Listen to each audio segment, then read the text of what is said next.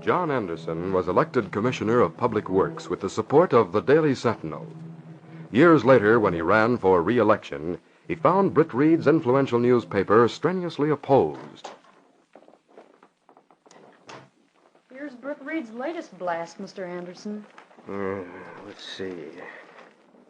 The Daily Sentinel regrets it can no longer endorse John Anderson. What has happened to this commissioner? Why, during the past 2 years, has he forgotten his promises? Why has he been evasive? What has become of the public funds that have been spent for work that has not been done? Why has John Anderson resorted to trickery and various other devices to block investigations into the activities of his department? The candidate can allay suspicion by opening his records for inspection. Unless he does this without further delay, I can only conclude that the records would prove more damaging than mere suspicion.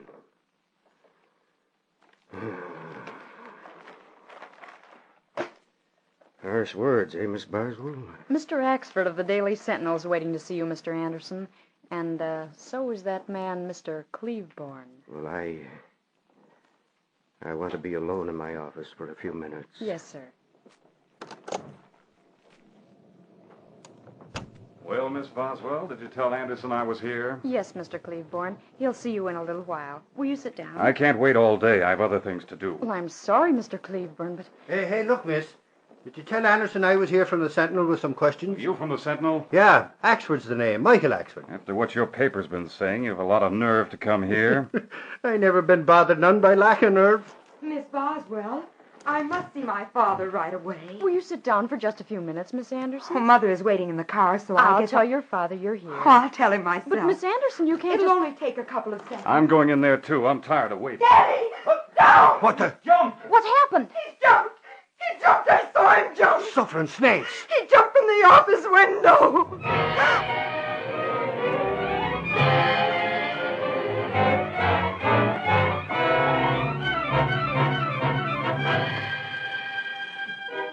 And you were right there in the office at the time, Axford? That I was, Casey. By golly, it was awful. His own daughter was there. You called in the story, didn't you? That I did. But there's a couple of angles that I didn't say nothing about when I talked to Rewrite. That's why I got to see Reed.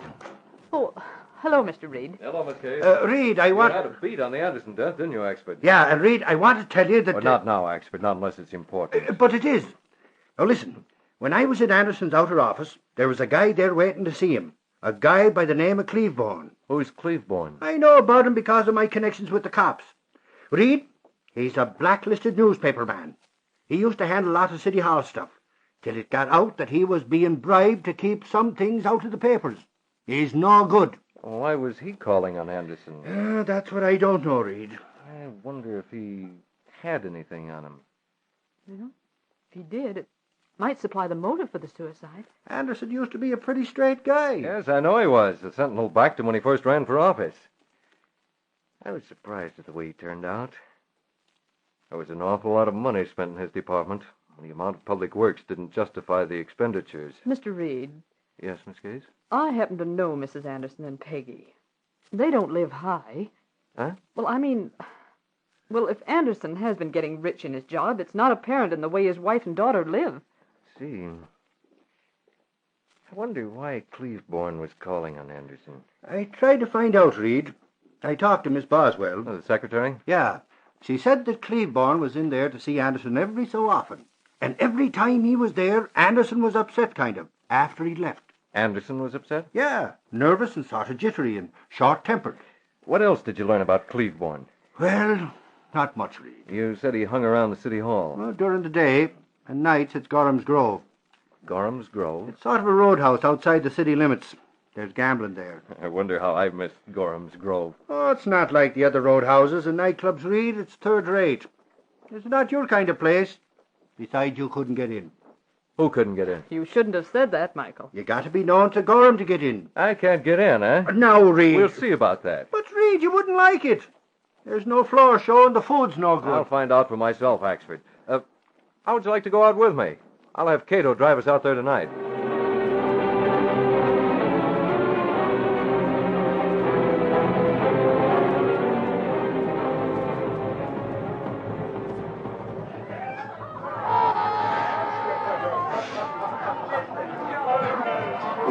this place of Gorham's isn't so hot. I admit I've seen better. This nightclub part is only a front to hide the gambling upstairs. Even the gambling is second rate.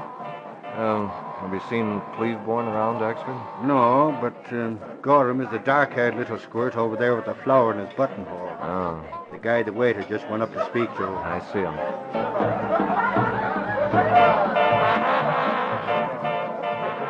He wants you to meet him in back, Mr. Gorham. He's sitting in your car. What's the matter with Cleveborn? Is he getting bashful? Why doesn't he come in here? I don't know, boss. I just brought the message as he gave it to me. Okay, Freddie, I'll go see what's eating him. Oh, say, boss. Yes. Is that Britt Reed over there? Yes, why? I gotta tell him his paper's calling on the phone. Oh.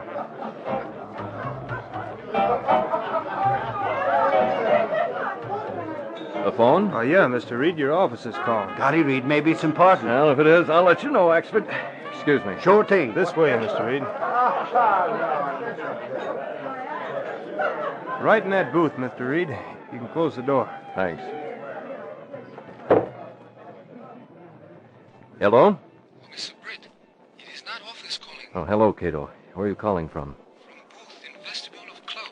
Did you watch for Cleveborn? Yes, sir. I see him enter Gorham's car. He sent word for Mr. Gorham to meet him. Gorham just left the dining room. Yes, sir. He is meeting Cleveborn in rear of building. Kato, is it dark out there? Yes, it's very dark. Good. I'll slip around to the rear and see if I can learn anything. And Kato, don't lose Cleveborn.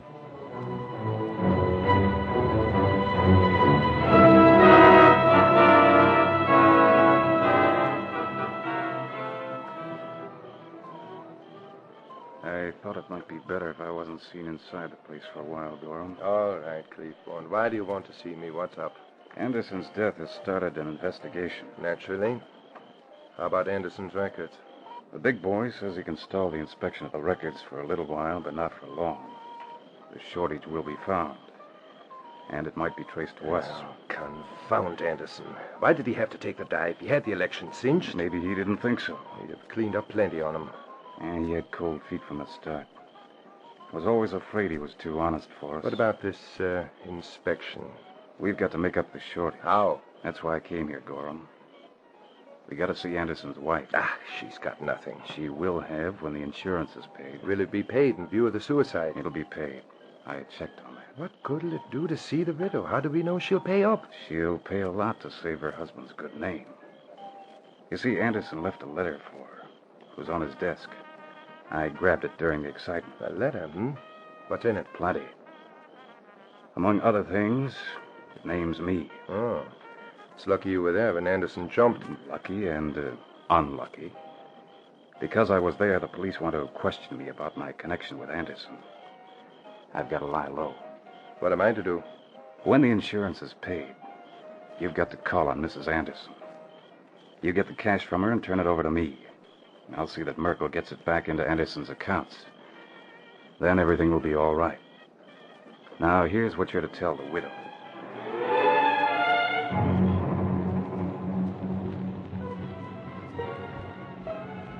Hidden in the shadows, Britt Reed heard much of the low-voiced conversation before he rejoined Axford in the dining room. It was later the same evening when he met Kato in the bedroom of his luxurious apartment. Kato, our city is in the grip of a well-oiled machine run by crooks. Men in high positions have to take orders from Cleveborn and Gorham. Anderson wasn't the only one. Were there others? Yes. Merkel, who like Anderson is on the council, and Hudson, who's in the prosecutor's office. Is that true? Yes. A lot of cash has been channeled into the hands of the crooks. Well, Cleveborn and Gorham are crooks? We're on the track of something, Kato. It may take the Green Hornet to get the evidence that's needed. Well, how can I help, Mr. Britt? You followed Cleveborn after he left Gorham's Grove, didn't you? Well, yes, sir. He went to a small hotel and took suite under assumed name of Smith. Keep an eye on him. Watch him all the time and keep me posted. Yes, sir. If we get the breaks, we'll learn how men like Anderson and Merkel and Hudson are corrupted after they get in office. Well, how long do you think it will take? Well, we'll have to wait, Kato, until the insurance company settles with Mrs. Anderson.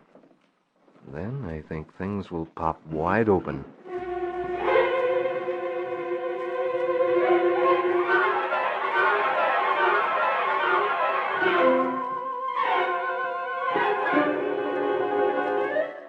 We'll continue our story in just a moment. Listen for The Magic Wire. Listen and hear one of the most exciting offers of the year. Listen to this. How would you like to have a wonderful new home recording machine, complete with microphone? How would you like to have a wonderful machine that you can use to record your own voice? Here it is, a marvelous home recording machine that makes recordings on wire. It's the amazing new Webster Chicago wire recorder. You simply talk or sing into the microphone. This great new instrument actually records your voice on a magical piece of stainless steel wire. And listen, this marvelous new Webster Chicago wire recorder also plays the recording back just the way you made it. For it comes complete with a built-in speaker as well as a microphone. It's easy as ABC to operate and fun for the whole family. You can record your own voice. You can use it to entertain friends and relatives. You can record your favorite radio programs, baby's voice, birthdays, anniversaries, family events. You can record your own plays. Teach yourself to become a radio announcer or singer. Listen, this amazing machine has an advertised retail price of $149.50 and is slightly higher west of the Rockies. But it may be yours as a prize. Right now, Cheerios is offering 200. Yes, 200 of these wonderful Webster Chicago wire recorders in a great contest. Enter this big, easy contest now. Just finish this easy sentence. I like Cheerios Walt Disney comic books because. Finish that sentence in 10 additional words or less. For complete rules, get the handy entry blank at your grocer's. There's no need to make a fancy or elaborate entry. And if you want ideas, see the Cheerios package. The back of the Cheerios package tells you all about these swell Walt Disney pocket-sized comic books. Remember, finish this sentence in 10 additional words or less. I like Cheerios Walt Disney comic books because. Enclose your name and address and one box top from Cheerios. That nourishing breakfast cereal that's made from oats, all ready to eat. Send your finished sentence together with your name and address and one Cheerios box top today. And hurry, this contest is closing soon. Send to Green Hornet, Box 7800, Chicago, Illinois. That's Green Hornet, Box 7800, Box 7800, Chicago, Illinois.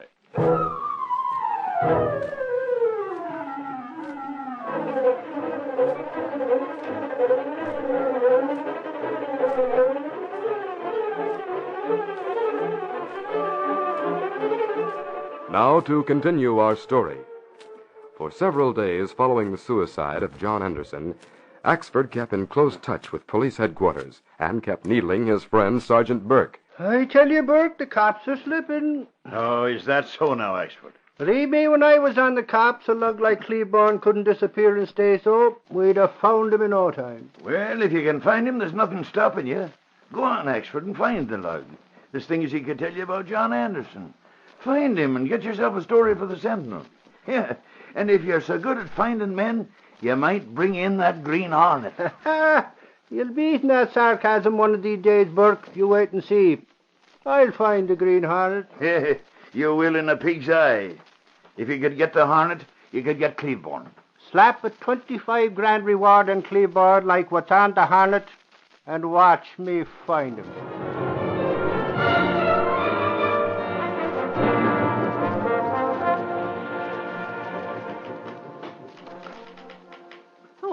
Oh, hello, Michael.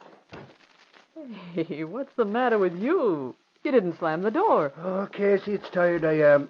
I've been looking all over for Cleveborn. Are you still looking for him? I'd give a week's pay to get him. Just to show that smart Alec Burke a thing or two. Oh, Burke's in your hair, huh? Oh, just a figure of speech. Is Reed in his office? No, Michael, not now. But he called. He said to hold you if you came in. Hold me? He wants to see you. Oh, golly, Casey. Have I done something wrong? No, not that I know of. I think he has a special story. He seemed quite enthused. Oh, here he is. Hey, Reed. Hello, Axford. I'm glad you're here. I have an inside tip. You've wondered where Kato was spending his time. Yeah? Well, he got what he was waiting for. He learned that the insurance company is to pay Mrs. Anderson this afternoon. Is that what Cato's been doing? Uh-huh. Did you have him planted somewhere? Well, that's about it, Axford. Now, if you hop over to see Mrs. Anderson, you might get a story. What she'll do with the insurance. Oh, no, Reed. I don't like that sort of job. Well, it'll be a scoop, won't it, Miss Case? It'll be bad taste, Mr. Reed, if you'll pardon my saying so. Bad taste? I'm sure Gunnigan wouldn't care for a story like that. Neither would your father. Neither would I, by golly. Yeah, but I went to a lot of trouble to get the tip-off on the check. Mrs. Anderson's had so much heartache, Mr. Reed. Well... And the Sentinel doesn't need news that badly. Okay, if that's how you feel, we'll skip it. Reed, you don't have the slant of what makes news. Now, if you'd only spend more time around the office so as you could learn... Or less time, so I wouldn't interfere with routine, huh? Well, I'll clear out for the rest of the day. I can be reached at the golf course.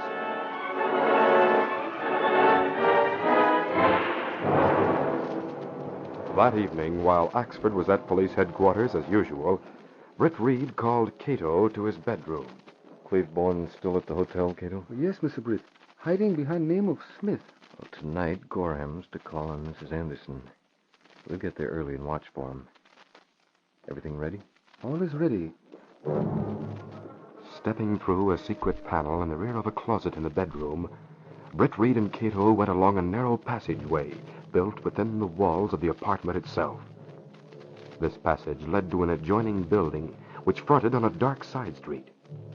Though supposedly abandoned, this building served as the hiding place for the sleek, super-powered Black Beauty streamlined car of the Green Hornet.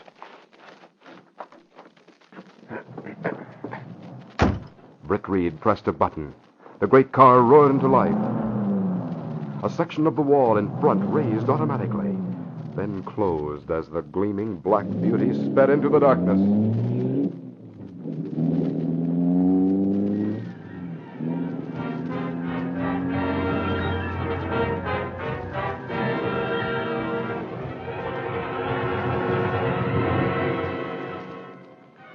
The Black Beauty was parked in the shadows near the Anderson home.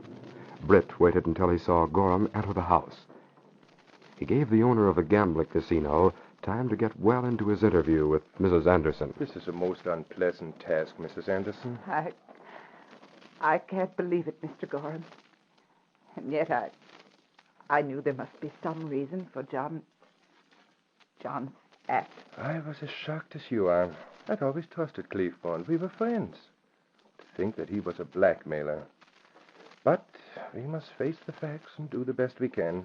We must work this out together. Yes, I suppose that's the only way. You see, Cleveborn was with your husband at my club when it was raided. He had photographs that prove that John escaped during the raid. Cleveborn kept demanding money as the price of his silence. John explained all that in the letter you brought me. Oh, yes. Why did Cleveborn steal the letter from John's desk? He probably thought it'd be a confession that would involve him. And it was. But he sent the letter to you. Why not to me? He thought I'd make a good intermediary. He knew he could trust me. Mrs. Anderson, we must replace the cash that your husband stole. It must be returned before the audit is made. Oh, I see. It's the only way to protect John Anderson's name. And, incidentally, to protect your friend, Mr. Cleveborn. Yes. But how can the cash be returned with no one knowing? Well, I can handle that. I have a How contact. do I know you'll return it? Why, Mrs. Anderson, if I didn't do so, Cleveborn would get me. You can see what he says in the letter to me that I've... Take that letter. What the... Matt! The Green Hornet. Freeze, Gorham. What do you want? Lots of bad company tonight, huh, Mrs. Anderson? I'll take the letter your husband wrote to you, as well as the one Cleveborn sent Gorham. That's it. No, now, wait, no. listen. Another time, Gorham. We'll meet again. Frank, Matt, the Hornet. What shall I do? What shall I do? I'm going after that Hornet. I'll get you.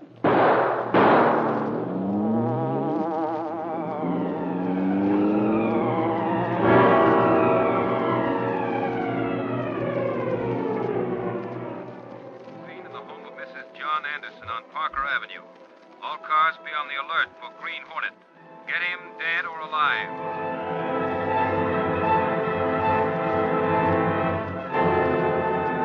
And here is a special bulletin. Your commentator has just received word that the Green Hornet is again at large. He appeared at the home Among those who heard the radio newscast was Cleveborn, alone in the hotel suite he had rented using an assumed name. Now back to the baseball scores. What in blazes is the Hornet doing at Anderson's house? I wonder if Gorham was there. Hello, Cleveborn. The Hornet. How did you get here? The window of the next room opens to a fire escape. You left the connecting door unlocked. Now, see here. I thought you'd bring all of your confidential matters into hiding with you. Let's see what you have on that desk. No, wait, listen, Hornet. Shut up. Did I get what I want in this desk, or do I have to search further? Now, listen, I've got nothing there. Nothing? Yeah, what's this? Give me that. Get back. If you try another fast move, I'll let you have the stuff that's in this gun. You. Interesting documents here. Also photographs. Well, here's Merkel. And of all people, Hudson. I can use these things. Good game, wasn't it, Cleveborn? No. I think you lie. Watch it, Cleveborn. Ask who's there. Who's there? Open up. Gorham, that's all I wanted to know. Let him in. All right.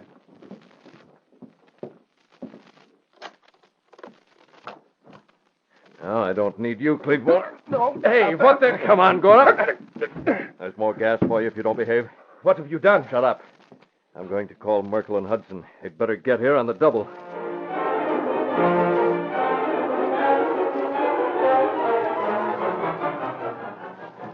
Yes, right away, Merkel. You'll see Cleveborn when you get here. Stay where you are, Gorham. I'm calling Hudson.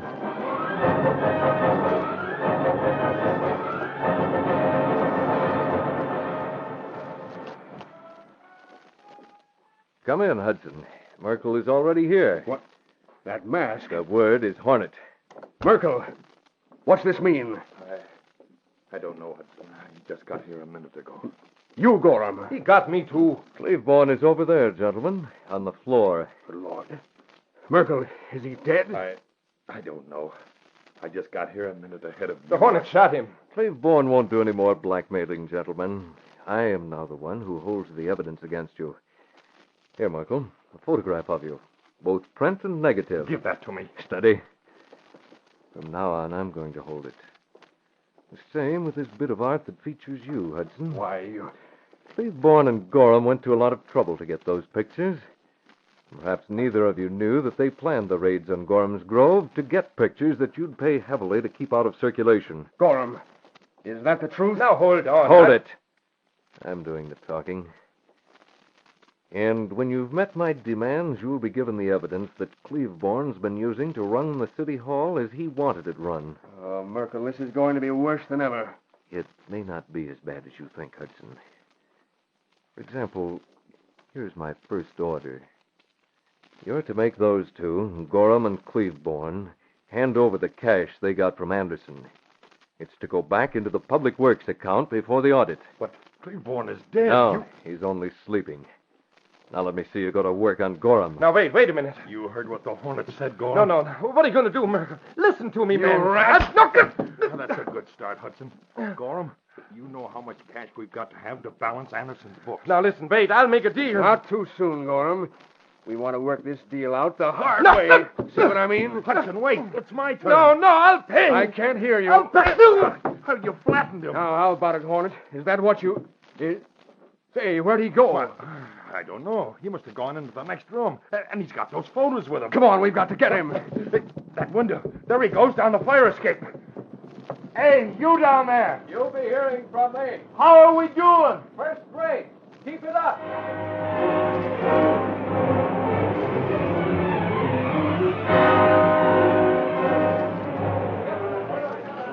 Holy smoke, what a morning this is. Hey, Dunnigan, here's another call from the guy at City Hall. Yeah? Merkel announces a budget cut in his department. Great day. Copy. Take us to rewrite. Dunnigan, I just got a call from Hudson. He's put the go-ahead on that playground deal. No, not Hudson. Yes, Hudson. What's gotten into the City Hall? Good morning, Gunnigan. Seems to be a lot of action around the city room this morning. Reed, I never saw anything like it. Merkel and Hudson have been making up for lost time. Cuts in the budget. The playground is going through. The master's bill is signed. The teachers' pay raise is to start next fall. By thunder, I never saw anything like it. I'm glad to hear those things, Gunnigan.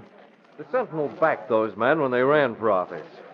I'd begun to think we'd have to reverse ourselves on them. No, sirree, boss. We've backed the right men. They're late, but they're coming through at last. And you know, Reed, that makes me wonder about John Anderson. I'll bet the audit will show that he was all right in spite of all we suspected. Yes, Gunnigan, I wouldn't be surprised if you were right. Hey, Gunnigan. Are you still around here, Axford? Yeah. What with so much news from City Hall, I don't suppose there'll be room for my story about the Green Hornet calling on Mrs. Anderson last night. Oh, they won't, huh? Well, guess again, Axford. Guess again.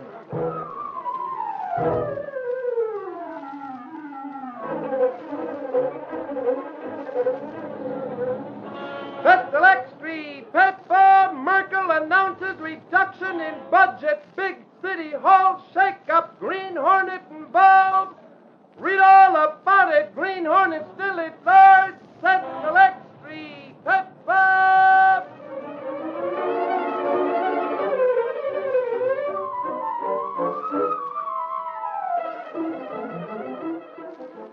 Remember, the whole family can enter Cheerios' big new contest. It's easy and it's fun, and you have 200 opportunities to win. 200 opportunities to win a wonderful new home recording machine, the amazing new Webster Chicago wire recorder. For complete contest rules, get the handy entry blank at your grocer's now. To enter, simply finish this sentence in 10 additional words or less. I like Cheerios Walt Disney pocket-sized comic books because. Enclose your name and address and one Cheerios box top and send at once to Green Hornet, Box 7800, Box 7800, Chicago, Illinois.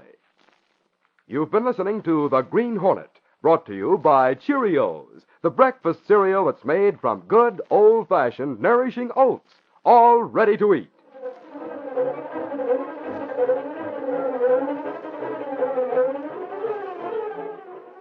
Boys and girls, attention! Coming soon to your grocers, Model City. This new Model City looks just like a real city, and you can get it without sending in a single penny and without waiting. Be sure to keep listening to this program. Soon, very soon, we'll be telling you how you can get Model City when you get the Betty Crocker cereal tray. Yes, watch for the new, big, exciting Model City. It's coming soon to your grocers with the Betty Crocker cereal tray.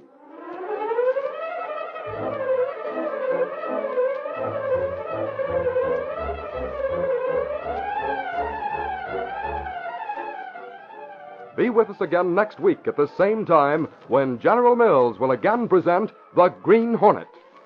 This copyrighted feature originates in Detroit, and all characters, places, and incidents used are fictitious. Hal Neal speaking.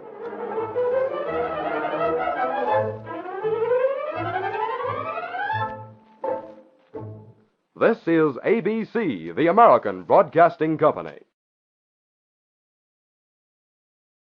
For a breakfast cereal that gives you real nourishment, get Cheerios. It's made from good, old-fashioned, nourishing oats, all ready to eat. And now, Cheerios presents The Green Hornet.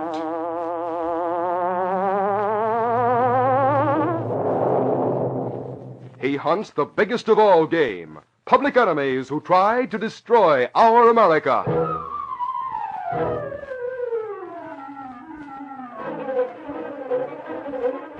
With his faithful valet Kato, Britt Reed, daring young publisher, matches wits with the underworld, risking his life that criminals and racketeers within the law may feel its weight by the sting of the Green Hornet.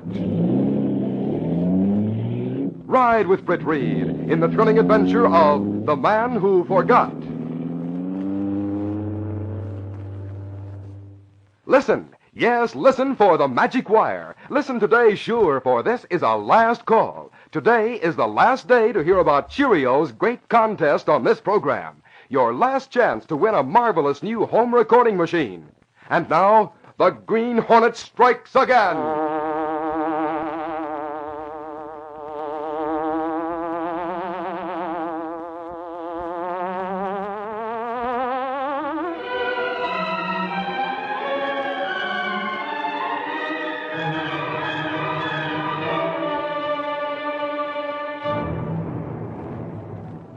Duke Findlay was nearly broke when he was released from prison on parole.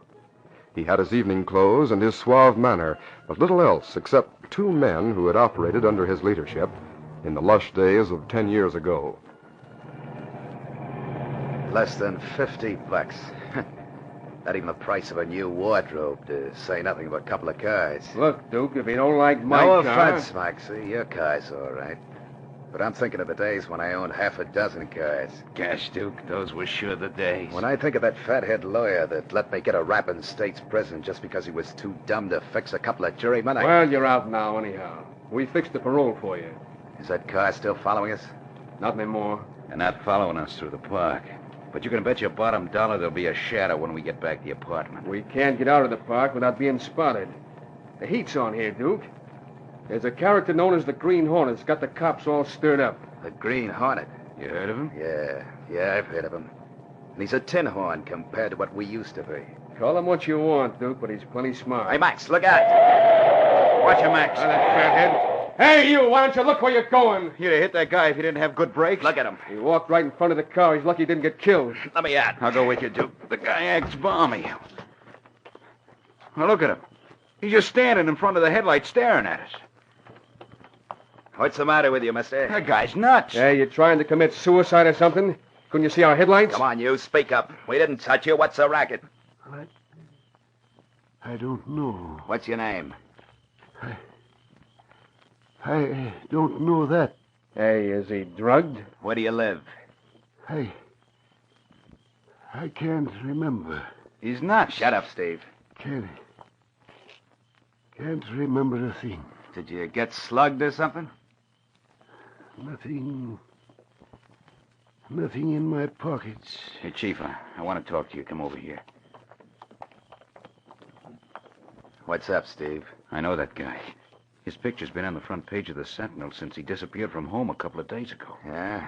Who is he? His name's Grant Wheeler. He's worth a pile of dough. What good does that do us? Don't you get it, Duke? There's something wrong with him. Nothing in his pockets. Look at those clothes. He must have got doped or something. Someone rolled him for all he had and switched clothes with him. I still don't get it, Steve. You're slipping, Duke. His wife would pay a nice hunk of change to get him back. All we gotta do is find a place to keep him hid for a while. I get it.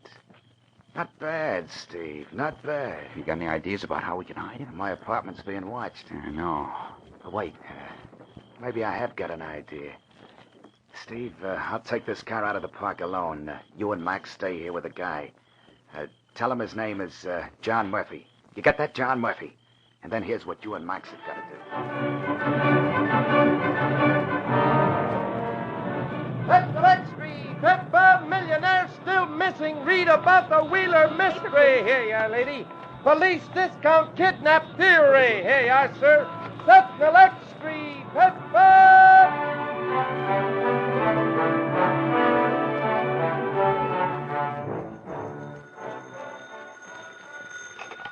Sergeant Burke speaking. Huh?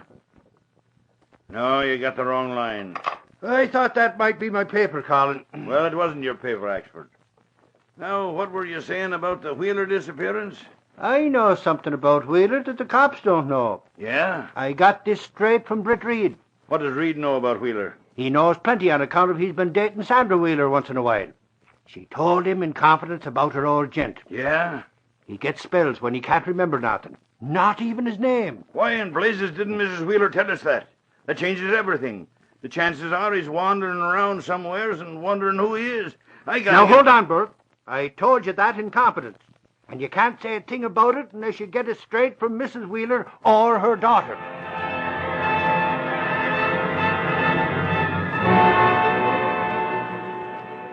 Oh, Sandra. Sandra, I don't know how long I can stand this suspense. Mother, don't you think it would be better to tell the police about Father's amnesia? Oh, no, dear. He doesn't want people to know about it. But something serious must have happened. I think the police should know everything. Let me call Britt Reed and ask his advice. He's been so cooperative. Sandra, I forbid it. But Britt has had Dad's picture on the front page of the Sentinel. If anyone saw Dad, surely they'd recognize him.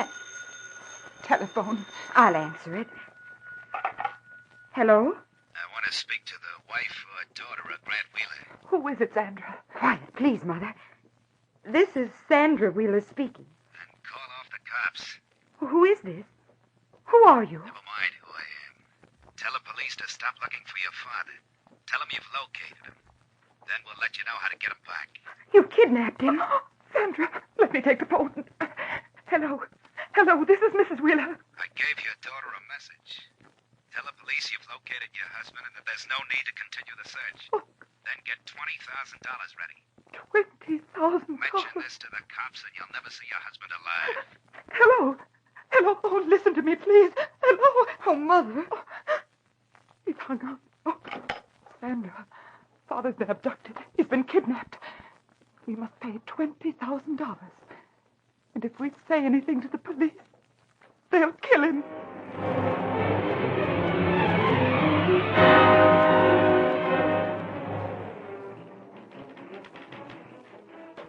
Lenore Case, Britt Reed's secretary, sometimes found it easier to type the information Michael Axford brought from police headquarters and to argue with the former policeman. There you are, Michael. I'll read that over, and if you don't like it, you can type it yourself. Oh, now, don't be like that, Casey. It's a wasted effort I object to, Michael. You know very well Gunnigan won't use that material. Now, look here, Casey. You don't have to pass on the news value what I bring in. I only asked you to type that up so that I could turn it into Gunnigan. Well, there it is. Maybe I'd better show it to Reed first. He's busy, Michael. Oh, I know he's busy. He's been working night and day trying to get something to show that Findlay bribed some state officials to get his parole. But that's all right. He never minds when I go into his office. Michael, come back here. That's all right. Good. Hey, Reed. Oh, golly, I didn't know you had a lady in your office. Come in, Axford.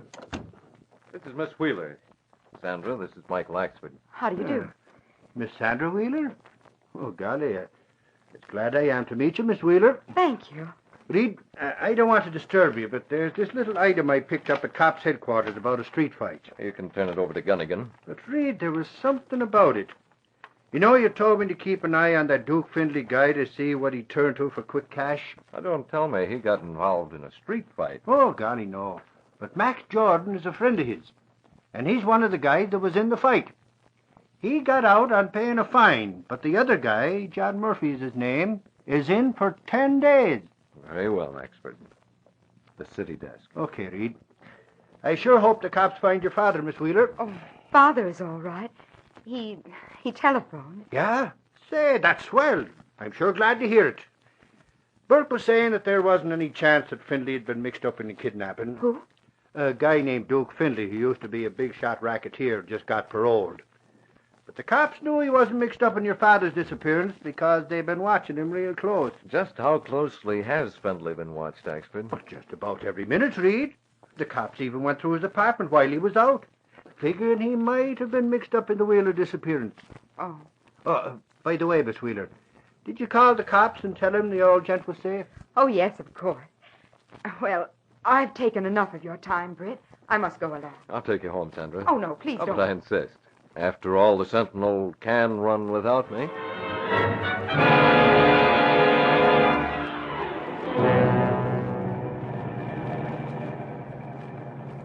How do you like the new convertible, Sandra? I like it, Britt. I do wish you'd go straight home. Just one turn through the park to give you a chance to tell the truth. Britt, what do you mean? The truth? About your father. I told you we'd received a phone call from him. He's all right. He'll soon be home. Sandra. That story's all right for public consumption. But you're talking to me now. And I've inherited Dad's suspicious nature. But Young lady, you were too vague about that phone call. You told a fib, and you darn well know it. Oh, Britt, It's true, isn't it? You fibbed, didn't you? Yes. Yes, I did. What's the truth about your father? Well, we did have a phone call, Mother and I.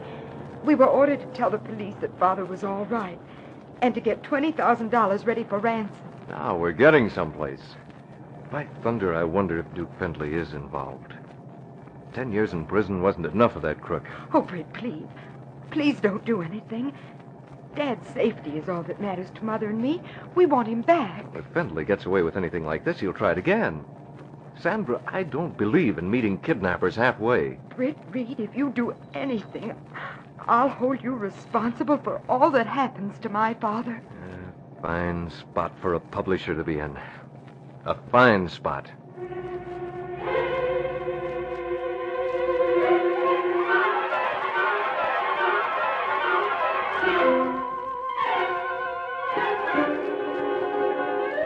We'll continue our story in just a moment. Last call, last chance. Listen carefully because today is the last time you'll be hearing about Cheerios' big contest on this program. Remember, if you hurry, you may win a wonderful new home recording machine, complete with microphone. A wonderful machine that you can use to record your own voice. It's terrific. A marvelous home recording machine that makes recordings on wire. It's the amazing new Webster Chicago wire recorder. You simply talk or sing into the microphone. This great new instrument actually records your voice on a magical piece of stainless steel wire. And listen, this marvelous new Webster Chicago wire recorder also plays the recording back just the way you made it. For it comes complete with a built-in speaker as well as a microphone. It's easy as ABC to operate and fun for the whole family. You can record your own voice. You can use it to entertain friends and relatives. You can record your favorite radio programs, baby's voice, birthdays, anniversaries, family events. You can record your own plays. Teach yourself to become a radio announcer or singer. Listen, this amazing machine has an advertised retail price of $149.50 and a slightly higher west of the Rockies. But it may be yours as a prize. Right now, for the last time on this program, Cheerios is offering 200. Yes, 200 of these wonderful Webster Chicago wire recorders in a great contest. Enter this big, easy contest now. Just finish this easy sentence. I like Cheerios Walt Disney pocket-sized comic books because. Finish that sentence in 10 additional words or less. For complete rules, get the handy entry blank at your grocer's. There's no need to make a fancy or elaborate entry. And if you want ideas, see the Cheerios package. The back of the Cheerios package tells you all about these swell Walt Disney pocket-sized comic books. Remember, finish this sentence in 10 additional words or less. I like Walt Disney pocket-sized comic books because. Enclose your name and address and one box top from Cheerios, that nourishing breakfast cereal that's made from oats, all ready to eat. Send your finished sentence together with your name and address and one Cheerios box top today. And hurry, this contest is closing soon. Today is the last and final time you'll be hearing about it on this program. Send to Green Hornet, Box 7800, Chicago, Illinois. That's Green Hornet, Box 7800, Box 7800, Chicago, Illinois.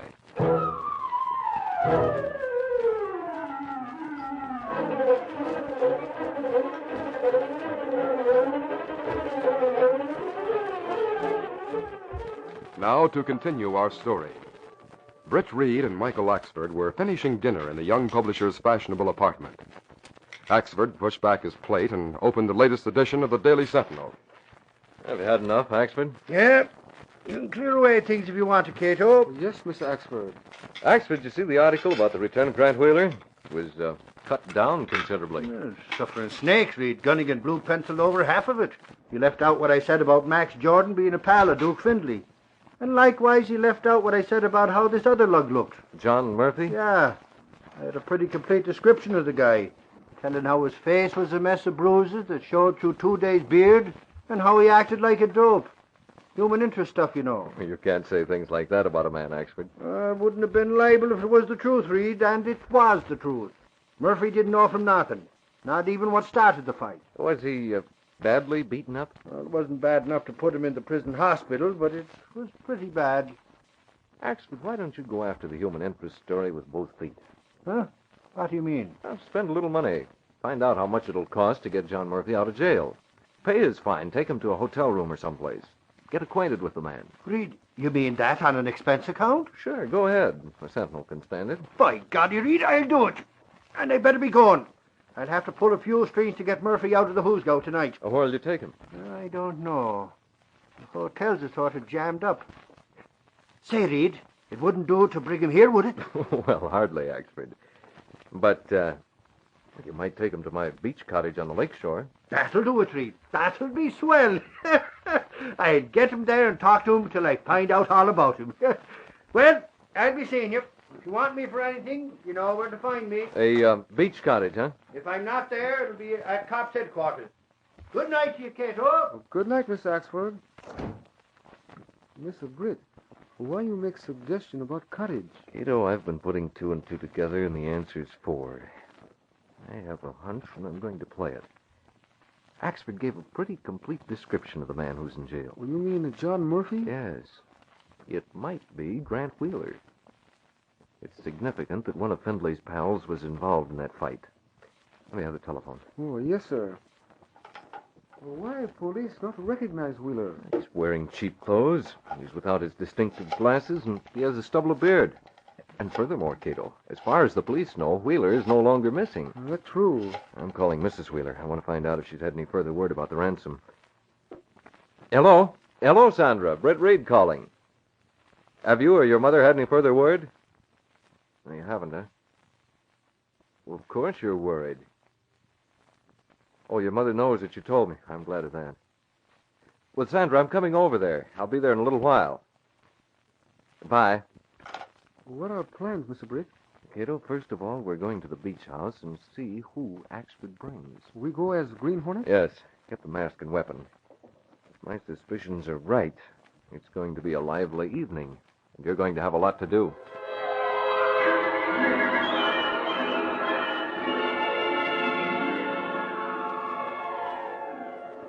Michael Axford experienced little difficulty in effecting the release of a man who was called John Murphy. He took him to Britt Reed's lakeshore cottage after picking up a key at the character's home. He had been there but a few moments when the black car of the Green Hornet stopped in the darkness. There they are, Kato. You can see through the window. Yes, Mr. Britt. I was right. That is Grant Wheeler. But look at him, Kato. It's no wonder the police didn't recognize him. Well, now what we do? Now that we know Wheeler is safe, we'll go ahead with the rest of my plan. You tell Miss Wheeler you call on her tonight. And so I shall. But first I've got to call on Axford. As Green Hornet? He won't hear my voice. Come on. Let's go.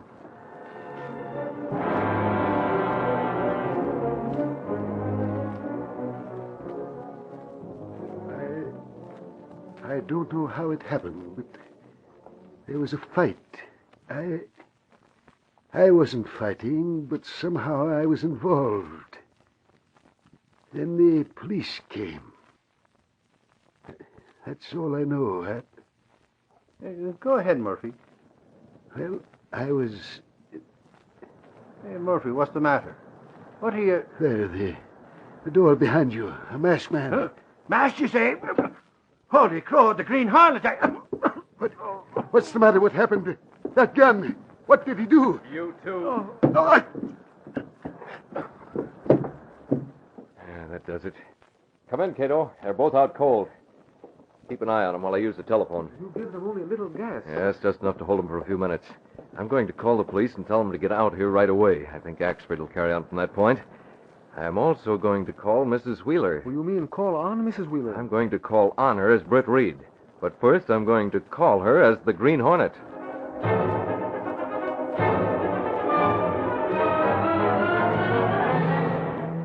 Hey, Joe, get Flanagan and come over here quick. Well, what's the trouble, Sergeant Burke? Joe, that guy we picked up in the park, John Murphy. Some guy just called and says he's Grant Wheeler. But Mrs. Wheeler reported that I her know. I got to find out about it. But, Sarge, I don't Hey, get Flanagan, come on with me. We got to go out to Britt Reed's cottage on the lake shore where Axford is.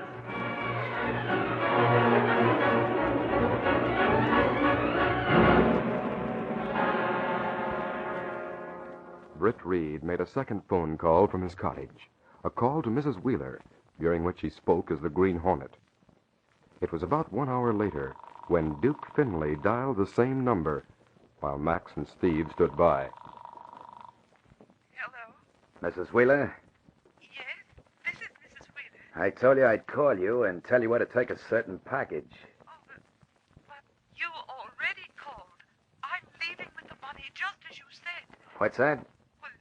You're the Green Hornet, aren't you? Well, What's up? I'm just checking up, Mrs. Wheeler. What time are you going to make that delivery? At 11 o'clock. And where are you taking this stuff? Why, to the post road where it intersects Granger Highway.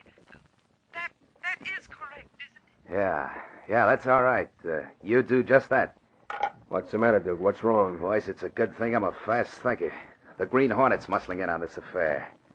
That dame's going out to deliver $20,000 in cash to the Green Hornet, thinking he's the guy that has her husband. Well, we're going to the same place at 11 o'clock tonight, and we're going to grab the money and the Green Hornet. Come on, let's get the car. We'll have to drive around enough to make sure we're not being followed before we start out on a post road.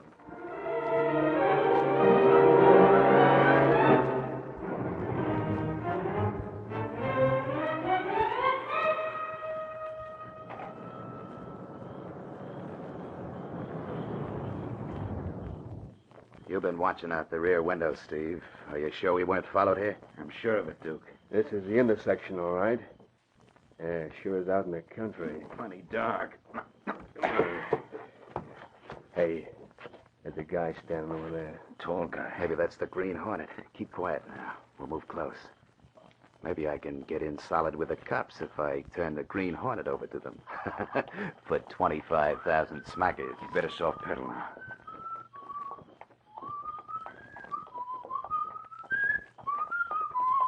All right, pal, we got you. Well, I got his arms. We got you. Take it easy. Hey, what's the idea?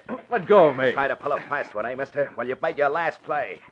Turn that flashlight on him, Maxie. Right. Now, you don't have to go this far. What's the matter with you? Hey, Duke.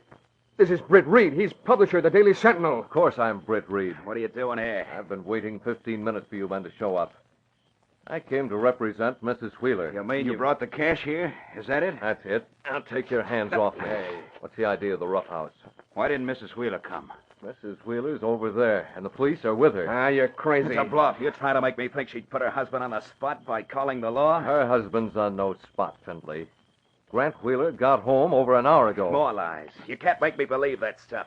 I'm giving you the works right now. Like on you. Oh, we got you. We got you covered. Try any rough house and we'll shoot to kill. Throw down your guns and put up your hands. I give up. Don't shoot. Hold it, hold it. So, Finley, it's you that's working with the Green Hornet. And it's you that's trying to collect ransom from Mrs. Wheeler. Wait a minute. We don't know anything about the Green Hornet. We don't have anything to do with him. Well, you had plenty to do with taking advantage of Wheeler's condition to collect ransom. And by golly, Finley, that'll hold you for another 10 years. And your pals with you. No, wait, listen. We came here to get the Green Hornet. You gotta believe us. Ask Mrs. Wheeler. She'll tell you he's the one that called her. Axford, that car down the road, you see it? I see something. Perhaps the Hornet was going to meet Mrs. Wheeler. By golly, I wonder. He's starting away. Not only starting, he's getting away, Bert. He probably changed his plans when he saw so much activity. There. You see, the Green Hornet was coming here. That's quite possible, Findlay. You see, the Hornet must have followed Axford when he took Grant Wheeler out of jail. Then he called Mrs. Wheeler. But that doesn't alter the fact that you called a half hour later. And you schemed the whole thing. And for that, you're going back to prison.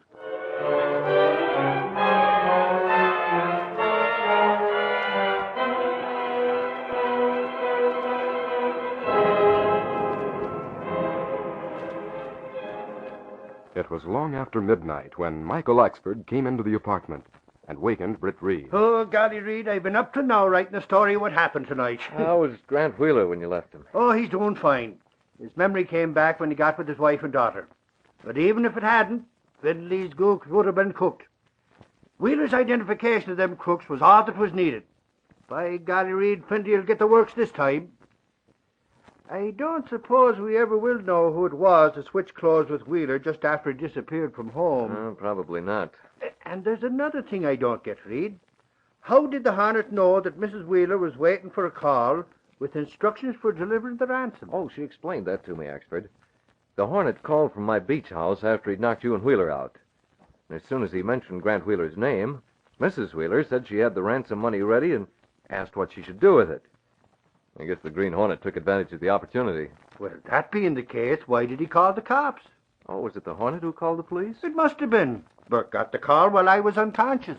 He probably wanted the police to get there in a hurry so he wouldn't be accused of abducting Grant Wheeler. It's a shame that Finley was picked up so quick. With him going back to jail, all the time you spent trying to prove he'd bribed his way out of prison with the parole board is wasted. Axford parole boards are no better than the officials who appoint them. Perhaps we'd better improve parole boards by arousing the people so they'll elect better officials. After all, the real responsibility for good government lies with the voters themselves. It's the responsibility of every citizen to know the men for whom he votes. Okay, Reed, okay. I didn't mean to get you started on your favorite subject. But I was just thinking, it's a funny one the way Finley and his pals thought you were the Green Hornet. Oh, golly, if that had been true, what a story I'd have had for the Sentinel. Yes, Axford. You can say that again.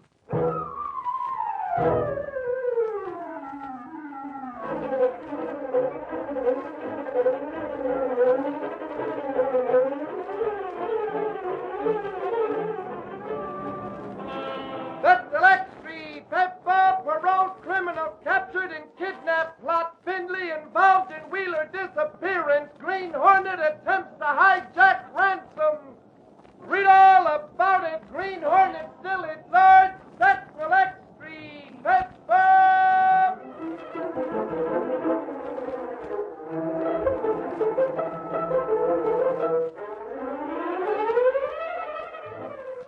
If you would like to win one of the 200 genuine Webster Chicago wire recorders, you must hurry.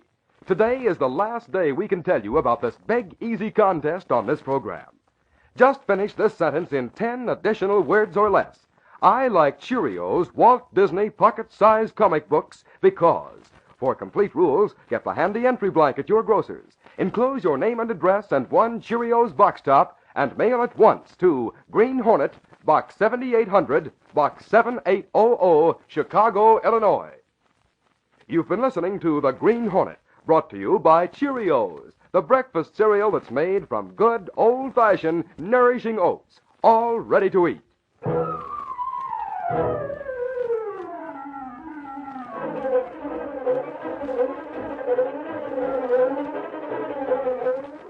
Attention, Green Hornet fans.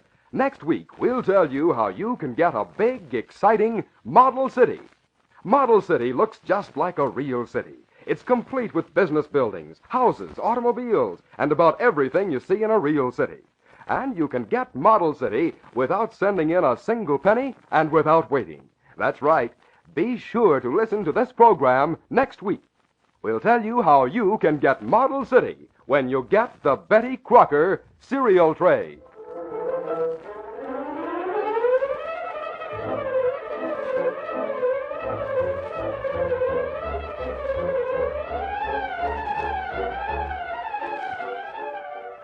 Be with us again next week at the same time when General Mills will again present The Green Hornet.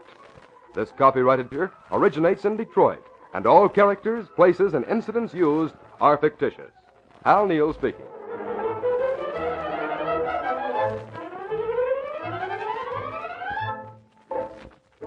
This is ABC, the American Broadcasting Company.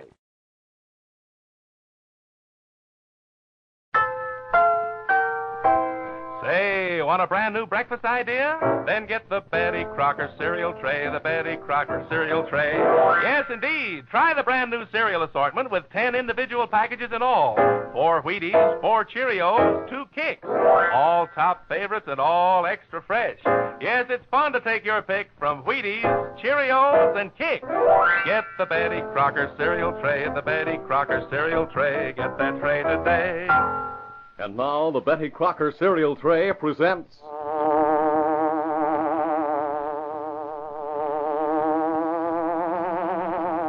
The Green Hornet.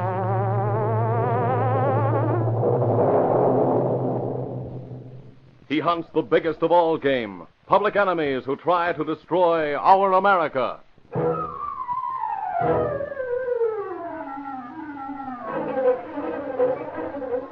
With his faithful valet Kato, Britt Reed, daring young publisher, matches wits with the underworld, risking his life that the criminals and racketeers within the law may feel its weight by the sting of the Green Hornet. Ride with Britt Reed in the thrilling adventure of The Leopard Spots. Listen, have you heard the big news? It's all about a big, exciting model city which can be yours tomorrow. Yes, you can get a model city that looks just like a real city without sending in a single penny. Model City is at your grocer's now.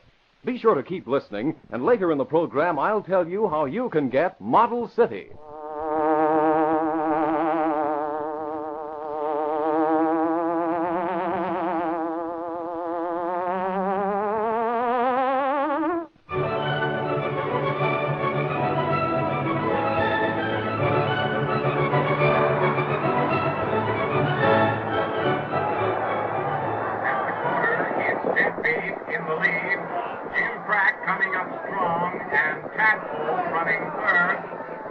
The racetrack was packed with enthusiastic lovers of fine horses. In one box sat a rather notorious character, Fixer Kester. With Kester was John Gray, the attorney. At the half, it's Deadbeat and Jim Crack neck and neck and Tadpole. 3/4, it's Jim Crack, Deadbeat, Tadpole, and Warcloud moving up on the outside. Come on, Warcloud. Watch him play. Warcloud by half a length, It's Warcloud, Jim Crack, and Deadbeat.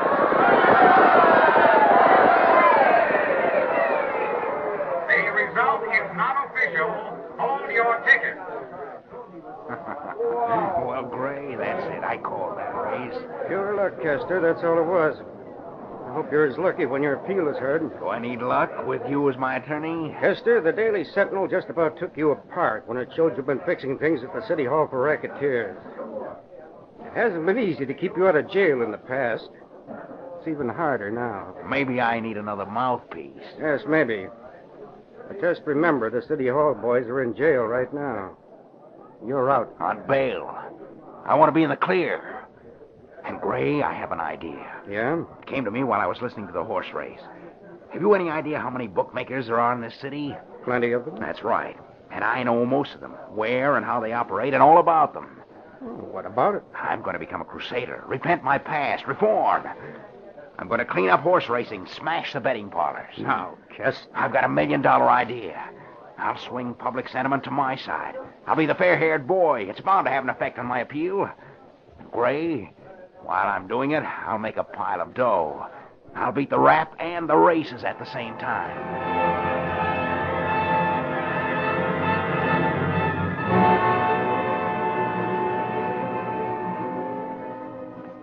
Michael Axford sat in the office of Britt Reed's secretary in the Daily Sentinel building.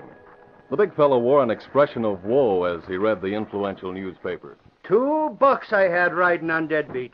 I thought sure he'd win. Casey, it goes to show you can't beat the races. Oh, Michael, you're so right. You never know what a horse will do. You and horses have something in common. And I bet the lads in the city room lost plenty on Deadbeat. Lowry was sure he'd win, and so was Gunnigan. Oh, Michael, please forget the GGs and let me get to work. I have a lot of mail to go through. I don't see why Britt Reed can't read his own mail. By golly, I Hi, Casey. Hello, Axford. Hello, Lowry. Boss in? Well, he's in his office, Lowry, but he's busy. Yeah, Lowry, he's busy. All right, just send in word that I've got a story on Fixer Kester. Very well, but he didn't want to be disturbed. Oh, here he is now. I thought I heard voices out here. Hey, boss, wait till you hear about Fixer Kester. Now, what about him, Lowry? He's out on bail. What? I heard about it. He's appealing his case, isn't he? Yeah. Reed, if there's any justice at all, Kester should be put away for the rest of his life. During the last administration, that crook got away with everything but murder. He may have gotten away with murder, too. I know. Isn't he the one who served as a go-between for those racketeers in the trucking industry? Yes, Miss Case. He was the go-between for a good many crooks in this city. He had an inside track to the city hall. But no more. We cleaned out the city hall at the last election. Kester won't get to first base with his appeal. Don't be too sure of that, boss. He's plenty smart. And so's that lawyer of his. After the publicity he's had, Lowry, and the things we've brought out about him, he can't win. I wouldn't bet on that. Suffering snakes. Look who's here. How do you do? May I come in? Fixer Kester himself. Hello, Lowry. What are you doing here, Kester? I came to see your boss, Axford. Well, Kester, the last time I saw you, you were in court. Reed, I'd like to see you privately. I think I can convince you that we're on the same side of the fence. That's a laugh. Excuse me, boss. This place has gotten crowded. Kester, if you have anything to say to me, you can say it right here, and my secretary will take notes. Now, what's this about being on the same side of the fence? I admit I've been wrapped up in a lot of shady deals. Yeah, that's what the jury thought. Most of the rackets have been broken up. And you along with them. I want to redeem myself. Oh, I know what you're thinking, Reed, but you're wrong. I'm sincere. The Daily Sentinel is a crusading newspaper. That's why I came here. I've become a crusader. Yeah? It's true, Reed. There's one racket that's flourishing in this city, and I'm the man who can smash it. What's that? Gambling on the horses. There are bookmakers all over the city. They use back rooms and candy stores. They work from private homes and apartments. They're even making booking soda fountains near the high schools. And what are you going to do about it? Reed, I'm going to use the time I'm out on bail to smash the bookie joints. Indeed. I don't believe it. Do you think you can win enough goodwill to gain your freedom when your appeal is heard? Reed, I'm sincere. I know who the bookmakers are and how they operate. I'm going to help smash the gambling ring in this city. I'll need backing. Financial? No, the backing of your newspaper. How generous and public-spirited you are, Kester. Quite a reversal, isn't it? And how? I can't blame you for being suspicious. What'll you get out of it, Kester? I don't want anything out of it. Have you gone to the district attorney? No, but I intend to. I came here first. Kester, if the DA believes you, you can count on the backing of the Daily Sentinel. By golly, Kester, if you're on the level, you can count on help from me, too. Thanks. I'll be in my office the rest of the day, Kester. I'll be hoping to hear from the district attorney. Very well, Reed. I'm sure you will.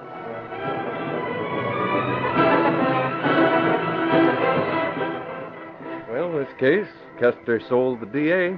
He did? Well, then he's serious about his reform. We'll have to wait and see.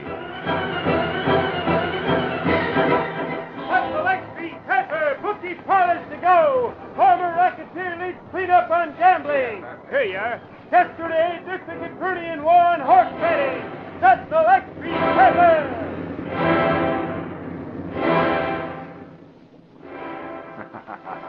There, Gray, that's the story. How do you like it? Well, Kester, at least you've made the headlines in a different way. Former racketeer. Get that? Former racketeer. You're playing with fire. Like fun I am. I'm playing it safe. I know the boys that run the bookie parlors, and I'll help the DA get the goods on them. As fast as the present places are closed, I'll open new places with my own boys in charge. I'll own every place in town where a bet's taken on a horse. Well, then what? I'll fix some of the biggest races, and on those we'll clean up. Now, hold on, Kester. You can't fix horse races. I have plans. Don't worry. Well, even if you can fix a couple of races... When we know the favorite can't win, we simply pocket the cash that's bet on him. Bucket shot tactics, you see? I don't like it. You will. When you see my cleanup in the Island Handicap. The Island Handicap? Manitoba's a sure winner in that. Uh-huh. Only Manitoba won't win. Now, hold on, Kester. Skip Collins will probably be up on Manitoba. And he's the squarest jock that ever wore silks. You can't bribe Collins. You'll see. And in the meantime, I'm going to help the DA crusade against bookmakers.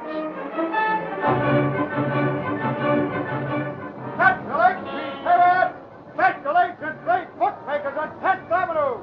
See all about the bookies today. Kester continues war on bookies. That's made against former racketeer. Read all about it. Hey, you're flaring extra. Kester leads gambling war. Read about the bookie ring.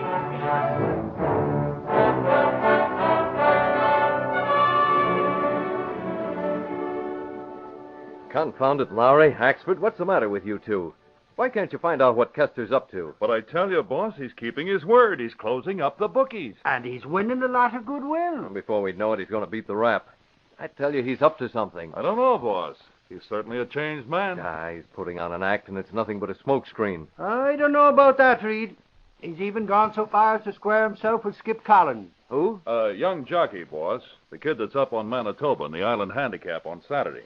A year ago, Kester tried to bribe the kid. Oh. Well, he's apologized, shook hands with Collins, even lined up a new job for Skip's sister. That was big of Kester. Well, Jeannie needed a break and a better job. She supported Skip ever since their parents were killed 4 years ago. Who's going to win the handicap? Manitoba with Collins up's the heavy favorite. Well, I want both of you to watch Kester closer than ever. I won't believe that a leopard can change his spots or a polecat his stripes. Moreover, I don't think Kester would go as far as this to influence the decision on his appeal. I tell you, that man's a crook, and that crook is up to something.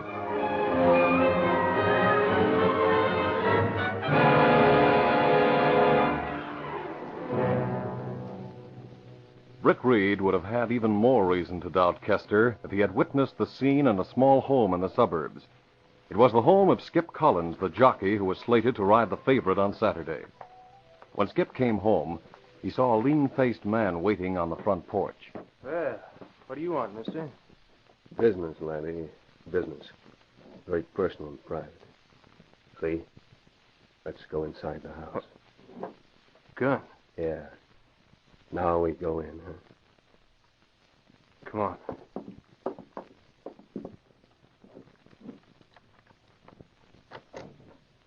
Good sense, Skip. You're showing good sense. Well, now what? Your sister will be late getting home. Quite late, see? What do you mean? I represent a lot of men, see?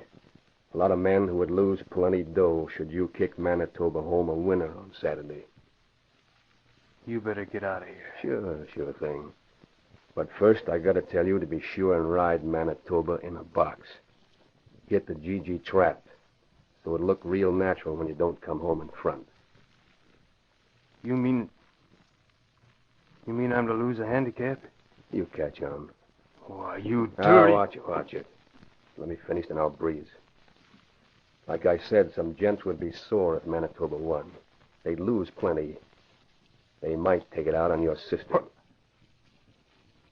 You mean my... Right now, she's where she won't be hurt. After the race, she'll come home safe and sound. If Manitoba doesn't win.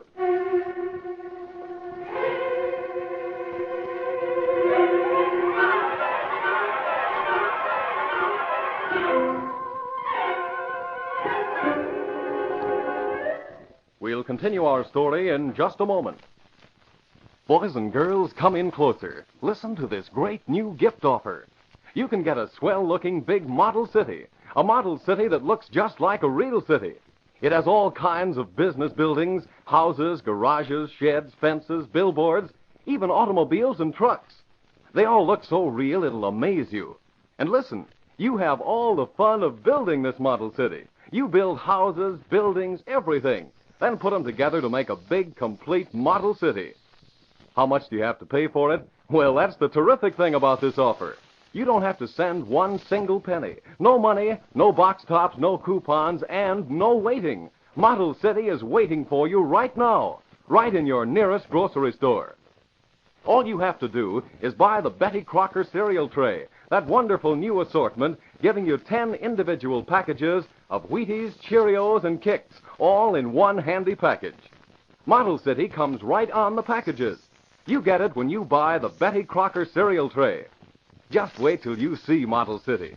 Here's just one avenue. Look, there's a big service station with gasoline pump. Next, the ice cream store with a dentist office upstairs. Then, Model City's bank, and a hotel, too, with coffee shop and restaurant. All this, plus different style houses. 2-story, 1-story, brick, shingle, modern, old-fashioned, all kinds of houses. In addition, there are automobiles, garages, fences, billboards, storage shed, awnings, and just about everything else you see in a real city. And Model City is easy to build, too. Many slots pre-cut, no pasting or gluing needed. You just have the fun of cutting out and assembling.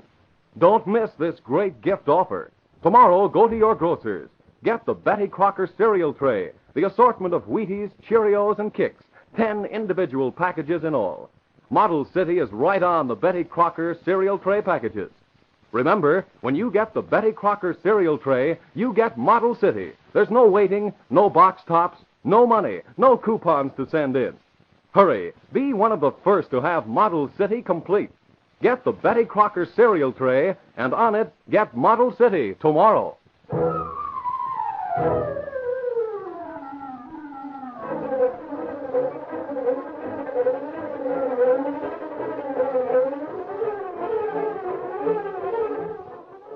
And now to continue our story. It was after dinner in Britt Reed's luxurious apartment. Michael Axford, as usual, left to spend the evening with his friends at police headquarters. It was then that Britt spoke to Kato, his faithful valet, and the only person who knew that the young publisher was the Green Hornet. Kato, neither Axford nor Lowry have been able to learn anything about Custer.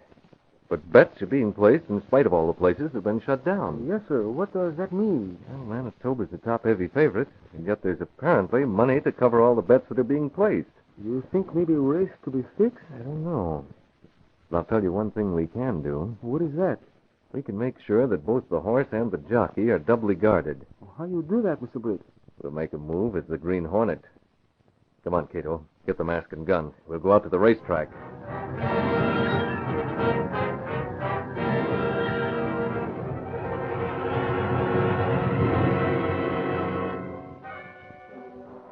Manitoba, the top-heavy favorite, was never left alone.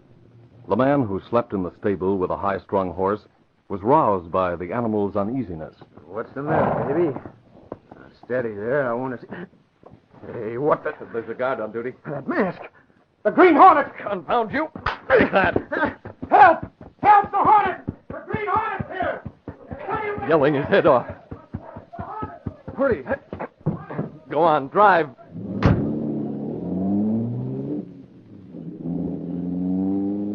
Well, that fellow certainly raised a howl, Kato? Oh, yes, Mr. Briggs. Now that the Hornet has made a move against Manitoba, there'll be no chances taken. We go back to the city now? Yes.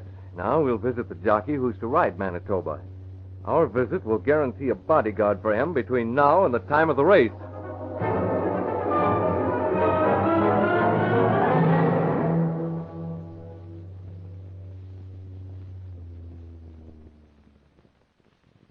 I'll get out here, Kato.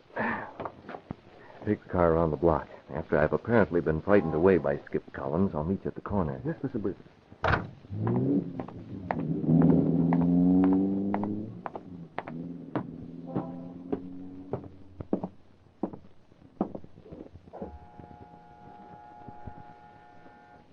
hope young Collins is at home. Light in the house. I'll lead him into an argument, then make believe the gas gun fails when I try to shoot him. That'll do it. He'll howl to the police and... Well, Collins. Hello. Oh, you, huh? What's that? You fluffed the job at the track, didn't you? You don't seem surprised at this mask. Why should I be? I heard the radio announcement. The radio? Sure. You made a fool move. Didn't you know Manitoba had a guard? I'll step inside and get in there. I half expected you'd be coming to see me. You guys don't take any chances, do you? Guys? Who do you think's working with me? As if you didn't know. Sort of taken off my feet when I learned from the radio that the Hornet was mixed up in a handicap. What are the angles, Collins? Are you following orders on that race? What else can I do? I'll follow orders. But get this straight. After the handicap, I'm through. See, no more races for me. I'm throwing my whole career. Jeannie's worth it. Jeannie? Your sister? Yeah. I see. Where is your sister? How do I know? Collins, sit down. But I'm telling you... Sit down. You're going to listen to me, and you're going to get the surprise of your life. I'm here to make sure you ride that race to win. You what? I said to win. Someone is going to take it on the chin when Manitoba comes home in front. Yeah, and it'll be my sister. I want to know everything. Who told you to throw the race? Who told you about your sister? When did you last see her? What threats have been made? Where does Kester fit into the picture? Kester? That dirty double-crossing son. He made out to be a friend. He got my sister a new job. Then a guy named Bates comes here. Bates? Describe him. Yeah, now, wait. Wait, how do I know you're telling me the truth? How do I know Tell me everything, Collins. I've been trying to figure Kester's game. I think I've got it at last. Now talk. I want facts.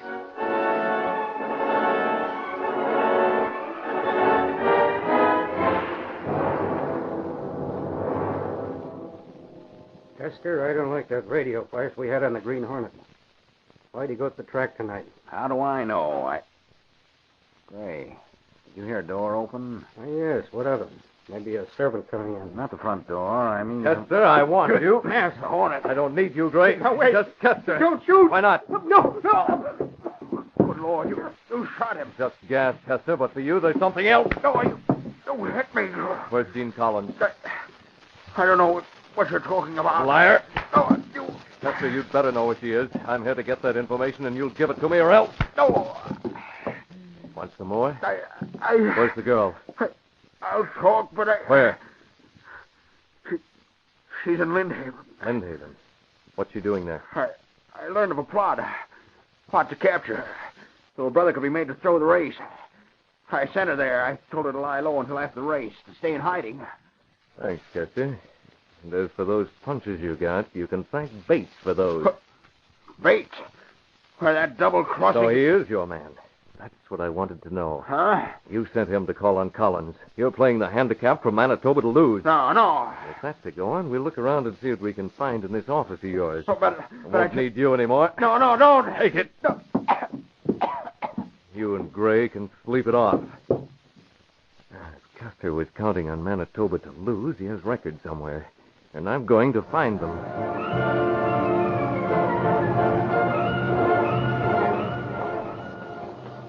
Okay, we've got to travel. What happened, Mr. Britt?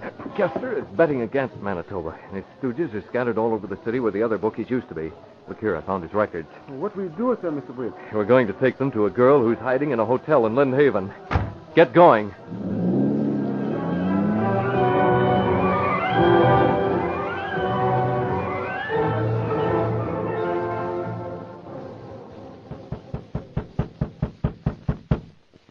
Who is it? Please open the door quickly. I've come from Kester. Oh, just a moment. Please, Jean, don't be alarmed. You're Max. What? Why, you're the Green Hornet. How did you know? I had to knock the hotel clerk out to find what room you had. I've got to get out of here before he comes to. We've both got to get out. You said you came from Kester. Jean, believe what I tell you. Kester's a crook. No. He posed as a friend, won your confidence by getting you a job, then told you to hide here. Your brother thinks you've been abducted. He thinks he's got to lose tomorrow's handicap to save your life. I've heard about you. You're the Green Hornet. I don't believe a word you tell me. You've got to believe me. Here, examine these papers. Kester's men are scattered all over the city. They're taking bets on Manitoba. If Manitoba wins, those men will be back to the wall. I'm counting on your brother to kick Manitoba home in front. He's got to know that you're all right. Take these records, go to the police. They'll let your brother know that you're safe and protect you until the race is over. Look at these papers. I'm going to telephone your brother and tell him you're safe.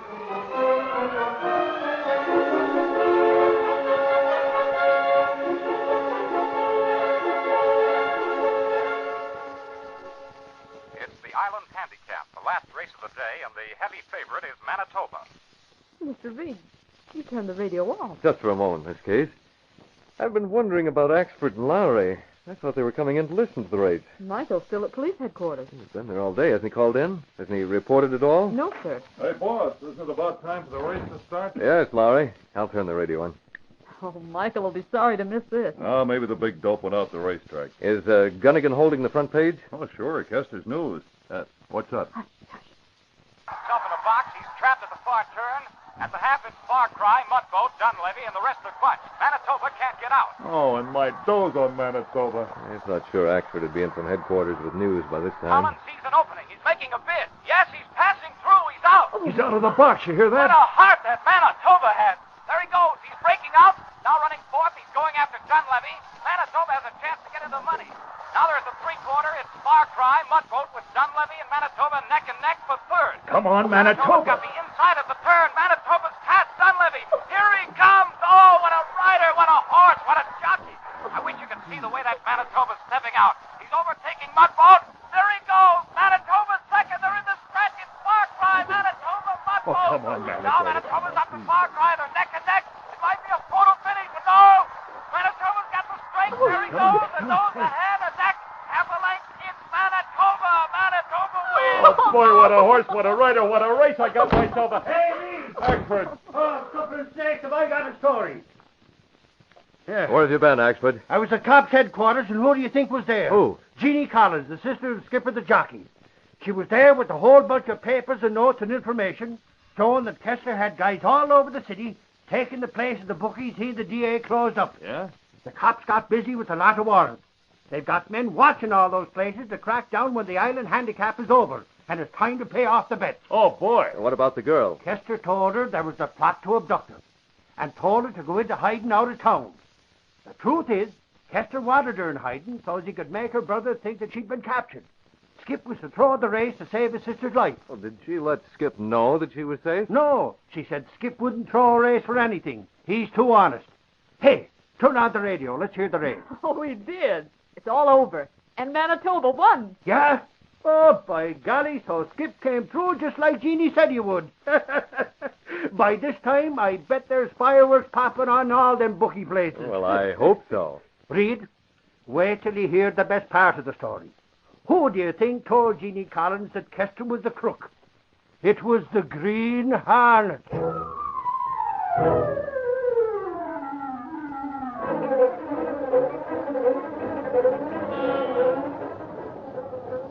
Sentinel X3 Pepper! Read all about the Kester expose! Green Hornet involved! Read all about it! Green Hornet still at large! Sentinel X3 Pepper!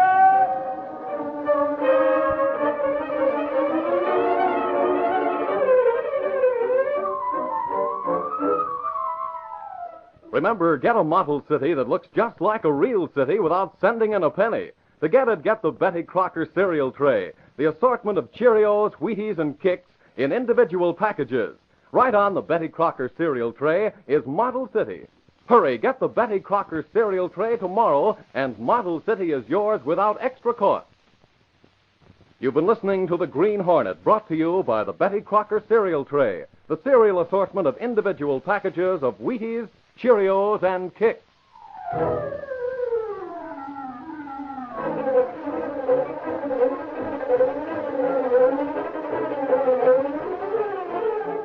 Special offer. Cheerios now offers you not one, not two, not three, but actually 4 wonderful Walt Disney pocket-sized comic books. All 4 for only 10 cents and 1 Cheerios box top. Each book 32 pages thick. You get 128 pages in all brand new stories. This amazing offer, yours only on big regular-sized packages of Cheerios. Get the big regular-sized package of Cheerios tomorrow and send for your 4 Walt Disney pocket-sized comic books.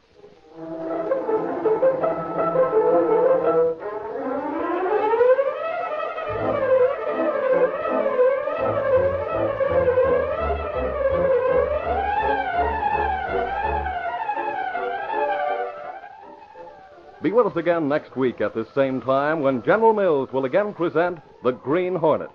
This copyrighted feature originates in Detroit, and all characters, places, and incidents used are fictitious. Fred Foy speaking.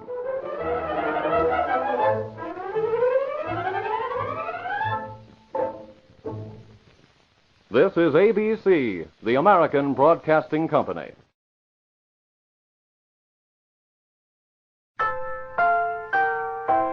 Say, want a brand new breakfast idea? Then get the Betty Crocker cereal tray, the Betty Crocker cereal tray. Yes, indeed. Try the brand new cereal assortment with 10 individual packages in all. 4 Wheaties, 4 Cheerios, 2 Kicks. All top favorites and all extra fresh. Yes, it's fun to take your pick from Wheaties, Cheerios, and Kicks. Get the Betty Crocker cereal tray, the Betty Crocker cereal tray. Get that tray today. And now the Betty Crocker cereal tray presents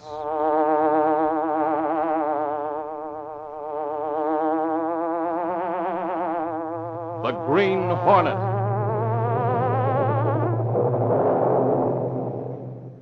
He hunts the biggest of all game, public enemies who try to destroy our America. With his faithful valet Kato, Britt Reed, daring young publisher, matches wits with the underworld, risking his life that the criminals and racketeers within the law may feel its weight by the sting of the Green Hornet. Ride with Britt Reed in the thrilling adventure of the Dock Robber Gang. Boys and girls, in just a few minutes, you'll hear about the big gift offer the Betty Crocker cereal tray has for you. It's fun, it's complete in full color. It's a model city that looks just like a real city.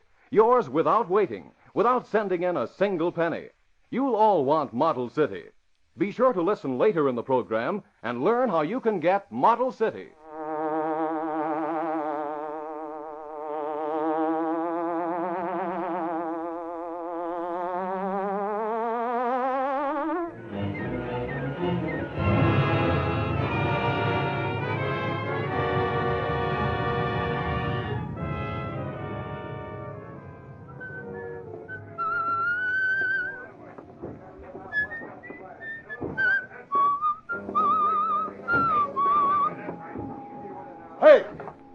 Hey, what are you doing there? Hey, stop! Stop there, I'll shoot! I said stop! All right. I'm gonna give it to him! Don't you fools give it to him!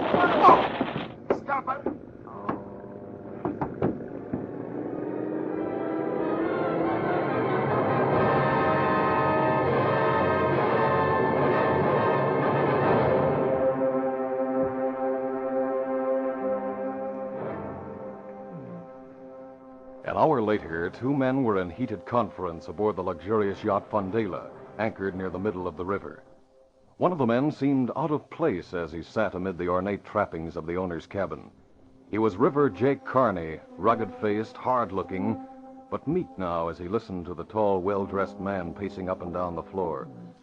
The latter was the owner of the yacht, prominent businessman Stanley Trim. Gotti, you're a stupid bungler. It's not bad enough that the heat is on from police and newspapers because of the robberies. No.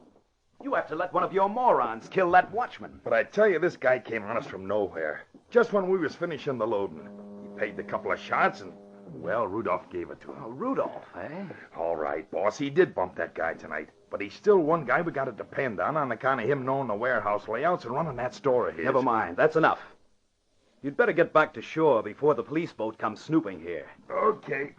I'll call you tomorrow? No. I'll contact you at the Tarragon warehouse.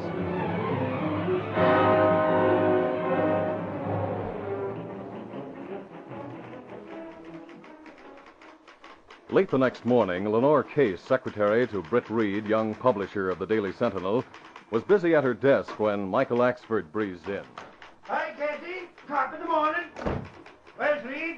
He's on the phone in his office. He's talking to Mr. Stanley Tim. Well, I got to see him. But first, I've got a present for you. Oh, Michael. Here.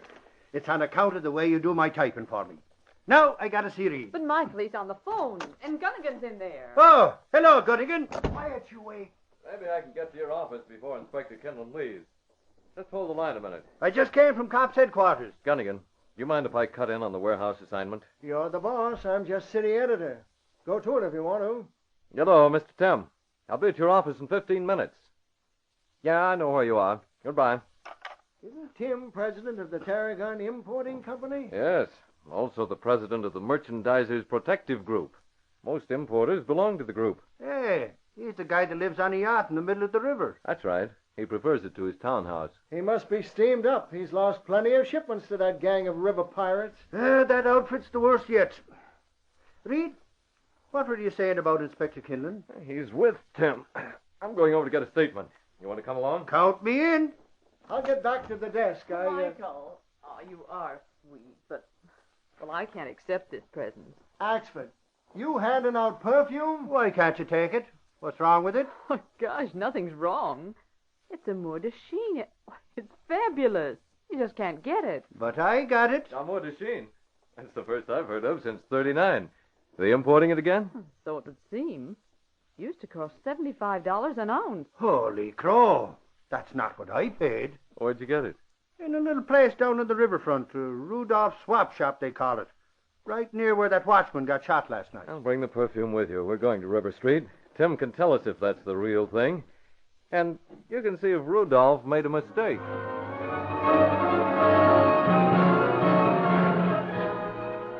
Britt Reed and Axford found Stanley Tim finishing what was evidently a most unsatisfactory get-together with Inspector Quinlan. The gist of Tim's complaint was in his parting remarks to Quinlan. Mr. Tim, we're no more excuses, Inspector. Remember what I said. The Merchandisers Group is holding a meeting at my office here tonight at 9. We'd like a report of progress from you by then. No matter what it says, I'm going to suggest that if the police haven't jailed the murderer and the members of that river gang within 48 hours, that we call in the FBI.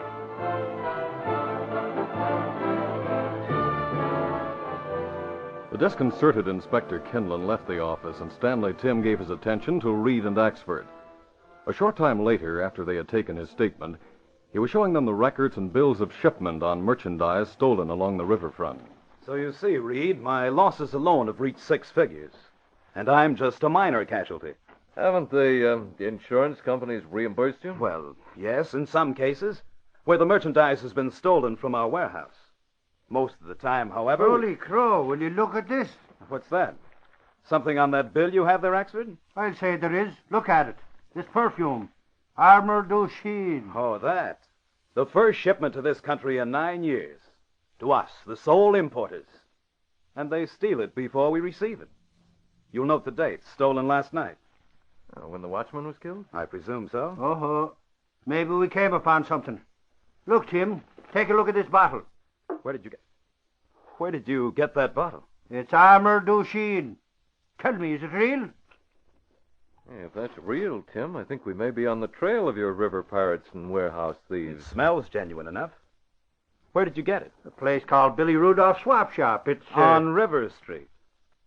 Yes, I know where it is. Rudolph himself sold it to me for only a few dollars. Only a few dollars, eh? Then I imagine it's a fake. Let's find out. I'm with you. We'll break this case open before the final edition goes to press. We'll get the police and we'll Now, wait them. a minute, Axford. Wait a minute. Not too fast. What's real? If this perfume is stolen or something, the cops ought to be talking to Rudolph, questioning him. A half hour's delay isn't going to hurt anything, Axford. Let's go down and talk to Rudolph first. We might learn a few things. Yeah, maybe so. And then we'll phone the paper and have a photographer on hand when the police question Rudolph. Always the newspaper man, eh, Reed? Personally, I agree with you. It's well to go slowly. And while you're calling on Rudolph, I'll check my records on this end. Very well, Tim. Come on, Axford. Stanley Tim watched the two newspaper men leave his office. Then he closed his door and picked up the phone.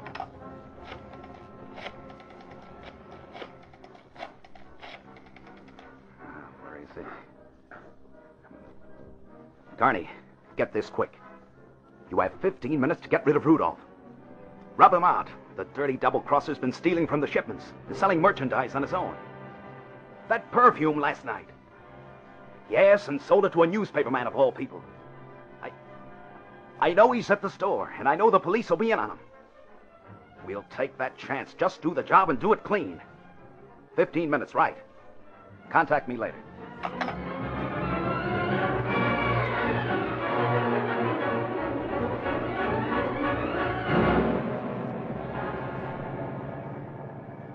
You know this neighborhood, Axford. We turn here? Yeah, the next is River Street. There's the Tarragon warehouse. Oh, yes. Then Rudolph's is 3 blocks away. Towards your right. There's just an old deserted warehouse on the next street. Turn right now. The car turned right onto River Street, past the empty warehouse, then braked to a sudden stop as Reed and Axford saw a surging crowd in front of a store. Police were pushing them back into the street, and an ambulance siren could be heard in the distance. Reed, what's going on? Look at the crowd around Rudolph's shop. And the cops, too. There's Burke over there. Where? Oh, yeah. Burke! Hey, Burke! Hello there, Axford. Hello, Mr. Reed. Hello, Burke. Nasty mess, huh? Burke, what's it all about? Haven't you heard, Axford? Someone just killed old Rudolph.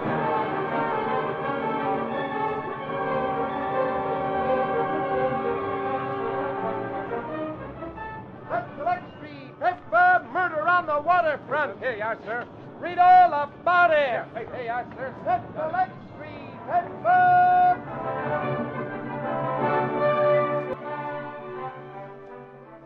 That evening, as Britt Reed read the headlines, he began to see a vague pattern in events and discussed it with Kato, his faithful Filipino valet.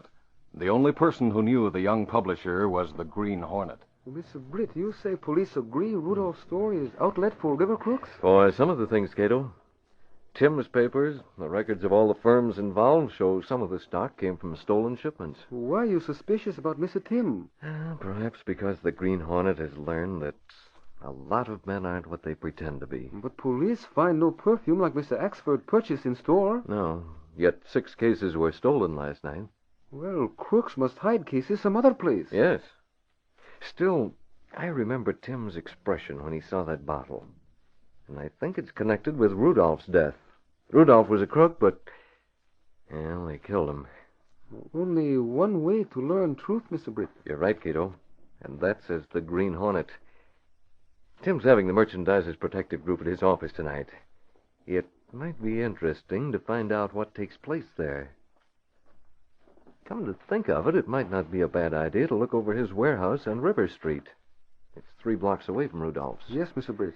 We'll start with Rudolph's shop. You have not told police of suspicions, Mr. Britt. I can't. There's nothing to justify them now. I have my mask and gun, Kato. You ready? Always ready, Mr. Britt. Now, let's get the car. Come on. The policeman in front of Rudolph's swap shop did not see the 2 figures that blended into the blanket of fog pouring in from the river.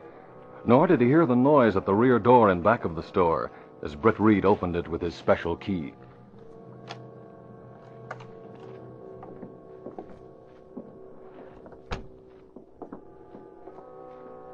moved among the crates and boxes that cluttered the room in back of the small store, Britt Reed's flashlight darting from floor to boxes. After a while, he lowered the flash and turned to Kato.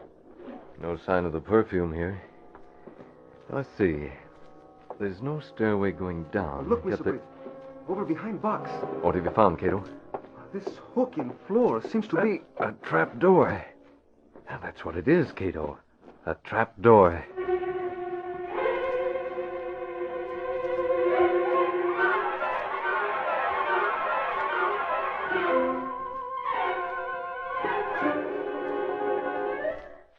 We'll continue our story in just a moment.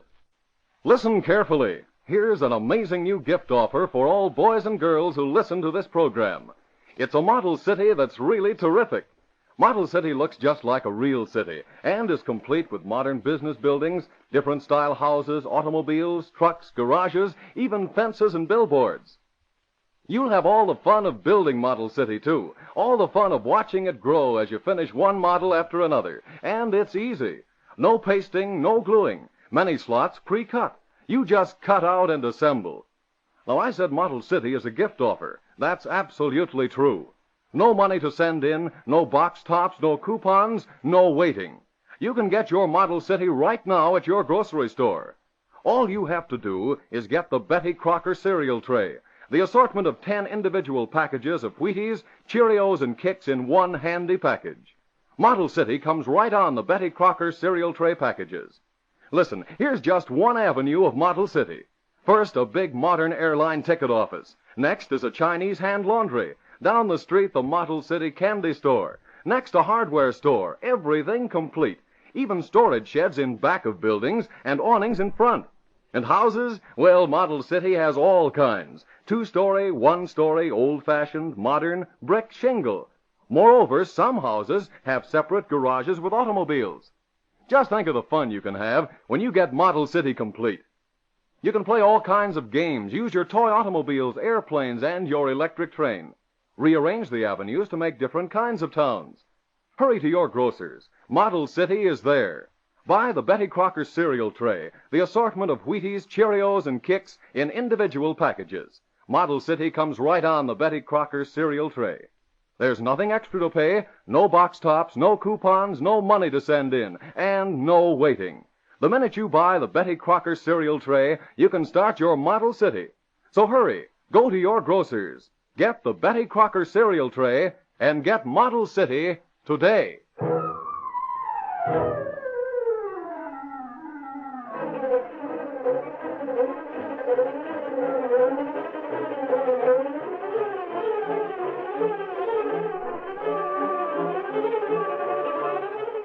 And now to continue our story.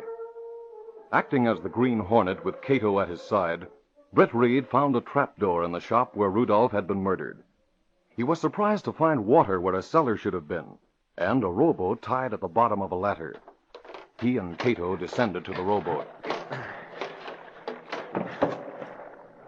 Now, what do you think of this, Kato? 6 motorboats moored here, too. Look at them. All black. Yeah, they're pretty well rigged, too. We also have rubber rafts and signal rockets. We use one of motorboats? No, let's forget about them. We want to be quiet. Mr. Britt, the water here runs sideward under a street. Oh, you see ahead? There is wall where river should be. This is a subterranean stream, Kato. It's man-made. You can tell that by the walls. I take oars and row. Let's go forward a bit toward the river. I'd like to examine that wall there.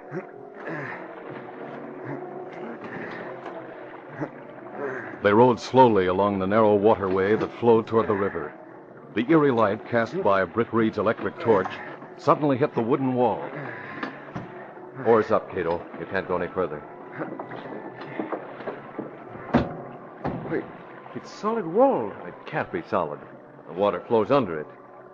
Hold the boat steady while I look around. Britt pushed against the wooden barrier. Presently, it swung back slowly. There was more water on the other side. There were pilings that supported the building, and beyond these, the river could be seen. Kato, this is how the river pirates escape. They guide the motorboats along the piers, then come under here and go through the wooden wall. Look at the river side of the wall. It's a camouflage job. From the river, it looked like rocks. We'll close the door, Kato. I think the artificial waterway will take us places. Britt and Kato rowed along the walled-in stream parallel to the river for 100 yards.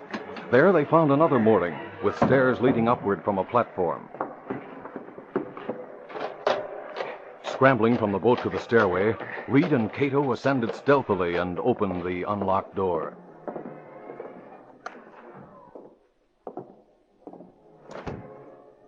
Keep your flashlight low, Kato, and see what's on that side. I'll look around here.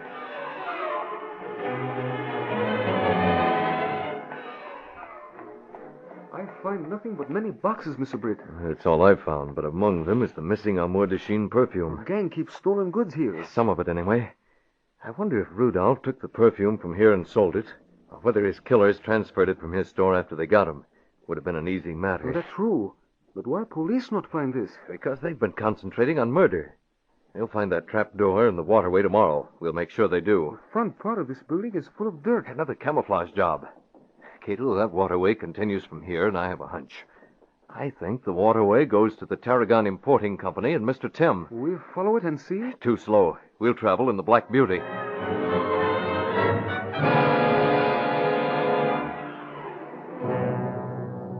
It was a little later when the Green Hornet and Kato found a way to enter the offices of the Tarragon Company. From the darkness of the room where they stood, they watched the meeting of the protective group break up. Everyone left except Stanley Tim. He was alone in the committee room. Then he opened a door. River Jake Carney came in. I could hear you talking at the meeting. How did you like it, Jake? Heard it all, Mr. President. You know, the part that kills me is how those guys tell you what shipments they're expecting. Well, that's so I can make arrangements to protect them. Look, boss, I hate to bust up your celebration, but we better get going. Is the fog still coming in from the river? Covering it like a blanket. It'll be tough going, so I'm only going to use 4 boats transferring that stuff to your yacht tonight. Well, just be fast, that's all. Handle it as well as you did today's job, and I'll be satisfied. We have to do this because I'm sure the police will find a lot of things when they go over Rudolph's place tomorrow. I want them to. But you don't want them to find any of the real expensive stuff, do you? No. It's a good thing you're taking over the perfume. You can make a fortune under the counter with that. That fool Rudolph's selling it for practically nothing. Penny-hungry bungler. He deserves what he got. You're sure you left no clues behind when you... No, I finished them like that. Otto and Al were waiting with a boat, and we got the perfume and the other stuff out in a couple of minutes. Good. Now get it aboard the yacht.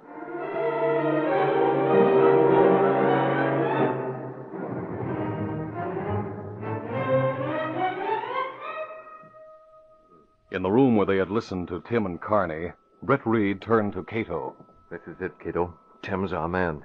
And we know where he and his gang are going to be during the next few hours. We work without police? No, we'll warn the harbor police to be on the alert. When we're ready, we'll signal them to move in. First of all, though, we'll get in contact with the paper.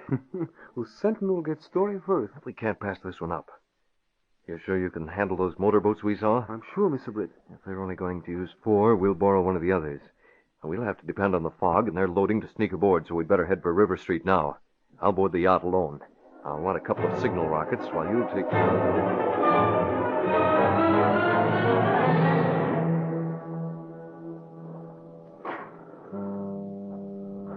A heavy fog covered the harbor. Standing against the rail aboard the Fondilla, Stanley Tim heard the last of the crates being loaded into the hold of his yacht. Then his alert ears picked up the sound of footsteps coming toward him. Boss, it's me, Carney. Where are you? Here, Carney. Everything aboard? Oh, everything, boss. Just paid the boys off. They're below, ready to get back to shore. Hey, Jake! Jake, where are you? Over here. It's me, Ricky. I thought I told you. What's the matter? The boats, Jake. The boats are gone. 4 of them.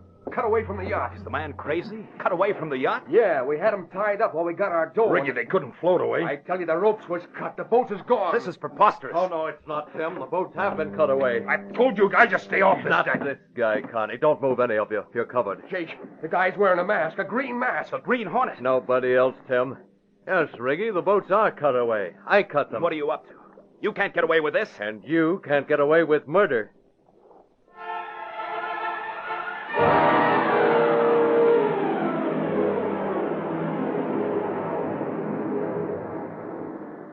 At that very moment, an emergency squad of policemen waited impatiently aboard the police launch at the municipal pier.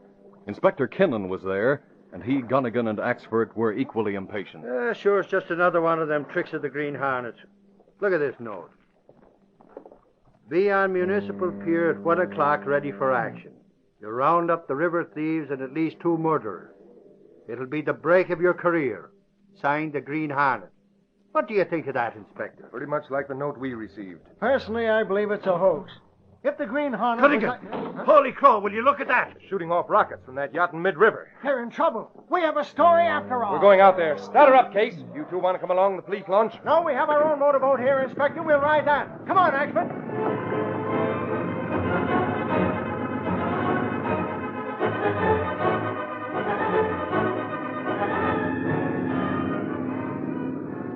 Gunnigan! Holy crow, the rockets are still going off. Yeah, there are a lot of men running around that deck.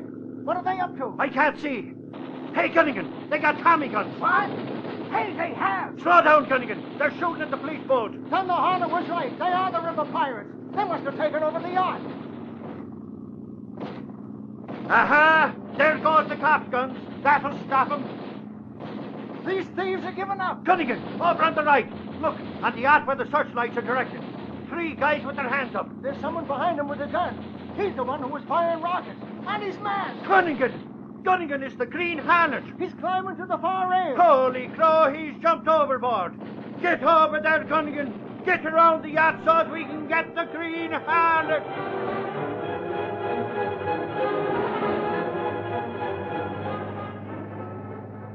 In a motorboat, Kato had been waiting alongside the yacht.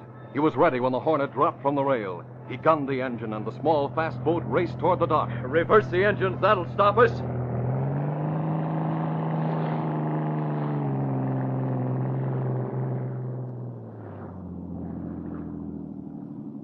That does it. Never mind tying up. Hit the dock. A car right over there. Get to it. Our job's done. This way, Kato. You think police catch crooks? Well, if they don't, it's not our fault. Get in there. I'll drive. Hornet is through now? Yes, Kato. Now we're going home and watch for a headline.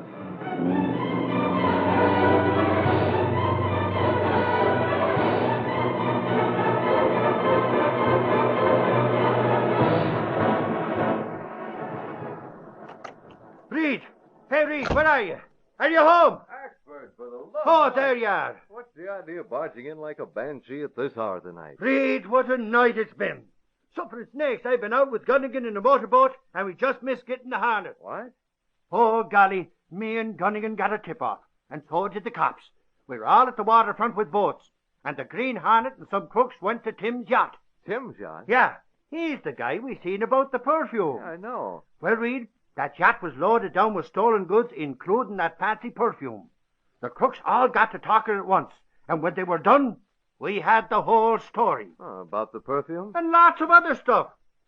Tim was the head of the whole gang that stole the stuff, and Rudolph was in the gang. That's why he got killed, so he wouldn't squeal. You say the Hornet tipped you off? That he did, and I've got it all doped out. He had a row with Tim.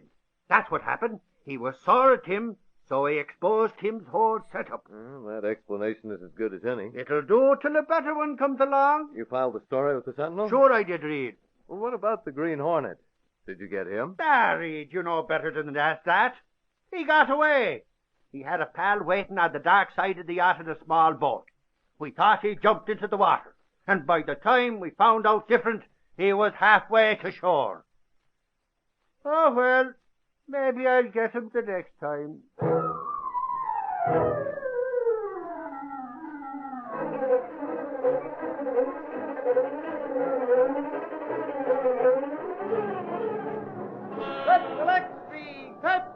Piracy exposed, leader of protective group, crime boss, Green Hornet involved. Read all about it. Green Hornet still at large. Sentinel X3, Pepper.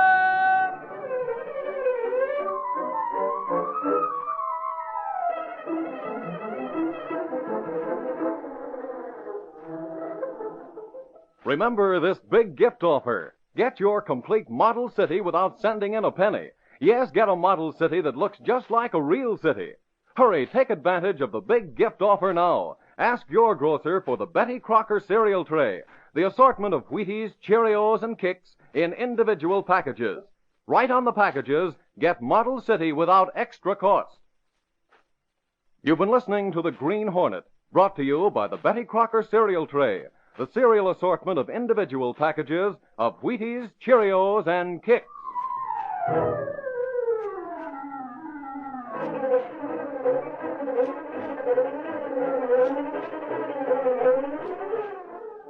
Special offer. Cheerios now offers you not one, not two, not three, but actually 4 wonderful Walt Disney pocket-sized comic books. All 4 for only 10 cents and 1 Cheerios box top. Each book 32 pages thick. You get 128 pages in all brand new stories. This amazing offer yours only on big regular-sized packages of Cheerios. Get the big regular-sized package of Cheerios tomorrow and send for your 4 Walt Disney pocket-sized comic books.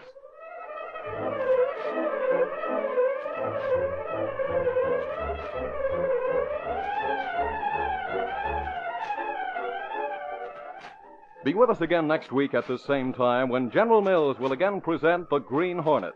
And for other exciting adventures of the Green Hornet, read the Green Hornet comic magazine, now on sale at your newsstand. This copyrighted feature originates in Detroit, and all characters, places, and incidents used are fictitious. Fred Foy speaking. This is ABC, the American Broadcasting Company.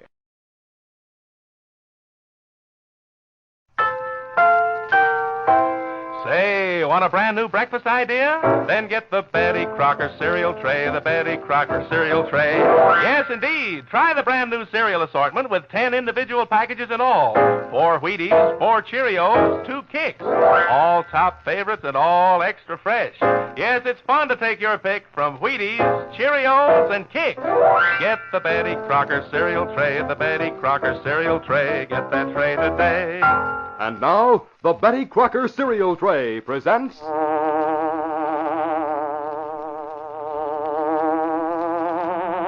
The Green Hornet.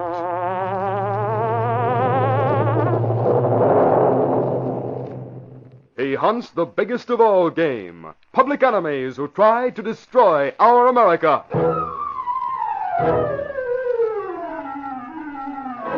With his faithful valet Kato, Britt Reed, daring young publisher, matches wits with the underworld, risking his life that criminals and racketeers within the law may feel its weight by the sting of the Green Hornet. Ride with Britt Reed in the thrilling adventure of Old Folks at Home. Listen, all Green Hornet fans. Here's a wonderful new gift offer. Right now, you can get a swell-looking Model City that looks just like a real city. And you get Model City without sending in a single penny. That's right, there's nothing to send in to get Model City. Be sure to listen later in tonight's program when I'll give you all the details of this exciting gift offer.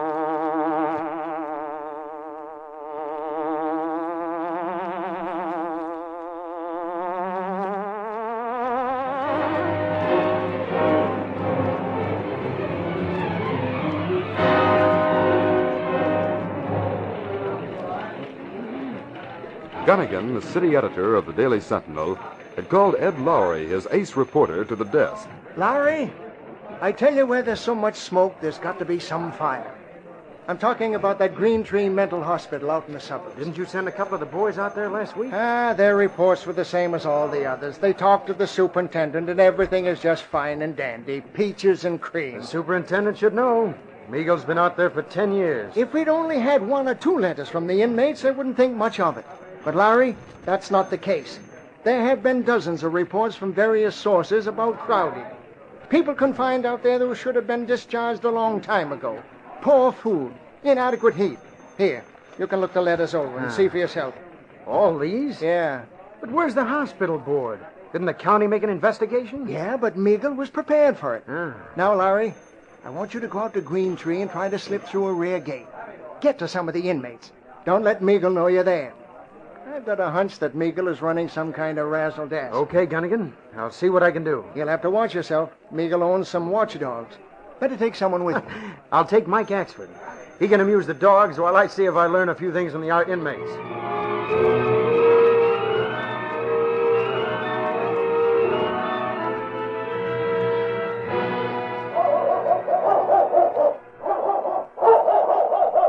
Hey, the dogs. Nice doggy. Nice doggy. No, take it easy. Quiet, quiet. It's all right, strangers. Don't be afraid of them dogs. I got 'em in hand. Haul 'em off. Quiet, Ed. Quiet. Prince, here. They look vicious. They don't take to strangers none.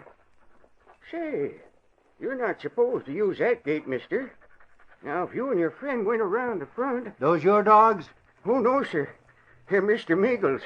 And right smart dogs they are, too. What's your name? Me? Well, my name's Peasley. You work here, huh? Well, you might say so. I putter around the grounds. Most times take care of Mr. Meagle's dogs. You, like dogs? Oh, yeah. I like 'em better than I do washing dishes or working in the laundry. My partner works in the laundry, so he has to sleep daytimes. What do you mean, your partner? Oh, he's the one that uses the bed daytimes. You see, I sleep nights. He sleeps days. Suffering snake. I bet the laundry is just about the toughest job there is, huh? Oh, no, sir. The hardest work is in the basement and the furnace room. In the kitchen is hard, too. I guess scrubbing floors is harder than the laundry. Look, do you guys have to do all them kind of jobs? It's better than working outside of these grounds.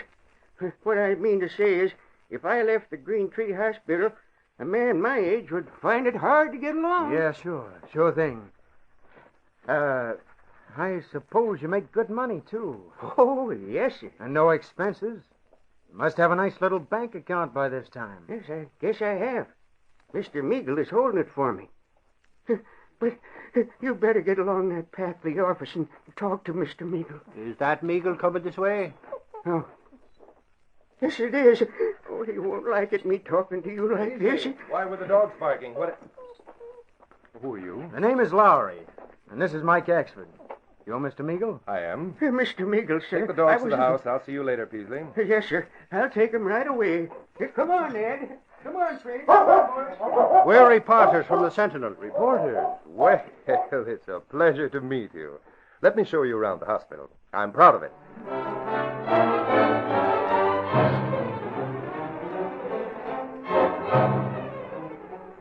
I've been here for 10 years, Mr. Lowry, and I've never seen any overcrowding. I think it's mean, the things the papers have said about Mr. Meagle. Ah, Granny's my sweetheart, aren't you, Granny? Oh, Mr. Meagle. This is a pretty nice room you have here, Granny. Don't you have to share it with someone? Oh, no, sir. Come with me, gentlemen. You can talk to some of the other inmates.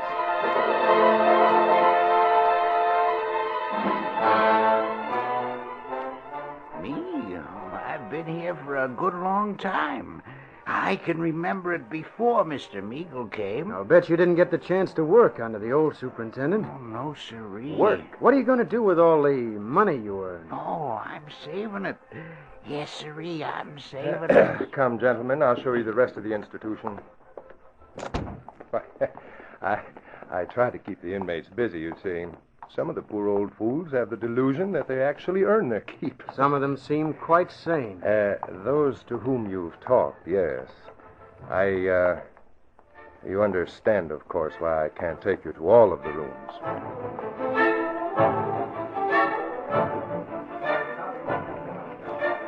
There's your report, Gunnigan, and my personal opinion goes with it. Red Ray don't want your personal opinion. Well, it's there anyway. What we saw at Green Tree looked first rate. But Gunnigan, the people we talked to were picked customers. Old Peasley's the only one that gave us straight talk, and he let the cat out of the bag. Larry, that's nothing but your own supposition. Yeah? Well, you read between the lines of the things Peasley said. Meagle's up to some funny business at the Green Tree place, and it's there, Gunnigan. Right there in my article. Between the lines.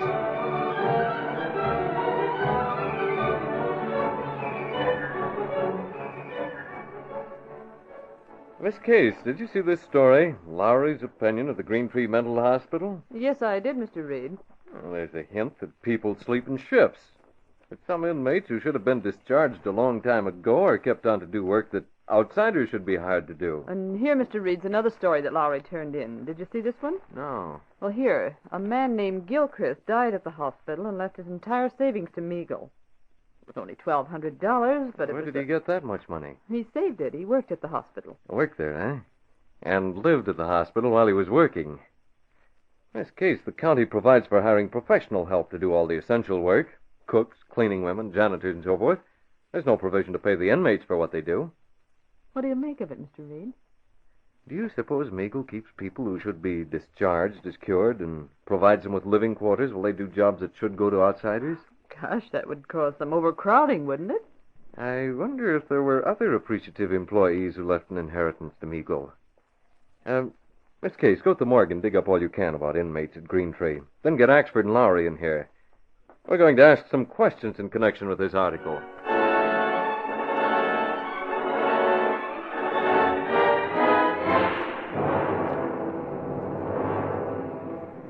Britt Reed learned what he could that afternoon. That evening, he conferred with Kato, his faithful valet, and the only living person who knew that the young publisher was also the Green Hornet. Kato, there've been investigations at the Green Tree Hospital, but they can't get reports from anyone about Meagle. No, sir. I want to talk to an old man named Peasley. He looks after Meagle's dogs. Well, newspaper says those dogs very, very dangerous. Yes. Wouldn't it be ironic if the dogs did what the police have been unable to do? Well, what is that? Get the Green Hornet. Stepping through a secret panel in the rear of a closet in the bedroom, Britt Reed and Kato went along a narrow passageway built within the walls of the apartment itself. This passage led to an adjoining building, which fronted on a dark side street. Though supposedly abandoned, this building served as the hiding place for the sleek, superpowered Black Beauty, streamlined car of the Green Hornet. Britt Reed pressed a button. The great car roared into life. A section of the wall in front raised automatically, then closed as the gleaming Black Beauty sped into the darkness.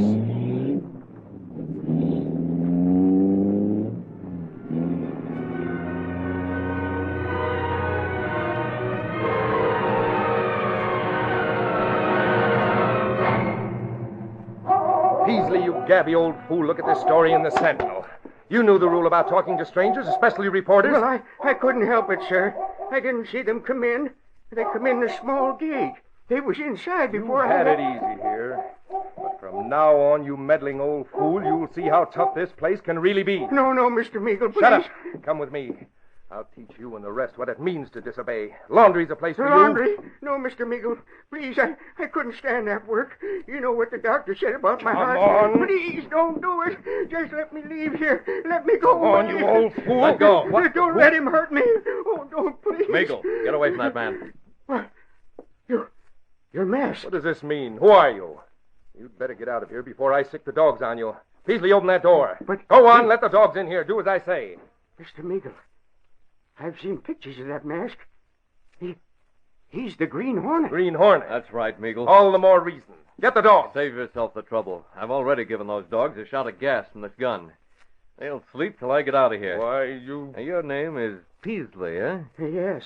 Now, what was he going to do with you? Shut your mouth or you'll wish you never had a tongue. Yes, sir. I won't say nothing, Mr. Meagle. You got you bluffed, huh? Don't be afraid to talk, Peasley. Well, he was going to... That doddering old fool is crazy. You can't believe anything he says. Shut up, Meagle. Go ahead, Peasley. What was he going to do? The laundry. That's where I was going. Laundry? I can't stand that work. The hot steam, no windows. He's crazy. Now, Hornet, if you'll tell me why you came here. You're in trouble, Meagle. The Sentinel's asked a lot of questions. I'm going to help you out. You help me? Oh, you'll pay for it. I don't want your help. I'll show you. A gun. You fired too fast. You... After this, aim before you fire. So the head of the Green Tree Hospital has a gun, huh?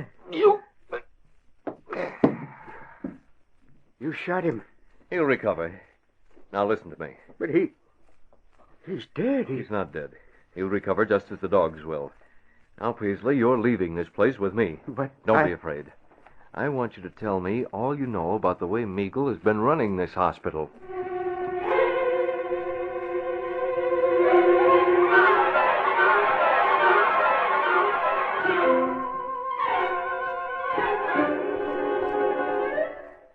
We'll continue our story in just a moment.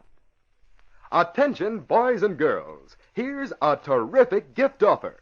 You can get a big, exciting model city without sending in one single penny. It's true. This model city looks so much like a real city, it's amazing. There are buildings, houses, garages, automobiles, trucks, storage sheds, awnings, just about everything you see in a true-life city. You can have all the fun of building it, too, one model after another, until you have a whole city. Can you imagine getting anything as terrific as this without sending in a single penny? Well, you can. There's no money, no box tops, no coupons, absolutely nothing to send in. And there's no waiting. You can get Model City tomorrow right at your favorite grocery store. It is yours at no extra cost when you buy the Betty Crocker cereal tray, the assortment of Wheaties, Cheerios, and Kicks in individual packages. Each individual package holds one generous serving of extra fresh cereal, and right on this handy cereal assortment is Model City. Listen, here's just one avenue of Model City. It's Fifth Avenue. First, there's a big modern bus station. Next, the Model City radio store. Then Si's barbecue restaurant. And last, a wonderful modern toy store. All these business buildings are complete. Storage sheds in back and bright awnings in front. Plenty of houses, too, all different styles. 2-story, 1-story, brick, shingle, modern, old-fashioned, even separate garages and automobiles. Just think of the fun you can have when you get Model City complete. Why, you can rearrange the buildings to make all sorts of towns, make a western town to play cowboy and Indian. And all the time you're building, you can play architect or city planner. Model City's easy to build, too, many slots pre-cut.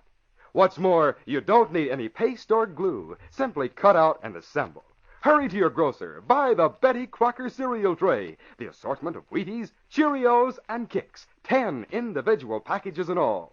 Model City comes right on the Betty Crocker cereal tray. There's nothing extra to buy, no box tops, no coupons, nothing to send in. The minute you get the Betty Crocker cereal tray, you'll get Model City. So hurry. Get this handy cereal assortment, and on it, get Model City tomorrow.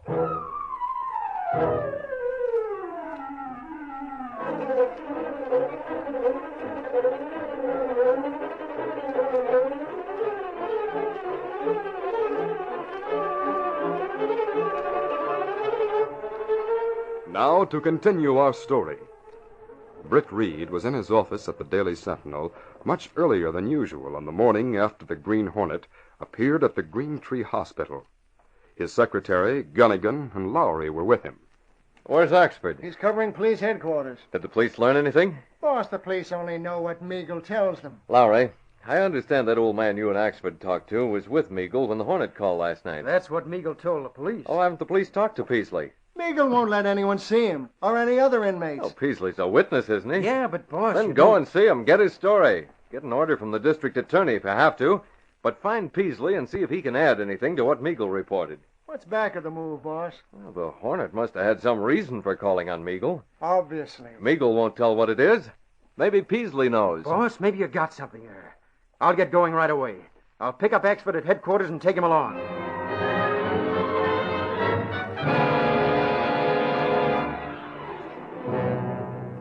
Ed Lowry and Mike Axford were surprised to find Meagle quite agreeable. The superintendent of the hospital wore an expression of sorrow when he was asked about old Mr. Peasley. I've already called the police to report what I found. Please come with me. I'll show you. All right. Yes, sir. He led the way across the vast expanse of grounds toward a section of swampy action where the earth was soft and soggy. Men from police headquarters were examining footprints. This is the quicksand bog. I pointed it out to you men yesterday. Hey, there's Martin from headquarters. Hey, Martin. Oh, hello, Oxford. We're studying footprints. They come from the direction of the hospital. There were 2 men here, and one of them might have been Peasley. Suffering snakes. We better stop here. What did you learn, Martin? There was quite a struggle here at the edge of the quicksand. Yeah? And only one set of tracks go away from the quicksand. Oh, golly. That must have been the Hornet. Here's a hat we found, Mr. Meagle. Yes, It's Peasley. The Hornet threw the old guy into the quicksand. That's what happened. If them's the Hornet's footprints, maybe we got something. Looks like Peasley's dead. Meagle, did Peasley leave anything? I believe he did. There was some cash, his savings, of course, and a couple of sealed envelopes. One of them may be his last will and testament. I'll go through his belongings at the proper time and with proper witnesses. Well, count us as a couple of witnesses. I want my paper to be in on it.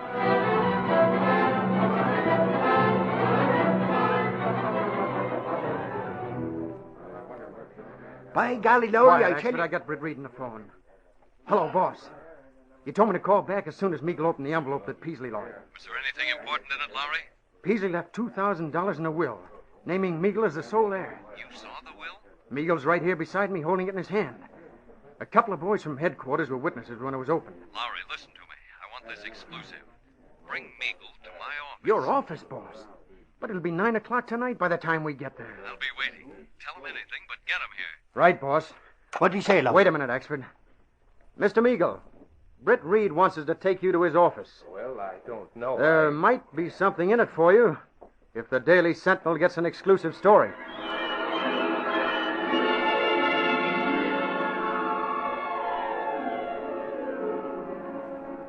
It was a little later when Britt Reed called Kato on the private phone in his office. Kato, listen carefully. Things are going according to plan. Meagle will be in my office around 9. Now, you'll have to drive the Black Beauty and be sure to keep his nibs blindfolded. Station yourself so you can watch my office window. When you see the ceiling light in my office go on, you know what to do. That's right.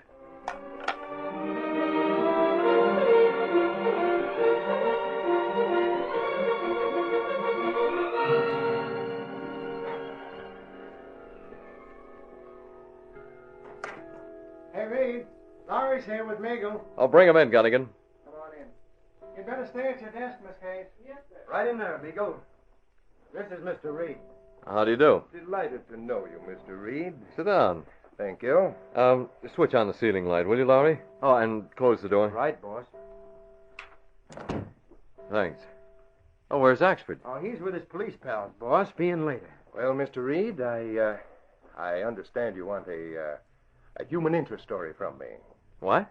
Well, that's what Mr. Lowry said. Something about bread cast upon the waters. The aged man who made me his heir out of gratitude. Is that will going to stand in court? Oh, yes, of course. You see, not all of the inmates are mental cases. Peasley was of sound mind when he made his will. How did he accumulate so much money? Oh, small jobs here and there. Meagle, I've checked with the probate court. You've inherited quite a bit from inmates in the last few years. In fact, it's close to $20,000. Oh, nothing like that. The figures are on record. Now, you say the inmates earned that money doing odd jobs. Who does the heavy work? Why, what do you mean? Cooking, cleaning, washing, tending furnace. I understand that people are supposed to be hired from the outside for those jobs. Now, see here, Reed, I don't like your tone. Meagle, frankly, I think you're a crook. What? Now, here's how it looks to me. When inmates were cured and should have been discharged, you kept them on at the hospital and continued to collect from the county for their care and treatment. Sir, that's an outrage. That's not all. You had them do work that outsiders should have been hired for, and you kept the cash that should have been paid. Just to keep the records clear, you showed a payroll, but you made sure the money came back to you. To accommodate these people, you made them sleep in shifts. You don't dare make such charges. You can't prove them. You when have anyone visits the hospital, he sees only what you want him to see, and talks to people who are instructed what to say. I've had about enough of this. Excuse me. Yes, Miss Case? Mr. Reed, Axford's here with a man who came from the Green Hornet. What? Well, I don't know who he is, but... Hey, Reed! Well, never mind, Miss Case. He's in. Reed, look who I got. It's Peasley. He was dead. Like funny is. How did you get him? I was in front of the building when he was let out of the car as the Green Hornet. What? Did you just happen to be there? Yeah, I was on the way from the cops' headquarters. That's more than I expected. Huh? Peasley, where have you been? Yes, Peasley, where have you been? Well, last night the Green Hornet took me away from the hospital. He took me to the town of Ferndale, told me to get a room in the hotel with some money he gave me. Stay there till he called me. And you've been there ever since? Oh, yes, sir. I didn't dare disobey the Green Hornet. Then what? Well, he called this evening and told me to go to the crossroads at the edge of town, where I'd be picked up and brought to the city. He said I should report to Mr. Britt Reed at the Sentinel. Did the Green Hornet pick you up? Oh, I guess it was a Green Hornet. It was the same car. He wore the same kind of mask. But he didn't speak none. He just motioned for me to get in the car. Then let me out in front of this building. And by golly, I came along just as he was getting out of the car. It never came to my mind it was the Hornet's car until after I talked to Peasley. Well, I'm Britt Reed. Did the Green Hornet tell you why you were to see me? Yes, sir. He said I should tell you that your paper was all wrong. All wrong? Well, sir, the Sentinel said that I had been murdered by the Hornet. We didn't make a flat statement. We said that the police believed you were murdered. Yes, sir, but I wasn't. How about the fight you and the Hornet had near the quicksand? I didn't have no fight. I wasn't even near the quicksand. We followed your tracks. Gosh, guess that must be it. What? Before the Green Hornet drove away with me, he tied me up and blindfolded me. Left me in the car for a few minutes while he and his friend went somewhere after borrowing my shoes. Well, of all... Green Hornet must have wanted the police to think you were dead. Maybe you know something about it, Meagle. I? Yes. Did you arrange for the Green Hornet to kill Peasley? No, of course not. Why should I do anything like that? And perhaps for the inheritance? Mr. Meagle was telling us, Peasley, how you'd made a will, leaving your savings to him. What's that? Well, My savings was left to my second cousin. Lives in Omaha. I didn't leave a nickel to Meagle. You didn't? But we saw the will. Now, wait, gentlemen, listen. There's a mistake, and There's a mistake, Meagle, and I guess you made it. Hey, boss, let me ask one question. Tell me this, Peasley. Was most of the work around the place done by the people who live there? Oh, yes, sir. That's it. Meagle Britt Reed was right. Instead of spending your budget to hire professional help, you made the inmates do the work. You paid them enough to keep them quiet, but you hung onto the cash for them. You probably pocketed over half the cash you were allowed to spend for help. No, listen. Shut up, I'm talking. You wouldn't even let those old folks keep what they'd earned or pass it on after they died. You got them to make out a will, but that didn't mean a thing. You forged a different will so the old folks' dough would come to you. Let me out of here. You can't talk like that. You can't... Sit down. I won't. Let me out. Now stand back, all of you. Again! Now shoot the first man who gets in my way. Put that down. Here's where I shine! Good work, Axford. By golly, that'll hold him. How do you like it, boss? Didn't I call the turn? If Meagle hadn't been guilty as sin, he wouldn't have used a gun to try to get away. You deduced part of it, Lowry. But by golly, I bet I've got the rest of it figured out. You're doggone right. The Green Hornet was in the racket with Meagle. Maybe he was to bump off some of those old folks like Peasley, only there was an argument. Maybe Meagle double-crossed the Hornet, and the Hornets wanted him exposed. Well, he sure exposed him. Oh, brother, with this as an entering wedge, what an investigation we can start. Well, don't forget we're running a newspaper. Get the photographers in here while Meagle's unconscious on the floor. Right, boss. Get going, Axford. And Lowry, start writing. Don't sit there staring. Get going. This is a newspaper, and we just made a page one spread. Let's handle it.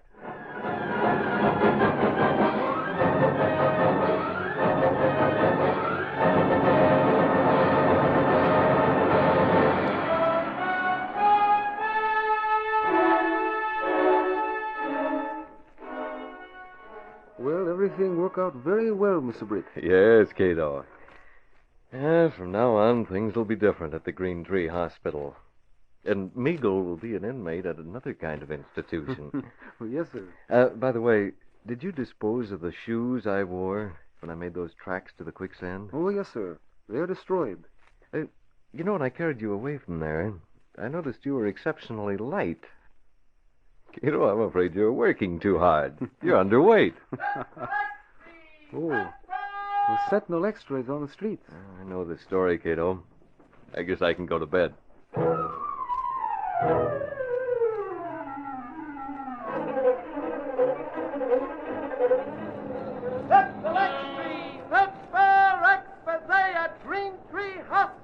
Superintendent admits forgery, Green Hornet involved. Read all about it. Green Hornet still at large. Sentinel Extra. Pep Bob.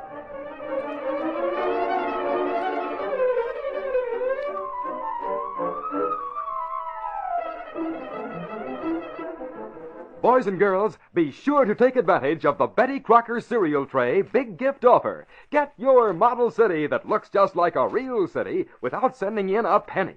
Just go to your grocer's, ask for the new Betty Crocker cereal tray, the assortment of Wheaties, Cheerios, and Kicks in individual packages. Each individual package holds a generous serving of extra fresh cereal. Hurry, get the Betty Crocker cereal tray and get Model City tomorrow. You've been listening to The Green Hornet, brought to you by the Betty Crocker cereal tray, the cereal assortment of individual packages of Wheaties, Cheerios, and Kix.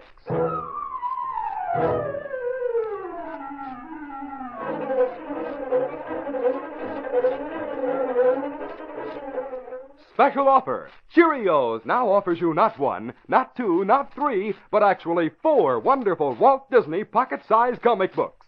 All 4 for only 10 cents and 1 Cheerios box top. Each book 32 pages thick. You get 128 pages in all brand new stories. This amazing offer yours only on big regular-sized packages of Cheerios. Get the big regular-sized package of Cheerios tomorrow and send for your 4 Walt Disney pocket-sized comic books today.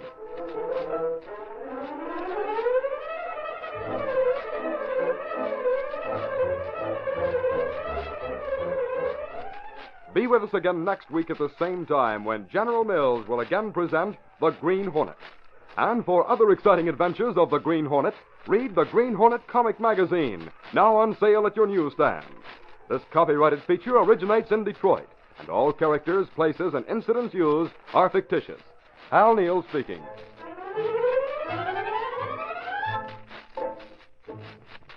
This is ABC, the American Broadcasting Company.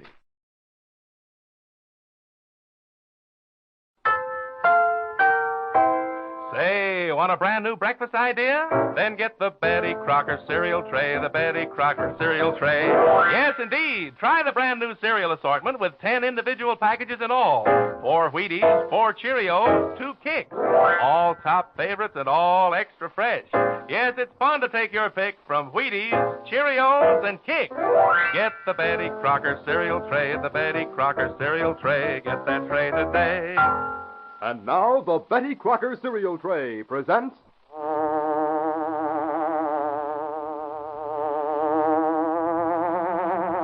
The Green Hornet.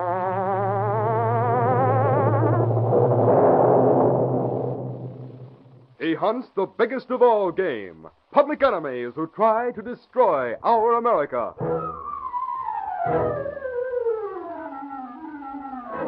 With his faithful valet Kato, Britt Reed, daring young publisher, matches wits with the underworld, risking his life that criminals and racketeers within the law may feel its weight by the sting of the Green Hornet.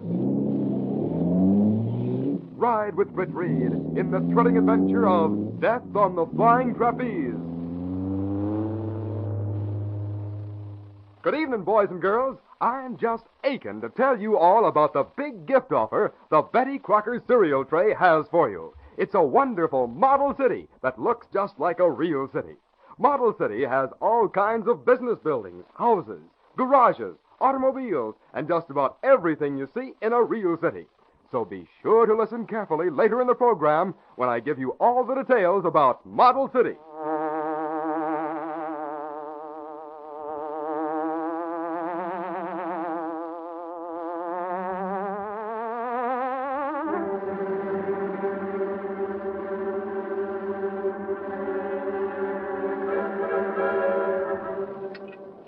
Working under cover of darkness, half a dozen youthful figures surrounded a gleaming new car. They seemed to know exactly how to proceed despite the darkness. The car had been jacked up and supported on blocks of wood so the wheels could be taken off. The fog lights and spotlights were already detached. Hurry up with that wrench. I gotta get this bolt loose so we can get the bumper. We should have brought more tools. Hey, that slim signal. Jiggers, throw that stuff in the truck and let's slam. Somebody's coming. I hate to leave the front wheels. Never mind. Get in the truck. Yeah, you drive, Joe. Hey, cut. He's got a flashlight. Step on that starter and let's go. Hey there, you kid. Stop! Stop! This is the law speaking. Stop! Stop, I say! Stop!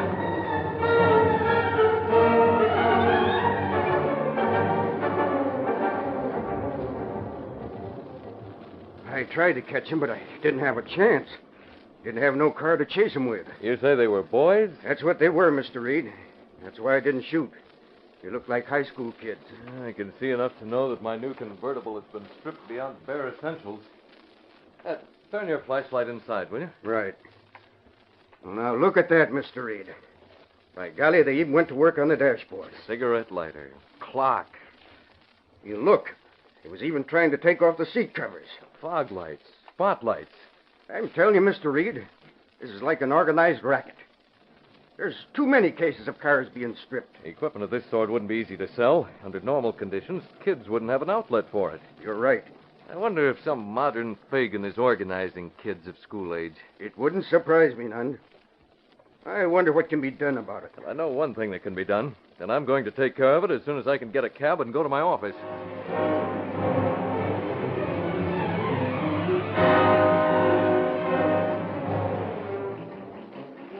More coffee, Axford? Hey, don't mind if I do, Gunnigan. Thanks. How come you're not down at police headquarters tonight? Oh, I was there. I just dropped by the office on my way home. Oh. Well, I guess I'll knock off. Don't tell me. What's the matter? Look, the boss. Holy crow. What's Britt Reed doing down here at 1 o'clock in the morning? Hiya, Mr. Reed. Hello, Jim. Looks like he's sore about something. Hiya, boss. Hey, Reed. I thought you were at the club. Glad you're here, Axford. You too, Gunnigan. Come into my office. Oh, sure. What's up? Come on. Hey, Reed. Is there anything wrong? Golly, you're acting like you were mad at something. I am. Oh, golly. I'll get the door. Now, look here, boss. If you don't like the way I handled the Markheim I story... didn't even see it. Is it something I've done? No. Come on in. Maybe something I haven't done. Is that it? No. Sit down. We can talk here in the outer office. Okay. Let's have it.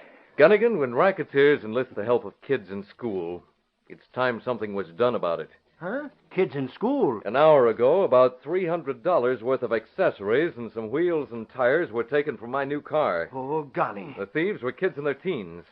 I think they were members of an organized gang. This thievery is pretty far-reaching, and Prosecutor Roscoe Dalton had better do something about it. He's the guy the Sentinel backed for office. Exactly. We backed him because his record was good and he was going to clean up the city. You want to write the editorial, or do you want me to do it? I'll do the editorial, Gunnigan. You cover some other angles.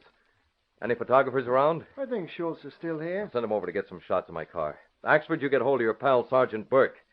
Find out how many other cars have been stripped and what the police are doing about it. That I will. If we work on this for a couple of days, we can get a pretty big story. A couple of days, nothing. I want it in the next edition. It's got to hit the streets at 9 a.m. because I'm going to call Roscoe Dalton at 10. And we'll see what he proposes to do in the way of smashing this racket. A racket that makes hardened criminals out of boys who should be playing football. Roscoe Dalton saw the morning edition. His face became stern, his limbs compressed. He reached his office earlier than usual. Yes, sir? Call the Daily Sentinel. I want to speak to Britt Reed as soon as he reaches his office. Right, Mr. Dalton.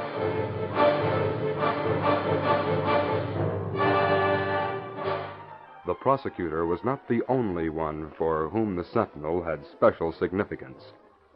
Sam Drexel went through several articles, reading them slowly, then reading them again before he made a comment. Red, the boy should never have stripped Britt Reed's car. I know it, Drexel. I told him to lay off the cars of guys with influence. Reed steamed up. Photographs, an editorial, a special article, and an open letter to Roscoe Dalton. Red, I don't like this. Dalton is troublesome enough without the goading these articles will give him. Too bad you can't get to Dalton with some cash. I tried, and it was the biggest mistake I ever made.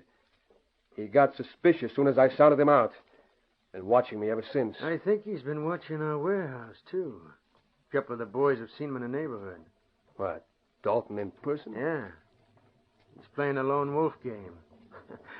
Won't even trust the assistants on his staff. Red, I don't like it.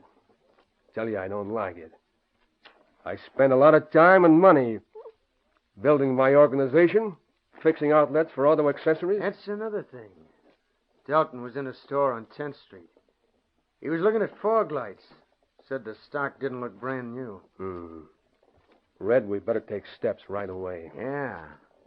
Dalton goes to Moose Martin's gymnasium every day. Get hold of Pete. We'll handle Dalton's next workout.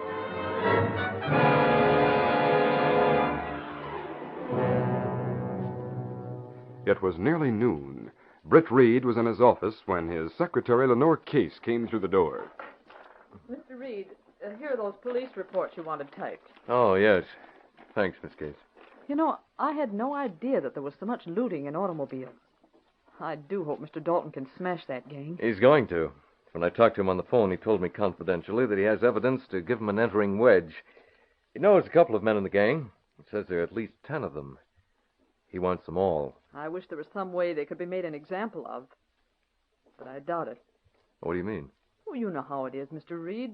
There'll be arrests, and there'll be long, dragged-out trials, and even if a couple do go to jail for a few years, they'll all be paroled. That's one thing I want to take up with Dalton.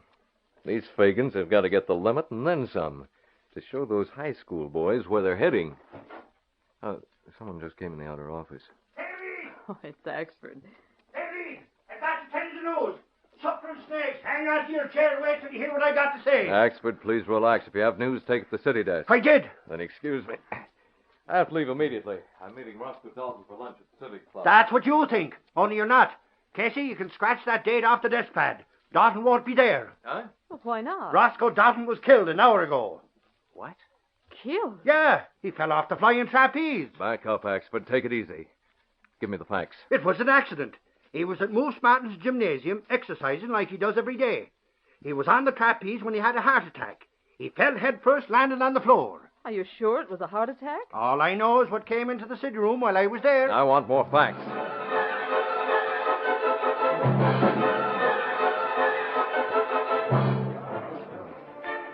Straddle this thing, Gunnigan. Cover every angle of Dalton's death. Check with his doctor, his insurance company, his wife. Reed, he was alone in the gymnasium. He had a stroke, that's all. The police are satisfied. Well, I'm not. Hey, Gunnigan. Oh, hello, boss. I had Moose Martin's gymnasium on the phone. Talked to Moose himself. Dalton went to that gym every day for a workout before lunch. What's Moose got to say about it? Here's his statement, just he gave it to me. Rules out any chance of foul play. Nevertheless, I don't want this thing to grow cold. Now get this, Gunnigan. Yeah? Dalton was loaded for big game. Keep close tabs on his assistant and make sure he doesn't abandon the hunting expedition. Okay, boss, leave it to me. And that goes for you too, Axford. Keep City desk. hammering. Yeah, sure. Yeah, he's here. Yeah? Yeah? Okay. It's your secretary, boss. Moose Martin's calling. He's on the phone. Your private line. Moose Martin? He's the guy with the gym where Dalton died. I'll take it in my office. How'd he get the number of your unlisted phone? I wonder how he found my phone number. I found your phone number in Mr. Dalton's pocket, Mr. Reed. I gotta tell you things, see? I don't want no trouble with the cops. I don't want to get mixed up with a lot of questioning, and that's why I'm phoning, you see? Maybe what I gotta say would give a new slant on Mr. Dalton's death, see? Stay right there, Moose. I'll be over as soon as I can get there. Yeah, okay, Mr. Reed. I'll be here in the gymnasium. You will, huh? Hey, how did you guys get in here? The door was open. Who are you talking to? It was Mr. Reed of the Daily Sentinel. Mr. Reed, huh? Hey, Red. Put that gun down. You talk too much. No, now listen. Red, hold it. Reed's already on his way here. If he finds Moose dead, there's sure to be some fireworks. There'll be fireworks anyhow. Not if Moose is smart. Now listen to me, Moose. When Britt Reed gets here, you better be plenty smart. Because if the truth comes out, there'll be a murder rap. I don't want to get mixed up in nothing like that. You're already mixed up in it. You're in murder up to your cauliflower ears. Shut up, Red. Let me talk to him. Now get this, Moose. That publisher's on the way here. He'll need some careful handling. Now here's what you're to do.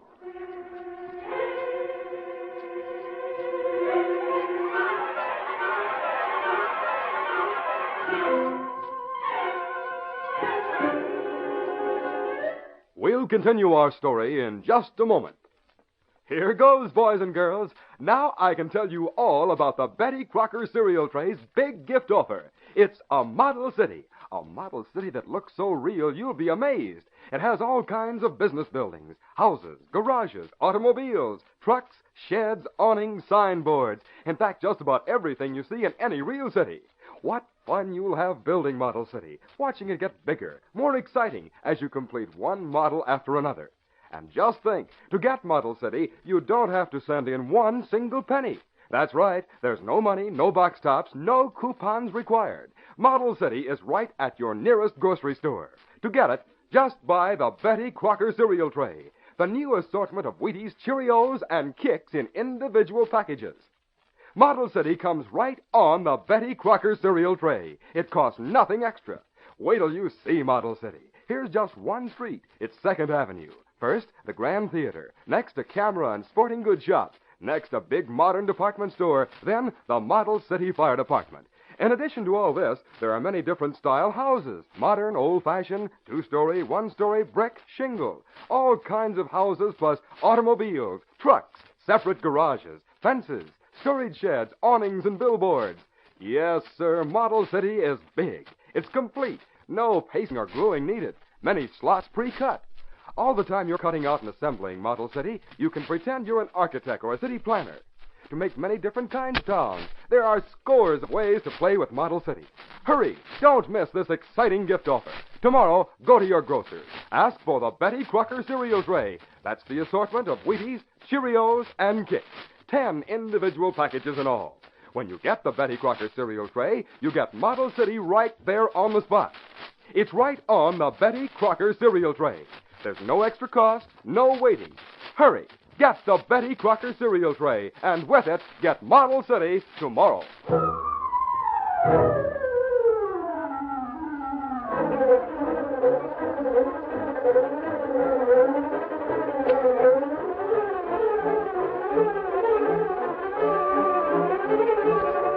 Now to continue our story. In response to a phone call from Axford, Sergeant Burke of the police department met Britt Reed and Axford in front of Moose Martin's gymnasium. Oh, hello, Mr. Reed. What's cooking, Axford? Hello, Burke.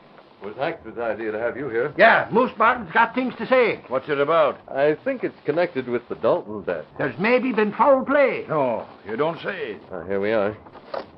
I've never been to this gymnasium. Well, it's pretty good, Mr. Reed. This here's the office. Gymnasium through that door ahead. Howdy, gents. Hello, Martin.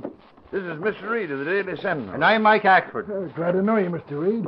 If it's a rub down or a workout you want, you come to the right place, see? Well, I'm here because you phoned me. Me? Yeah, there must be some mistake. There's no mistake. You called me about half an hour ago. You said you'd found my phone number in Mr. Dalton's pocket. I don't know nothing about Mr. Dalton's pocket. I didn't call you, see? Uh-huh.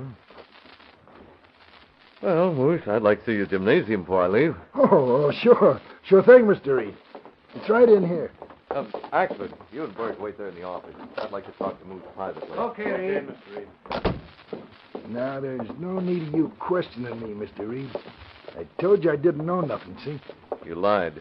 You brought me down here for nothing. Now, tell the truth or I'll beat it out of you. Huh? Why, you... Try this on your stomach. I'll fix you. How do you like this? Hey, what's this? Something's snake. Reed, what's the matter? Help me up, Axford. Come on. You big gorilla. Picking on a guy 50 pounds lighter than you. Reed, are you all right? Yeah, I guess so. You won't get away with this, Moose. I'm charging you with assault and battery. Hey, you can't do that. You started it. That's a hot one. Tell that to a judge. You got 6 inches and 60 pounds on Reed. But he hit me first. Ah, Reed's not that crazy. Martin, I'll see you in court.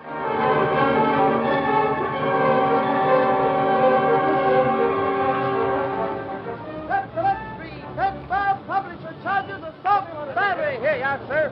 Former heavyweight accused. Here you are, sir. Read all about it. Central X3 paper.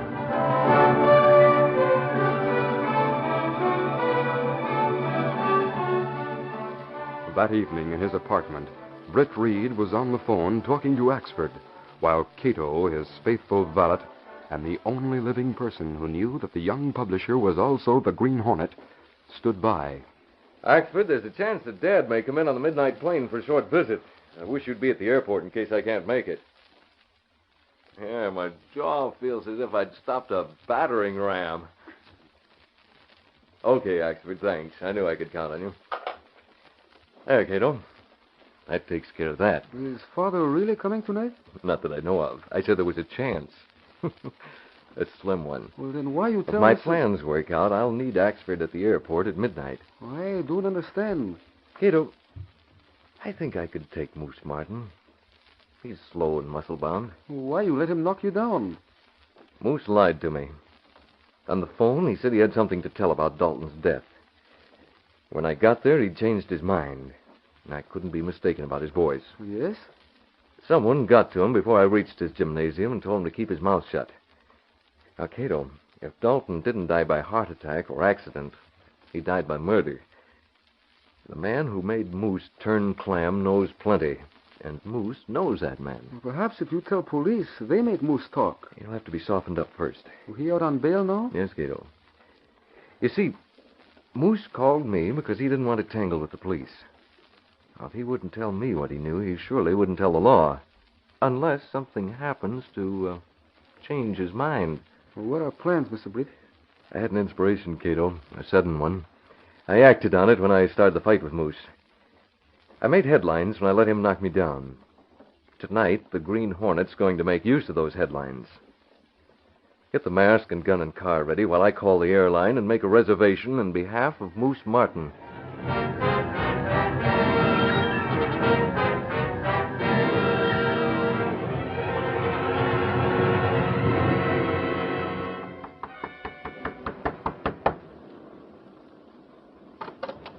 I want to see you, Moose. Back up. We'll talk inside. Hey, what the... Get in there. That mask. Take your eyes off the mask long enough to look at the headline in this newspaper. Yeah, You dumb ox. You've got yourself in a fine fix. When you go into court, they'll get you on the witness stand, and then the fireworks will begin. But who... Why'd you have to slug this publisher? But he started it. He slugged me. The paper's got it all wrong. What's that? I said he... He slugged you. You mean he started the fight? Yeah, he started it, see? Why? I don't know. I didn't do nothing to him. And anyway, what's it to you? Give it to me straight. I've got to know. Did Reed hit you first? Yeah. How do you like that? He's wise. He knows you held out on him when he went to your place. That's why he slugged you. He knew you'd slap back so he could bring charges against you. But I don't get it. Reed wanted to get you in court on a witness stand. Then the law'd catch you in a lie, perjury. The cops would want to examine you further. They'd take you in a little room, and then you'd really sweat. You'd spill all you know about the Dalton murder. I don't know nothing, see? Don't lie to me. You know who I am, don't you? The Green Hornet. But I didn't know you were working with... With whom? The others. You nearly told Britt Reed all you knew. I was only going to tell him that Mr. Dalton had a checkup in my gym class and he didn't have no weak heart. What else were you going to tell? Stop waving that gun, will you? What else? I can't. I was only going to tell Mr. Reed how Red said he wanted to play a gag on Dalton and gave me $10 to go out for an hour so as he could take charge of Mr. Dalton's exercises. Oh, that's all you were going to say. You'd put Red on the spot to save your own neck. I don't want no trouble. You'll have plenty of trouble if the cops get you. They'll make you talk. No, wait, listen, mister, listen. Shut up. You've got to get out of town. But I can't. I got my gym, my business. Some of the boys wanted to rub you out. But I think we can fix it so as that publisher won't drag you into court. Then you can come back. We'll keep in touch with you. Now, come on. I'll take you to the airport. Well, I can't go without packing. There's your hat. That's all you need. But I tell I'll you... provide you with cash. Your reservation has been made. You don't give me time to think. You don't have to think. We'll keep in touch with you and give you orders. You do as I say, or I'll let you have this gun. Hey, that car, that belongs to... Hey, they're shooting. This way. Come on. They're shooting at me. Now, you see what I mean? Get in there. Hey, listen. Shut up. Give me that 45. I'll give those birds something to think about. Hey, that bullet hit the car. Let them try these on their windshield. Get going.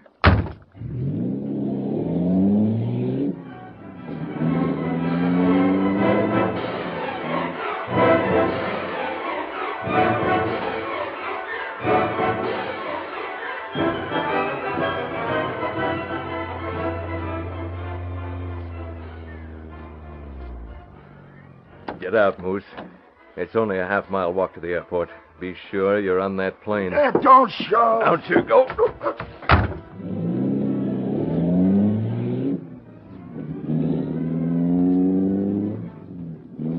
Well, that takes care of him, Kato. Let me out near the airport and then go on home. But, Mr. Britt, I've got to make sure Axford collars Moose.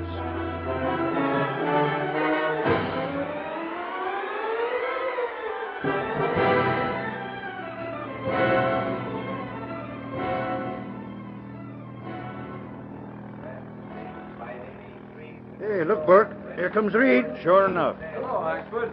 Has the plane arrived? Not yet, Reed. Hi, Mr. Reed.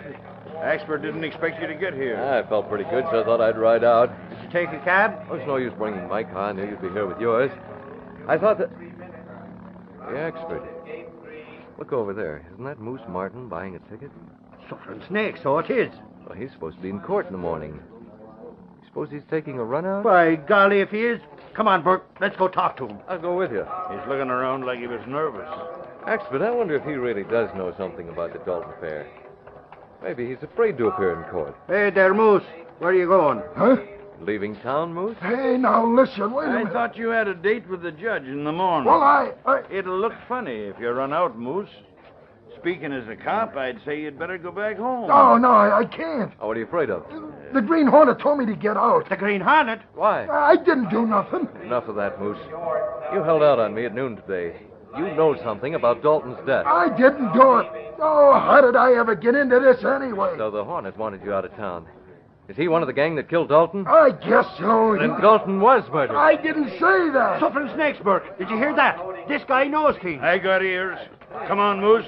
I'm taking you in as a witness. Oh, they'll kill me. They'll kill me if I squeal. Moose, listen to me. If a man's in jail, he can't hurt you. You tell all you know, and the police will start a roundup.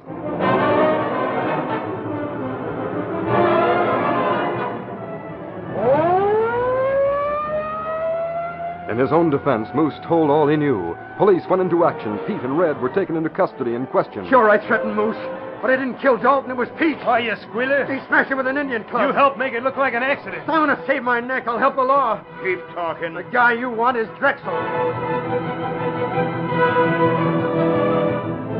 Burke and the officers with him knew where to find Drexel. He was taken into custody, hurried to police headquarters. Here, Drexel. Read these sworn statements. What? Red? Yeah, Red and Pete.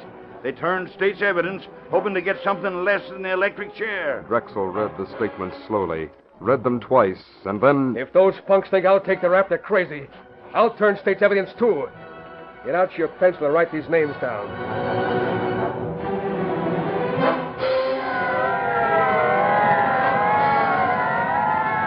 Half a dozen squad cars were in action. One after another, the men who Drexel named were taken into custody. Oh, boy, what a roundup.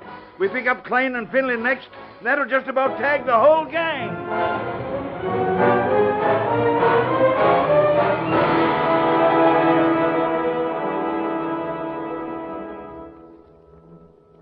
Kato, according to Axford, the police have 11 men in custody. All of them directly or indirectly involved in the Dalton murder. Oh, that's very good. It's better than I expected. Miss Case said she hoped the men in the gang would be made an example of, so the schoolboys who worked for them would see where they're heading. Well, what happened to boys? Well, the boys had no part in the murder. They haven't been tied into the racket. If they'll stay straight from now on, they have nothing to worry about. And, Kato, I think when they read the morning paper and see the bosses heading for the electric chair, they'll realize that crime doesn't pay.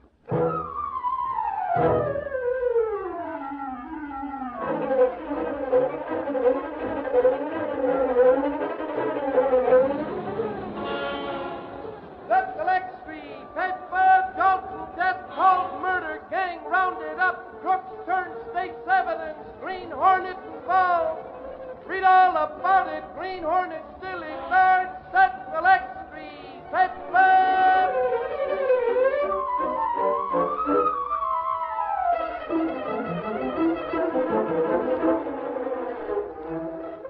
Remember, you can get a model city that looks just like a real city without sending in a single penny. Hurry, go to your grocer's tomorrow. Ask for the Betty Crocker cereal tray, the assortment of Wheaties, Cheerios, and Kicks in individual packages. Right on the Betty Crocker cereal tray is Model City. Remember, Model City is yours without extra cost when you buy the Betty Crocker cereal tray. You've been listening to The Green Hornet, brought to you by the Betty Crocker cereal tray, the cereal assortment of individual packages of Wheaties, Cheerios, and Kicks.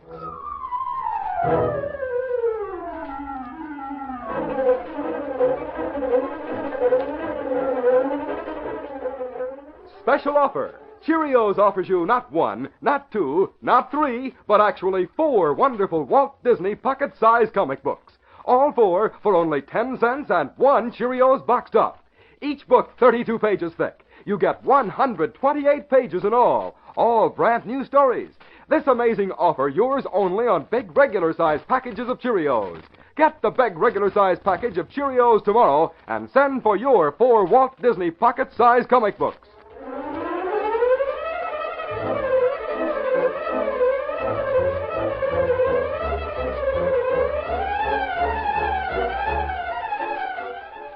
Be with us again next week at the same time when General Mills will again present The Green Hornet. This copyrighted feature originates in Detroit, and all characters, places, and incidents used are fictitious. Hal Neal speaking.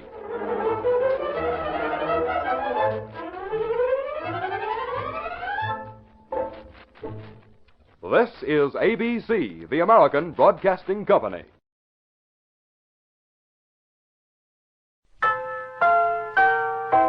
Say, want a brand new breakfast idea? Then get the Betty Crocker cereal tray, the Betty Crocker cereal tray. Yes, indeed. Try the brand new cereal assortment with 10 individual packages in all. 4 Wheaties, 4 Cheerios, 2 Kicks. All top favorites and all extra fresh. Yes, it's fun to take your pick from Wheaties, Cheerios, and Kicks. Get the Betty Crocker cereal tray, the Betty Crocker cereal tray. Get that tray today. And now, the Betty Crocker cereal tray presents...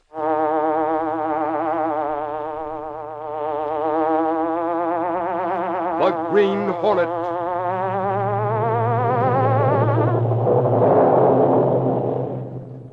He hunts the biggest of all game, public enemies who try to destroy our America.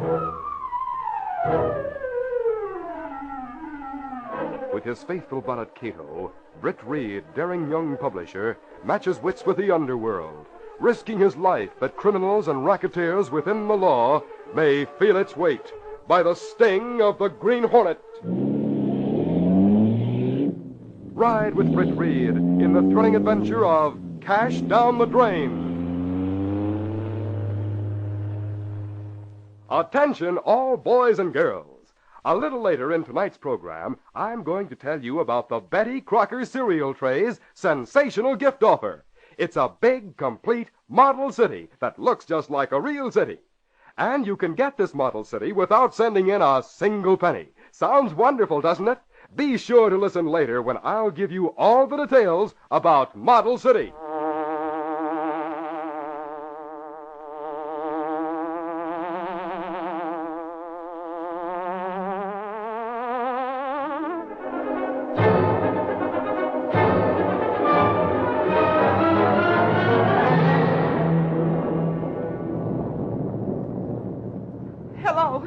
Hello, operator. This is Mrs. John Bates calling.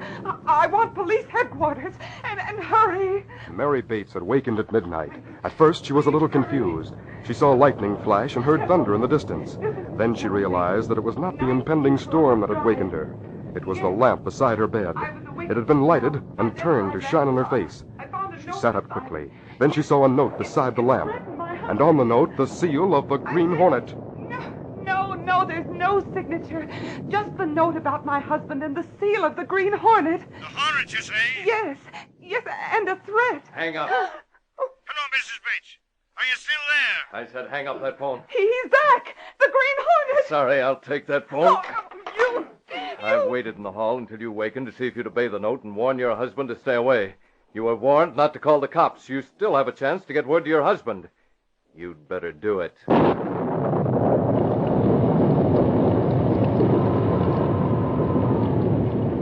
The rain began with a thunderstorm and fell steadily all night. By morning, the streets were flooded, especially in the vicinity of the Daily Sentinel building. Michael Axford came into the city room, wet and angry. Well, Axford, been swimming? Gunnigan, you can save the wisecracks. I'm in no mood for 'em. Look at me. I'm soaked to the skin, including the feet especially. Hey, stand back. Don't trip on my desk. The water's a foot deep at the curb. Yeah, I saw it when I came to work. The sewers are clogged with politics. That they are, by golly. They're clogged. They're clogged with what? Politics, Axford. Politics and graft. And while you're in that dripping mood, you might do a story about it. Now, wait, Gunnigan. Let me get you straight. I've already turned Lowry loose on the story. He's down in the morgue digging up some information. About what? Sewers, Axford, sewers. We spent millions of dollars in this city to get the sewers fixed so they could carry off the water. And we didn't get our money's worth. You're telling me. Look at my feet. Oh, here comes Lowry. Hi, Gunnigan. I got the dope. Hello, Axford. Hi, Lowry. What'd you find, Lowry? There was an assistant city engineer on that sewer project, a man by the name of John Bates. I remember. He tried to tell the engineer that the new system wouldn't work, but he was beating his head against a brick wall. Yeah, I remember when you interviewed him. Bates made some serious charges of graft. Yeah, he said he had proof of all the charges he made, but he wouldn't turn that proof over to us. So, Britt Reed wouldn't publish the Bates accusations. Couldn't risk a libel suit. Where's this guy Bates now? Wait until you hear. He went into a spin trying to prove charges of graft and had a nervous breakdown. Took a leave of absence and went to Bermuda. Oh, no, I remember, Lowry. You blew your top at the time. You bet I did. Bates left town too sudden to suit me. He was in a position to give me a story that'd blow the lid off the city hall. But instead of talking, he took a cruise. What do you make of it, Lowry? I think someone told him to get out if he wanted to stay healthy. Hey, Gunnigan, maybe we can still get that story. Bates is on his way home. He is? Yeah. His ship is due to come in sometime tonight or tomorrow morning. Good, you can meet Bates. Get his story. Holy crow, wait a minute. What's the matter with you? You said Bates. John Bates. What about it? It happened while I was at cops' headquarters last night. Oh, listen, you goon. If you know something, tell it. Mrs. Bates got a warning. A guy went to her place at midnight and left a note telling her to send a message to her husband saying it wouldn't be smart for him to come back to the city. That just about proves there was some fast work in connection with a new sewer project. The boys are afraid of what Bates might tell. Mrs. Bates was told not to call the cops, but she did it anyhow. The Hornet stopped her the first time, but she called them back in spite of threats. What? Who stopped it? The Hornet. Was it the Hornet that left that warning? Yeah. Holy mackerel. Why didn't you say so in the first place? But I... Come on, Reed's got to hear this news.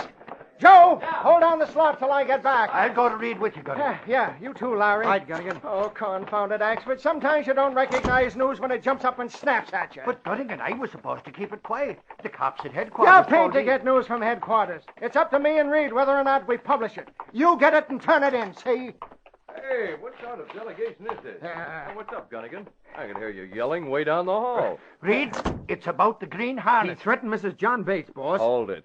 I got the story direct from the Commissioner of Police. You knew the Hornet was The mixed up in commissioner, this? you say? What? If the Green Hornet had known Mary Bates as well as I do, he'd know that his threats wouldn't keep her from turning to the police. The cops will have a dozen plainclothesmen on hand to meet that boat when it comes in. The Bermuda Belle is expected to dock at midnight. Well, there'll be no chance to interview Bates after the ship docks. Larry, I want you and Axford to charter a small boat and go out and meet the Bermuda Belle. Tell Bates that Wagstaff has maneuvered him out of his job as assistant engineer. Likewise, we'll tell him that the Green Hornet threatened his wife last night. Lightly acting on Wagstaff's orders. Bates has a story, and we want it. Go get it.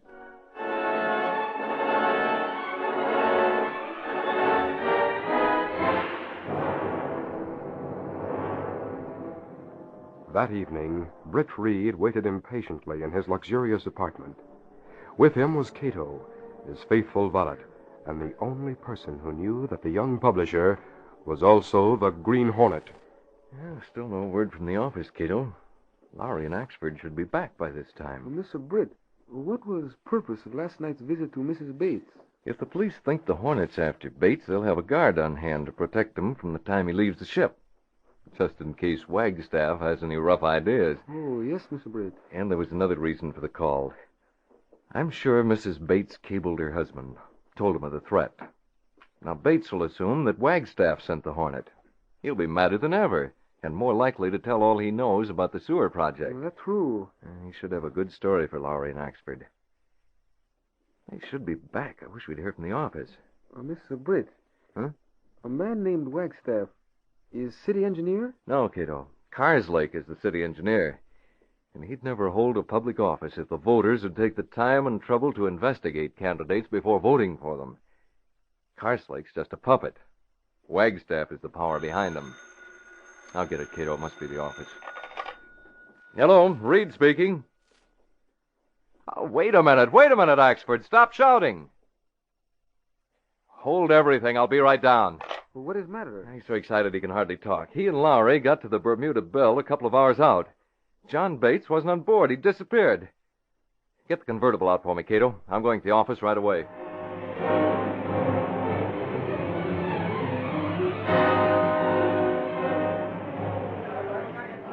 Hey, where's the pics on Bates? I'm waiting for him. This paper's a daily, not a weekly.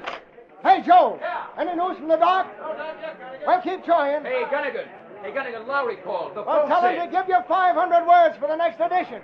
Then interview the captain for a follow-up. Gunnigan, what are you doing here at this time of the night? Oh, hello, Reed. Lowry called me at home, and I came right down. The Bates disappearance is too big for the lobster ship to handle. You got the story under control? Yeah. Brief me. Lowry and Axford met the Bermuda Belle. Bates wasn't on board. He'd been on board, but he just disappeared sometime since noon. What about his cabin? Messed up. Looked like a struggle. Hey, Brewster, yeah? What about that head? Makeup's waiting for it. Coming right out. Reed, it's one more for the Green Hornet. What? Plain as day. The Hornet made a threat last night. Mrs. Bates ignored the warning, called the police. So, somehow, the Hornet got to the Bermuda Belle and got John Bates. Now, hold on, Gunnigan. Can't deny it, boss. It's murder. Where's that head? All set, Gunnigan. 8-column banner and a 2-column drop. Here, let me read it. Green Hornet on high seas. Bates' disappearance follows threat. Green Hornet strikes again.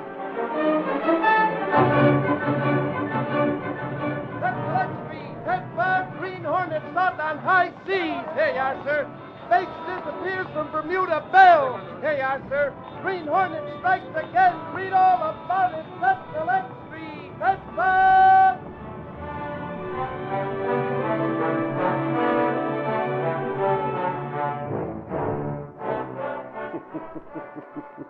Read all about it, Carslake.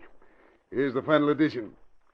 You and I owe this Green Hornet a vote of thanks. Not so loud, Wagstaff. Don't worry. My office is quite soundproof. Here, you want the morning paper? No, I read all the papers at breakfast. That's why I came here. Tell me, Wagstaff, what's the inside story? You know as much as I do. Bates has disappeared. That's all there is to it. You didn't send the Hornet to get him? I don't know anything about the Green Hornet. You planned to have some men waiting when Bates came off the boat. They were on hand, but there was nothing for them to do. Bates wasn't on the boat. It's a good thing, too. The law was out in force. Yes, but we don't know that Bates is dead. Now, Carslake, don't worry about it.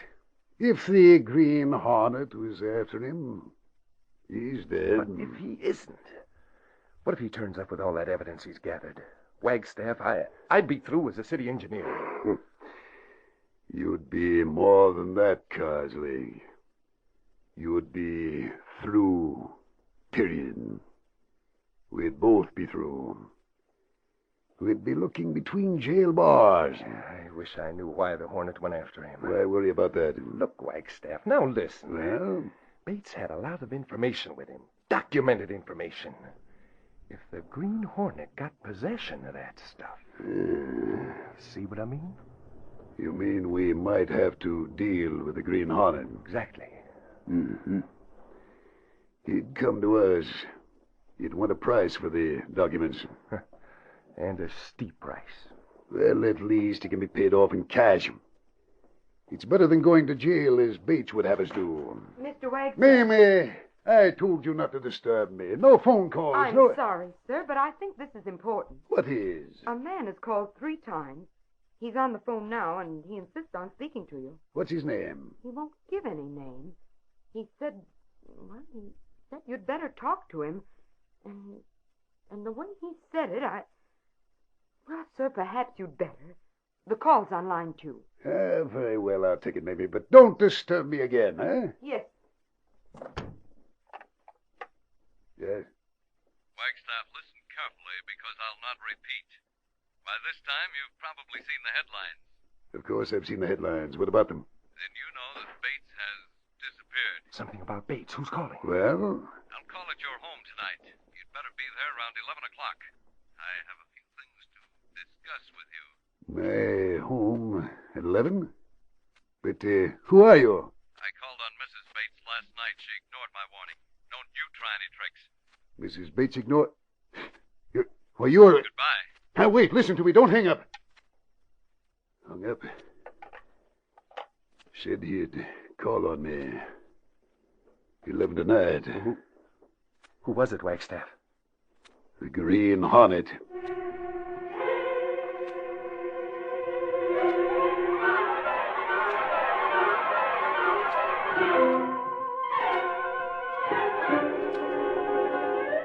We'll continue our story in just a moment. Attention! Attention! Come closer to the radio. Here's the big Model City news. While this big gift offer lasts, you can get a terrific Model City that looks just like a real city. You can get it without sending in a single penny. Think of it, a Model City complete with modern business buildings, different style houses, automobiles, trucks, garages, even fences and billboards, all yours without sending in a single penny. You'll have all the fun of building Model City, too. All the fun of watching it grow as you finish one model after another. And it's easy. No pasting or gluing needed. Many slots pre-cut. You just cut out and assemble. Think of getting all this without sending in a single penny. It's true, there's no money, no box tops, no coupons to send in. Model City is waiting for you right now at any grocery store. How do you get it? Just get the Betty Crocker cereal tray. The assortment of individual packages of Wheaties, Cheerios, and Kicks. Model City is right on the Betty Crocker cereal tray. There are so many different buildings, I couldn't begin to tell you all about Model City, but here's just one avenue. It's 4th Avenue. There's an auto sales store, a pet store, a big modern 5 and 10 cent store, and the Model City police station. Everything complete, even storage sheds in back of the buildings and awnings in front. How about houses? Well, Model City has all kinds of different styles. They're 2-story, 1-story, modern, old-fashioned, brick, shingle, stone. Moreover, many houses have separate garages with automobiles. What fun you can have building Model City. And when it's complete, you can rearrange the avenues to make different kinds of towns. Use your toy automobiles and airplanes, electric trains. Hurry! Be one of the first to get Model City. Just go to your grocer's. Buy the Betty Crocker cereal tray. The assortment of Wheaties, Cheerios, and Kicks in individual packages. Model City is right on the Betty Crocker cereal tray. There's nothing extra to buy, no box tops, no coupons, no money to send in. Just get the Betty Crocker cereal tray. On it is Model City. See your grocer tomorrow and get Model City.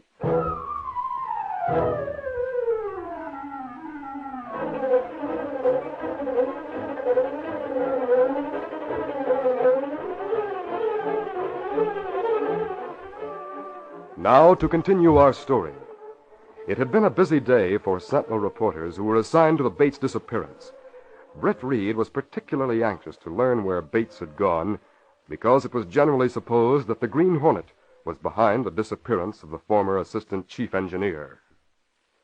That evening in his apartment, Britt began work on a plan of attack. He called Kato to prepare the next move. I hope Mr. Axford does not come in while we are out. Axford will be tied up at police headquarters in the Sentinel office. We needn't worry about him. Besides, he thinks I'm going to a party tonight. Oh, that's good. Well, what is planned? Kato, if Wagstaff had been on the level, he'd have told the police about my phone call.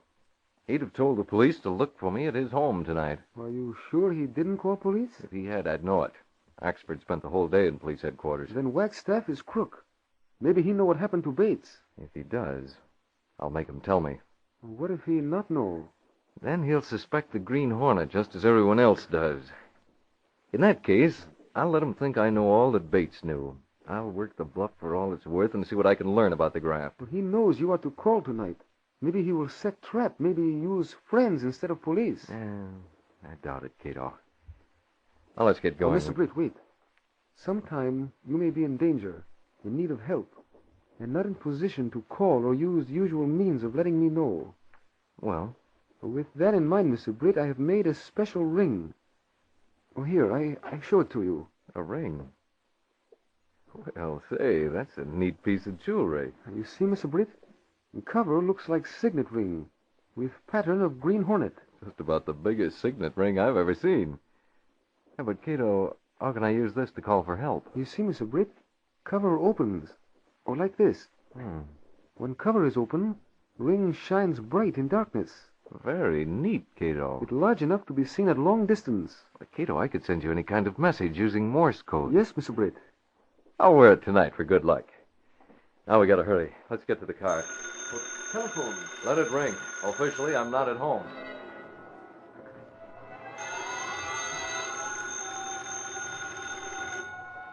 The phone in Britt Reed's apartment rang repeatedly.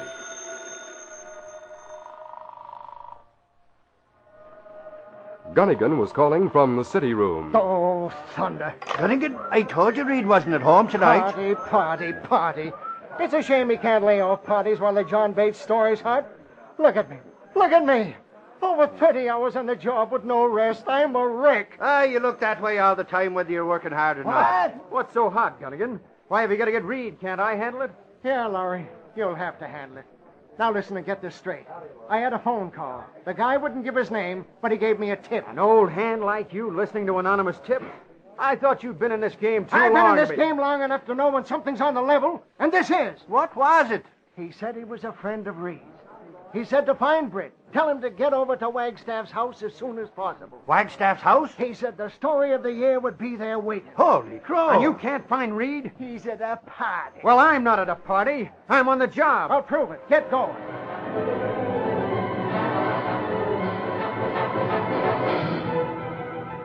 Lowry and Axford made good time through the city streets and the suburban area toward Wagstaff's luxurious home. The black beauty of the Green Hornet was far ahead and making even better time toward the same destination. I know Wagstaff's house, Kato. I know where I can leave the car behind the house in case we have to make a fast getaway. Well, I will watch house, Mr. Britt. I will stand so I can see. In case you need to signal for help with new ring, be sure you shield ring from light. Ring glows only in dark. Fine, Kato. If I need help, I'll let you know. You may be trapped. I don't think Wagstaff will try anything. Oh, there is house. Yes. That room at the rear on the first floor is the study. It looks as if Wagstaff's waiting for us. Come on.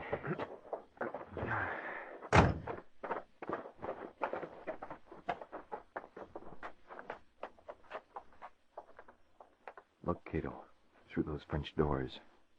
Wagstaff already has a visitor. One who holds a gun.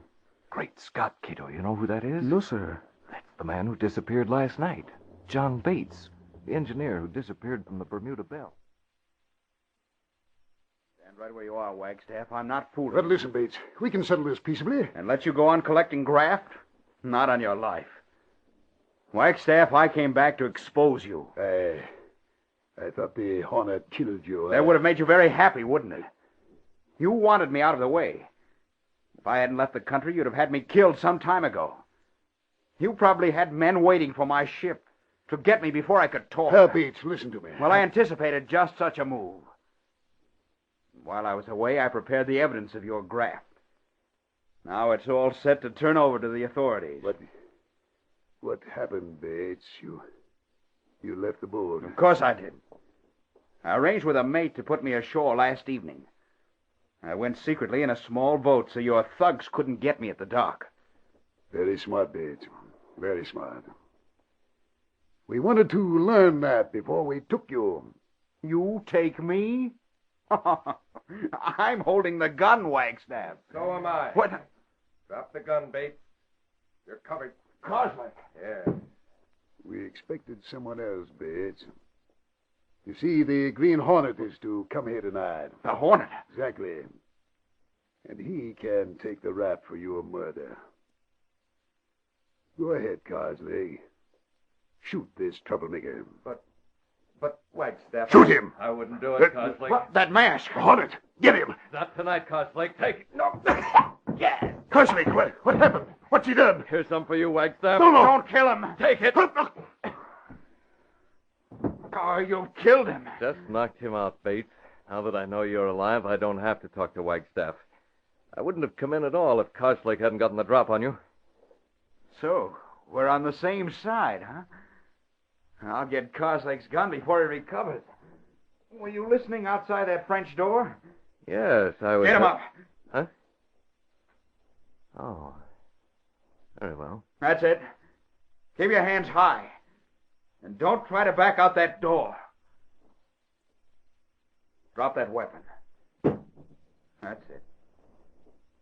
I came back to clean up this city. I've evidence to put Wagstaff and Carslake where they belong. And now I have the Green Hornet. I've hit the jackpot. Bates, listen No. to me. You'll stand right where you are until the police get here. I've already called them. Also Britt Reed. Britt Reed? Of the Sentinel. He or some of his reporters will be here to see that the law follows through. There'll be witnesses when the police get my documented evidence. Sounds as if the police have already arrived. Britt heard men enter the front of the house and felt that the end was at hand.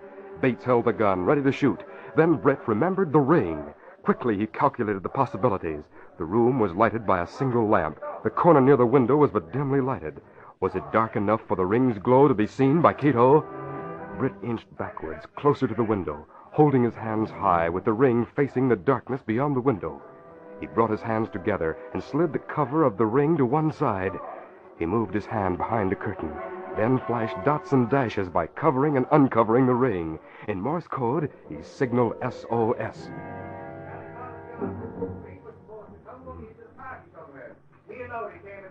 Axford and Lowry. Hold still and don't try anything. Come on, boys. There's a light back here. The police coming for you, Hornet. Britt kept signaling, fighting to hold his poise. He wondered if Kato, outside in the darkness, could see the signals. Here they are. Hey, look! Stop and stay. The Hornet. Take him. He's all yours.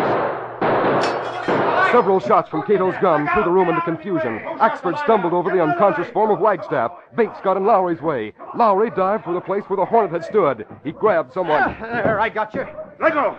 Let go, you fathead. It's me. It's me you got. Here's the light. Just a second. Where is he? There he goes. Look, he and a pal are running toward that car. Shoot him, Burke. Shoot. He's getting away.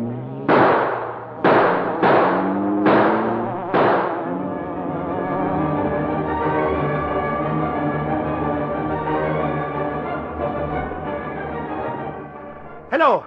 Hello, Gunnigan. Is that you? Well, this is Axford calling. Now listen, hold everything. Me and Lowry are coming in with the story that'll knock you out of your chair. We got Bates, and Bates got Wagstaff and Carslake. And that's not all. There's evidence to put the Spalpeens away for keeps. Line up the relay, boys. We're coming in.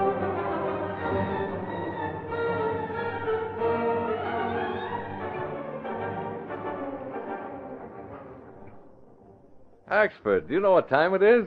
Yes, I know, Reed. That's tired I am. But didn't you get home early? I thought you'd be out dancing all night. No, Axford, it wasn't a dancing party. What have you been doing? Reed, he got away again. He? I'm talking to the Green Hornet. Oh, yes, I was talking to Gunnigan. He gave me the story. Oh, but don't worry, Axford, you got Bates. Yeah, and Bates had what it'll take to put Wagstaff and Carslake in the who's go and expose the graft on that sewer project. Well, I'd say that's enough for one evening. Got it, Reed? You should have been in on it with me. It's too bad you left so early. Gunnigan called on the phone. Come to think of it, Axford, Kato did say something about a ring just as I was leaving the apartment. About 10:30? Yes. That was Gunnigan ringing. Oh, I thought Kato was referring to another ring. One that was much more important to me.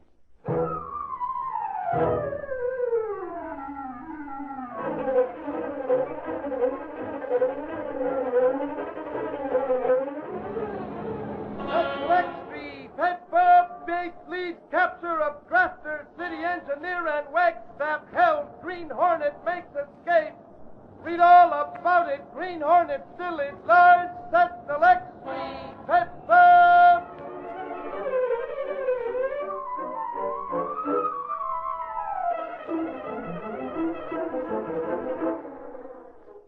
Today, General Mills pays special tribute to the Campfire Girls. During the next several weeks, these smart young ladies will be learning what makes up a good breakfast and how to prepare it. And they'll be having fun learning, as Campfire Girls always do. General Mills wishes all success to your Better Breakfast campaign, Campfire Girls. You've been listening to The Green Hornet, brought to you by the Betty Crocker Cereal Tray, the cereal assortment of individual packages of Wheaties, Cheerios, and Kix.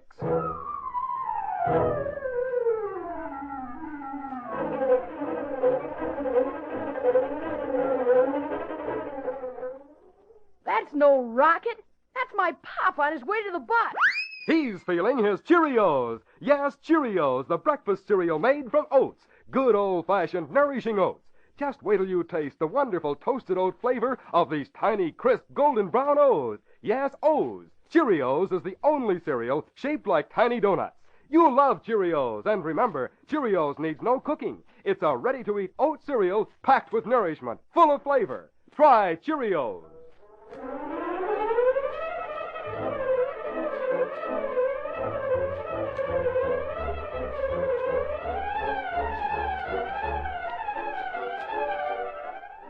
Be with us again next week at the same time when General Mills will again present The Green Hornet.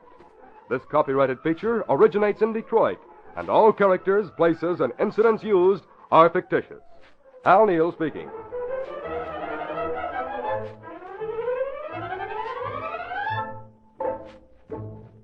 This is ABC, the American Broadcasting Company.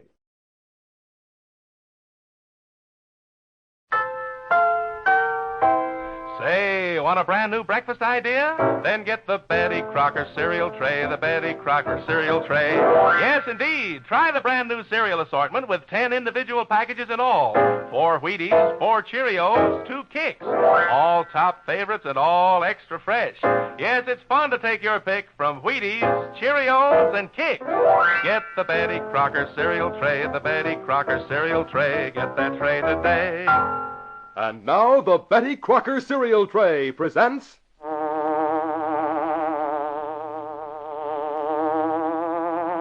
The Green Hornet.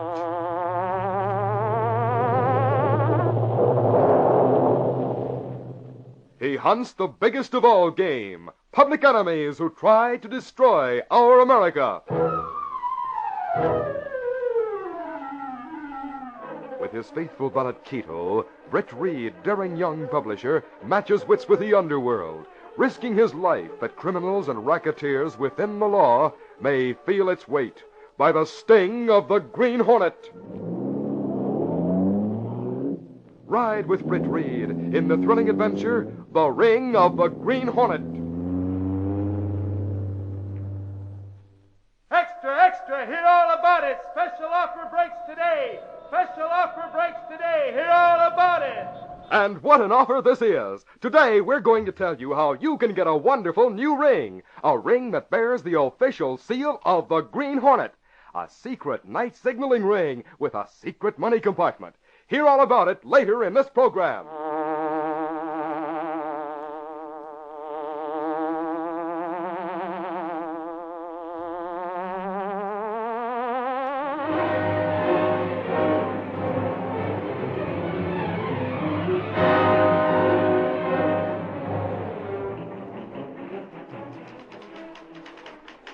Miss Case beat against a deadline as she tapped the keys of her typewriter.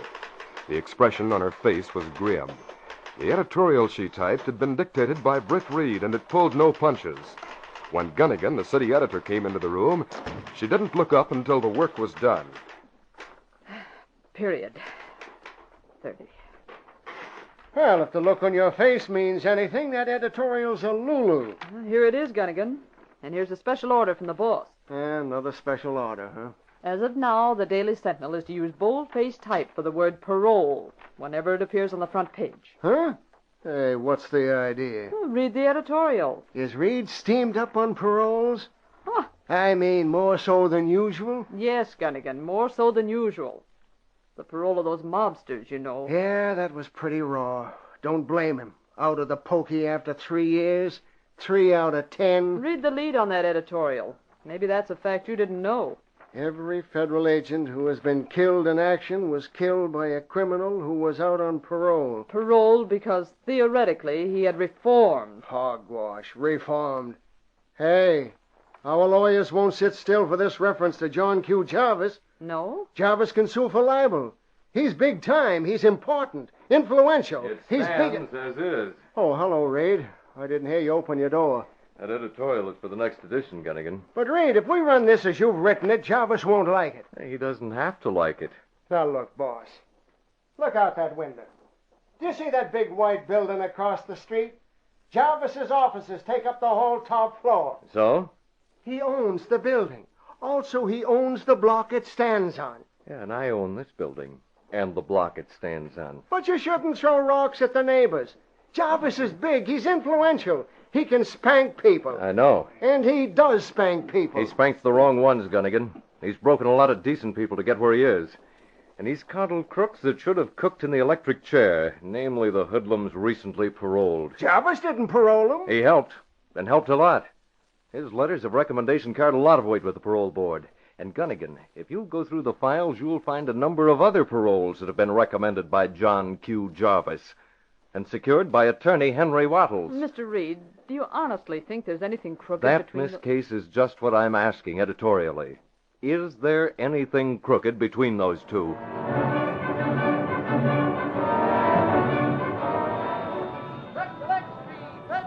Publisher charge of racket in parole. Hey, I sir, crooks get break. Hey, I sir, read all about it. Sentinel X Street.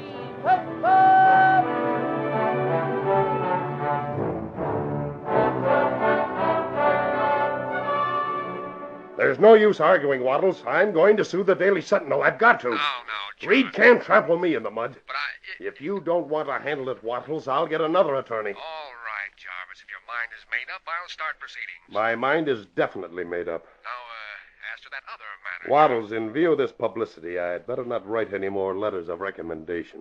Joe's counting on you. You'll have to get Joe out without my help. Jarvis, he took the rap and kept his mouth shut. If he talks, a lot of your friends will be, well, shall I say, embarrassed? Wattles, can't you get the parole without a letter from me? I'll need all the influence I can get. I won't use your letter unless it's necessary, but I must have it just in case. Money is no object to Joe, you know that. Very well, but I don't like to do it. Joe's going to have to pay through the nose because you know what the situation is. Yes. I have to spread the cash out about 4 ways. There's $10,000 in it, Jarvis. That's a pretty sweet plum for you. For me, nothing. I have to sweeten a number of people out of that money, and you know it. Yes, I know. The letter of recommendation is just the front. What really counts is cash on the line. So send your man to my home tonight around 10. And be sure he has $10,000 with him. I'll give him the letter. Right. Hold the line a minute, Wattles. Yeah. I want to make sure nothing will interfere with that appointment tonight. A shrewd expression crossed the hard, bleakly lined face of the influential John Q. Jarvis. He laid the phone gently on his desk pad, then moved silently across the deep rug and opened the door to his outer office. He stood there for a moment, his cold eyes fixed on the slender girl, holding a phone to her ear while she cupped the mouthpiece. Listening in, Miss Howell. How interesting. Mr. Jarvis, Excuse me. Hello, Wattles.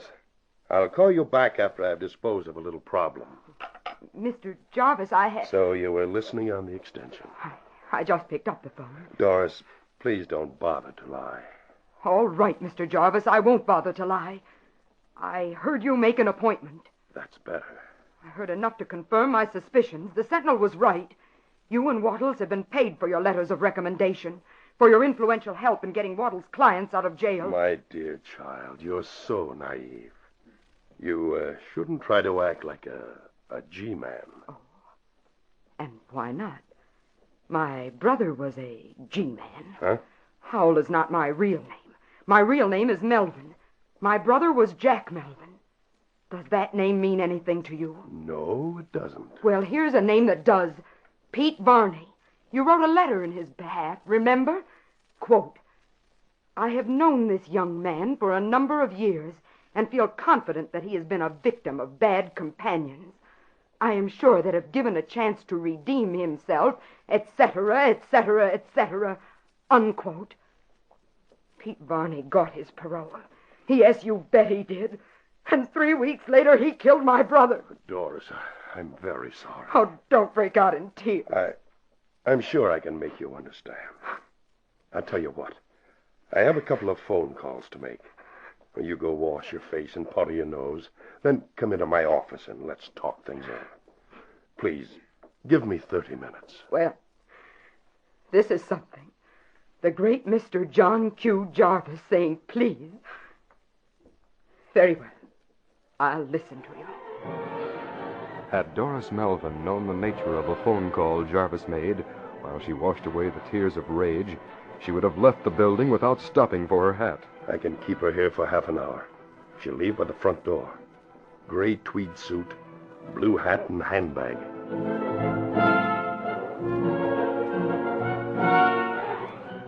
No, Mr. Jarvis, you have not made your point. I mean what I said half an hour ago. I'm going to the Daily Sentinel with what I know about you. And don't you try to stop me. At that moment, directly across the street in another large building, Britt Reed stood at the door of his office. I may be gone all afternoon, Miss Case. You can probably reach me at the Civic Club. Very well, Mr. Reed. And you might tell Gunnigan that I haven't changed my policy. I want to keep hammering at the parole racket. You tell Gunnigan what I said still goes.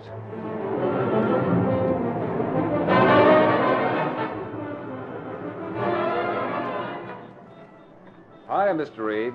Hello, Sam. My car been brought around yet? Oh, no, sir, not yet. Oh, Mr. Reed. Hey, who's that? Who called me? Oh, I don't know. You, Mr. Reed. Oh, there she is, across the street. That girl in the gray suit. Ah, neat trick, eh, Mr. Reed? Suppose I'll have to wait up. Hey, look out there! Hey, look out! Get back on the curb! Holy smoke, she's hit hard. Get that car. Get the number. Come and call the doctor. How did it happen? Keep back, all of you. Let me through, please. Don't try to touch her. Don't anyone move her. Oh, gosh, Mr. Reed. Sam, go into the lobby of the Jarvis building and call an ambulance. You're right, Mr. Reed. Mr. Reed, Take it easy. Lie perfectly still. We're going to get help for you. No use. Listen, something to tell you. Keep back, keep back. Mr. Reed knows what he's doing. Calm down. Listen, I was killed because of what I knew. What do you mean? Closer. Then closer. Yes? Waddles. Jarvis. Tonight. Waddles paying to get letter. What's that? Jarvis house tonight at 10. Letter for Joe Carter. Let me through there. Let me through, I tell you. I'm John Q. Jarvis. I saw that accident. Oh, you're here, eh, Reed? Yes, Jarvis. I was the first to reach this young lady. Saw the whole thing. Saw the whole thing from my window. That driver must be caught. Hit and run, fine thing. Streets aren't safe anymore. Do you know this young lady? Know her? Yes, of course I do. She worked for me. How badly is she hurt? She's dead. No, you don't say. Did she say any, did she, make any request? I mean, was she able to talk? I guess she was killed just about instantly.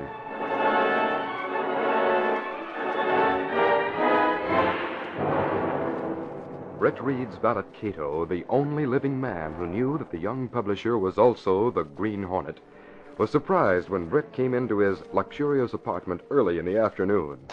He was even more surprised at Britt's intense manner. What is it, Mr. Britt? Kato, we have a lot to do this afternoon. I have some information about Jarvis.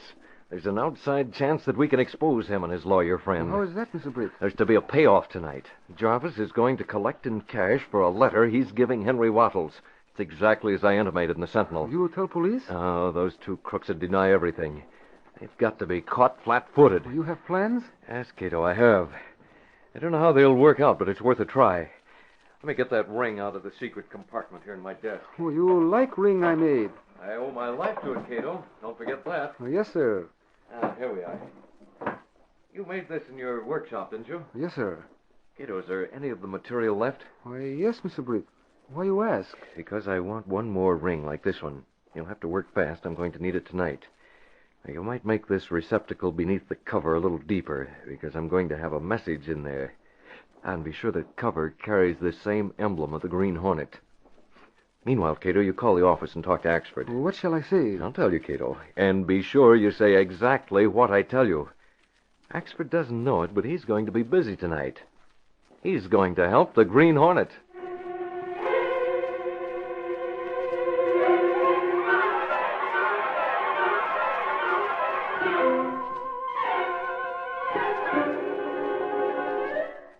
We'll continue our story in just a moment. Attention, please. It's here now. Right now, the Betty Crocker cereal tray offers you one of the most amazing rings we've ever seen. It's the official Green Hornet ring. It's the official Green Hornet ring. It's a secret night signaling ring. A wonderful ring for every boy and girl in America. Yes, a secret night signaling ring. You can use it to send secret messages to your friends at night. The darker the night, the better it works. The way it works is terrific. It uses no batteries, no wires, no bulbs of any kind. Yet shimmering light waves shine from the secret signal radiator in a mysterious, clearly visible, bluish-white glow. The signal radiator of this ring is something sensationally new. It's powerful, new, luminous plastic. Over this amazing secret signal radiator is a swinging shutter, so you can make up a code of your own to send secret messages. For instance, one long flash followed by one short flash might mean, danger, don't move. We honestly believe this is the most remarkable ring ever offered on any radio program. It's not a copy or an imitation. It's exactly like the ring worn by the Green Hornet and Kato in the Green Hornet stories. It even has the official seal of the Green Hornet embossed on top.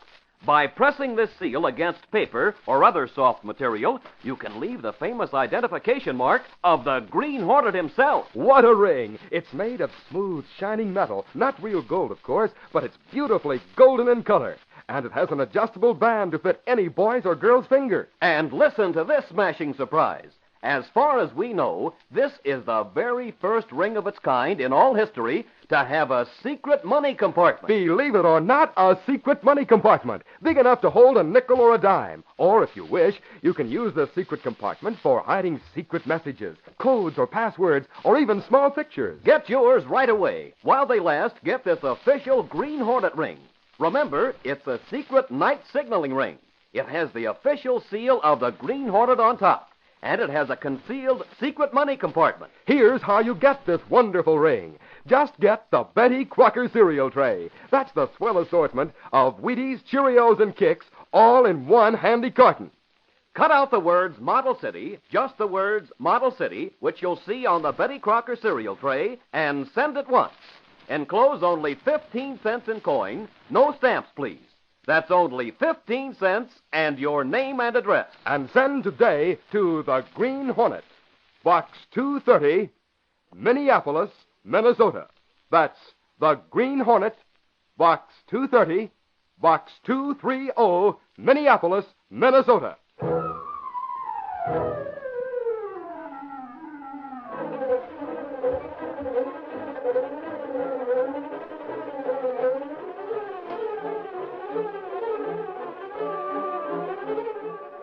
Now back to our story.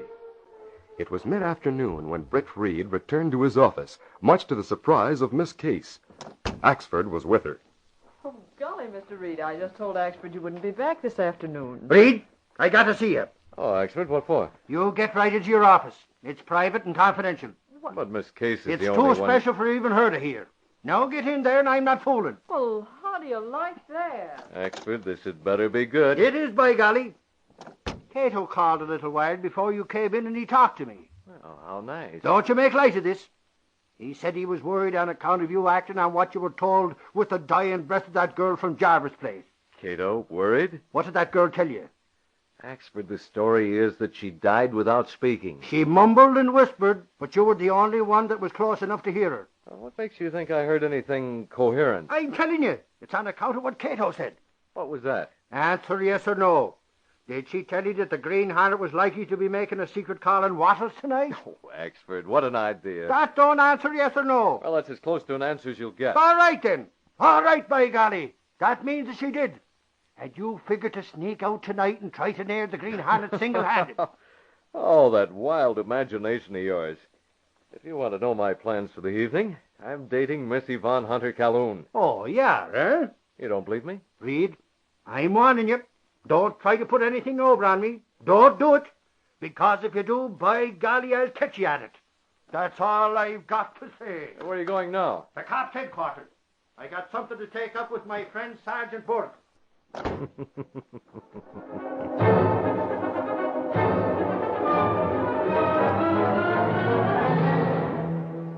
At At dinner that evening, Britt Reed talked about his date with Yvonne Hunter Calhoun. Axford nodded with a knowing grin.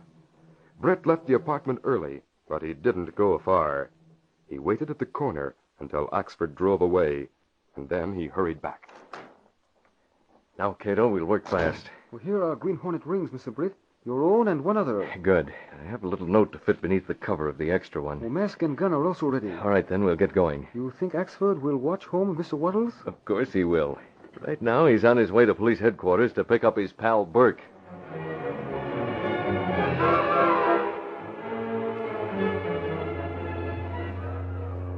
The car of the Green Hornet was stopped not far from the home of John Q. Jarvis. There, Britt Reed and Kato waited in the darkness, watching the front door of the Jarvis home. They saw a messenger arrive. Delivering the money, Kato, picking up the letter. We'll wait until he's gone, and then we'll act.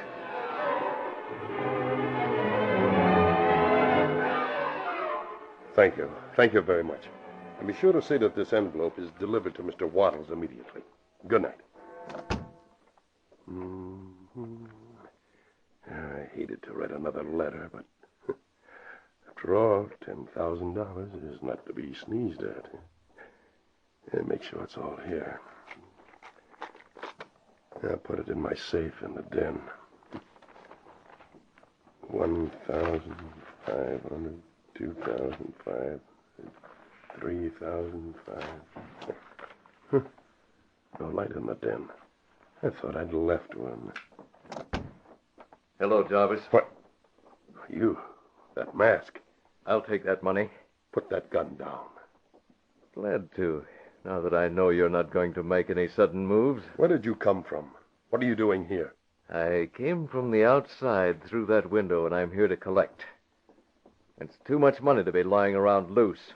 Give it here. No, I'll show you why you'll not get out as easily as you got in. The two struggled frantically in an effort to get the upper hand. Jarvis didn't know that this was part of the Green Hornet's plan. He didn't know that the athletic figure made sure that a ring slid from his finger and fell to the floor during the struggles. More nerve than I thought, Jarvis, but you won't hold me.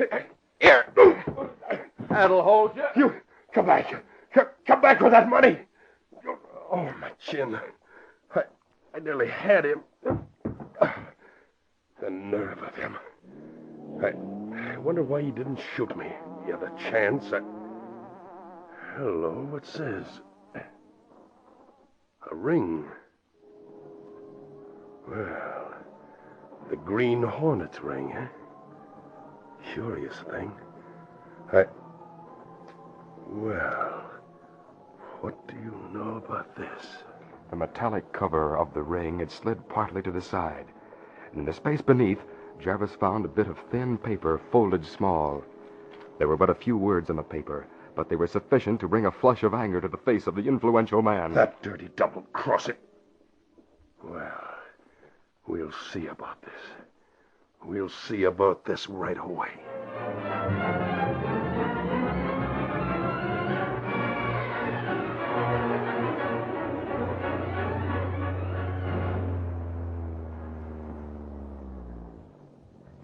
I'll get out here, Kato, and walk to the garage for my convertible. Yes, Mr. Britt. Oh, hand me that envelope. I'll drop it in the mailbox. An anonymous contribution to the orphan asylum. 10,000 will help a lot. Yes, sir. From now on, Kato, the success of the Hornets' plan depends on Axford. You put the Black Beauty away and go to bed. Have a date with Yvonne Hunter Calhoun. Don't wait up for me, Kato. I'll be late.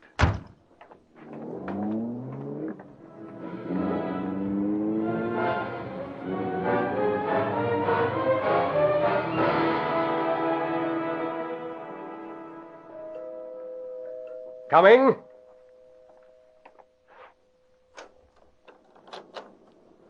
Jarvis. Surprised to see me, eh, Wattles? Well, rather. Will you come in? You bet I'll come in. What's the matter with you, Jarvis? Did you receive the letter you wanted? Yes.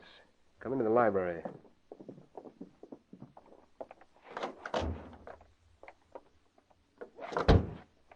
Where is the letter? It's in my desk, right over here. I intended to take it to my office in the morning. Very interesting. See here, Jarvis, what's eating you anyway? If you have a chip on your shoulder, you better speak up. To the tune of $10,000, eh, Wattles? You're in league with the Green Hornet. Well, of all... Don't deny it. He lost this ring in my home. Your orders were inside. My orders? What do you mean? This note. Watch until you see messenger leave Jay's home. Then pick up 10 grand. Signed W. That message was inside the ring. No. Liar. What? Put down that gun. Give me back that letter I wrote. But I haven't got your money. Pretty smart, Waddles. Pay me $10,000 for a letter, then send the Green Hornet to get it back. Now, where's that letter? You're the one that's trying to pull a fast one, Jarvis. You got your 10,000, and I propose to keep the letter you wrote. You forget that I am holding a gun. Jarvis, I've left a message.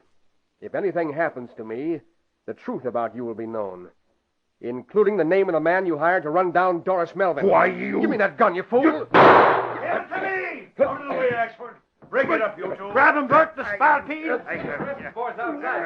Hey, what's this? Police! Let go of me! Not on your life, you spalpeen. Take your hands off me. Let me go, do you hear? Take it easy, Waddles. There'll be no more shooting. Get back to him. Oh. Now be standing still. Ted, you go into that desk. See if you can find the letter these two were speaking about. I sure will, Bert. What's the meaning of this? Where did you come from? Waddles, me and Burke heard you two. So, you're paying Jarvis for letters that'll help get crooks paroled. Hey, here's a letter signed by Jarvis. Good. Listen to this. I've known this young man for a number of years and feel confident that he has been a victim of bad companions. Ho-ho! Save the rest. That'll make good reading for the district attorney. By golly, it'll make good reading in the Daily Sentinel. Let me at that phone.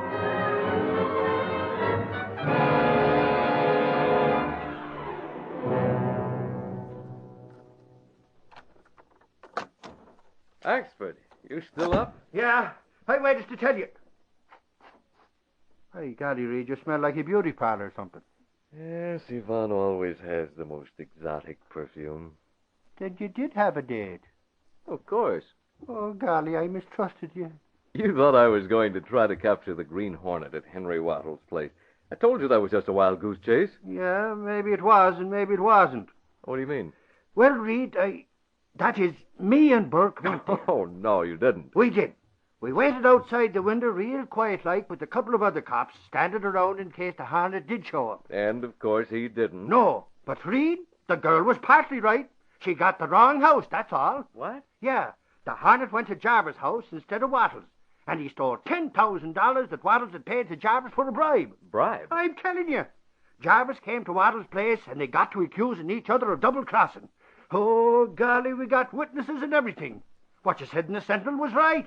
And Reed, on top of everything else, we found out that Doris Melvin was murdered. Murdered? That she was. Wattles and Jarvis saw that the game was up, and each one told all he knew about the other. The cops have got the name of the guy that Jarvis hired to run down the girl. They'll have him before morning. Fine. Yes, sir, Reed. Me and Burke got the goods to smash the parole racket. Yeah, but Axford, where does the Green Hornet come into the picture? Well, we don't know that, Reed. That's the funny part of it. He got into the picture all right enough and got out with $10,000. But neither Jarvis nor Wattles do a blame thing that'd lead us to the Green Hornet.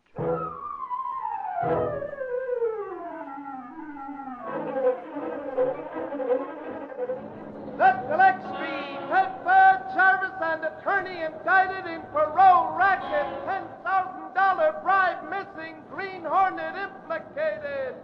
Read all about it. Green Hornet still at large. Set Gillespie, Pepper.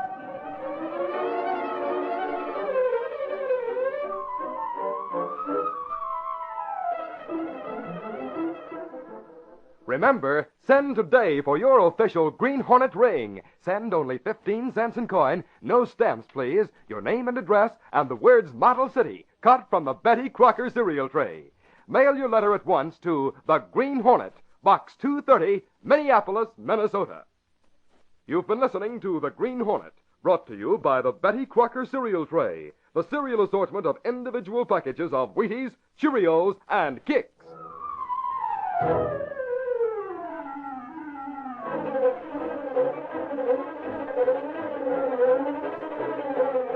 It's a feather in your cap to wear a red feather, because that red feather means you're a good neighbor. You've given to your community chest. The call for help comes only once a year, yet this friendly service, day after day, month after month, makes your community a better place to live. Actually, nearly half the families in your town benefit directly from Red Feather Aid. The others all benefit indirectly. So give generously when the community chest calls on you. Remember, everybody benefits, everybody gives.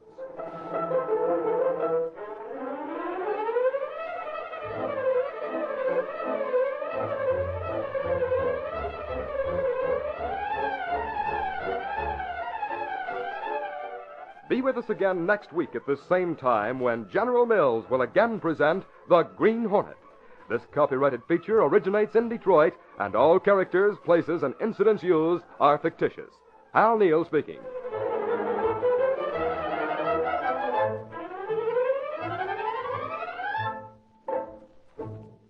This is ABC, the American Broadcasting Company.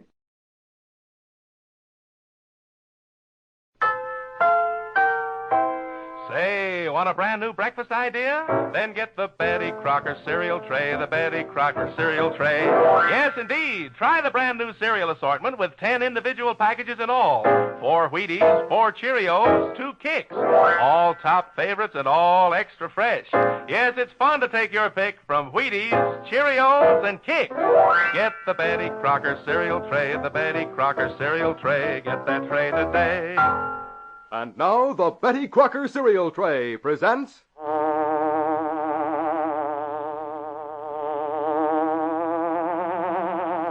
The Green Hornet.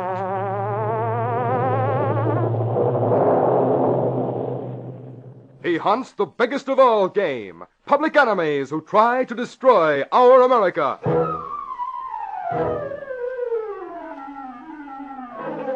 With his faithful valet Kato, Britt Reed, daring young publisher, matches wits with the underworld, risking his life that criminals and racketeers within the law may feel its weight by the sting of the Green Hornet. Ride with Britt Reed in the thrilling adventure of High Pressure. Extra, extra! Betty Crocker cereal tray now offers official Green Hornet ring. Get yours now!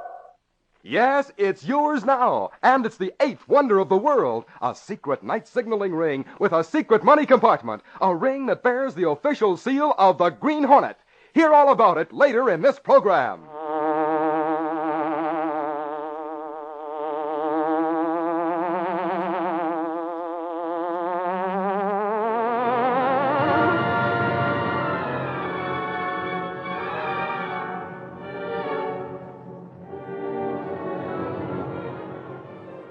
Britt Reed's father, after retiring from active management of the Daily Sentinel, went west to take life easy.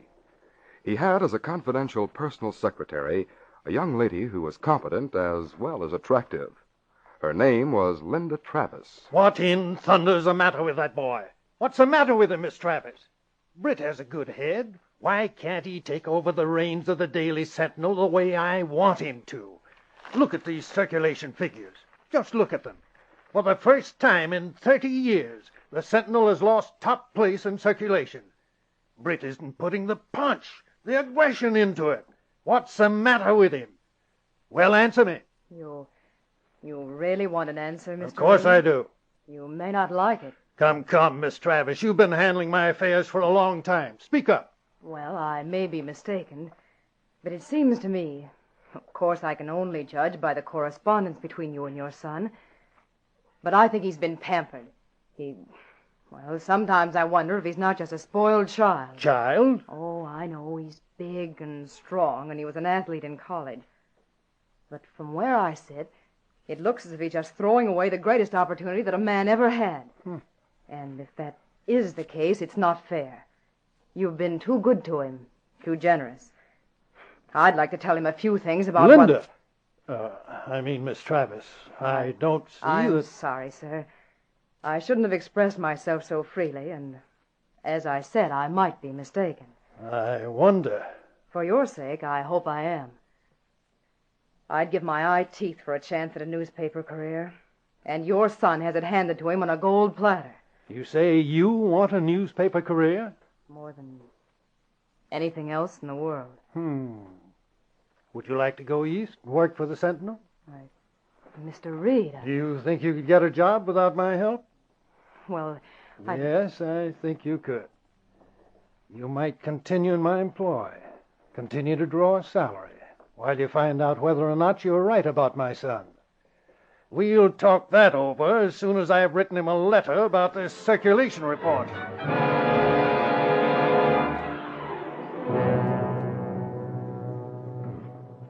You not like breakfast, Mr. Britt?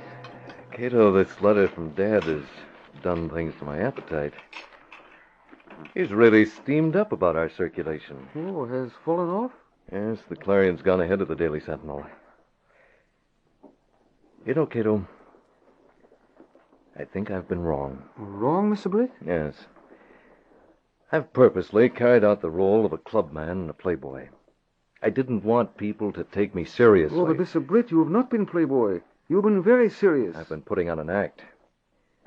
I was afraid that if I took a serious attitude, someone might put two and two together and associate me with the Green Hornet. Oh, but Mr. Britt, I don't... The Sentinel's had all the scoops on the Green Hornet. Oh, that's true. From now on, Kato, I'll have to take that chance. This letter from Dad puts things in a different light. I've got to stop acting like a playboy and be myself. Gunnigan, Miss Case, Axford, Lowry, all of them. They're beating their brains out trying to put the Sentinel over. They all think I'm letting them down. They're loyal because of Dad, not because they like me. Oh, I think you are wrong, Mr. Britt. Well, confound it, Kato, they may like me, but they don't respect me. And starting today, things are going to be different. The Daily Sentinel is mine, and I'm going to run it. As soon as I get to the office, I'm going to give Miss Case a few letters, and by noon, the gang at the office will know they have a new boss.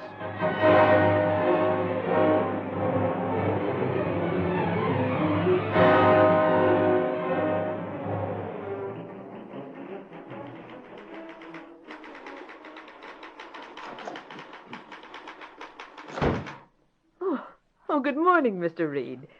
Aren't you earlier than usual? No, Miss Case. I'm 1 hour late. I beg your pardon. Any calls? Well, the secretary of the Civic Club called to remind you of a committee meeting. Phone and tell him I can't attend the meeting today. Then write a letter to the effect that I'll have to resign from the golf committee. Express the usual regrets. Pressure of business. Pressure of business? Send another letter to the country club explaining that I'll be unable to take part in the bridge tournament.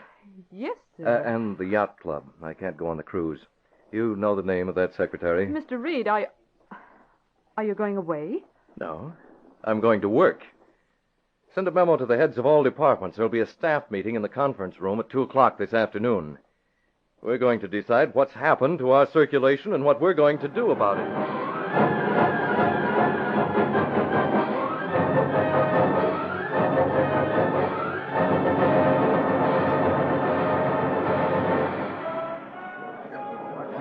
Gunnigan, the veteran city editor, was skeptical when Britt Reed's secretary passed the word about the young publisher's resignation from many club activities. What's it all about, Miss Case? Has he had a sudden burst of energy or something? Maybe he's been taking vitamins. Now, look, Gunnigan, he's not fooling. Maybe he's at last found himself. I'd sure like to believe it, but I've got to be shown. I tell you, Casey, Britt's old man was one of the hardest-hitting men of the publishing business. He was a natural. If I thought Britt had half the punch, I'd be with him all the way. Gunnigan, he has. I wonder. Well, here, Casey. Take this story into him and see how he wants it handled. We'll see how much punch the boy's got. Well, what's that? Well, Steve Broderick has walked out on the tunnel they're building beneath the river, and he won't give any explanation. Is that all you know about it? I was just thinking about the way Reed's father would go after it. Oh, boy, there was a newspaper man. He'd get the same hunch that I've got. And believe me, sister, he'd find a way to get his teeth into the dirty work that's going on beneath the river.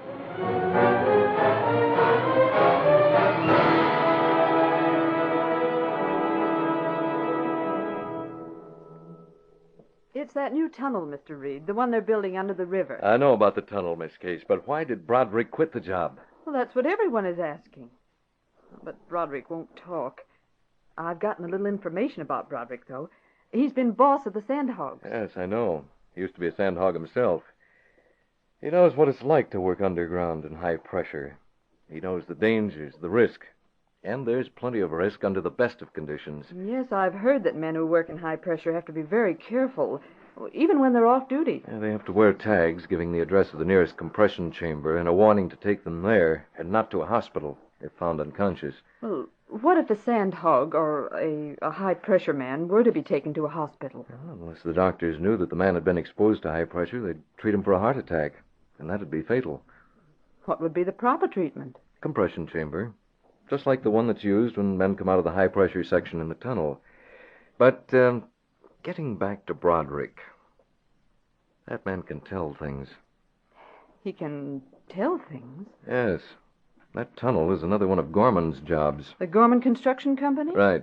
And everything that Gorman has done has been shady.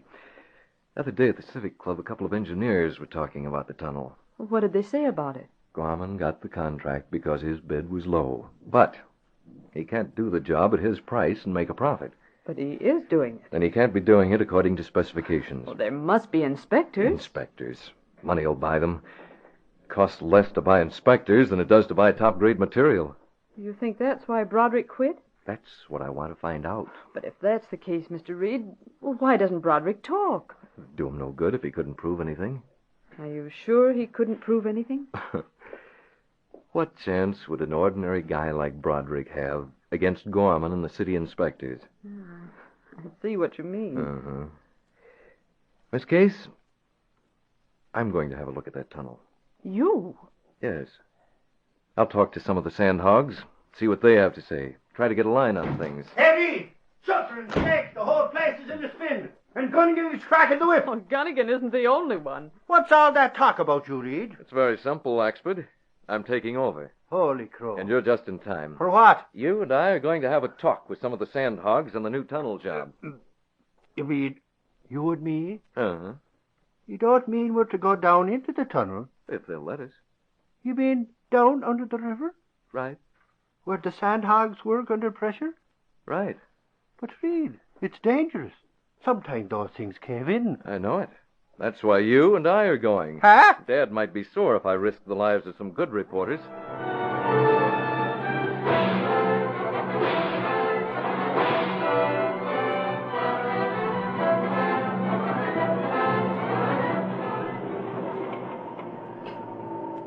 Now, listen to this, Mr. Reed.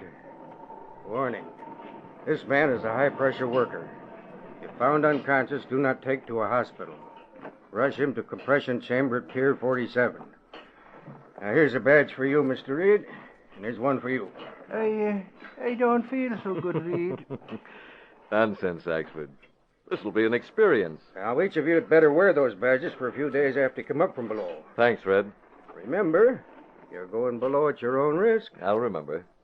And by the way, isn't that Broderick? Huh? Oh, yeah. I thought he'd resigned from this job. Well, he hangs around. You can't teach an old dog new tricks. Come on, Axford. We'll talk to him before we go below. Yeah, let's do that. Let's talk all day. Broderick, I'd like to talk to you. My name's Reed, the Daily Sentinel. Reed, eh? And this is Mike Axford. Sure as glad I am to meet you, Broderick. Yeah, wearing badges. We're planning to go down under the river and see how things are coming along. Excuse me, will you? I've got something to do. Hey, just a minute. Any reason why we shouldn't go below? It's up to you. I don't work here anymore. How come? Look, Reed, I've got nothing to say. Has Gorman bought your silence? Another crack like that now. Skip it. You know things, Broderick. I wonder what it would take to make you tell him. Hey, Reed, look, over by the tunnel. Something has happened. What's all that? I knew it. I knew it had happened. What's happened? Come on, Axford. Hey, Red! Red, is this it? She's collapsed. 9 boys are down below and they're all trapped. You mean to say the tunnel caved in? Yeah, it had to happen. That murdering crook. 9 men gone. It's Gorman. It's Gorman, I tell you. Murder. And he'll get away with it. Just a minute, Broderick. Let go of my arm. You just made a crack about Gorman. What do you mean by that? I didn't mean anything. You called Gorman a murdering crook. No. What do you know about it? I spoke without thinking. Now let me go. Maybe you spoke without thinking, but there was something behind that remark. What was it? Look, mister, I'm not talking safe. The next time I open my mouth, it'll be when I talk to Gorman himself. Till then, I got nothing to say. We'll continue our story in just a moment. Now hear this. Now hear this. right now for the one and only time this week. Right now, while they last, the Betty Crocker cereal tray offers you an official Green Hornet ring, and it is amazing. It's a secret night signaling ring. You can use it to send secret messages to your friends at night. The darker the night, the better it works. The way it works is terrific. It uses no batteries, no wires, no bulbs of any kind.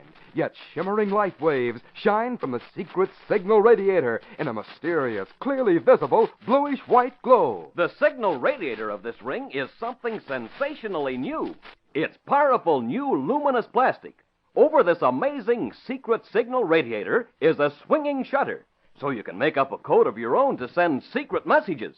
For instance, one long flash followed by one short flash might mean, danger, don't move. We honestly believe this is one of the most remarkable rings ever offered on any radio program. It's not a copy or an imitation. It's exactly like the ring worn by the Green Hornet and Kato in the Green Hornet stories. It even has the official seal of the Green Hornet embossed on top.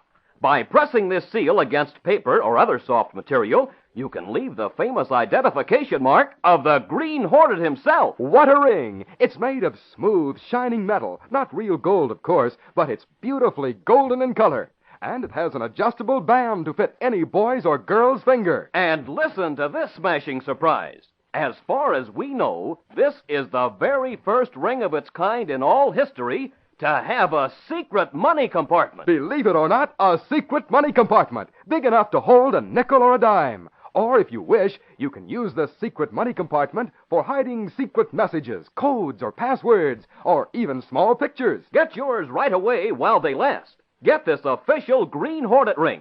Remember, it's a secret night signaling ring. It has the official seal of the Green Hornet on top, and it has a concealed secret money compartment. Here's how you get this wonderful ring. Just get the Betty Crocker cereal tray. That's the swell assortment of cereals that gives you 10 individual packages of Wheaties, Cheerios, and Kicks, all in one handy carton. Cut out the words Model City, just the words Model City, which you'll see on the Betty Crocker cereal tray, and send at once. Enclose only 15 cents in coin. No stamps, please. That's only 15 cents and your name and address.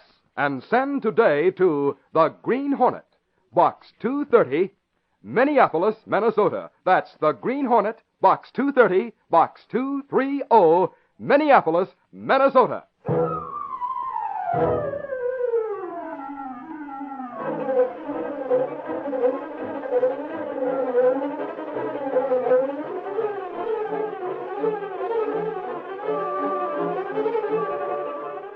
Now back to our story.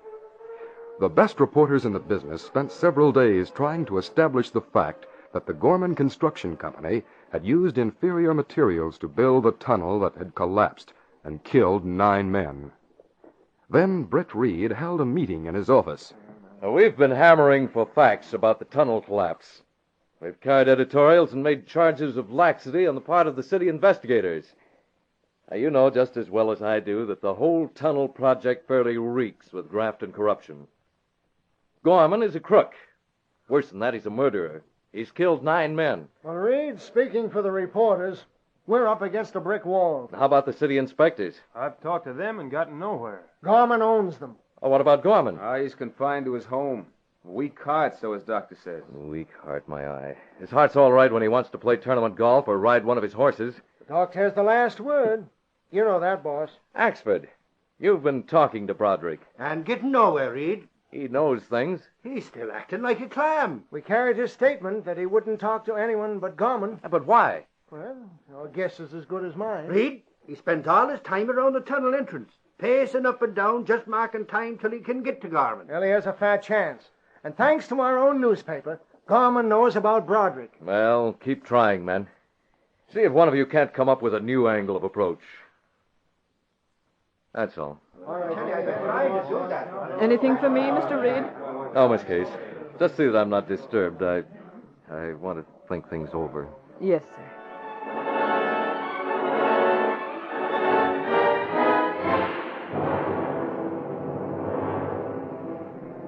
Britt Reed spent some time in concentrated thought.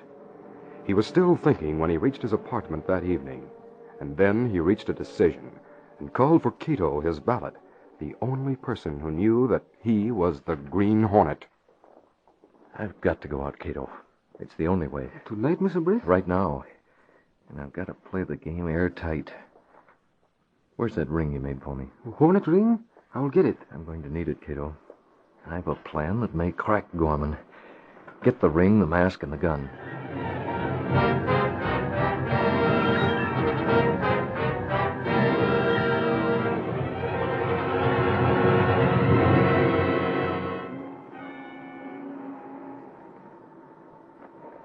Broderick paced slowly up and down near the scene of the disaster. He acted like a man in a daze, as if he expected the dead men to come out of the tunnel. He was waiting, marking time day after day, night after night. His was an anger that could wait, and he was waiting and thinking. He didn't see the sleek black car that stopped in the shadows. He wasn't aware of the dark figure who came up behind him until he heard a voice pronounce his name. Broderick. Keep it quiet. Masked. Wait, you're the... I get it. The Hornet, eh? I suppose you're in cahoots with Gorman. Is that what you think? My fault for talking too much. Shouldn't have said I was waiting for Gorman. Suppose he read it in the paper and sent you to rub me out. Get into my car. I'm sorry. Had to gas you, Broderick. You're heavy for a man your size. Well, hurry. Workers, come this way. Get him into the car. All right, that'll do. Now step on it, Kato. You know where to go.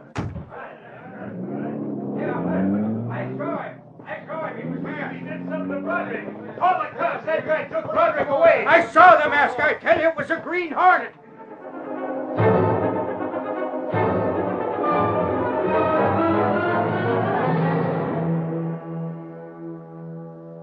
Gorman was in bed and asleep.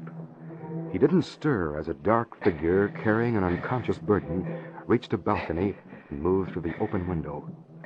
The Green Hornet placed Broderick on the floor, then gave him an injection with a hypodermic needle.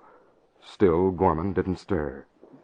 The masked man crossed the room and locked the bedroom door as Broderick opened his eyes. Oh, where am I? All right, I'll turn on the light. Broderick sat up and looked around. It was then that Gorman wakened. I say, what's this? Keep it quiet, Gorman. Masked. Why, you're the Green Hornet. Right. Gorman. Hey, what kind of a gag is this? It's no gag, Broderick. You wanted to talk to Gorman face to face. Well, there he is. Broderick, you... Yeah, Gorman, it's me. This might come in handy, Broderick. It's a murder confession. Perhaps you can persuade Gorman to sign it. Confession? Are you mad? Gorman, you dirty... 1 minute, Broderick. In this paper, there are spaces provided for Gorman to fill in the names of the inspectors he bribed. How much he paid them, where he cheapened the tunnel with poor materials, and everything else he's done. Now, it's up to you. Up to me. All right, that's all I want to know. No, wait. Listen to me. Gorman, I didn't shoot my mouth off because I couldn't prove anything. 9 men are dead because of you. Some of them were my best pals, and you killed them, see? You killed them. No. The law couldn't get you. There was no use of me talking and counting on justice from the law. I'll deal with you myself. Wait, listen. Hornet, whoever you are, help me. This man is mad. You bet I'm mad. Get away from me. Broderick, don't kill me. Please, listen. Listen, huh? For what? Let him sign a confession if he wants to. What good will that do? It won't hold up in court. If he fills in the names of the men he bribed, the law will carry on from there. You heard what he said, Gorman. I don't know why I should do it. I've been waiting days and days to get at you. I can't sign such a paper. I can't fill in those names. All right, then we'll do it my way. Reed stood at the window, tense and poised, while Gorman's wife and servant pounded on the bedroom door. Brett watched Broderick fighting with the man on the bed. Are you going to give us those names? Are you going to sign that paper? Brett also watched the dark garden beyond the balcony, and then he saw a phosphorescent glow as Kato signaled with the Hornet ring. The glow moved slowly in a large circle, and the Hornet knew what it meant. The police have come. Got to get out of here. He knew it was time to leave, and yet he lingered. Gorman wasn't ready to give up. What about it, Gorman? It's your last chance. My arm. Let go. I'll sign. I'll give you those names. Call them off, Gorman. The names of the inspectors. Stand back, Broderick. Bigelow is one of them. And another? Jackson and Martin. I paid them, too. I bribed them. Sign here. Stay with him, Broderick. See that he signs it. You bet I will. I'll sign. I don't want to die. Here's the pen, you rat. Go and sign. As the police forced their way into the room, the Hornet was through the window and over the balcony, streaking across the lawn. Oh, Mr. Britt, you not see Ring? I saw it, Kato, but I had to stay until I knew that Gorman would sign and that Broderick wouldn't kill him. Oh, I called police. They come. I signaled. They were practically in the room when I left. Here, take this stuff and give me my other top coat. Yes. Here it is. Good enough. I'll get going. Put the Black Beauty away. Would you not come with me? I should say not. I'm going back into that house by the front door and get the story.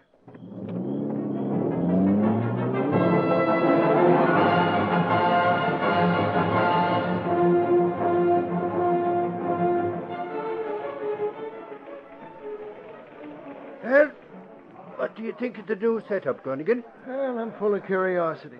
I'd sure like to see young Reed get his father's grip on things, but I've got to be shown. Well, we're not getting to first base on the Garmin thing. Yeah, I know it. Not even a new lead for the next edition.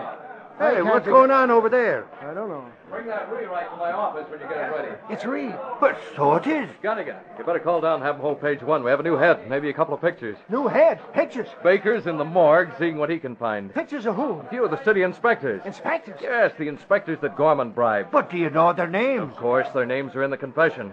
Police are picking them up right now. Give me the composing room. Lowry's at headquarters. He'll get the story from that angle. Composing? You better hold page one. Something's popping, but I'm not sure just what. Hang on the line. Gorman has confessed. I just came from his home. Holy mackerel, but how? How come? What brought it about? I decided to try to see Gorman myself. I went to his house, and it was in an uproar. Broderick had gotten into Gorman's room by going up a trellis to a balcony. Someone called the police. They broke into the room just as Gorman signed a full confession naming everyone with whom he conspired. You said Broderick was there. Broderick persuaded Gorman to sign the confession. Hey, Joe, are you still on the line? Well, sign off. I'll send down a new 8-column data. And make room for a 2-column drop. Britt Reed's brought in a story, and it's a Lulu. Hank's doing a rewrite, Gunnigan. He'll have it in your hands in a few minutes. Hey, there's another thing, Reed. How did Broderick happen to call on Gorman after waiting all this time? You've got your lead, Gunnigan. Rush it through while I do a follow-up featuring Broderick's story. Broderick's story? What's that? According to Broderick, he was taken to Gorman's house by the Green Hornet. The Green Hornet? Wow. I'm going to my office and work over the Hornet. Gunnigan, if Reed keeps on like this, I'd be willing to say he's got a spark of his father. He's got a spark, all right. And if it bursts into flame, oh, boy, you'll see fireworks around this office.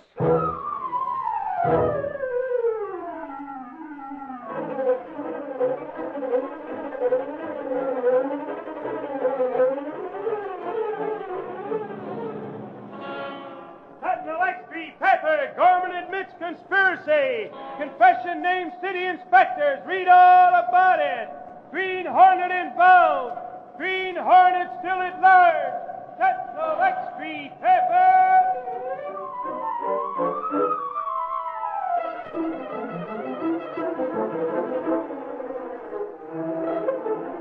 Now remember, send today for your official Green Hornet ring. Send only 15 cents in coin, no stamps, your name and address, and the words Model City, cut from the Betty Crocker cereal tray.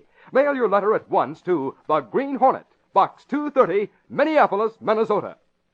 You've been listening to The Green Hornet, brought to you by the Betty Crocker cereal tray, the cereal assortment of individual packages of Wheaties, Cheerios, and Kicks.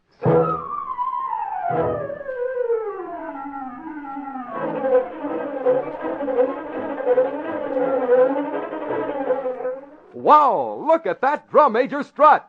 He's feeling his Cheerios. Yes, Cheerios, the ready-to-eat breakfast cereal made from oats. Good old-fashioned nourishing oats. Talk about flavor, why, Cheerios toasted oat flavor is super. And say, even the shape of Cheerios is extra special. It's shaped like little letter O's. Yes, O stands for oats. That's what Cheerios is made from. Nourishing oats, all ready to eat. Serve Cheerios for better breakfasts.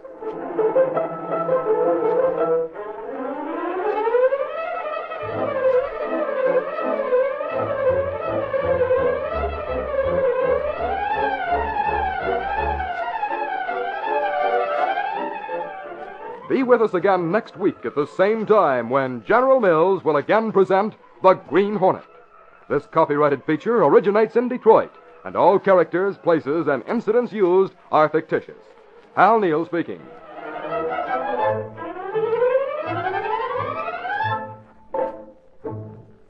This is ABC, the American Broadcasting Company.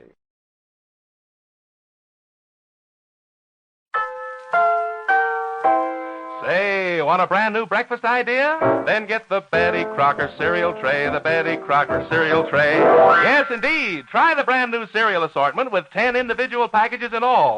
4 Wheaties, 4 Cheerios, 2 Kicks. All top favorites and all extra fresh. Yes, it's fun to take your pick from Wheaties, Cheerios, and Kicks. Get the Betty Crocker cereal tray, the Betty Crocker cereal tray. Get that tray today.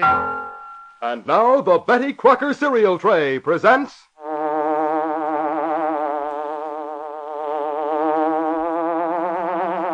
The Green Hornet.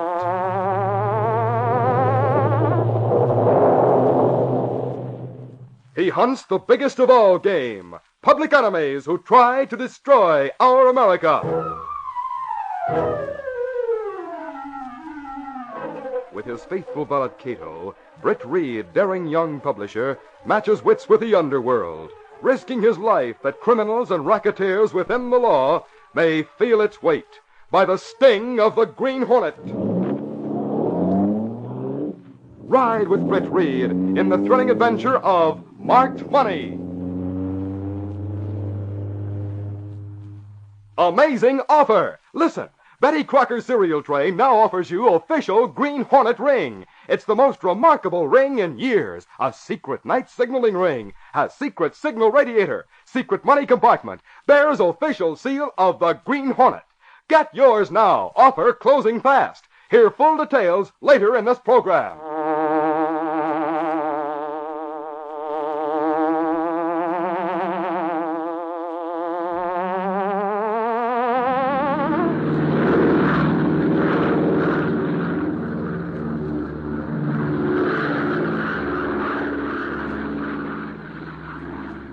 The big plane neared the end of a cross-country flight. Linda Travis took out a letter and read it for the last time. Her mission was a confidential one. After years of service as a private confidential secretary to Britt Reed's father, the attractive girl was en route to the metropolis to learn how Britt was conducting himself as publisher of the Daily Sentinel. My instructions, Linda, are few.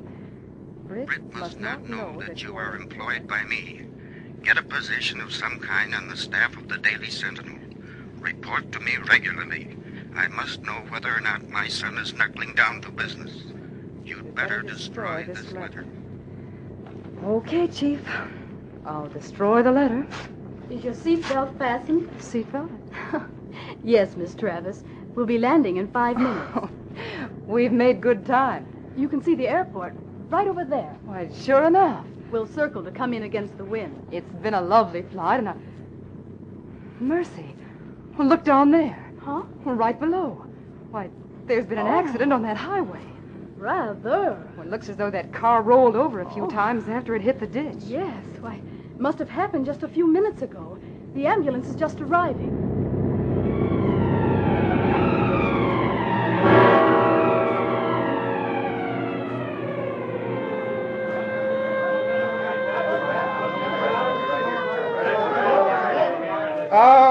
All right, get back, boys. Get back, everybody.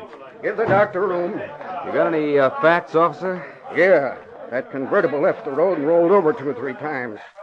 Maybe you can save him, I don't know. Yeah. Well, come on, Joe, and bring the stretcher.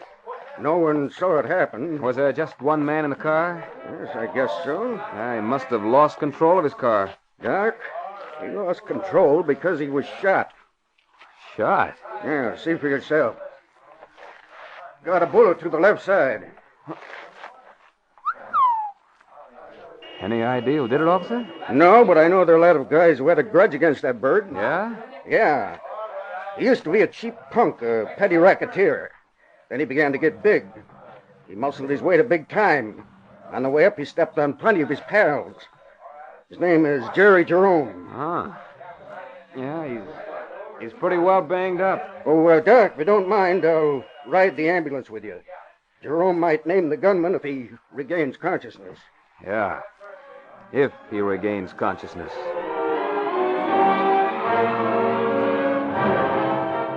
Linda Travis thought no more about the accident she had viewed from the air until after she had checked in at her hotel and gone to the Daily Sentinel building. Then, to her surprise, she learned that the crack-up was front-page news. Boy! Paper, boy. Here you are, Liddy. Thank you. Well, this certainly gives me an entering wedge. I'll at least have something to talk about.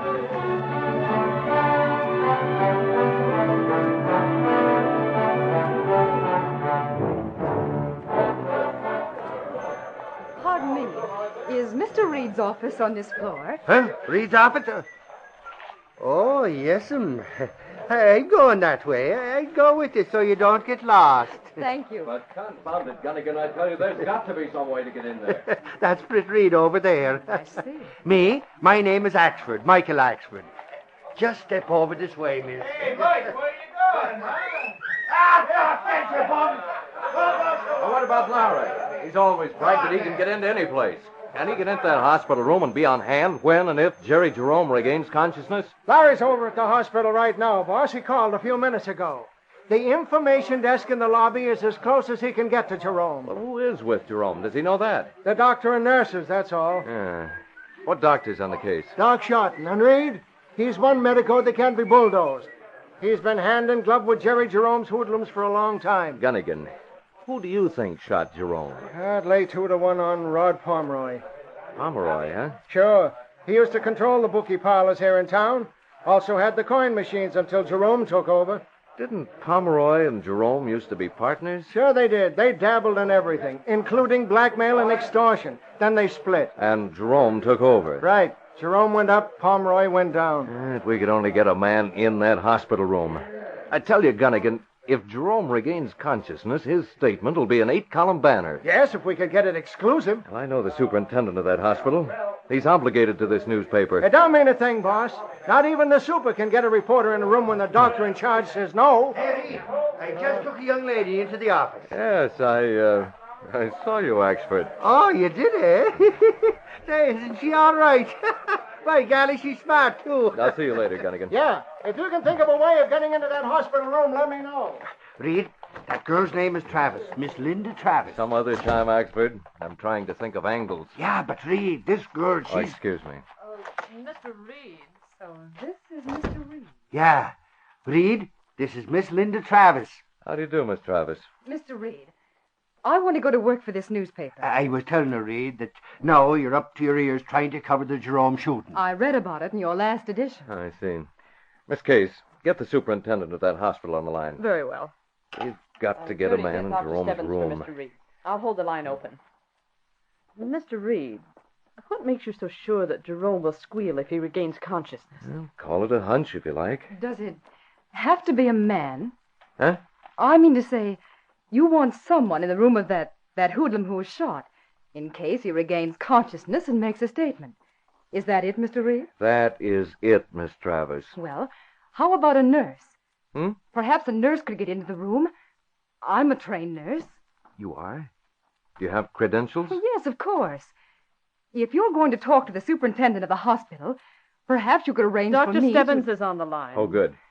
Do you want to take it in your office? I'll talk to him on your phone. Hello. Hello, Dr. Stebbins. Reed calling. Pretty good, thanks. And you? Well, Stebbins, I've been wondering if those articles we published were of any help to you in getting girls to train as nurses. The indirect approach. I'm glad to hear it. Oh, then you need trained nurses, too. Well, I'll tell you, Doctor, I think I can send a girl over. She's a trained nurse. Might be able to step right in. Yes, her name is Linda Travis. By golly, Miss Travis, it looks like you're going to get a job. There's just one thing, Dr. Stebbins. I want a little favor from you. You have a patient there by the name of Jerome. Yes, I know a reporter's been trying to get to him. I thought perhaps you could assign Miss Travis to his case. Very well, I'll send her over. Thanks a lot. Miss Travis, go over to the General Hospital and report to Dr. Stebbins. Now, he'll do the best he can to get you into Jerry Jerome's room. Very well. And remember, this is your big chance. You'll be in a position to get a story that no one else can get. Your job with this paper depends on what you do. I'll do my best. Axford, you'd better go along, just in case. By golly, Reed, that's a good idea. In case of what? Miss Travis, I don't think you're going into any danger, but we're not going to take chances. Danger? Jerry Jerome is a crook. The police have little on him, but he's guilty of almost everything in the book, including murder and extortion. Now, his doctor, Dr. Schotten, has managed to stay on the right side of the law, but he's generally recognized as a gangster doctor. How exciting. He was called in because his name was in Jerome's pocket as the person to be called in case of accident. You watch your step and report directly to me. Very well, Mr. Reed. Good luck to you. Come on, Miss Travis. We can go in my car. It's right down at the curb. See you later, Reed. Right. Opportunist. Huh? She'd better not be bluffing. About being a nurse, I mean. Whatever gave you that idea? I don't know, Mr. Reed, but there's something about that girl that I don't like. Oh, nonsense. It's not nonsense. It's a woman's intuition. Don't trust her too far, Mr. Reed. That's all I've got to say.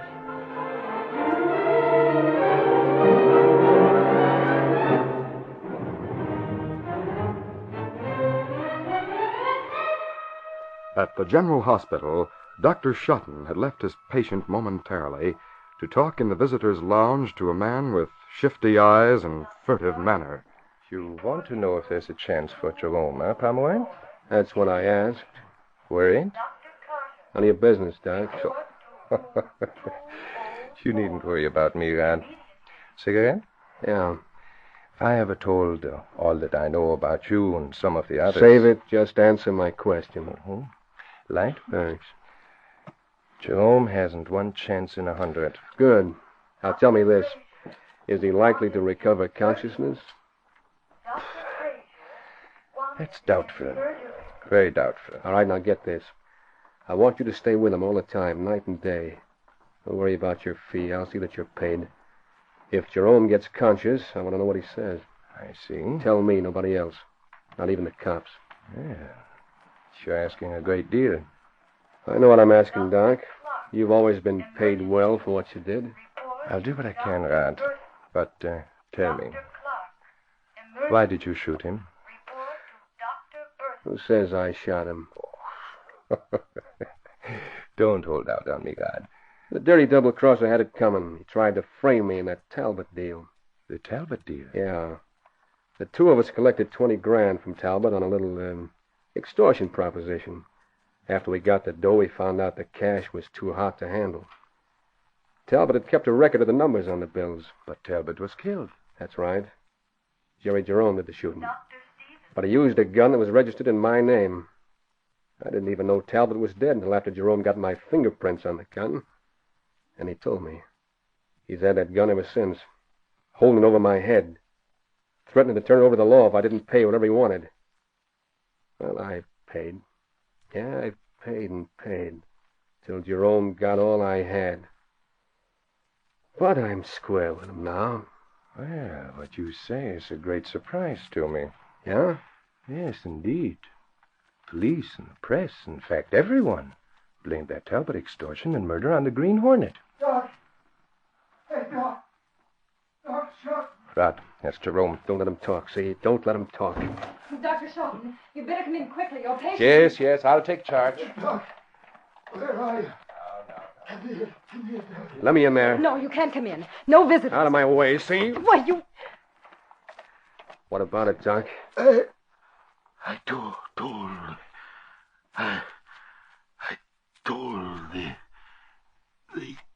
nurse. What's that? What'd he say? What'd he say, Doc? Dead. Nurse, patient is dead. I'll call the supervisor right away. Wait a minute, sister. What'd the patient tell you before he died? Stand aside. What'd he say? Stand aside, Pomeroy. Let the nurse go. Listen, Doc, Jerome told her something. I've got to know what it is. We'll talk to her as soon as she makes her report. Now relax. You have nothing to worry about. Jerome is dead.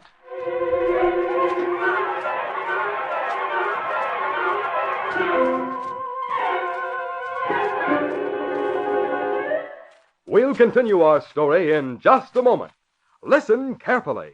This wonderful offer will be made only one more time. Only once more. Remember, right now, while they last, the Betty Crocker cereal tray offers you an official Green Hornet ring. An amazing secret night signaling ring. You can use it to send secret messages to your friends at night. The darker the night, the better it works. The way it works is terrific. It uses no batteries, no wires, no bulbs of any kind. Yet light waves come from the secret signal radiator in a mysterious bluish-white glow, clearly visible 25 feet away. The signal radiator of this ring is something sensationally new. It's a new luminous plastic lustron. Over this amazing secret signal radiator is a swinging shutter, so you can make up a code of your own to send secret messages. For instance, one long flash followed by one short flash might mean, "Danger! Don't move!" We honestly believe this is the most remarkable ring ever offered on any radio program. It's not a copy or an imitation. It's exactly like the ring worn by the Green Hornet and Kato in the Green Hornet stories. It even has the official seal of the Green Hornet embossed on top. By pressing this seal against paper or other soft material, you can leave the famous identification mark of the Green Hornet himself. What a ring! It's made of smooth, shining metal. Not real gold, of course, but it's beautifully golden in color. And it has an adjustable band to fit any boy's or girl's finger. And listen to this smashing surprise. As far as we know, this is the very first ring of its kind in all history to have a secret money compartment. Believe it or not, a secret money compartment. Big enough to hold a nickel or a dime. Or, if you wish, you can use the secret money compartment for hiding secret messages, codes, or passwords, or even small pictures. Get yours right away while they last. Get this official Green Hornet ring. Remember, it's a secret night signaling ring. It has the official seal of the Green Hornet on top, and it has a concealed secret money compartment. Here's how you get this wonderful ring. Just get the Betty Crocker cereal tray. That's the swell assortment of cereals that gives you 10 individual packages of Wheaties, Cheerios, and Kicks, all in one handy carton. Cut out the words Model City, just the words Model City, which you'll see on the Betty Crocker cereal tray, and send at once. Enclose only 15 cents in coin. No stamps, please. That's only 15 cents and your name and address. Hurry and send today to the Green Hornet, Box 230, Minneapolis, Minnesota. That's the Green Hornet, Box 230, Box 230, Minneapolis, Minnesota.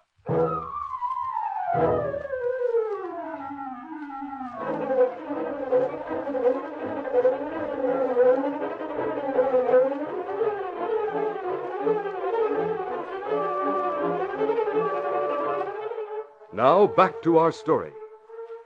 It was evening when Jerry Jerome breathed his last. Linda Travis, serving as a nurse, did all that was required of her, then hurried to the public telephone in the hospital lobby. She called Britt Reed at home to give her report. Michael Axford stood at the open door of the booth. Hello, Mr. Reed. Miss Travis calling. Tell him you got yourself a job. You told me to report directly to you.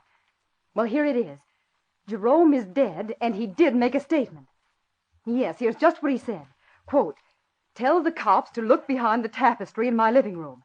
They can crack the Talbot case and get the guy that shot me at the same time." Unquote. Super and snake. Oh, please, Mr. Axford. Hey, is that what he told you? Is that what Jerome said? Good gravy, Linda. I mean, Miss Travis. I can't hear you, Mr. Reed. Axford's making so much noise that... I wish you'd have told me that before you called Reed. Oh, very well, Mr. Reed. Goodbye. Gee, he said I had a job. Job? Supper and snakes. You got more than a job, Miss Travis. Why did you tell me what Jerome said? My instructions were to report to Mr. Reed directly. But you don't understand. That Talbot case, you know what that was? No, I haven't the slightest idea. Well, that was an extortion and a murder, and it was charged to the Green Hornet. The Green Hornet? Supper and snakes, Cookie. We got to look into this right away. What do you mean? I know where Jerry Jerome lived, and we're going there right now. You've been particularly interested in this Green Hornet, haven't you, Mr. Axford? That I have, by golly. Now, come on. We'll get to my car and I'll tell you all I know about it. Perhaps I'd better report to Dr. Shotton. There's no need for that. You come here for a certain job and your job is done. Now, let's get going. By golly, we're in the way of a page one headline. You think we'd better call the police first? That's up to Reed if he wants to do it. Very well. Whatever happens is your responsibility.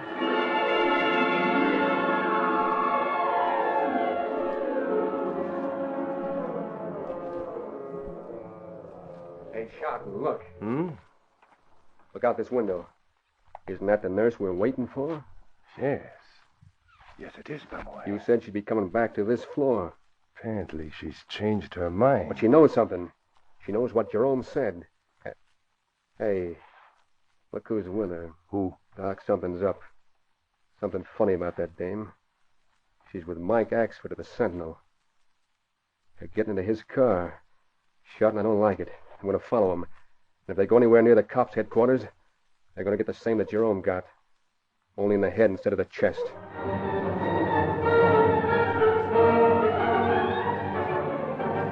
Britt Reed drove his convertible as fast as he dared to reach the home of Jerry Jerome as quickly as possible. At his side rode Kato, his faithful valet, and the only living person who knew that the young publisher was also the Green Hornet. Hang on, Kato. Sharp turn. Well, this car not as fast as Black Beauty. Kato, you have the gas weapon, haven't you? Oh, yes, sir. And what about the Green Hornet ring you made for me? Oh, yes, sir. Here it is. I'll just put it in my vest pocket. Don't expect we'll need it tonight, but it's just as well to be prepared. Will you not use a Hornet mask? No, Kato. Tonight I can be myself, Britt Reed. Oh, that's good. The role of the Green Hornet is becoming more dangerous all the time. Well, you'll never be caught if you stay very careful. Increasing caution is called for. Oh, there's the place, Kato. Oh, that is Jerome's home? Yes. We'll see what's behind the tapestry. If we can solve the Talbot case, we can remove one of the black marks that's been chalked against the Hornet.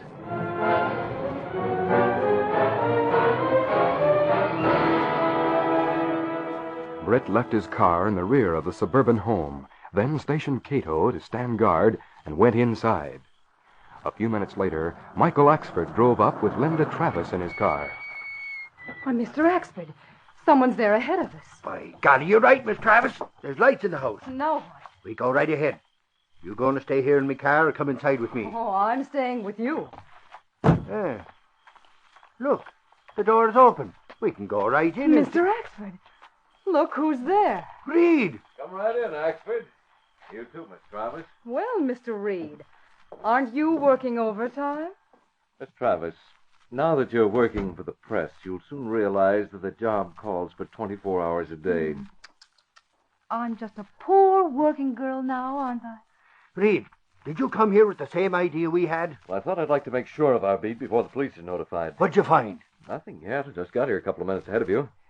We'll go in the living room and look behind the tapestry. I didn't see your car. Left it around the back. Well, there's a tapestry. Yeah, perhaps that's the one Jerome meant. Well, I'll put it to the side and we'll see what's in back of it. If it deals with the Talbot case, I have a pretty fair idea. Look, there's a panel in the wall. See if you can open it. Well, I'll try. What do you think we'll find, Mr. Reed? Talbot was murdered because he used some marked money to pay some extortioners. The money never turned up. I got this thing. There. We'll see what's in it. Reed, there's cash here, lots of it, all stacked up. Oh, golly. Don't touch that gun, Axford. I wasn't going to. It may have fingerprints on it. Holy crow, Reed. If this is the Talbot extortion money, and if this is the gun that killed Talbot, then the Green Hornet didn't have nothing to do with the case. Good reasoning, Axford. That's very interesting. I wonder how many other Get cases... him up. What the... You! Hello, nurse. Pomeroy, what are you doing here? I could ask the same question, mister. Only I got no time to waste. Turn around, all three of you. Face the wall. I'll tie you up and move you. Move it? I'll have to get a couple of my boys to help with this. Too bad, Mr. Reed. You know too much. I begin to understand. You and Jerome were pretty thick at one time. I wonder if you were together on the Talbot extortion. Maybe so. Maybe so. Now turn around and face the wall quick. Better do as he says, Axford. Oh, but there are three of us here. He can't shoot all of us at one time. If we jump in... Don't try it, Miss Travis.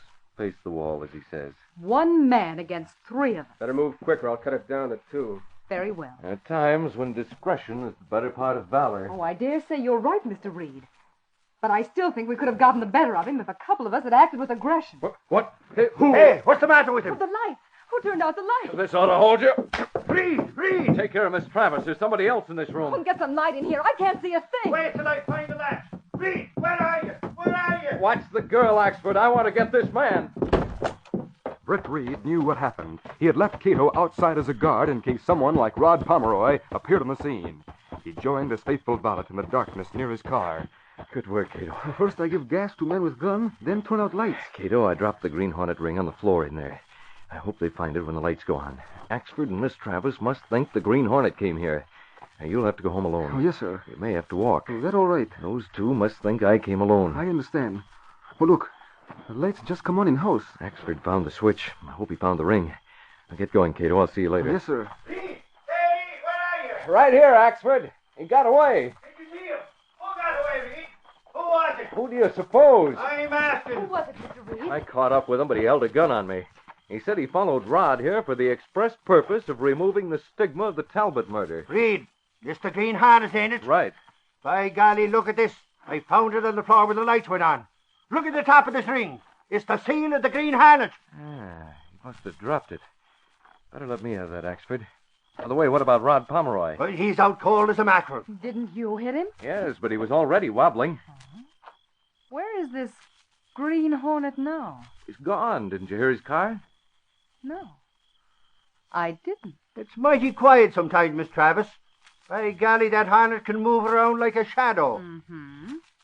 So it seems. Axford, you go inside and call the police and wait for them. You can turn Rod Pomeroy, the Talbot money, and a gun over to them. But, Reed, what about you? Miss Travis and I will go back to the office. We've got a headline for the next edition, and we're counting on you for the follow-up.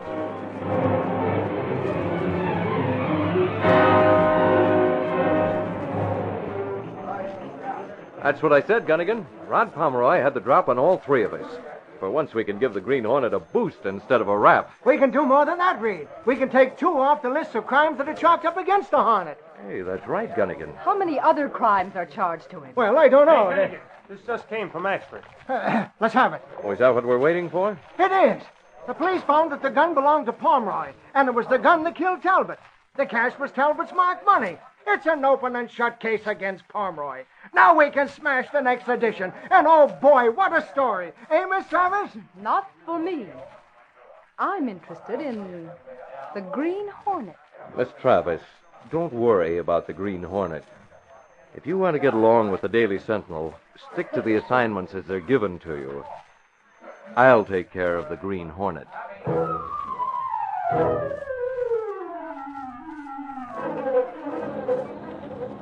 Sentinel X3 Pepper, read all about the Talbot expose. Pomeroy held. Green Hornet cleared of charges. Read all about it. Sentinel X3 Pepper.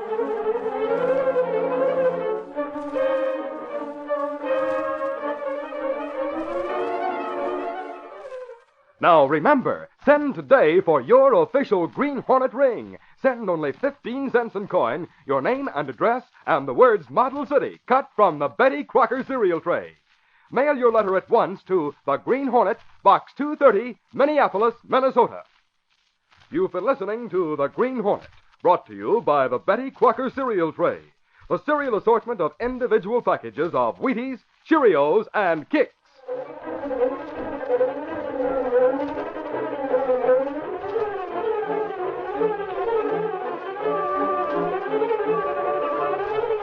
Just look at Miss Lou Bell acting coy in that newfangled dress. She's feeling her Cheerios. Yes, Cheerios, the ready-to-eat breakfast cereal made from oats. Good, old-fashioned, nourishing oats. Sure, Cheerios gives the kind of nourishment generations of Americans have grown up on.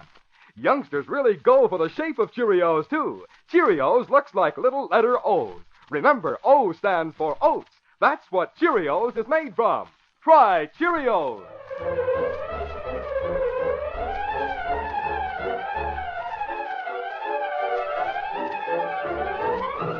Be with us again next week at the same time when General Mills will again present The Green Hornet. This copyrighted feature originates in Detroit, and all characters, places, and incidents used are fictitious. Hal Neal speaking.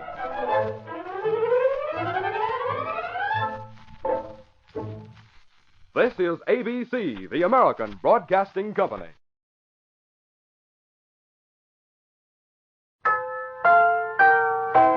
Say, want a brand new breakfast idea? Then get the Betty Crocker cereal tray, the Betty Crocker cereal tray. Yes, indeed. Try the brand new cereal assortment with 10 individual packages in all.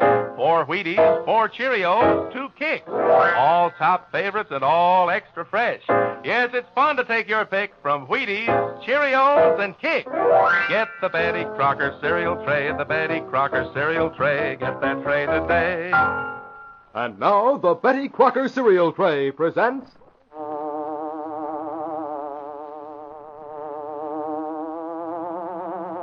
The Green Hornet.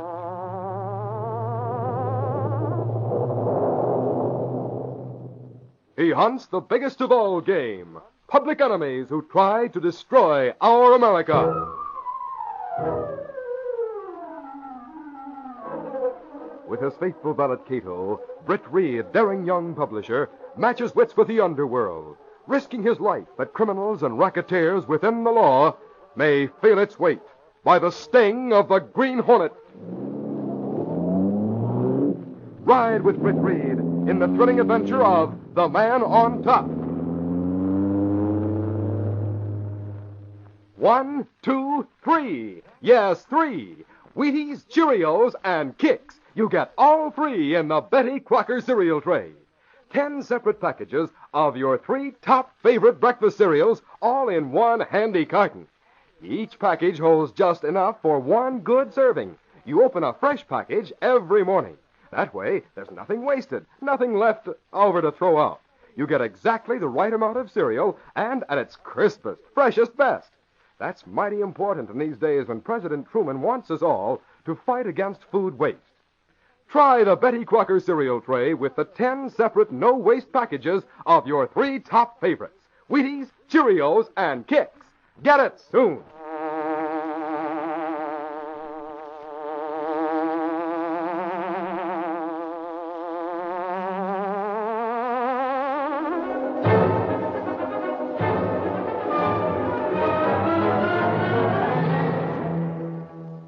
Concerned about his son, Britt Reed's father came east to seek information. Britt laid his cards face up on the table, admitting to his father that he was the Green Hornet. Much to Britt's surprise, the older man was pleased. He agreed with Britt that there was need of an individual who could serve the ends of justice without regard for legal red tape, just as one of Britt's ancestors had done in the early West. Gunnigan, the city editor of the Daily Sentinel, came to work as usual at 9 a.m. None of the reporters knew that the founder of the Daily Sentinel had arrived in the city. Gunnigan himself didn't know it. He removed his coat, pulled up his sleeves, and sat down at his desk. He scanned a sheet of copy. What's this? Gunnigan grabbed the sheet of typing and bounced to his feet. What? Gunnigan, what's the matter? This is the end. I'm going to have a showdown with Britt Reed. What's the matter with Gunnigan?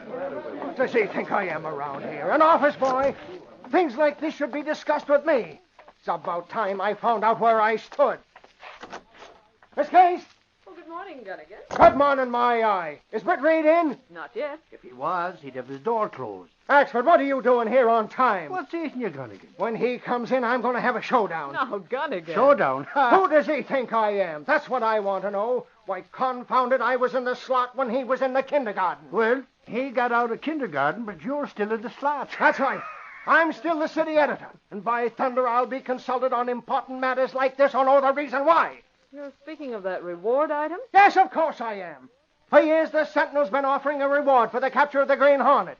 Now, without a word to me, with neither consultation or conference, the reward is withdrawn. But, Gunnigan... For years, I've had to practically run this paper. Then, all of a sudden, Britt decides to stop being a playboy and take over. Well, that's all right. That's the way it should be. But he can't ignore me. I won't stand for it. If he thinks he can ease me out of the picture, he's wrong. By thunder, I quit. That makes 10 times that I know of. Oh, me. Who said that? I said that. And I wrote the statement withdrawing that reward. So you're still quitting periodically, eh, Gunnigan? Mr. Reed. Casey, I asked you if Britt... You didn't ask about his father. Mr. Reed, I didn't mean I didn't know you were here. If you were on your toes, you'd have canceled that reward some time ago. The police don't want the Green Hornet. There's not a single charge against him. Well, it never occurred to me that he had cleared his name. If it should have occurred to you. You cadaverous old hairpin. Oh, boss. Gosh, it's just like old times to hear you sound off. How are you, Gunnigan? Shake hands. Yeah. And say that you're glad to see the old man Ah, back. you know I am. You haven't aged a bit. Yeah. You look just as gray and unhealthy as you did when I went away. Oh, thanks. Now, how long are you going to be in town, Mr. Well, Reed? it's hard to say. How's my boy been doing? He's really taken a hold of things the last few weeks. You saw how we covered the Larson story. Larson? Oh, yes. He's the leader of that gang that was picked up for selling narcotics. Oh, it's Reed. Hello, Reed. Good morning, everybody. Good morning, Good Mr. morning. Reed. Oh, looks like open house. What's new, Gunnigan?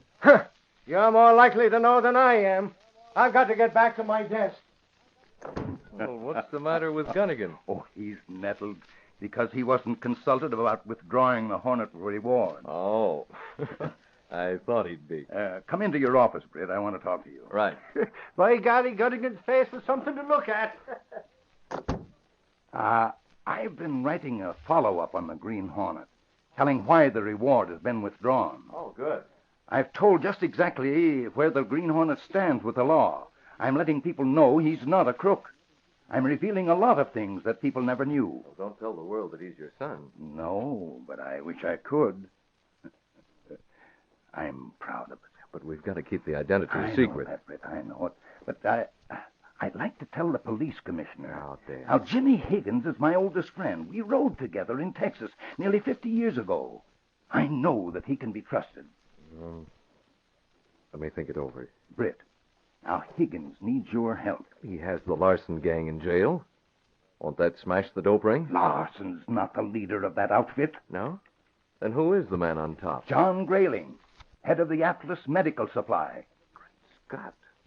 He's a prominent man. Very few people know about Grayling. The commissioner is keeping it a top secret. He told me in the hope that I could get the help of the Green Hornet. But if Higgins knows Grayling is the head man... Now, Britt, you became the Green Hornet because of the many cases where the hands of the police were tied by red tape. Now, this is one of those cases. All right, Dad. I'll meet the commissioner as the Green Hornet. Make a date for 9 o'clock.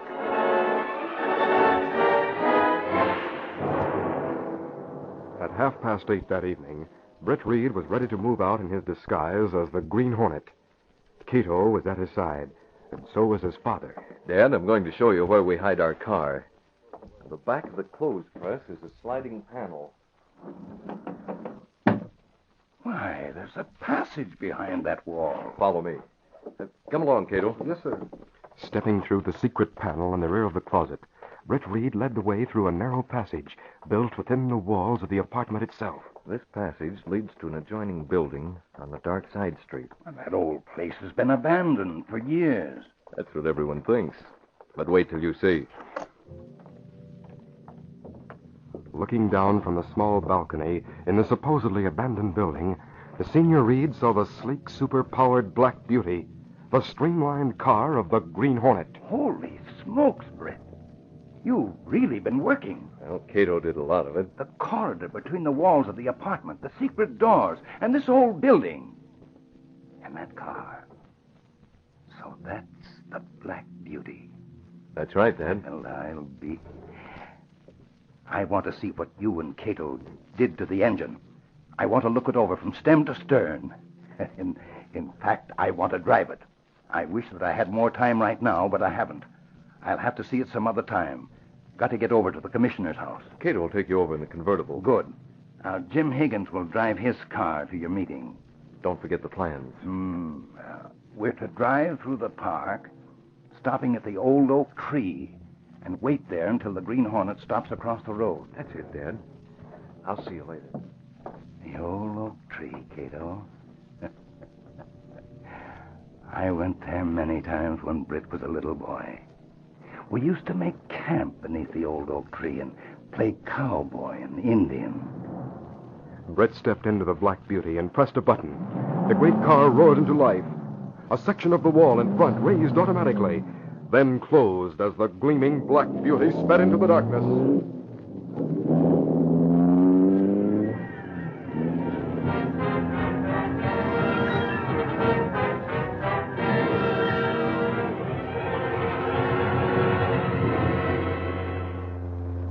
Dressed as the Green Hornet, Britt Reed parked the Black Beauty and looked at the official car at the opposite curb beneath an old oak tree. It was a curious sensation after so many years of dodging the police to sit quietly while the commissioner himself approached. I know exactly how you feel, Commissioner. I feel the same way. I'm satisfied that you're all right. You have a good man on your side. Let's make this as brief as possible. Are you someone I know? Skip it. Now, what about Grayling? How'd you get a line on him? When Lawson was captured, he had in his possession an odd-looking key. His desperate efforts to get rid of that key aroused my suspicions. I turned it over to a couple of my most trusted detectives. They located the locksmith who made it. He said he had made several like it for John Grayling. Indicating a connection between Grayling and Larson. I knew that Lawson was not the top man of the dope ring. I suspected that Grayling might be. So I had Lawson brought to my office for a talk. Incidentally, he blames you for his downfall. That's a compliment. I intimated that the Green Hornet had been seen frequently near Grayling's suburban estate. Why? I was baiting Lawson, and it worked. How? Lawson jumped to the conclusion that Grayling had double-crossed the gang by sending the Hornet to get them before he could collect their share of the profits. Lawson was mad, and he talked. About Grayling? Yes, he named Grayling as the man on top, and told about a vault in Grayling's basement where the drug supply is stored. This is the key I took from Lawson. The one he tried to get rid of. Yes, it will open that vault, but if it's used, the contents of the vault will be destroyed. Destroyed? Opening the door by force or with this key will make an electrical contact, like the contact that turns on the light inside a modern refrigerator. That contact will do something to destroy the evidence. It will drop the evidence into a sewer or fire an explosive charge or something of that sort. Larson didn't know what? No. Grayling has just begun to take Lawson into his confidence. He gave him this key and told him about the safety key. The safety key? It's to a hidden lock that cuts off the power and makes it safe to open the vault. Grayling has that key, and he's the only one who knows where the lock is located. Can the electric power be cut off outside the house? The current comes from batteries inside the vault. Have you tried to find this secret lock? Yes. I've had a man in the Grayling home posing as a meter reader for the electric company and another as a telephone repairman. They've given me a complete layout of Grayling's home and the location of the vault. But they couldn't find the lock. It's up to you. You have evidence enough to pick Grayling up. But I want the contents of that vault. If we move in the usual way, Grayling will make sure that the evidence is destroyed. We'll have to make the arrest in the morning. I'd hoped you might be able to do something tonight. Who knows about Grayling? Just a trusted few of us. I want to see Grayling behind bars just as badly as you do. Here's the Lawson key and a floor plan of the house. Oh, there's one thing more you should know. Oh, what's that? Every part of Grayling's house is protected by a burglar alarm. I don't know how you're going to get in, but I'm confident that I haven't underestimated the Green Hornet.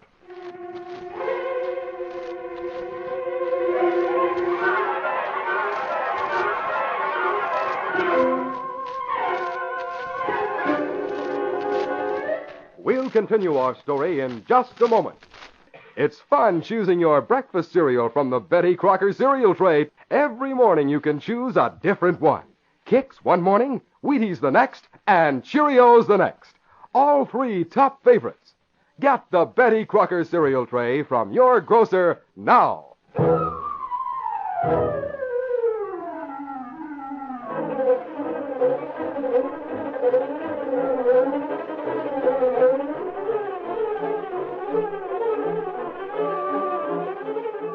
Now, back to our story.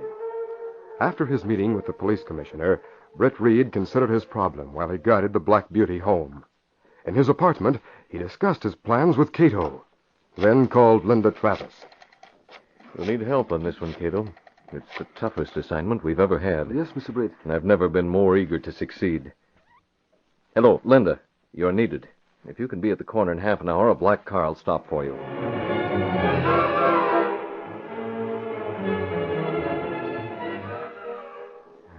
hope the commissioner is home. Oh, mask and weapon ready. Kato, you may need a weapon. Take the .38. Hello, Commissioner. You know who this is? Please listen carefully. If my plan succeeds at all, it will have done so between now and midnight. Have men standing by to move in on Grayling at a moment's notice.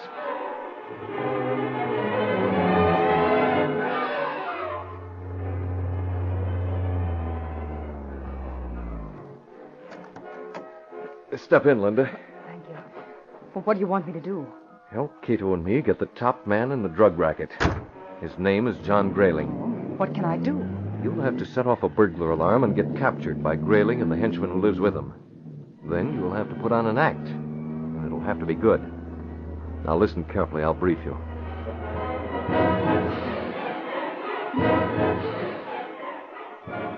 With the Black Beauty parked in the darkness nearby, the Green Hornet and Linda worked at a French door in the rear of Grayling's big suburban home. You have a notebook and pencil? Yes. As soon as this lock is forced, the alarm will sound. After that, you're on your own. You ready? Ready? I can hear the alarm. Quickly. Step inside and get caught. In here, Greek. The den. I'm with you, boss. Quiet. The girl. And how? Stand where you are. You're covered. You're John Grayling. Who are you? Linda Travis of the Daily Sentinel. I did a story on the Larson capture. A reporter? Yes. Oh, please put that gun away. I'm not armed. I can see that, boss. There's no gun hid under that outfit. I'll take your purse. Now go into my study. I want to talk to you. Oh, you'll have to show it to me. Through that door and to the right. Greig, cut off that confounded burglar alarm. And fix the lock on that door. Right, boss. There's a switch right over here. Get going, Miss Travis. This is a beautiful home. I wish I were here under different circumstances. There. That'll stop the clanging. Hope that dame didn't bust the lock on the door. Sorry, Greek. What the... Oh! I did it. I'll ease him to the floor so he doesn't fall with a thud. You need help? Just watch him, Kato. If he starts to come to, rap him again. In just 10 minutes, turn that switch and start the burglar alarm again. Then, after a couple of minutes, turn it off. Will 10 minutes be enough time for things that must be done? It'll be time enough for me to fix things at the vault. And I hope it'll be plenty for Linda.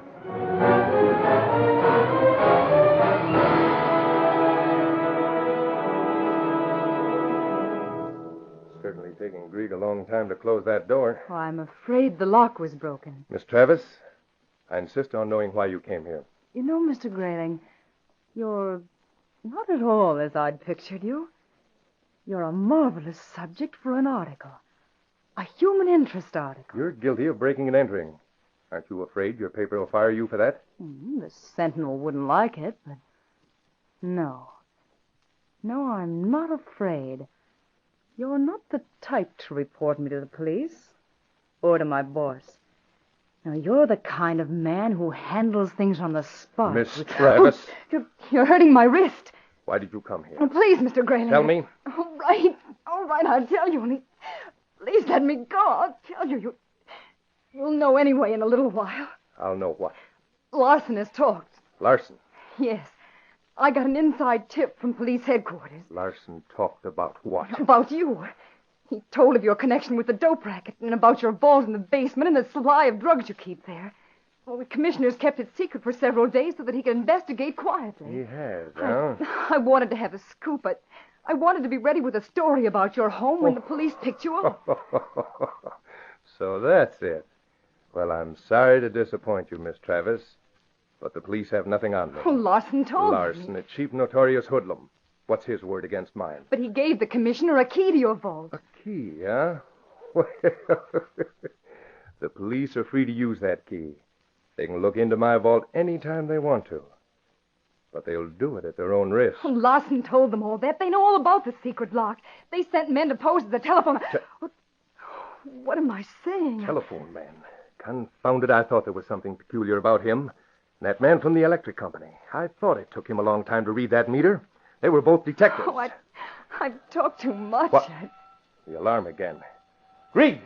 Greig, where are you? I've got to go. You come with me. My arm. Come on, I'll see what this is all about. Please put that gun away. Shut up. Greig, what's happened to you? Is he dead? Someone came through that door after Greig had closed it. I'll see about this. Come with me. Oh, please. Keep going and don't try to resist or I'll shoot. This game is for keeps. Open that door. Oh, but my arm, you're... Go down those stairs right ahead of me. If anyone tries to shoot me, they'll get you first. Oh, you coward. You'd use me as a shield. You bet I would. Now walk straight ahead toward that vault. But I'm not to blame for your trouble. There's the vault. Oh, there's a key in the lock. I see there is. Wonder if someone's gotten inside. If they found that secret lock, they could have had a key made for it and opened it without setting off the explosion. Oh, I don't know anything about that. You will. An alarm stopped again. Stand right where you are. I'm going to open that door. If someone's in there, there'll be a gun flag. Oh, you'll blow Oh, us up. no, I won't. I have the safety key. Now, don't try to get away. I'll not hesitate to shoot. Thought this lock was well hidden. They may have found it. I want that key. What the... You shot too fast. Try this No. gas. You can't level a gun after that gas hits you. Yeah, that does it. Oh, gosh. Am I glad to see you? Linda, are you all right? Yes. You were great. Take this key off Grayling's watch chain and put it on my own. You saw where the lock was hidden? Yes. You show it to the police when they arrive. Well, if you leave that safety key, they can go into the vault. The commissioner's going to get this key. He'll be the one to enter that vault. Oh, I see. We're nearly through, Linda. Don't muff the last act. I'll call the commissioner on the phone upstairs. The police will be here in just a few minutes. They'll find you on the floor, just recovering consciousness. You were gassed by the Green Hornet. You got it? Got it. Oh, but why can't I go with you? You've got to show the police the secret lock and warn them not to open that vault. Now get down on the floor as if you've been gassed. You'll not have long to wait.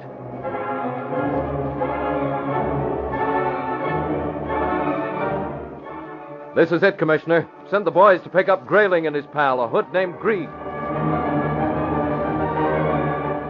Get going, boys. It's time to arrest the man on top.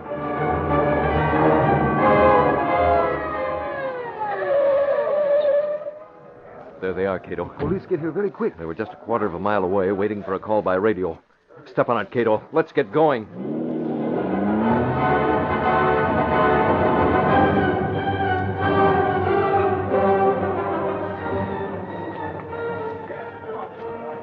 There's Grayling. He's out cold. Help me. My great Scott, it's a girl. It's Miss Travis from the Sentinel. Here, let me help you. Grayling and I, the Green Hornet was The Green here. Hornet? Great day. Where is he now? He's gone. He took a key from Grayling's chain. There's the key in that vault. Oh, don't open that vault. Don't open it without the key that the Green Hornet took away. Miss Travis, whistle. I'll tell you everything as soon as I've called the Daily Sentinel.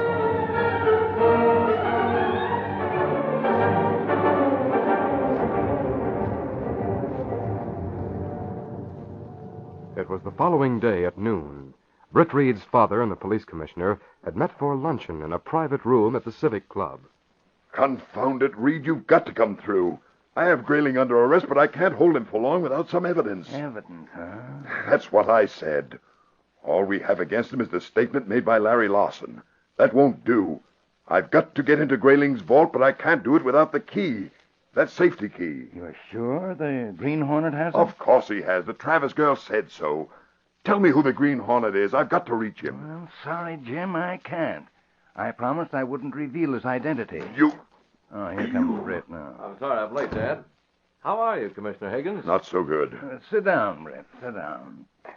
Higgins is upset because the Green Hornet made off with the key to a secret lock on Grayling's vault. Well, according to Linda Travis, the police found the lock. Yes, but it calls for a very special type of key. A long, thin one. Long and thin, huh? Maybe like the one Britt's twirling on the end of his watch chain, huh? What? You might examine this one, Commissioner. I'll take it off for you. Here. I'll bet 2-1 this key will fit the secret lock. You bet. Surprised? What? Why, this means that... Will you, shake hands with the Green Hornet? You... Great Scott, Britt, you... well... Well, that's a horse on me. But I thought there was something familiar about your voice. Last night in the car, you tried to disguise it, but I recognized it as the voice of someone I knew. I was afraid you would. You, the Green Hornet. Well, Britt, I always thought of you as a playboy. You've certainly got more nerve than I suspected. Get this. I appreciate the confidence you've placed in me. I want you to know that I'll keep your secret. You needn't worry. I can use you. Oh, brother, how I can use you. Now, I want to have a long talk with... Jim, you can talk any time. Now, there's a vault full of evidence and grailing, and you have the key to that vault. And we have a newspaper waiting for a headline. Unless you'd rather eat. Eat? Who wants to eat at a time like this? Come on, you're both in on this. Let's go get that evidence. Come on, Dad, let's cover the story. The commissioner's going to make a headline for the Daily Sentinel.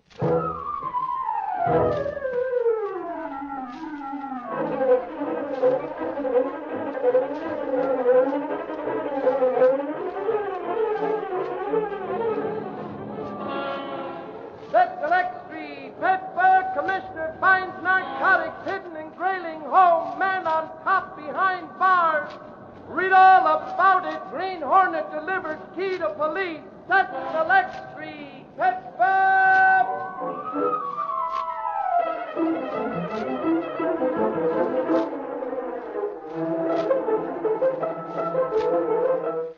To save money for your future, buy U.S. savings bonds.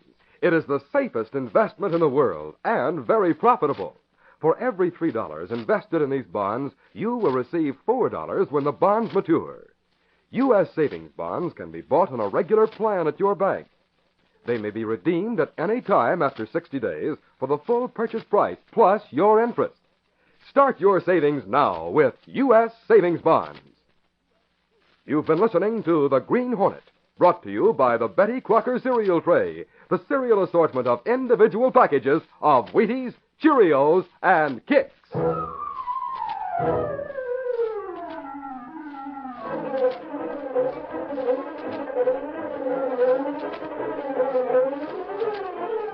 Listen, Cheerios now offers you one more big chance to get an amazing special kind of Lone Ranger Silver Bullet. Has secret compartment and built-in compass that really works. Also contains secret invisible ink tablet and magic developer tablet for writing secret messages.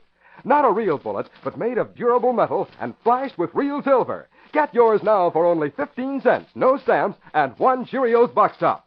Mail to Lone Ranger, Box 7800, Chicago, Illinois. Lone Ranger, Box 7800, Chicago, Illinois.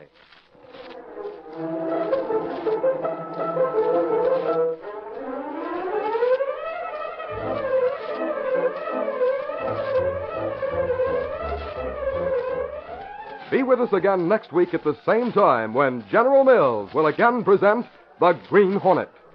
This copyrighted feature originates in Detroit, and all characters, places, and incidents used are fictitious.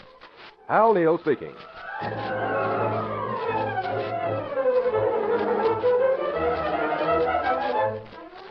This is ABC, the American Broadcasting Company.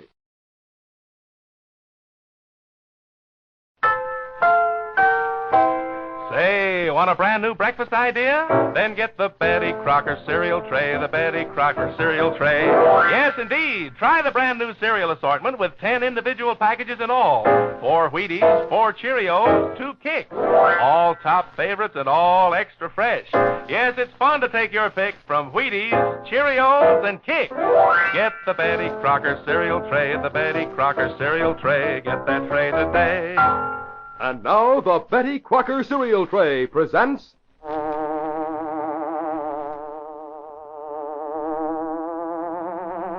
The Green Hornet.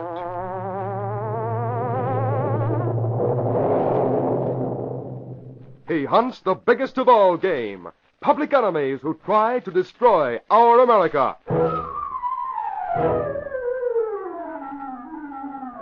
With his faithful valet Kato, Brett Reed, daring young publisher, matches wits with the underworld, risking his life that criminals and racketeers within the law may feel its weight by the sting of the Green Hornet.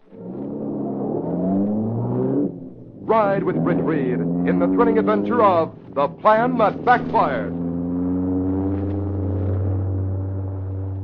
Boys and girls, our government is asking every one of us not to waste food. So eat up everything your mom puts on the table.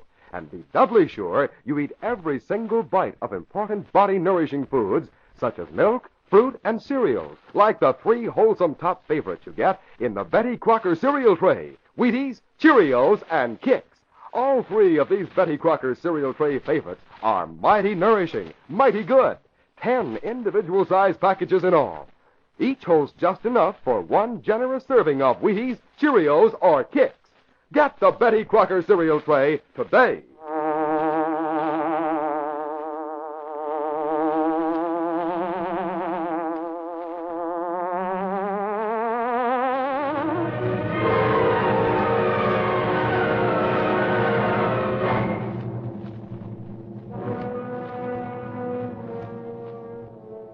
Britt Reed had spent the morning in the company of his father, talking to attorneys in connection with a scandalous congressional hearing that had been front-page news for several days.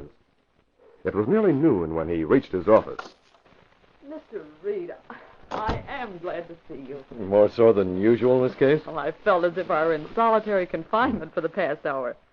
It's strange to be in this office alone. Strange? Yes, I've gotten used to a crowd. Oh, you mean Axford and Miss Travis. I'm used to Axford. I see. Oh, where is everyone? Well, Axford's gone over to police headquarters, and Glamour puts up. I mean, Miss Travis went to see little Miss Moffat. Little Miss Moffat? It's the truth, so help me. That's her name. She telephoned for you, but Miss Travis talked to her. Very well. Miss Case, will you call the morgue and have them send down the file on that firm of attorneys, Gramercy, Fletcher, and Thorndyke? Oh, I have it right here. Oh? Yes, here you are. Miss Travis sent for it before she went out. Well, what'd Miss Travis want this for? I don't know. She sent for the file when she finished talking to the character. She spent an hour studying the clippings and making notes, and then she left. Said she was going to sit on Miss Moffat's puppet. I wonder what Miss Moffat said about Gramercy, Fletcher, and Thorndyke. Well, we ran a lot of articles about them during that congressional hearing. Yes, Dad and I were talking about them this morning. Miss Case, will you skim through these clippings and give me a quick rundown? Well, Miss Travis has already summarized them. I think she left her notes right here someplace. She never puts anything away. Yes, here they are. I guess I'd better read them to you. Her writing is, well, it's almost illegible. Oh, just give me the highlights. During the war, Messrs. Gramercy, Fletcher, and Thorndyke played fast and loose. They organized a couple of companies, dummy corporations. There was collusion between them and a few brass hats who were in position to hand out war contracts. It was a gravy train while it lasted, but it didn't last. Uncle Sam got soaked hard, but instead of turning the other cheek, he called the 3 bad boys to Washington to answer a few questions. Apparently, they didn't have the right answers. There were no right answers. According to what I heard this morning, there's not much the law can do to them. They took an awful swift kick in the bankroll. They should be in jail. They won't be. No, I'm afraid not. Well, at least they're broke. They had to pay out a lot of cash. And their reputations are shot. Hey, Kathy! Don't slam it, you... Oh, there I go again. Oh, hello, Reed. I'm glad you're here. Suffering snakes, I just come from the cops' headquarters, and what do you think? Axford, you're excited. That I am. And who wouldn't be with the commissioner of police talking nonsense? Nonsense? Reed, he called a number of the plainclothesmen in and captains into his office. I sort of horned in on the meeting. Yes? He got to talking about the Green Hornet, saying that he'd been going over the record, and all the charges against the Hornet have been cleared up. That's right. He told the lads that if they saw the Hornet, they weren't to start shooting. The Hornet's not wanted anymore, dead or alive. Well, that's why the Daily Sentinel withdrew the reward for his capture. Ah, phooey. I still say the Hornet's a crook. I've been running down clues ever since I joined up with this newspaper. And by golly, I'm going to get the Green Hornet if it's the last thing I do. What's more, I'm going to prove he's done a lot of things the cops don't know about. Oh, you're hard to convince, Michael. You bet I am. Oh, it's Miss Travis. Hello, Mr. Axford. Oh, Mr. Reed, I'm glad you're here. I brought Miss Moffat. This is Miss Moffat? That's right, young man. Matilda Moffat. Miss Case, Miss Moffat. Oh, how do you do, Miss And Moffat? Mr. Axford. Sure, it's glad I am to know you, Miss Moffat. How do you do? Mr. Reed, Miss Moffat telephoned a little while ago. She's a client of Gramercy, Fletcher, and Thorndyke. Indeed. Mr. Reed, I've been a Sentinel subscriber for many years. I wanted to talk to you because I like your style. Well, thank you. Yes, sirree. I liked what you said about Gramercy, Fletcher, and Thorndyke. You called a spade and a crook a crook. After I talked to Miss Moffat, Mr. Reed, I thought I'd better bring her here. Those crooks are trying to murder me. Holy crow. She's not fooling, Mr. Reed. You mean Gramercy, Fletcher? I do. You see, my father died a good many years ago and left me a tidy sum of money. The estate was in the hands of Mr. Gramercy. The father of the present Mr. Gramercy. That's right. The old man was honest, but this son of his, I never did like him. Got a face like a ferret. I wasn't surprised when I read about the shady dealings that law firm was in. I didn't want anything more to do with them. So I asked for an accounting of my money. Oh, did you get it? Not yet. They've done nothing but hedge and stall. They may have appropriated some of Miss Moffat's funds to pay up on that war profits deal. That's how I sized it up. I let them know a week ago that I wouldn't shilly-shally any longer. Told them I'd have an accounting by the first of the month or know the reason why. You said something about murder. The day after I made my ultimatum, I was nearly run down by a car. Well, that could have been an accident. It could have been an accident. Likewise, it could have been an accident if my furnace gave off poisonous gas just after a man from the furnace company came to check it. Mr. Reed, that man was an imposter. The furnace company did not send a man. I'd have died in my sleep if my dog hadn't roused me. By golly, maybe you've got something. There were several other things, Mr. Reed, including an attempt to poison her food. Incidents that might have proved fatal to Miss Moffat. Coincidence can only go so far, I always say. Well, this is a matter for the police. They'll send a man to guard you. I'm going to talk to the police, and I'm going to hire a couple of guards. But I wanted you to have this story just in case something happened. I see. Miss Travers here has offered to stay in the house with me until things are straightened out. Well, with Miss Travis and police guards, you should be well guarded. If Gramercy, Fletcher, and Thorndyke can't settle up, there'll be a story, Mr. Reed. There will be. And I'll be interested in getting the facts. Yes, I thought you might be. When's the deadline? I told Gramercy I'd wait until the first of the month for an accounting of my money. If I don't get it, those shysters will find I can be just as tough as that committee in Washington. Maybe you can send them to jail. In which case, you'd be even tougher.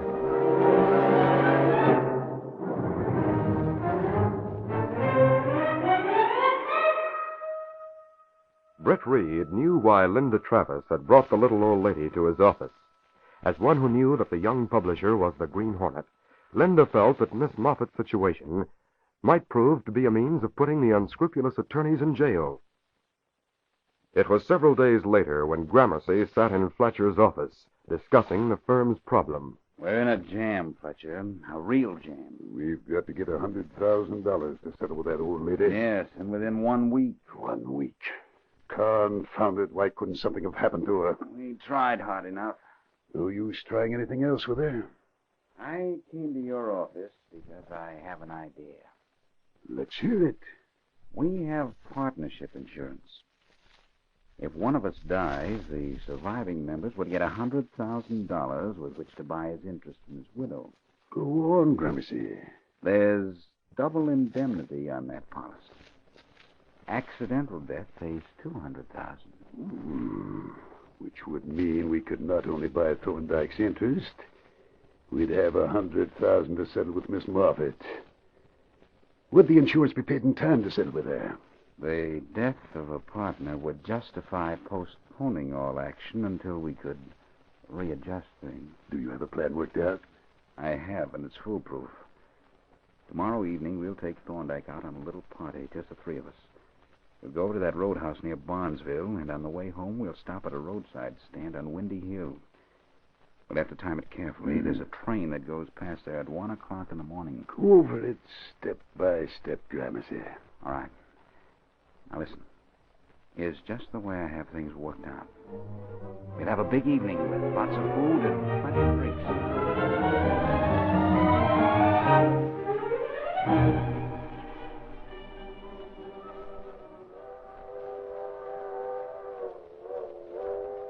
On the following night, the fast express was right on schedule as it approached the crossing at the foot of a hill between the city and the town of Barnesville. Fletcher and Gramercy were on schedule, too. With their partner Thorndyke, they were on their way home from a roadhouse dinner, during which they consumed considerable liquor. Seated between the murder plotters, Thorndyke was asleep when Fletcher brought his car to a stop near a roadside stand on the hilltop. Thorndyke. Thorndyke, you asleep? Yes, he is. He should be asleep after that last drink you fixed for him. All right, Fletcher, let's get out of the car. You get out first. You've got to put a block in front of the wheel. I haven't. Is anyone watching us from that hot dog stand? No. Let me know when the block's in place, and I'll release the emergency brake. All set. Be sure the wheels are straight. They are.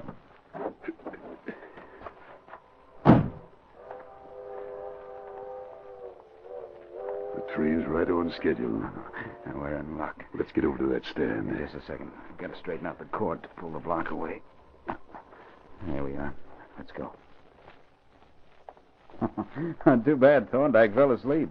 He'd enjoy a hot dog. Yes, he certainly would. Pull the block out. Thorndyke never could stay awake after a few drinks. Car starting to roll. It should pile right into the train. Yeah, what'll it be, mister? A couple of hot dogs with plenty of mustard. And be sure they're well done. Sure. Hey, your cars are rolling down the hill. What? Fletcher. Fletcher, look, your car. That confounded emergency brake. I keep forgetting to have it fixed. It's getting away. Thorndyke! Thorndyke! Wake up! Wake up, Thorndyke! Grab that What? car! The train. The train's coming. That guy in the car, he'll be killed. Hey, wake up! Wake up, mister! Wake up! What's the matter?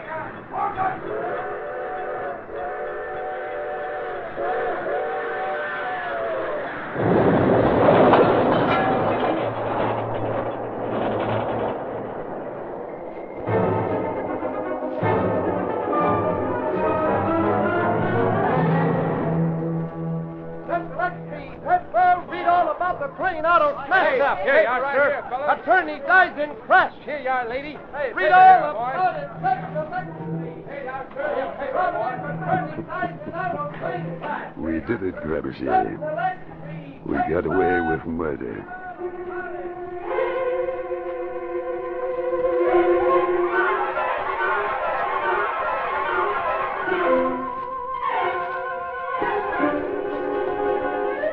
We'll continue our story in just a moment. Say, here's a way to have double fun. I mean eating fun plus model building fun.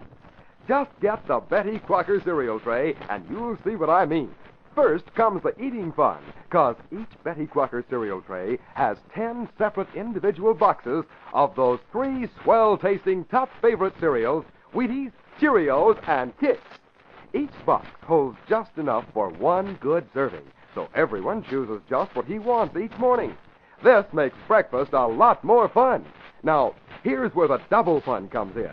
Each of the 10 separate boxes of Wheaties, Cheerios, and Kix in the Betty Crocker cereal tray is designed like a house or store.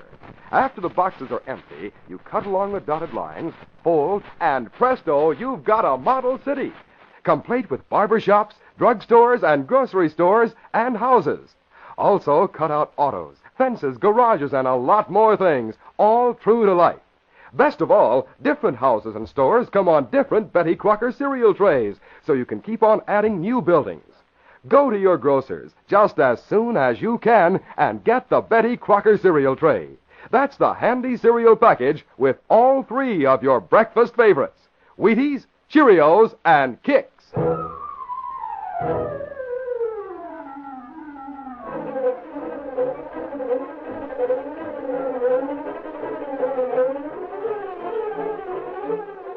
And now, back to our story. A threefold investigation got underway immediately following Thorndyke's death. Representatives from the police department, the insurance company, and the Daily Sentinel, working independently of each other, called on everyone who might shed light on the accident. The man at the hot dog stand said, Me, I heard one of the gents say Mr. Thorndyke never could stay awake after a few drinks. Then you looked up and saw the car starting down the hill. Is that it? Yeah, that's it, officer. And the guy, I guess he was the one who owned the car, he said he'd meant to have that emergency brake fixed. I'm the mechanic that serviced Mr. Fletcher's car. Taken care of it for 3 years. That brake was haywire. It's news to me. Mrs. Thorndyke says it's the first time she can remember that those three went out together for dinner. She said more than that, by golly. She said Thorndyke never fell asleep from drinking. The more he drank, the livelier he got. Bits of information from a dozen different sources came into the office of the police commissioner and the office of Britt Reed of the Daily Sentinel. And then, 1 week after the tragedy, the young publisher called Linda Travis into his office and closed the door. Sit down, Miss Travis. Thank you. Mr. Reed, you look rather grim. Commissioner Higgins is morally certain that Thorndyke was murdered. But with the evidence at hand, he could never get a conviction. Well, Mr. Reed, what's the Green Hornet going to do about it? I've been wondering. You created the character to get men like Gramercy and Fletcher who laugh at the law. Linda, I have a plan. I'm going to need both you and Kato. Tell me what you want me to do. Kato and I will pick you up tonight at 9. I'll be waiting, Mr. Reed. Waiting and watching for the car of the Green Hornet.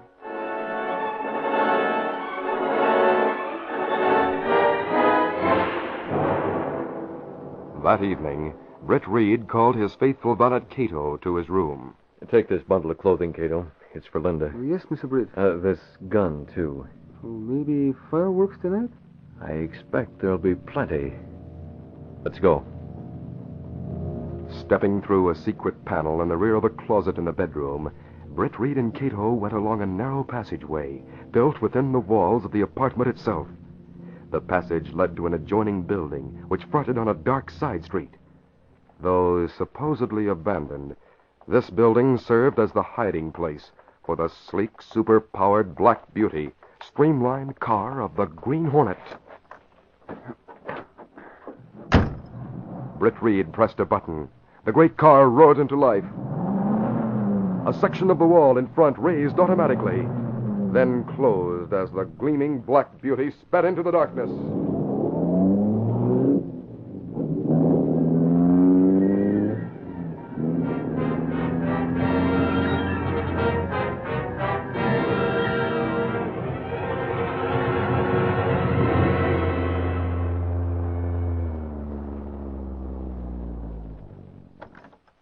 You're right on time. Slide into the back seat, Linda.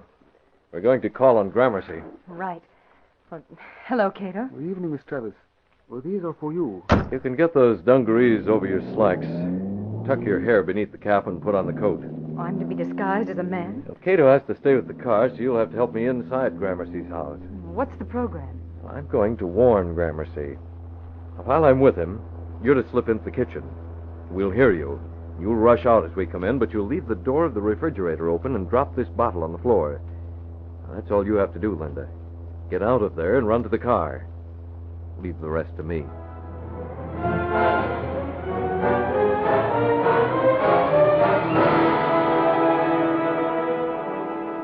My patience is nearly at an end. How many more people is the commissioner going to send to question me? What's the idea, Sergeant Burke? Well, it's on account of what you might call loose ends. It wasn't like Thorndyke to fall asleep after dinner. Or like the three of you to go out together. So what? What's more, Mr. Gramercy, we got pretty good evidence that Fletcher's emergency brake was in perfect condition. Thorndyke might have committed suicide. Huh? Perhaps he made believe he was asleep in the car. And when Fletcher and I stepped out, he may have released the emergency brake himself. Oh, golly, I hadn't thought of that. He was unhappy after the Washington affair. We took him to dinner to try to cheer him up. Think that over. Now get out and tell the chief not to bother me anymore. Come on, expert. Good evening, Mr. Gramercy. We'll tell the chief what you said. Gramercy turned from the door and paused. He had a vague feeling of uneasiness, a feeling that he was not alone. Then the door on his left opened. What? Been waiting in your library, Gramercy. That mask. The Green Hornet. I came to warn you.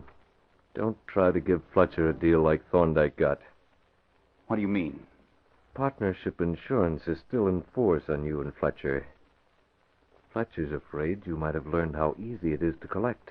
He's left a letter to be opened in the event of his sudden death from any cause, accident or otherwise. So don't kill him, Gramercy. If you do, the truth about Thorndyke will come out. See here, how did you get in?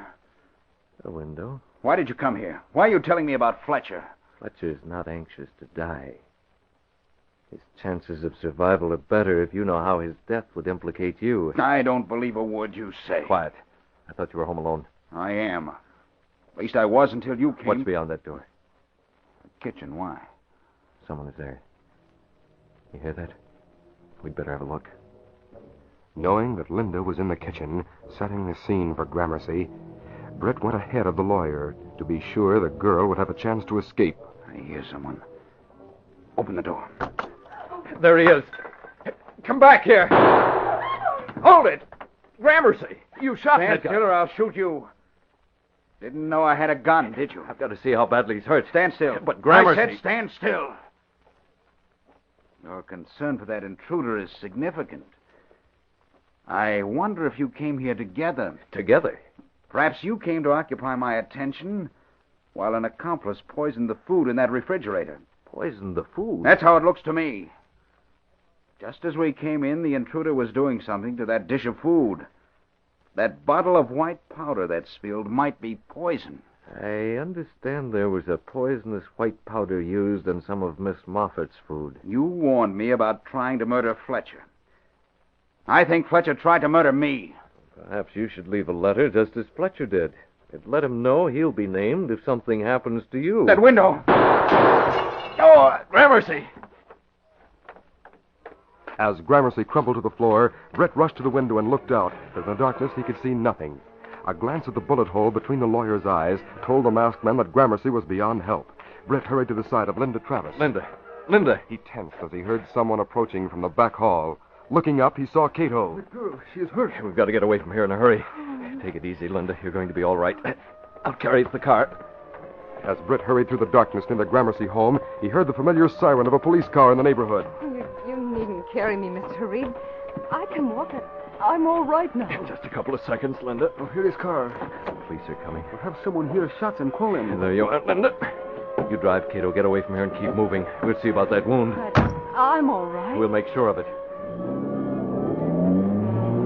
In the rear seat of the Black Beauty, Britt Reed opened built-in compartments, which held all manner of first aid equipment. Linda slipped off the man's overcoat. Britt cut away the sleeve of her blouse, then bathed the wound with water from a thermos container. It's not as bad as I thought. Oh, it's really just a scratch. I know a doctor that I'm will a fix trained it. nurse, Mr. Reed. That scratch doesn't amount to a thing. Please believe me. I'd ought to be kicked for getting you into this. You might have been killed. Well, I wasn't, so don't worry about it. I have some antiseptic and bandage here. That's all I need. Did your plan work out? No, it went completely haywire. I'd hoped we could frighten Gramercy into writing a letter that'd tell everything. I even told him Fletcher had prepared that kind of a letter. Well, perhaps you can try again. You didn't know it, Linda. You were unconscious. Gramercy is dead. Dead? Confound it, Kato. Why didn't you shoot to wound him? Mr. Britt, I did not shoot. You didn't. I thought you fired through the window when you saw Gramercy holding a gun on me. Oh, no, sir. I hear shot. Then as I run toward house, I see figure at window. He fires, then runs away. It was too dark to identify him. Great Scott, that makes it even worse. The killer saw me there. He'll frame the Green Hornet for that murder.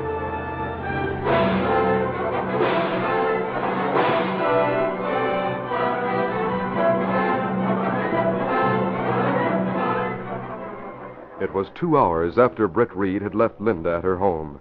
He paced the floor of his apartment, thinking over the evening's disastrous events. Worry will not help, Mr. Britt. Perhaps if you go to bed... Just a minute, Kato. Someone's coming. It's either Axford or my father. Hey, Reed! Oh, it's Mr. Axford. Oh, golly, Reed. I'm glad you're still up. Things were popping around the cops' headquarters. Yes? I was in Buck's car.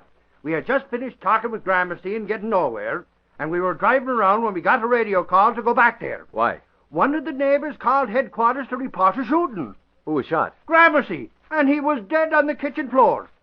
In his desk, we found a letter saying it was to be opened if anything happened to him. A letter? Yeah, and what do you think? It told all about how he and Fletcher schemed the murder of Thorndyke. Great Scott. It said to pick up Fletcher if Gramercy was found dead from any cause. Well, did you pick up Fletcher? That we did. And Reed, he squealed. He told everything.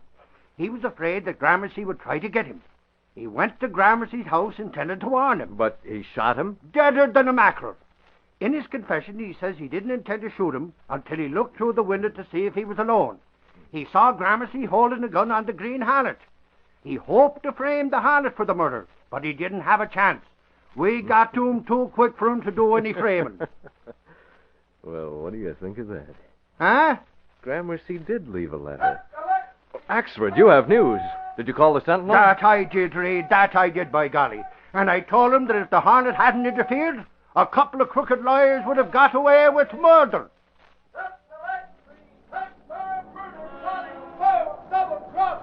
Lawyer, read all about it. Green Hornet leads way to showdown. Pet Select 3. Pet Bob.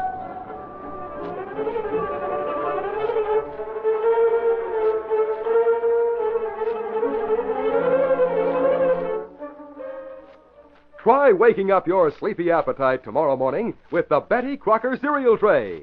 That's the swell new cereal assortment, Wheaties, Cheerios, and Kix, in 10 separate individual packages, all in one handy carton. Every morning you take your choice, Wheaties, Cheerios, or Kix. All top favorites, all in the Betty Crocker cereal tray. And here's something more. Every Betty Crocker cereal tray has a valuable silverware coupon right on the outside of the carton. By saving these coupons, you can get a set of lovely Oneida Community silverware in an amazingly short time and at unbelievably low cost. Start saving those valuable coupons now. Get the Betty Crocker cereal tray. You've been listening to The Green Hornet, brought to you by the Betty Crocker cereal tray, the cereal assortment of individual packages of Wheaties, Cheerios, and Kix.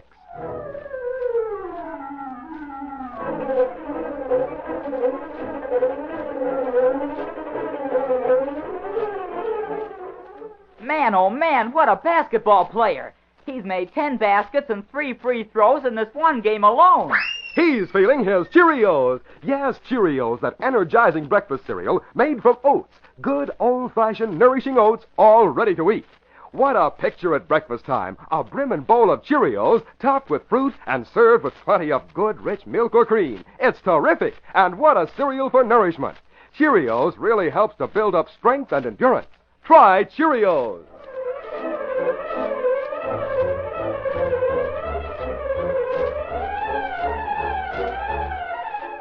Be with us again next week at the same time when General Mills will again present The Green Hornet. This copyrighted feature originates in Detroit, and all characters, places, and incidents used are fictitious. Hal Neal speaking.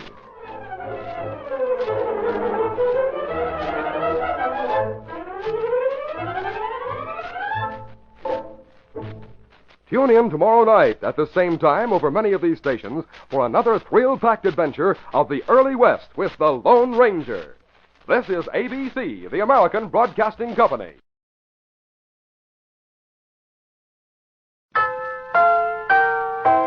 Say, want a brand new breakfast idea? Then get the Betty Crocker cereal tray, the Betty Crocker cereal tray. Yes, indeed. Try the brand new cereal assortment with 10 individual packages in all.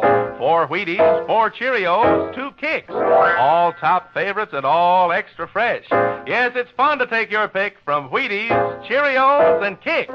Get the Betty Crocker cereal tray, the Betty Crocker cereal tray. Get that tray today. And now the Betty Crocker cereal tray presents...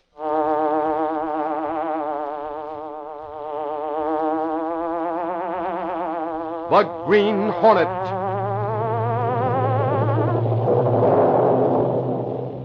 He hunts the biggest of all game, public enemies who try to destroy our America. With his faithful valet Kato, Britt Reed, daring young publisher, matches wits with the underworld, risking his life that criminals and racketeers within the law may feel its weight by the sting of the Green Hornet. Ride with Britt Reed in the thrilling adventure of Number Man. All right, gang, let's give 3 cheers. Roar! Yes, sir, 3 cheers for 3 top favorites. Wheaties, Cheerios, and Kicks. Each in the Betty Crocker cereal tray. 10 separate individual packages of your 3 top favorite cereals, all in one handy carton. You can take your choice right at the table. Wheaties one morning, Cheerios the next, and Kicks the next. It's fun. You always open a fresh package. Try it. Get the Betty Crocker cereal tray.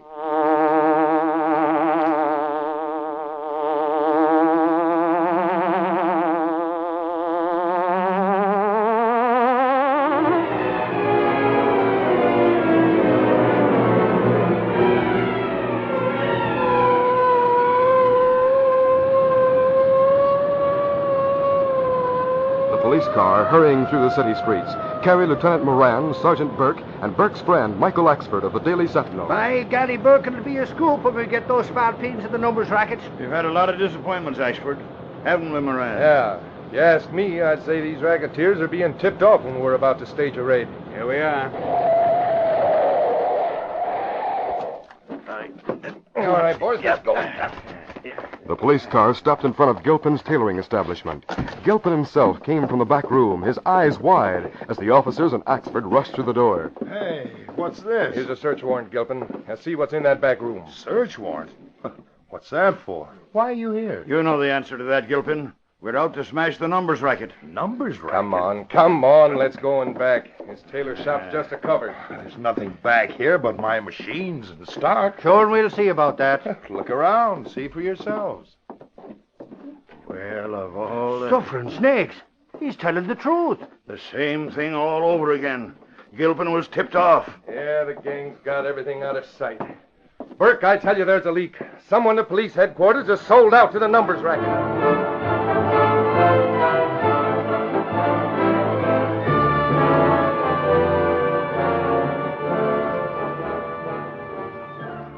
It was nearly noon of the following day. Britt Reed's father sat at the young publisher's desk in the Sentinel building. He looked up as Lenore Case entered with the Bulldog edition.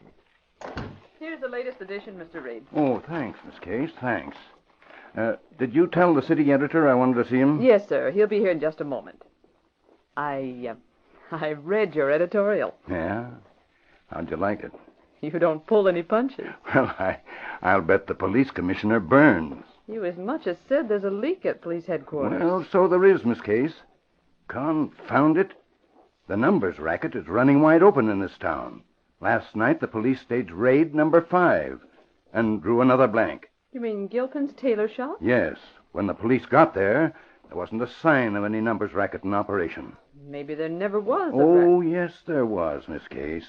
Gilpin's place was one of the headquarters of the gang.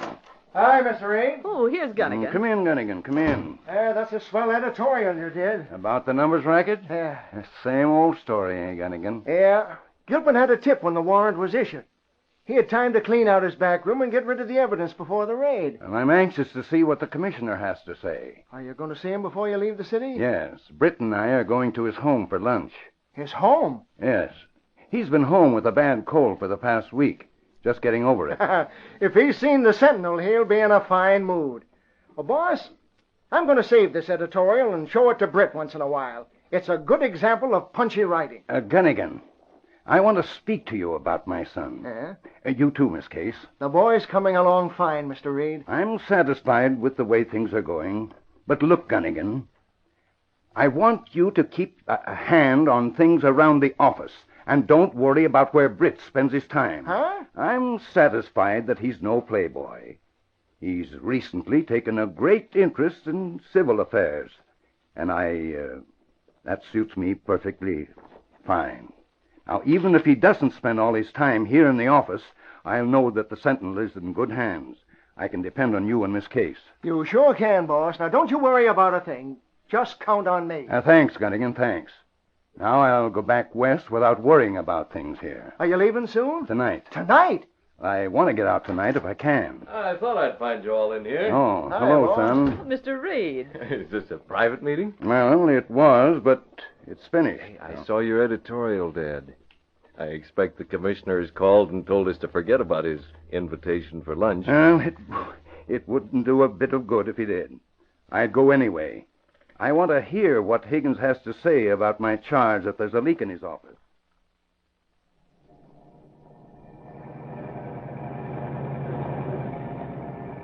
Well, we'll be just about on time. Son, when Higgins is talking, you keep your ears open. I generally do.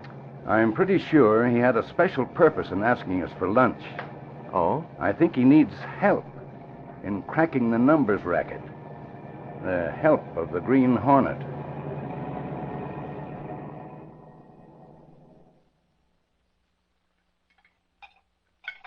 Will either of you have more coffee? Not right now, maybe thanks. later. Leave the coffee pot on the table, Dryden. Yes, sir. Shall I clear away the rest of the dishes, Mr. Higgins? No, leave them. And go get my car at Smith's garage. They phoned and said it was ready. Yes, sir. Your man Dryden does a nice job. I took a page from Britt's book. Decided to try a houseman. Dryden's been here about 6 months. You'll never get one like Kato. Look, Jim, you didn't invite us to lunch to talk about your houseman. No. Now, what's on your mind? I read the editorial in today's Sentinel. The language was familiar. Was it? Go on, Reed, laugh. I suppose you wanted to show me that you could still swing from the ground with either fist. Well, I thought a little harpooning would do you good. What's the matter, Higgins? Why don't you smash the numbers racket? Because there's a leak in my office. What? I've got to admit it. Your editorial hit the nail on the head. Well, can't you plug the leak? Britt, we were speaking of your man Kato. You trust him implicitly, don't you? Of course I do. And you trust Michael Axford? I'd trust Axford with my life. All right. Suppose you had a leak in your newspaper office, and the only possible suspects were Axford and Kato. I couldn't suspect either of them. That's my dilemma. If there's a leak in my office, it has to be one of two men. Sergeant Burke or... Sergeant Burke? Yeah, but he's Mike Axford's friend. He's as honest as the day is long. The other is Lieutenant Moran, and I trust Moran just as much as I do Burke. Well, does it have to be one of them? They're the only ones who had advanced knowledge of every raid. I see. I've sent Dryden out, so we're here alone. I know what I tell you won't leak out. I'm going to give you all the information the police have. I hope you'll have some ideas.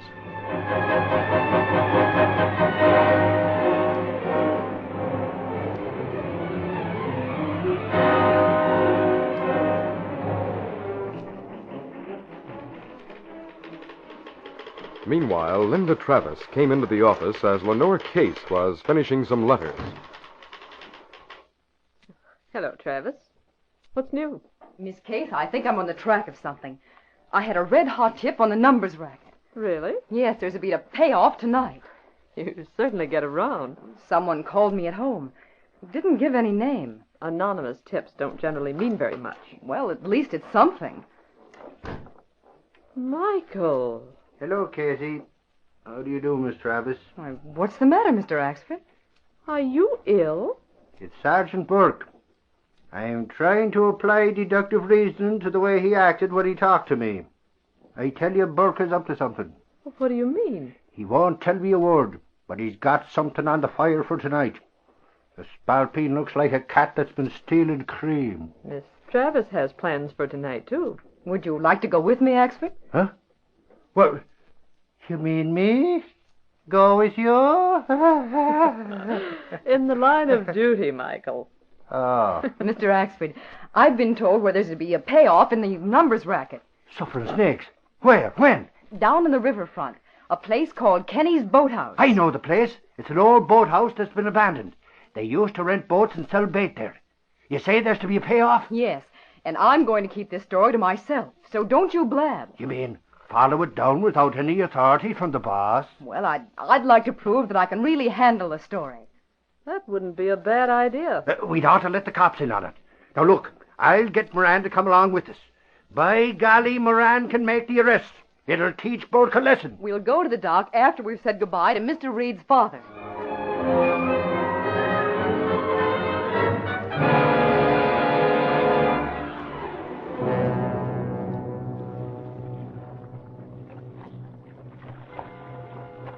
The night was almost pitch dark. Kenny's boathouse stood out as a vague form against the background of the river as Linda approached with Axford on one side and Lieutenant Moran on the other. Axford's car had been parked some distance away, and there was no sign of anyone near. I'd sure like to nail some of those numbers racketeers. I hope we haven't made a mistake in coming without telling Mr. Reed about the tip-off. Oh, it would have been a shame to tell him just before he started for the railway station with his father. Hey, I hear a boat coming in. So do I. I think I see something over there on the dock. Look, Moran. Don't that look like a man moving from the boathouse? Yeah, it does. Moran, you got your gun sure? There is someone. I see him. And there's another guy climbing out of a boat. Suffering snakes. Hey, what was that flag? Someone took a picture. Come on. Who did that? Who took a picture? What's the idea? What is this anyhow? Stay where you are. I got a flashlight. I'll turn it on Go him. ahead. Don't any of you move. I got you covered. Hey, Moran, is that you? Holy crow, it's Burke. Ashford. Moran, what are you doing here? What's the idea? What kind of a trick is this? Oh, look. Burke's got something. It was a payoff. Sergeant Burke. So you're the one. What? Say, listen Who are you? here. Jane Winters of the Clarion. And you? Travis of the Daily Sentinel. Did you get a tip-off, too? Yes, but Well, you didn't get a picture, and I did. This is once the Clarion scores a beat. Hey, listen, what are you talking about? What payoff? That's what I want to know. What payoff? What have you got there, Burke? I was told if I come here tonight, someone would meet me and give me the name of the head man in the numbers racket. It's right here in this envelope. See what you've got in that envelope. I'm showing you it. Oh, my. Mm-hmm. Good gravy. It's dough. Cash money. Hold it. What? Gotcha. That's all I want. Thanks, boys and girls. Look in the Clarion and see your pictures. Burke. Burke. Oh, golly, I can't believe it of you.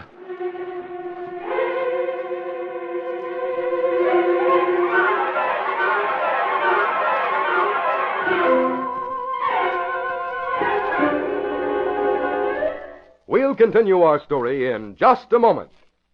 Is everybody at your house kind of grumpy at breakfast? Well, here's a great new idea that'll make breakfast a lot more fun. It's the Betty Crocker cereal tray. That's the swell new cereal assortment, Wheaties, Cheerios, and Kicks, in 10 separate individual packages, all in one handy carton. Each box holds just enough for one good serving, so everyone has the fun of choosing just what they want for breakfast. Wheaties, Cheerios, or Kicks. All top favorites. Always a fresh package every morning. Now, listen to this. You also get a swell-looking Model City when you buy the Betty Crocker cereal tray. A Model City that looks just like real. You cut it out and build it yourself. It has all kinds of buildings, houses, stores. Here's what you get on just one street. It's 2nd Avenue, and it has a movie theater, a camera and sporting goods shop, a department store, and a fire department. In addition, there are many different style houses, plus cutout automobiles, fences, storage sheds, awnings, and billboards. All this on just one Betty Crocker cereal tray. Still, other houses, stores, and equipment come on other packages. The Model City is easy to build, too. There's no pasting or gluing needed, and many slots are pre-cut. It's really easy and really fun. Just ask your grocer for the Betty Crocker cereal tray, the handy cereal package with all 3 of your breakfast favorites, Wheaties, Cheerios, and Kicks. Get yours now.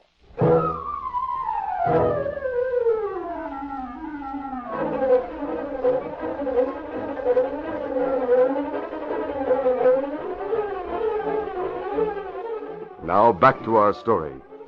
Britt Reed's father was leaving the city to return to the West. Britt Reed had taken him to the station.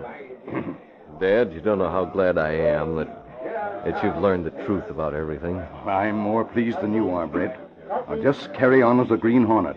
You can do a lot of good. I wish there was some way I could help the commissioner with that numbers racket. Oh, now you'll find a way. I have a lot of confidence in you. I'll do what I can. Well, have a good trip, Dad. Thanks, my boy. Now, take care of yourself. And if you need me, Just let me know. You bet I will. Goodbye. Bye.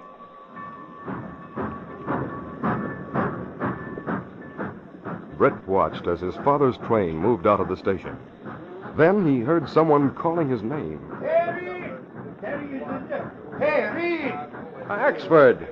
Linda. Oh, I hope we catch you here. Well, Dad has just left. Oh, what's wrong? Oh, Reed, it's terrible. We went to Kenny's boathouse on a tip that there'd be a payoff and the numbers rang. Oh, what sort of a tip? Why didn't I hear about it? Oh, someone called me at home, Mr. Reed. I wanted to handle the story on my own. I went to help Reed, and we took Lieutenant Moran along just in case. What happened? Burke was there. He met a guy named Lefty Bates. And Bates gave Burke $500.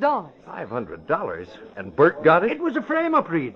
Burke went there on a tip that someone would meet him and give him the names of the big shots in the numbers racket. Oh, what about this man named Bates? Where'd he get the cash? Oh, he didn't know what was in the envelope.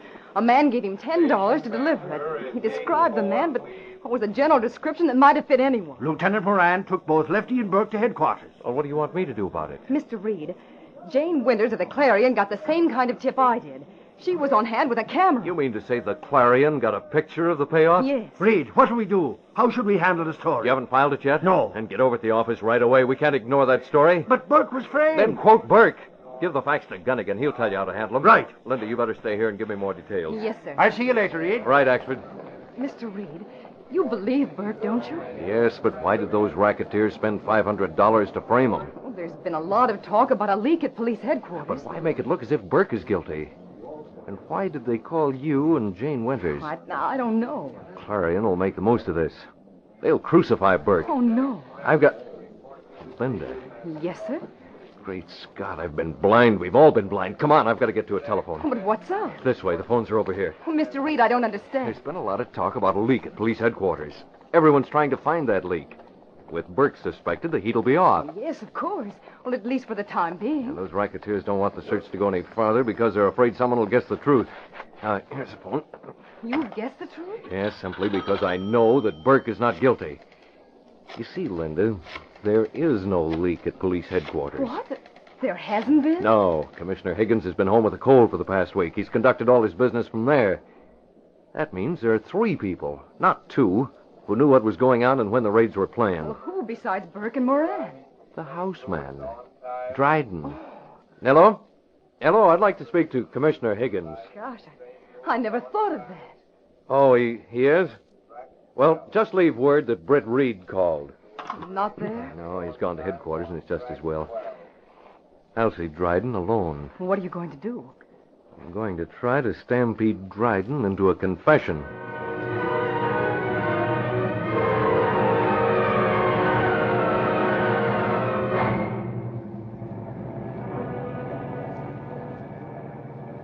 What are you going to do with Dryden? I'm going to get the truth out of him.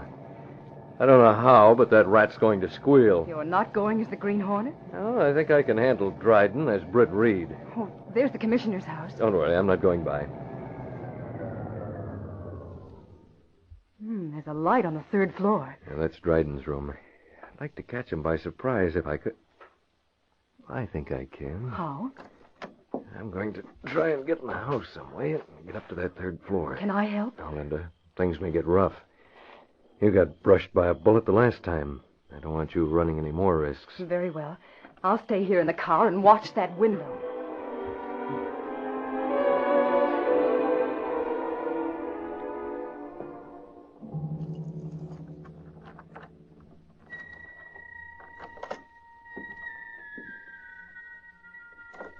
Britt found a door that could be opened by one of his special keys and let himself into the commissioner's home.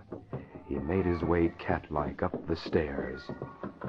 Despite his caution, as he walked through a 3rd-floor hall, he stumbled and sounded a warning. The door of Dryden's room opened suddenly. What in the world? I want to talk to you, Dryden. Why, it's Mr. Reed.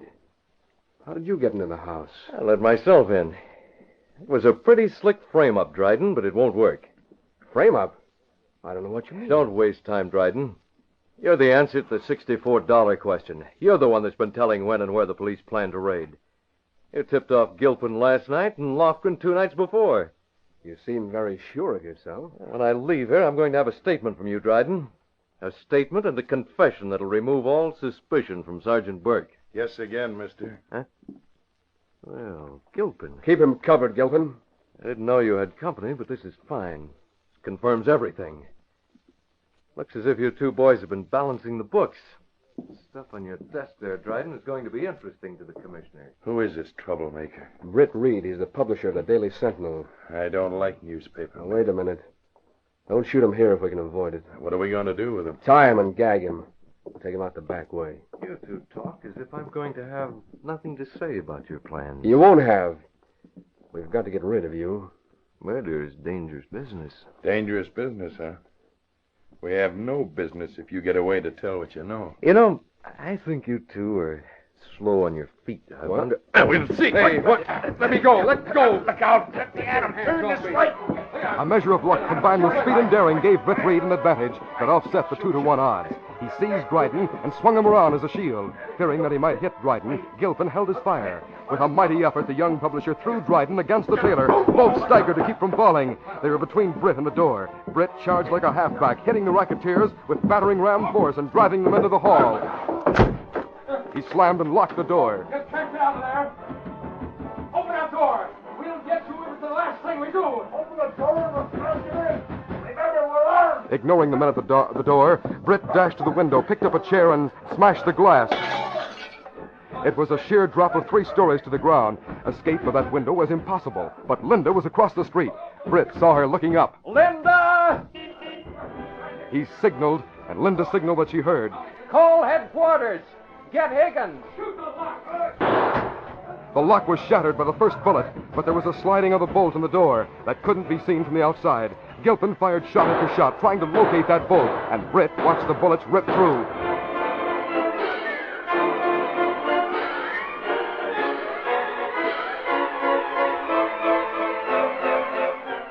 Linda, meanwhile, found a phone at the corner store. Tell him to hurry home.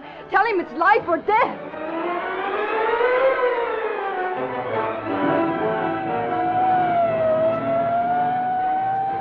Faster, faster, I tell you. I don't know what's going on at my home, but it's life or death.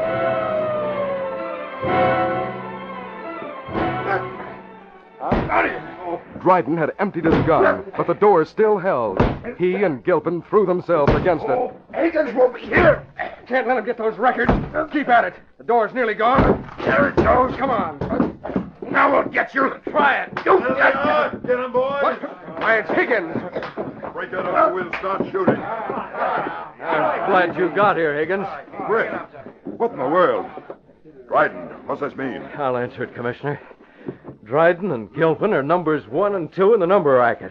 There's the evidence on Dryden's desk. Burke's in the clear. Take it over, boys.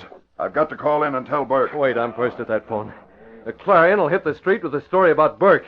I've got to be sure the Sentinel comes out with the true facts.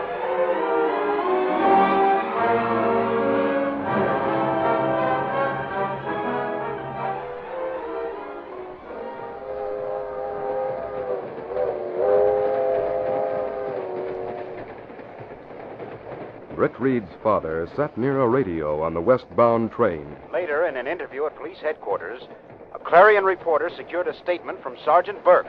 The Senior Reed didn't like what he heard. Burke insists that he was framed, and that he had no knowledge that there was money in the envelope. A flash has just been handed me. Phew, this is a flash. Sergeant Burke has been completely cleared of all suspicion by the arrest of the real leaders of the numbers racket. Good. J. Dryden was exposed by a surprise move on the part of Britt Reed, publisher of the Daily Sentinel. Here are the details. That does it. J. Yes, Dryden sir, was Reed, exposed that as does the real it. leader of the That numbers boy's racket. all right. Had been posing as a butler in the home of... Phone, wearing a look of deep concern. Axford stood beside him. Still no answer. Axford, where could Linda be? Golly, Reed, I don't know. No one has seen her. My car was found at a corner near Higgins' home. Where she left it when she called headquarters? Yes. Oh, maybe she met her friend and will be calling you. There's no need to sit and worry. You'll be hearing from her. By golly, Reed, you sure put one over tonight. The way you smashed Dryden and Gilpin, it looks like you could take the place of the Green Hornet. You sure had his way of doing things. Hey, maybe that's Linda. Hello? Yes? Linda? Who are you? Wait, don't hang up. Listen to me. Hello? Hello? Reed, what's the matter? Axford, someone heard Linda call the police. She was captured when she left the store. Holy crow. She'll be released only if Dryden and Gilpin go free. Axford, this is a case where I'd like to take the place of the Green Hornet.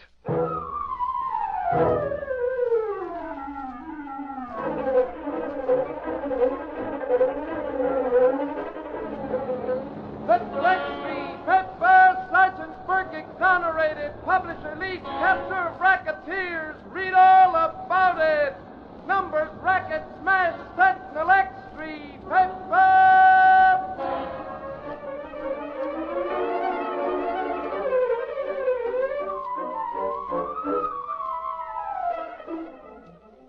Say, pardon our freshness, but if you like your breakfast cereal at its crispest, freshest best, then get the Betty Crocker cereal tray. Why? 'Cause the Betty Crocker cereal tray gives you 10 separate individual packages of your 3 top favorite cereals, all in one handy carton.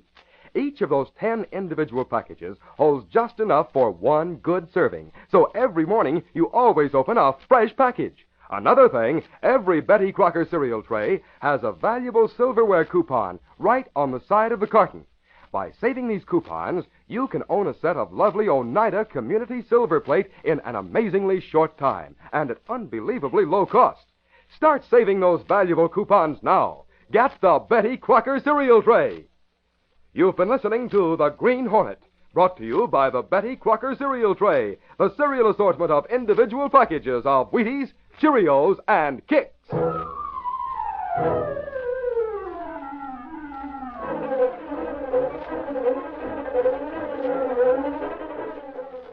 Boy, oh boy, look at that.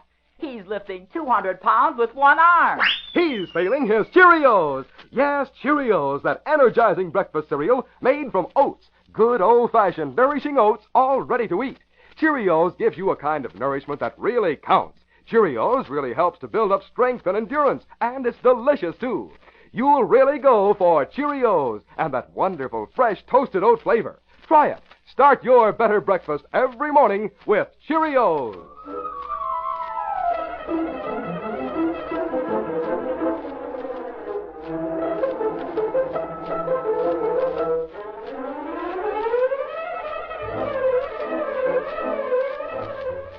Be with us again next week at this same time when General Mills will again present The Green Hornet, a George W.Trendle production written by Fran Stryker and directed by Charles D. Livingstone. The part of the Green Hornet was played by Jack McCarthy. This copyrighted feature originates in Detroit, and all characters, places, and incidents used are fictitious. Hal Neal speaking.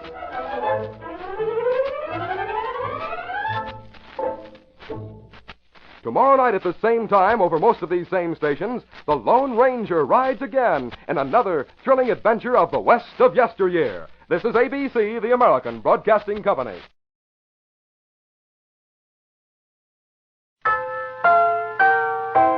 Say, want a brand new breakfast idea? Then get the Betty Crocker cereal tray, the Betty Crocker cereal tray. Yes, indeed. Try the brand new cereal assortment with 10 individual packages in all.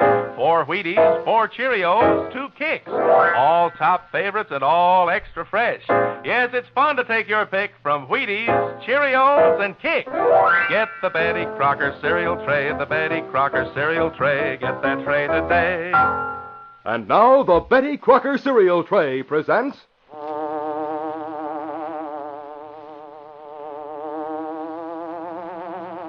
The Green Hornet.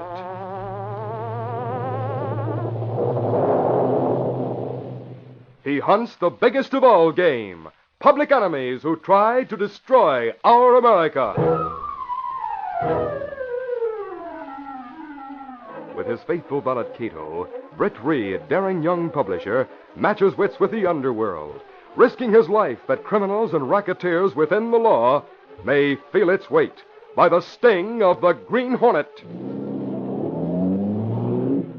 Ride with Britt Reed in the thrilling adventure of Girl in Peril.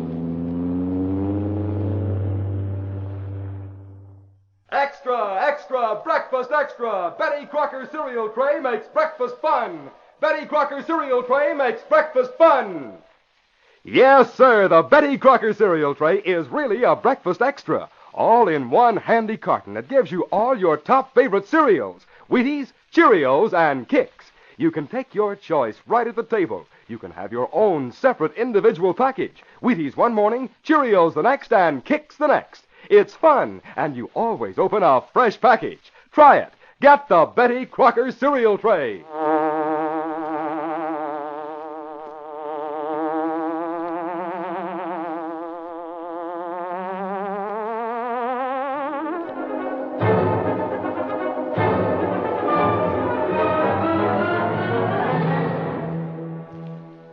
Britt Reed was responsible for the capture of Dryden and Gilpin, head men in the numbers racket.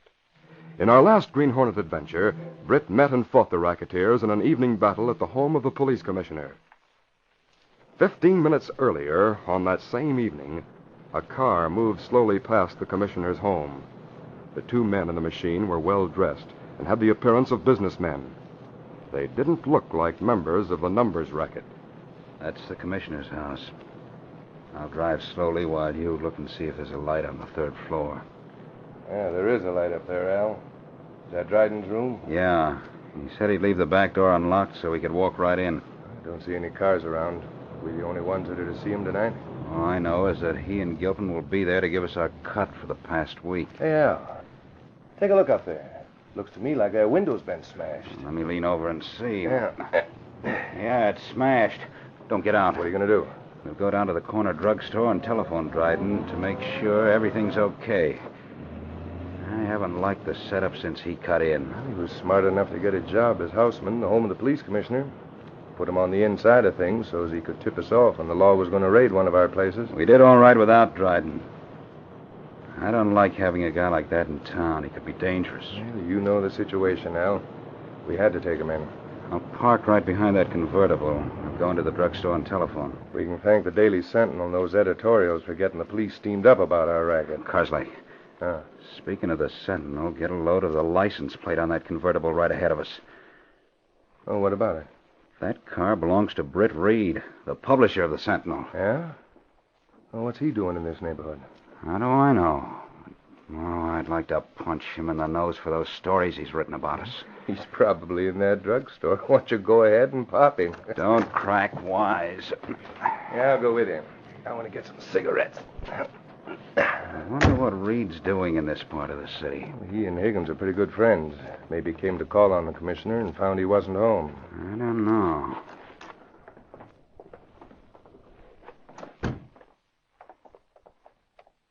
See anything of Reed?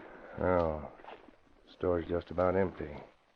Don't see anyone but that dame at the phone and bank. Something for you, gentlemen? Oh, I want to get some cigarettes. Right there, sir, the machine. Oh, yes, I see it. I want to use your telephone. You got a booth here? No, sir, just the phone on the ledge in the rear. It's being used right now. I'll wait. Come on, Carslake. We'll go back to the phone. Yeah, maybe that babe will hurry her call if she sees someone waiting. Yeah, well set up. Wonder what her face is like. Hey, maybe she's driving Reed's car. What? Could be. Police headquarters, yes. Hey, Carslake, get a load of that. Is this Commissioner Higgins' office? Well, this is Linda Travis of the Daily Sentinel. Hey, shut up. Linda. I want to hear this. Tell the commissioner to get to his home right away. Mr. Reed went there to accuse Dryden of beating the numbers racket, and they're fighting. Tell the commissioner it's a matter of life and death. Gilpin's with Dryden. If Higgins gets there, they'll both be in a spot. You could call and warn him. Too late. The commissioner's already got word. He'll be here before we can move. Yes. We've got to take action somewhere else. Yeah, what do you mean? You'll see. All right, thank you. Oh, I didn't know anyone was here. It's all right, lady. You through with that phone? Yes, I'm through. Come on, Carslake. We're going after her. Listen, Al, what are you going to do? Shut up and come along. Aren't you going to use the phone? No, I've got a better plan. Did you change your mind about phoning? What's it to you, sister?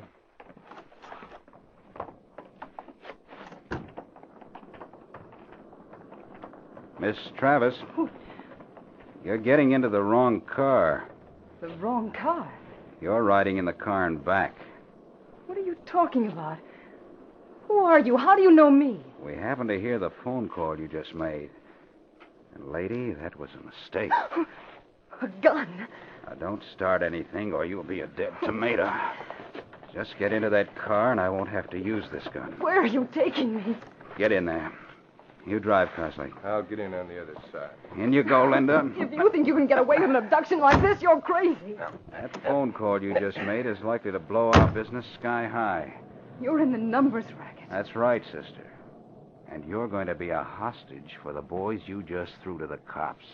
Where are you taking me? You're going to meet a girl called Molly.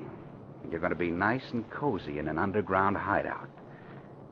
If the cops get our pals, I'll telephone Britt Reed and make a little proposition.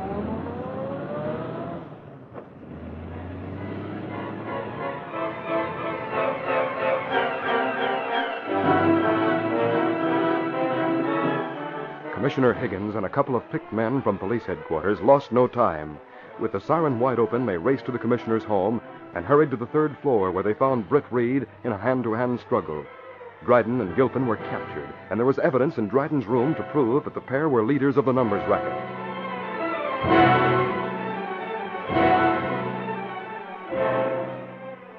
Meanwhile, Linda Travis found herself in a dingy apartment next door to Gilpin's tailor shop, where she met the woman called Molly.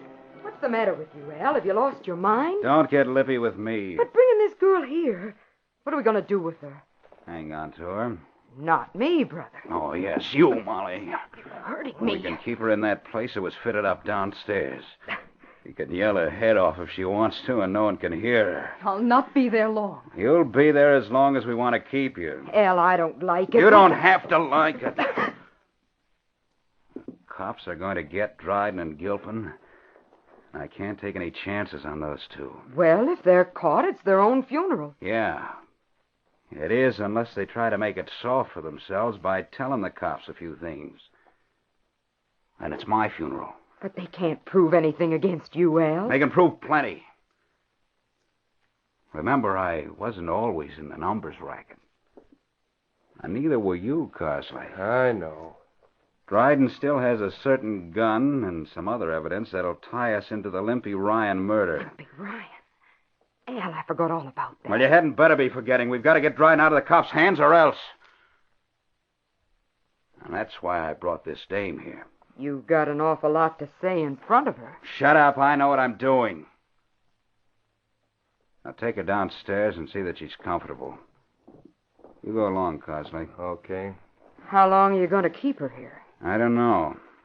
She'll have to have food. That wouldn't be any problem if you were the right kind of a dame. Don't give me that, Al. Why should I wear myself out cooking? Well, you can fix up something here, can't you, Molly? No, I can't. I'll take care of the food. Stop beefing. I'll have it sent in from the beanery across the street. Where are you going now? Out. I'm going to watch for the next edition of the Sentinel and see what happens to Dryden and Gilpin.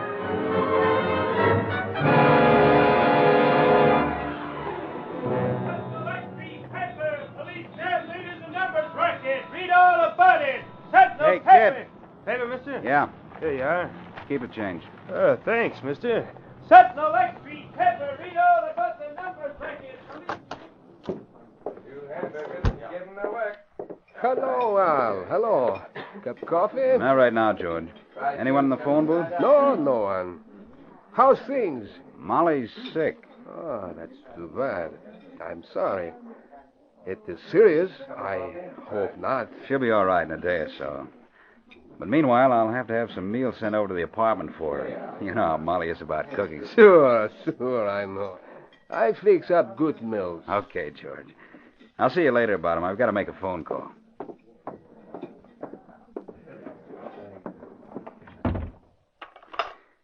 Got the number of Reed's apartment right here somewhere. Oh, yeah, here it is. I hope he's home. If he isn't, I'll have to try around until I locate him. At that very moment, Britt Reed was in his apartment. He had been calling Linda Travis, and he was worried because he couldn't locate the girl. Neither could he account for the fact that his car had been abandoned in front of the drugstore. Hello? Reed? Yeah, speaking. Listen, and get this the first time because I'm not going to repeat it. Thanks to you, the cops have captured Dryden and Gilpin. But we've captured Linda Travis. She's going to be held until Dryden and Gilpin are free. And I mean free, not just out on bail.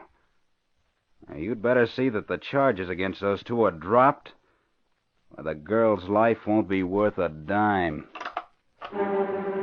Britt Reed was momentarily stunned by the news that Linda had been captured. Then he went into action. He telephoned his secretary, Lenore Case, Gunnigan, the city editor, and several other members of the staff of the Daily Sentinel.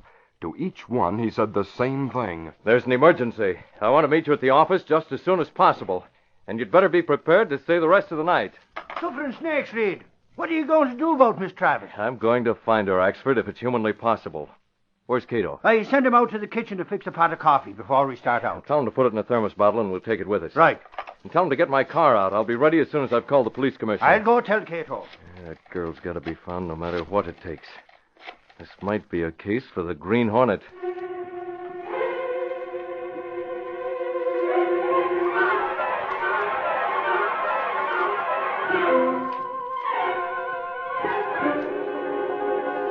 We'll continue our story in just a moment. Hey, kids, no matter whether you're a husky farmer or a city slicker, you've never seen a slicker city than the model city that comes on the Betty Crocker cereal tray. Just listen to this. The 10 separate boxes of Wheaties, Cheerios, and Kicks in the Betty Crocker cereal tray, plus the cereal tray carton itself, are designed to make a true-to-life model city, complete with different style houses, stores, and business buildings. Just cut out, assemble, and there's your model city. Besides the buildings, you also get cutouts of autos, fences, garages, and a lot more things. Just on one avenue in the model city, there's a big service station with gasoline pump. Next to it is an ice cream store with a dentist's office upstairs. Then there's a model city bank and a hotel with coffee shop and restaurant. All this plus different style houses. Everything complete, even storage sheds in back of buildings and awnings in front. All true to life in every detail. Easy to build, too. There's no pasting or gluing needed, and many slots are pre-cut. Best of all, different houses and stores come on different Betty Crocker cereal trays. Just think of the fun you can have cutting out and setting up your own model city. Ask your grocer for the Betty Crocker cereal tray. That's the handy cereal package with all 3 of your breakfast favorites: Wheaties, Cheerios, and Kicks.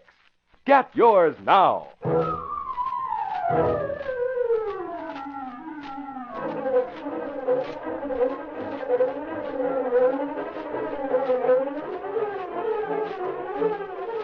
Now back to our story. It was late at night, after midnight, in fact, when Britt Reed went to his office. Lenore Case, his secretary, Gunnigan, the city editor, and several of the crack reporters and columnists were on hand.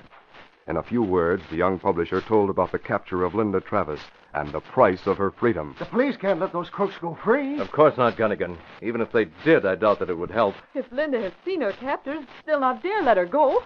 What about the police? I've talked to the commissioner.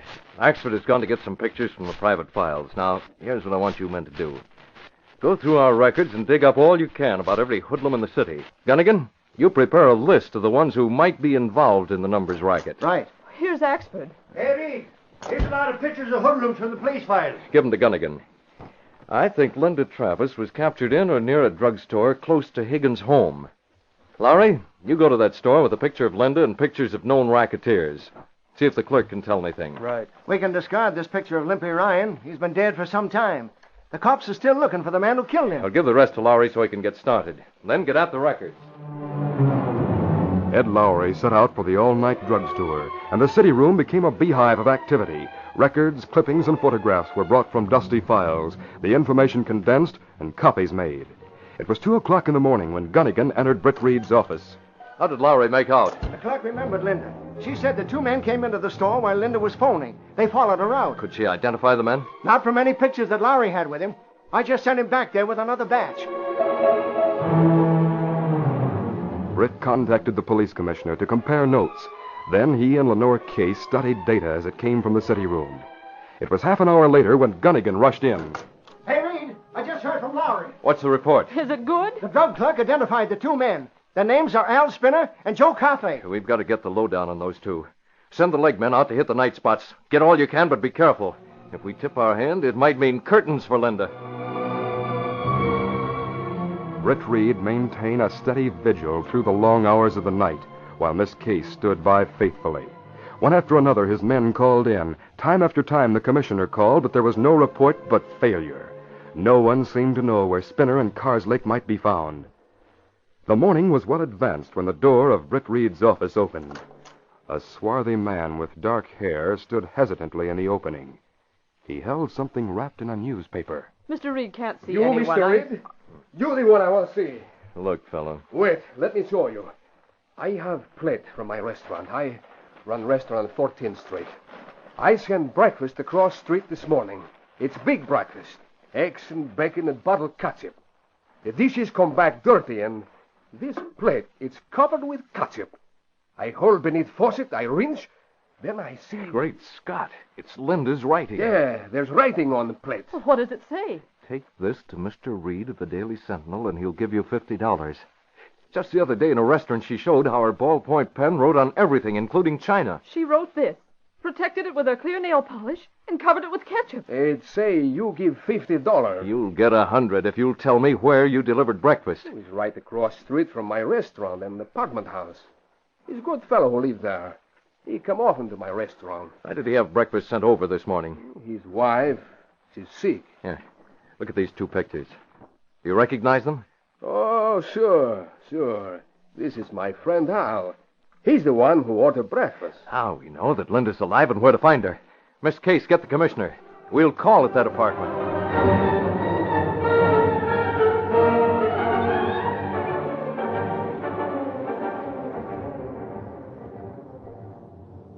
It was that evening in Britt Reed's apartment. The young publisher's face was drawn with worry as he talked to his faithful valet. Will police not help, Mr. Britt? Well, the commissioner will do anything I suggest. He's had men watching the apartment all day. A tray of food was sent over from the restaurant at noon. Another one at dinner time. You think it for Miss Travis? Of course it is. Well, then you know she's still alive. She's still alive, but I know she'll be killed if there's any move against Al. You talked to him? Yes, when we went there this morning. Higgins pretended that Dryden had given him the name of Al and Carslake. He told the crooks it was just a routine questioning, but it didn't fool him. It didn't? No. Al dropped a couple of remarks that were calculated to be significant in case we suspected he held Linda. He made me understand she'd die if the police made a move. But what is to be done? I asked Higgins to hold everything until tomorrow to give me a chance. There must be some way the Hornet can act. Some way the police can't use. If we could just get everyone out of that apartment, I think... Kato, I have an idea. Oh, that's good. Get the mask and gun while I get some things from the vault. I'll call the commissioner to let him know my plan. Get ready to travel. I've thought of a move for the Green Hornet. Stepping through a secret panel in the rear of a closet in the bedroom, Britt Reed and Kato went along a narrow passageway built within the walls of the apartment itself. This passage led to an adjoining building, which fronted on a dark side street. Though supposedly abandoned, this building served as the hiding place for the sleek, superpowered Black Beauty, streamlined car of the Green Hornet.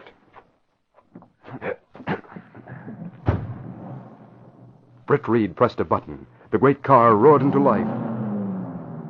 A section of the wall in front raised automatically, then closed as the gleaming Black Beauty sped into the darkness.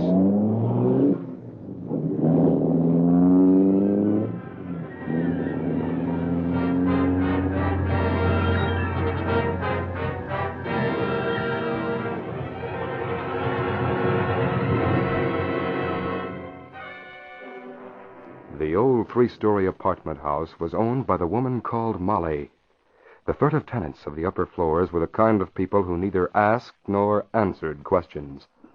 A basement room had been soundproofed and had often served as a prison for those whom Molly's friends wanted to hold captive. You see, honey, the boys helped me pay for this place, so I'm obligated to them.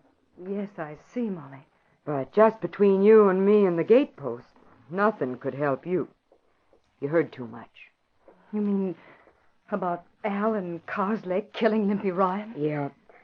The boys wouldn't have talked so much in front of you if they'd intended to let you go. Then why don't they kill me and get it over with? save themselves the trouble of bringing in food. They may have to show proof that you're alive to deal with Reed. But they can't deal with him. He won't deal. He's... What's this? Hey, Molly. I smell smoke. The place upstairs is full of it. A fire. Hurry, Al. It's getting worse all the time. Get out of here. It's coming in here. The whole building's full of it. People upstairs are getting out. Some yap cooking. Not that. The place is on fire. Come on, get out. It'll go fast. Let's hurry. Not you. Get back there. Al, put the gun down. Shut up, Molly. Get out. But the girl. She stays here. You can't leave her to burn. She won't feel it. Get out, you hear? Hurry, Al. Molly, come on. Listen, Al. Give the girl a chance. A chance to send us to the chair? Joe, get Molly out of here. Come on, Molly. Out you go. Please don't shoot her. Al, don't do it. Please, Al. Don't shoot her. Sorry, it's got to be this way. Drop it, Al. What? You. The Green Hornet. Try this gas along with the smoke you're breathing. That's the beginning. The end will come behind bars. You did get here. You did fire. This way, Linda. Oh, you can't leave him there on the floor. He'll be burned alive. No, he won't. There's no fire. Come on with me. No fire. Just a lot of smoke from bombs that I tossed around the place. Oh, there. Molly and Carsley. Yes, I got them when they left your prison a minute ago. They'll stay unconscious till the police find them. Come on, down this hall. Oh, you know your way around. I scouted the building before I started the smoke shells. Oh, but why did you come as the Green Hornet? I didn't know who might see me. I couldn't use these methods as Britt Reed. Besides, Linda, I was prepared to kill if necessary. Oh, there's not much smoke here. Up these stairs. This is the back door.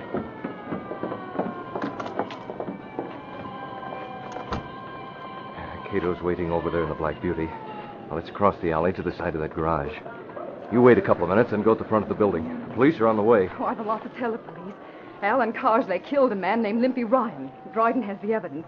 That's why they let Dryden into the numbers racket. That's why they wanted to get him out of jail. They were afraid he'd squeal. Good.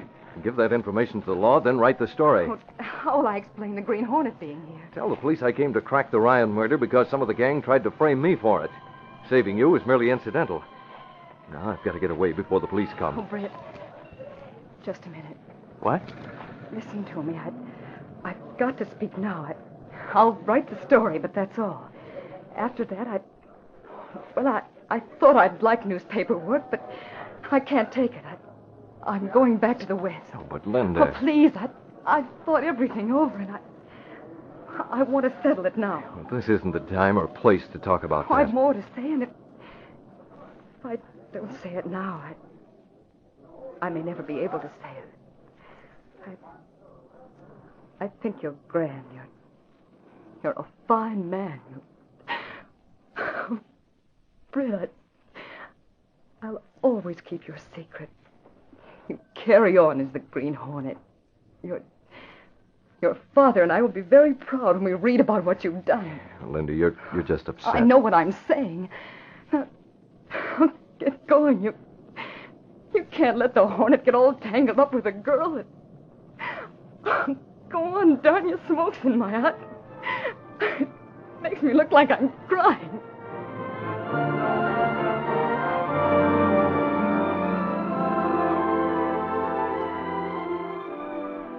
Axford, why are you looking so glum? I keep thinking of Linda leaving. You too? Well, I think the West is just fine. For her. Oh, she had such a nice career started. Her story on the Ryan murder was a lulu. I wonder why she left. You wouldn't understand. Neither would Britt Reed. No man would understand. And why not? Because you don't know what it's like for a girl to care very, very much for a man who's not the marrying kind. Oh, golly. I didn't know she felt that way about me. Oh, no. Well, Axford, what's the matter? You look dazed. He is. Gunnigan's looking for you. You'd better go to the city room. Yes, sir. Right away. He's thinking of Miss Travis. Oh, I understand. You don't. But, Mr. Reed, I'd like to speak about something. Yes? I've been around here for a long time, and I know the Sentinel policy, and... Well, I'd like a chance to get into the field and cover a story. You, Miss Case? Yes. You haven't replaced Miss Travis, and can't I try for the job? Well, the game was too rough for Linda. The guy never knew. Huh? It won't be too rough for me. Well, I don't know. Please. All right, Miss Case. You'll get your chance. Oh, thanks. But just remember, whatever happens, you asked for it.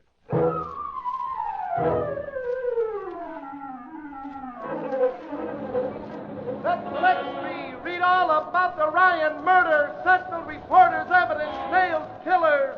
Read all about it. Riding turns state's evidence. Sentinel Lextree. Pepper.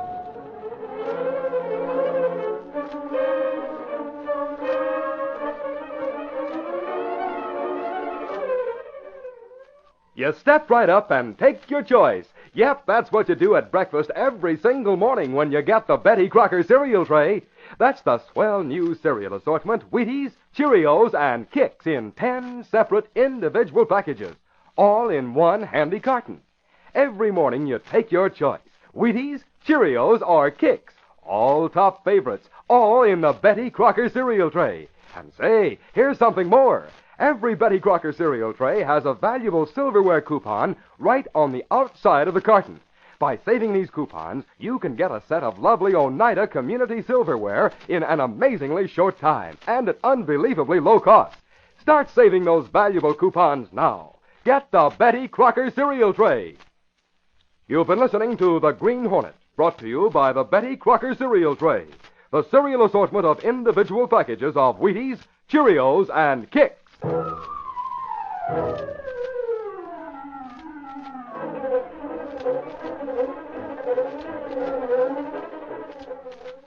Wow, look at him go. He's the fastest ice skater in town. He's feeling his Cheerios. Yes, Cheerios, that energizing breakfast cereal made from oats. Good old-fashioned nourishing oats, all ready to eat. Remember, for a breakfast cereal that really helps to build up strength, endurance, and energy, get Cheerios, that highly nutritious cereal with the wonderful fresh toasted oat flavor. The only cereal shaped like tiny, crisp, golden brown little donuts. Try it. For a better breakfast, always start with Cheerios.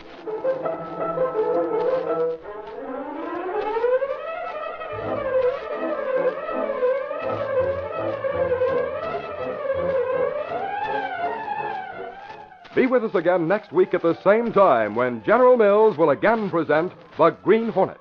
This copyrighted feature originates in Detroit, and all characters, places, and incidents used are fictitious. Hal Neal speaking.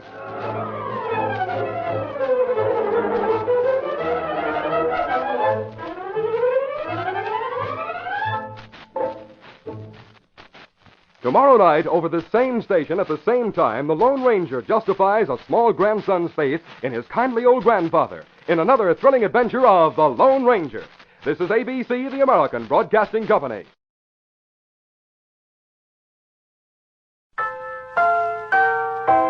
Say, want a brand new breakfast idea? Then get the Betty Crocker cereal tray, the Betty Crocker cereal tray. Yes, indeed. Try the brand new cereal assortment with 10 individual packages in all. 4 Wheaties, 4 Cheerios, 2 Kix. All top favorites and all extra fresh. Yes, it's fun to take your pick from Wheaties, Cheerios, and Kix. Get the Betty Crocker cereal tray, the Betty Crocker cereal tray. Get that tray today. And now the Betty Crocker cereal tray presents...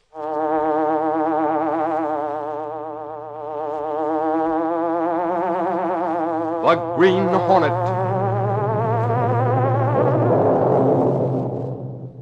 He hunts the biggest of all game, public enemies who try to destroy our America.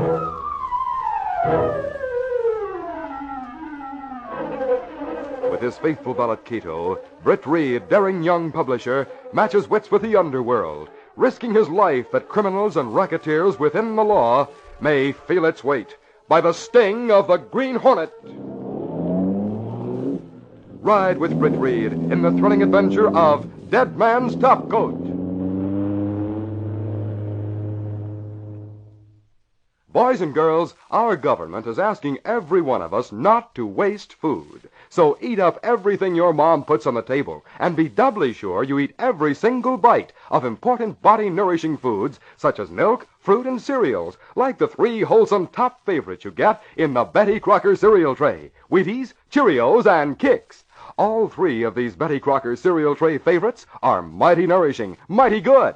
10 individual-sized packages in all. Each holds just enough for 1 generous serving of Wheaties, Cheerios, or Kix. Get the Betty Crocker cereal tray today.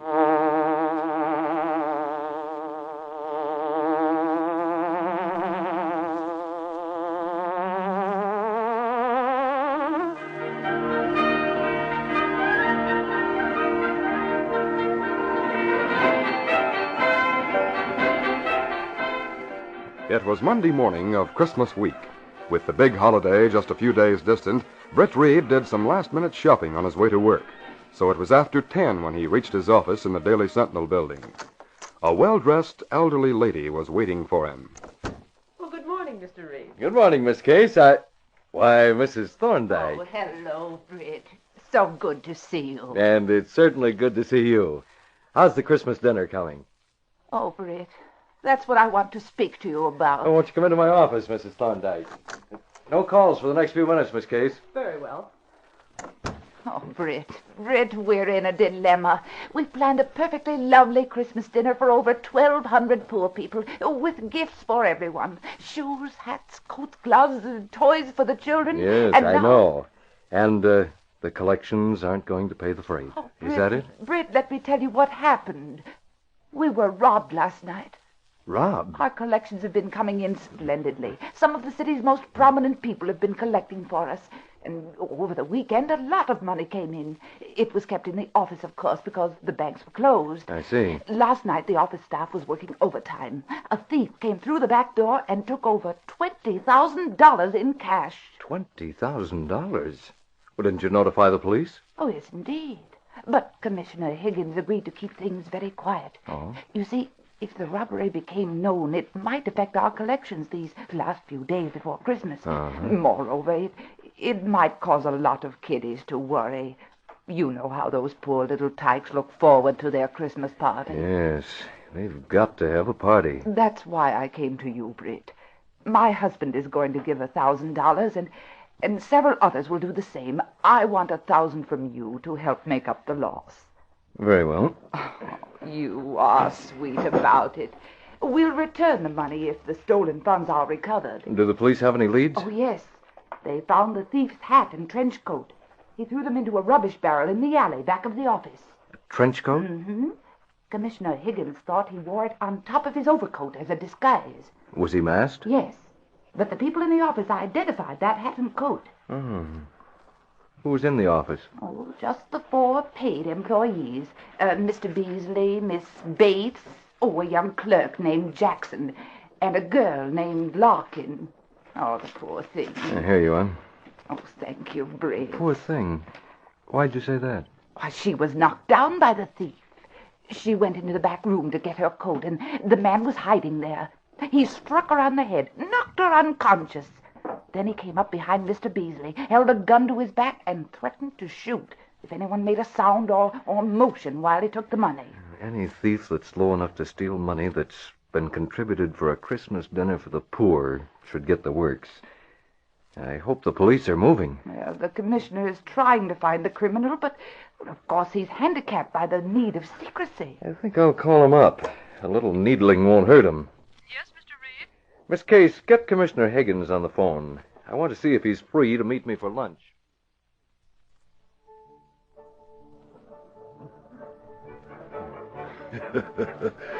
So you've been talking to Mrs. Thorndyke, eh, Britt? She was in the office this morning. When you called and asked about luncheon, I had a hunch you wanted information about the robbery. Well, Higgins, now that you've confirmed your hunch, let's have the latest developments. Well, frankly, our position is rather difficult. I promised Mrs. Thorndyke that the news of the robbery would be kept quiet. Well, where do you stand? The 4 eyewitnesses were of little help. They saw nothing but the coat, hat, and mask. What about the man's voice, shoes, and trousers? He spoke in a hoarse whisper to disguise his voice.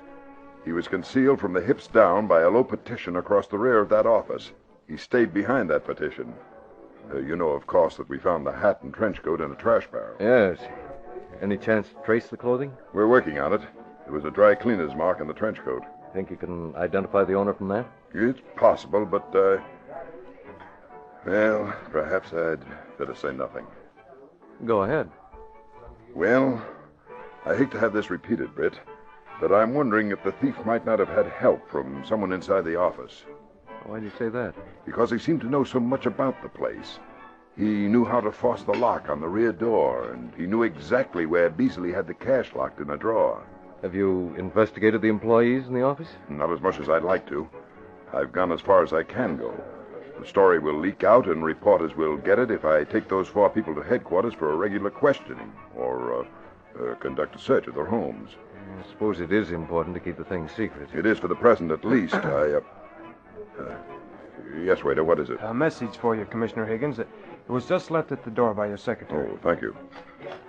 Excuse me, Britt. This may be important. Go right ahead. Britt, does the name Lefty Driscoll mean anything to you? Driscoll? Lefty Driscoll. Wasn't there a crook by that name? There was. He and his wife, a blonde named Mavis, were wanted for the murder of a gas station attendant. That's it. I remember the affair. They were spotted leaving the city in a stolen car. They went off the road, through a guardrail, and dropped 40 feet into a gully. Both Driscoll and his wife were killed. The Sentinel carried photographs of the wreck. The car caught fire. But what about it, Commissioner? Now, this note says that they've traced the trench coat. It belonged to Lefty Driscoll. Lefty Driscoll? But he's been dead for 6 months. Exactly. There's a story in that coat. Look, Higgins, Miss Case has been doing some special articles for the Sentinel. Let me send her over to headquarters to examine the Driscoll coat. But there's been no publicity on that robbery. It'll break sooner or later. When it does, I want to be prepared. Well, all right. Tell Miss Case to see me personally when she comes to headquarters. I'm holding the coat in my office. A pack of good it is now. My only clue gone up in smoke. Maybe I can return the favor. How? You said you wanted to go further in your investigation of the 4 people in that office. I certainly do. But my hands are tied by the need for secrecy and the restrictions of red tape. Do you have something in mind, Brett? Well, the Green Hornet can move without any such restrictions. Tell me more. Perhaps you could ask each of the 4 people to drop in at your office this evening for a little unofficial chat. All right, Britt. Go ahead. I trust you.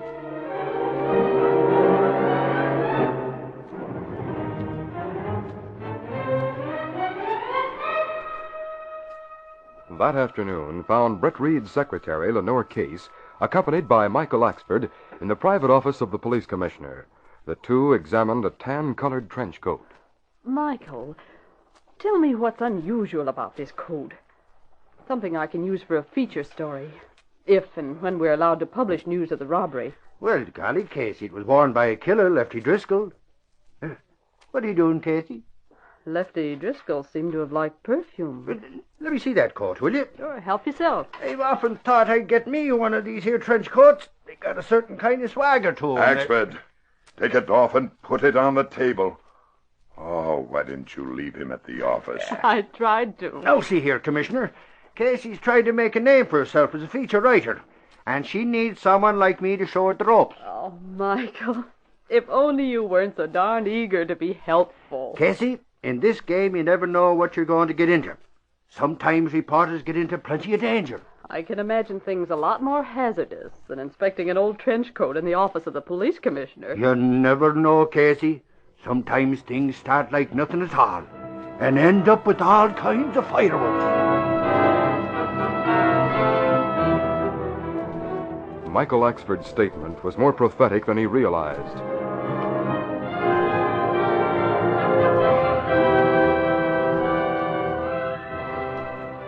That evening, Britt Reed prepared to move out as the Green Hornet.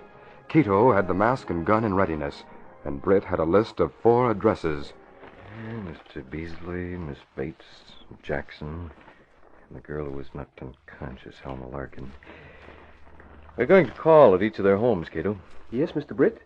You have addresses? Yes. They'll all be with Police Commissioner Higgins for the next hour. Perhaps you not need the Hornet mask and weapon. Maybe not, but if I am seen, I want to be seen as the Green Hornet. Oh, here are 4 messages you'll prepare, Mr. Britt. We'll leave one of these at each of the places. I guess we're ready. Come on, Kato. The Hornet went first to the small house where the mouse-like Mr. Beasley lived as a widower. He forced an entry through a window and left a sinister note where Beasley would surely see it. Miss Bates is next, Kato. Yes, I know address. I think she's too old to have had a part in the robbery, but we can't overlook any bets.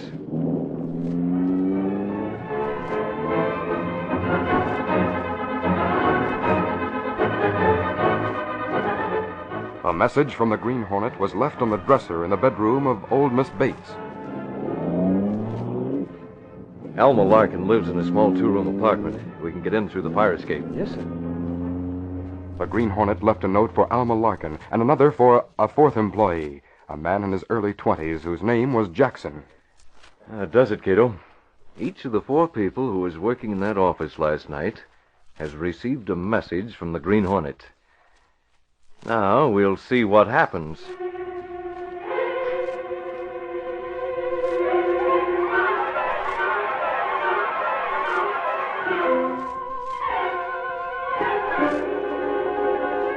We'll continue our story in just a moment. Say, boys and girls, if you're going to get a toy train for Christmas, here's something you must have to go with that train. It's the Model City that comes on the Betty Crocker cereal tray, complete with cutout houses, stores, and other buildings. Just about everything you find in a real city. Just think of the fun you could have making your train stop right in the city. And if you get several Betty Crocker cereal trays, you will have enough houses, stores, and other equipment to make 2 model cities. Then you can play like you pick up passengers on your train in one city and take them to the other. Besides the buildings which come on the Betty Crocker cereal tray, you also get cutouts of autos, fences, garages, and a lot more things. Just on one avenue in the Model City, there's a big service station, an ice cream store, a bank, and a hotel. All this plus different style houses.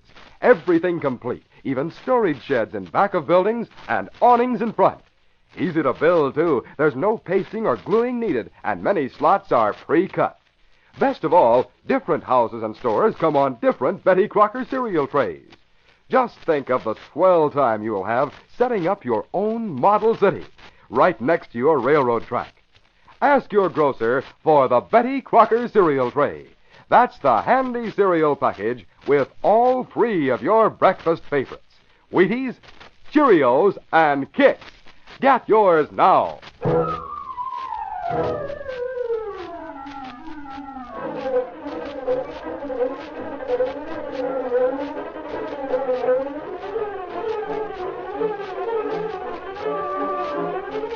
Now to continue our story. After making 4 calls as the Green Hornet and leaving 4 unsigned messages, Britt Reed returned to his apartment.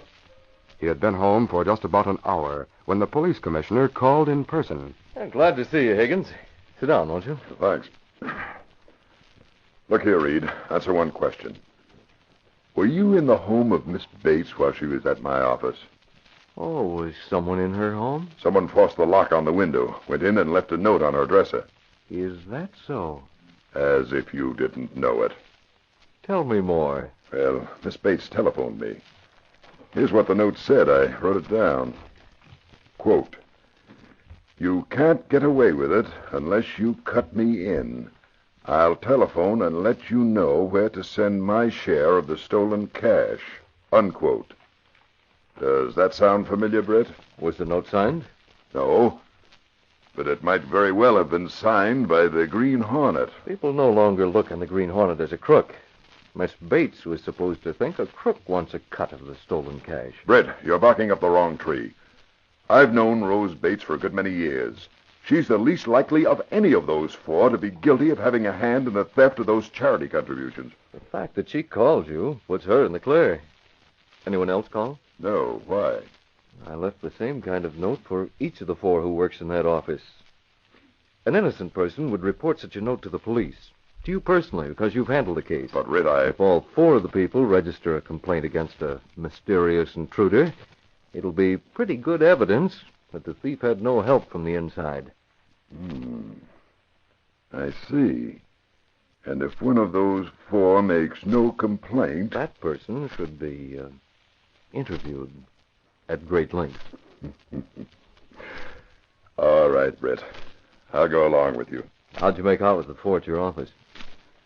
I took their fingerprints. With no objections? They didn't know it.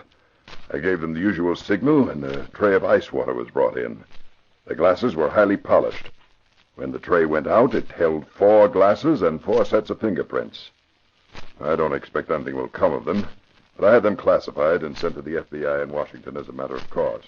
Our Washington correspondent's a live wire.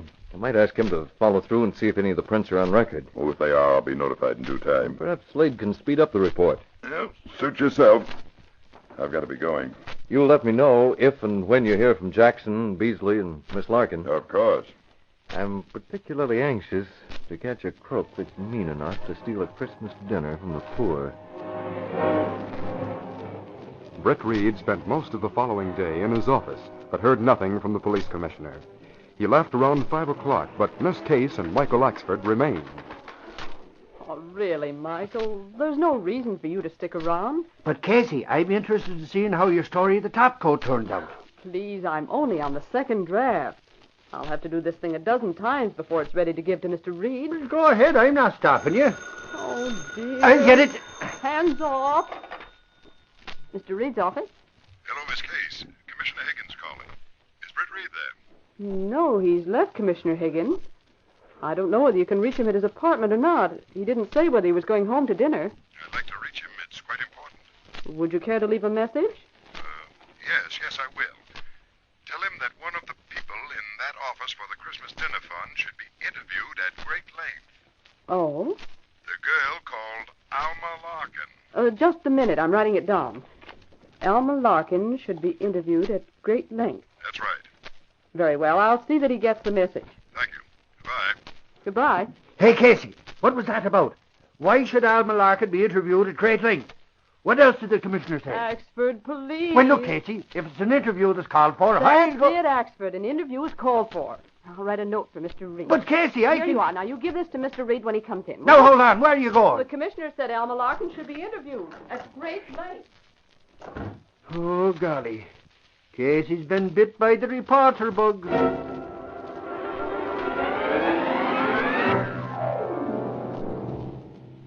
It was a little later when Britt Reed found the police commissioner working overtime in his office. Come in.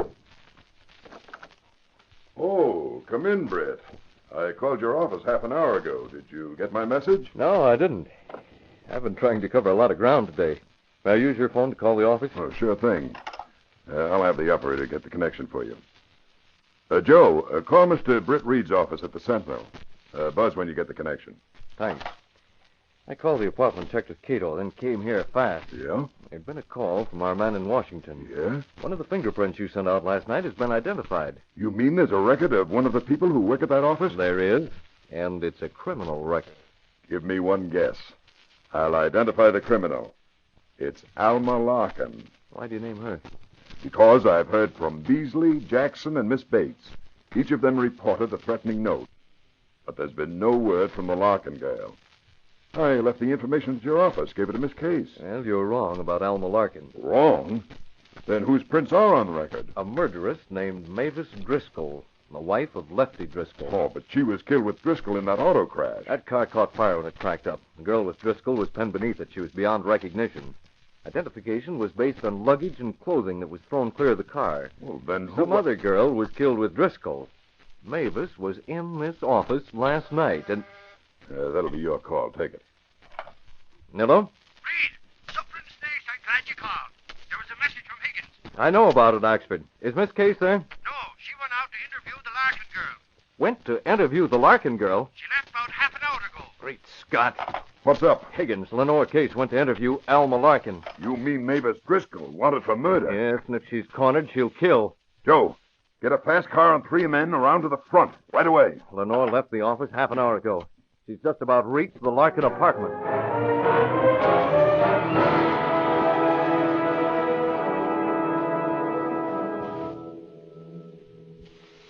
Now, see here, Miss Case. In 5 minutes, you've asked more pointed questions than the police commissioner asked in 2 hours. Do you mind, Miss Larkin? Yes, I do. I'm tired of answering questions. It was bad enough to be knocked unconscious by that thief. You said he struck you with his gun. Yes, I guess so. I don't remember much. Now, what's the difference? A cigarette? No, thank you. Did you struggle with him? There wasn't a chance. That's strange. What is? Well, the trench coat carried a distinct scent. Perfume or sachet. And this apartment is filled with the same aroma. What trench coat? Lefty Driscoll. Who said it belonged to Lefty Driscoll? Oh. So you knew Lefty Driscoll? My phone's ringing. The other room. Go ahead. By all means, answer it. I'll wait.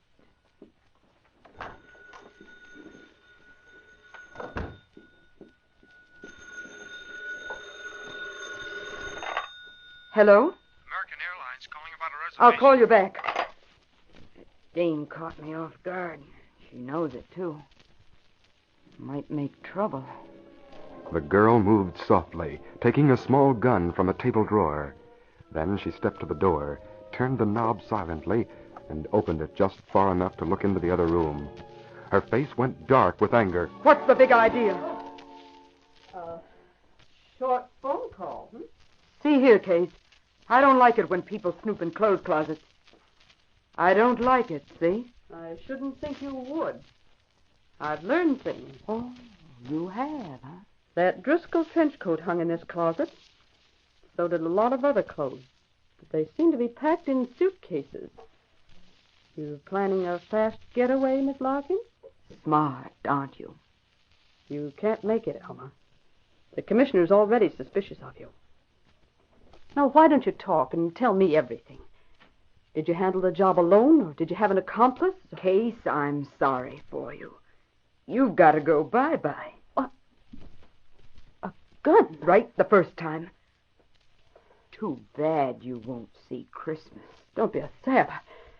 If you return the money, a girl with your looks can get a light rap. Maybe a suspended sentence if you tell the right kind of sob story. You think. Put down that gun. You don't know all the answers. There's a murder rap waiting for me. Murder? My name's not Larkin. It's Driscoll. Driscoll? Lefty's wife. I was with him on all his jobs while he piled up a bankroll. Then the heel left me flat. He took all the jewels he bought me, my mink and most of my clothes, and ran off with a dame from his hometown. Her name was Larkin. Get the picture? I begin to. She's the one that was killed. When I read about that, I decided to take her name. But I was flat broke. I didn't have the clothes for a front, and I couldn't get a job without some kind of background or references. I finally landed a temporary job in that charity office. Figured to meet some big shots and make a few contacts. And you saw a chance to get a quick bankroll. And took it. So that's it, Case. Now you see why I've got to give you the works. Then your story about a man coming through the back door was phony. Sure it was. I had Driscoll's coat and hat. They were all he'd left with me. So I took them to the office on Sunday. Used them for a disguise. How did you get by without being recognized as Mavis? It was easy. I just changed the color of my hair, wore low heels and horn-rimmed glasses. Wore clothes like this and left off the makeup. Didn't anyone miss Alma Larkin? She came from out of town, had no people. And what of it? Time's up, Case. Sorry. You can't get away with shooting me. The radio will cover the sound of a 25. But the body will be found here. Not for 3 days. That's when the cleaning woman comes. The day after Christmas. Melma! Mavis, don't be a fool! The radio will start in a second or so. I'll make it loud. There's your swan song. Wait, listen. Maybe I can help you. Sorry. Drop the gun, sister. Come on in, Commissioner. I got it covered. I'll open the door for you. Come on in, Brett. You. I have her. Let go. Let me go up. I'll get the gun. Mr. Reed. Good work. I'll take it easy, girlie. We got you. You, how'd you get into that other room? Fire escape. Good thing he did. Mr. Reed. Commissioner. She's Mavis Driscoll. She's wanted for murder. We know all about it in this case. Are you all right? Yes, but another minute. Why did you come here? Well, I wanted a story for the Sentinel. You certainly got it. Ladies and gentlemen, your Sentinel newscast. Turn that thing off. Mr. Reed, the Sentinel newscast. Well, that reminds me, we have a story. And there's just time to make the next edition.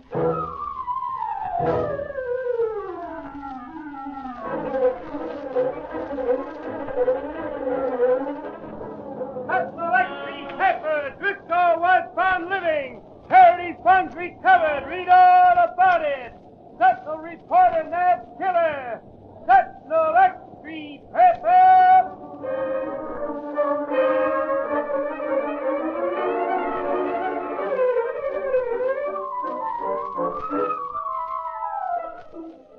You step right up and take your choice.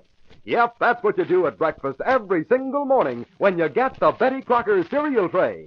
It's a swell new cereal assortment, Wheaties, Cheerios, and Kix in 10 separate individual packages, all in one handy carton.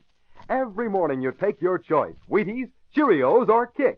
All top favorites, all in the Betty Crocker cereal tray. And say, here's something more. Every Betty Crocker cereal tray has a valuable silverware coupon right out on the outside of the carton. By saving these coupons, you can get a set of lovely Oneida Community silverware in an amazingly short time and at unbelievably low cost. Start saving those valuable coupons now. Get the Betty Crocker cereal tray. You've been listening to The Green Hornet, brought to you by the Betty Crocker cereal tray, the cereal assortment of individual packages of Wheaties, Cheerios, and Kix.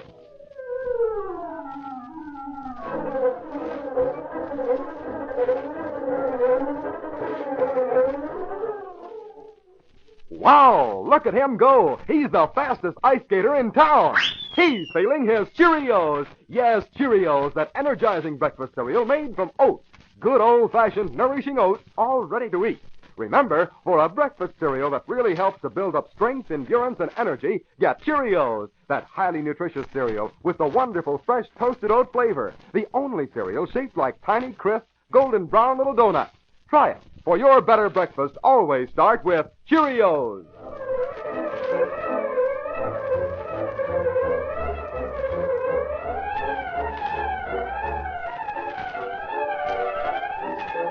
Be with us again next week at the same time when General Mills will again present The Green Hornet. This copyrighted feature originates in Detroit, and all characters, places, and incidents used are fictitious. Hal Neal speaking.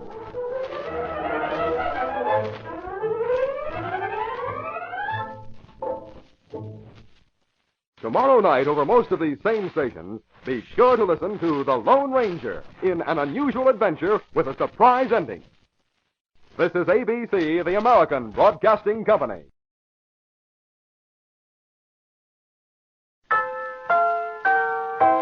Say, want a brand new breakfast idea? Then get the Betty Crocker cereal tray, the Betty Crocker cereal tray. Yes, indeed. Try the brand new cereal assortment with 10 individual packages in all. 4 Wheaties, 4 Cheerios, 2 Kix. All top favorites and all extra fresh. Yes, it's fun to take your pick from Wheaties, Cheerios, and Kix. Get the Betty Crocker cereal tray, the Betty Crocker cereal tray. Get that tray today. And now the Betty Crocker cereal tray presents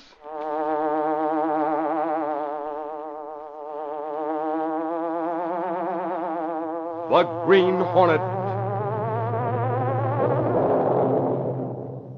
He hunts the biggest of all game, public enemies who try to destroy our America.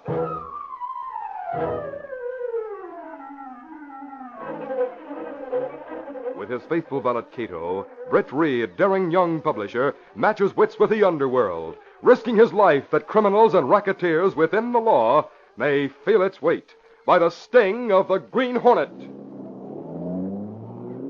Ride with Britt Reed in the thrilling adventure of Tickets to the Rose Bowl.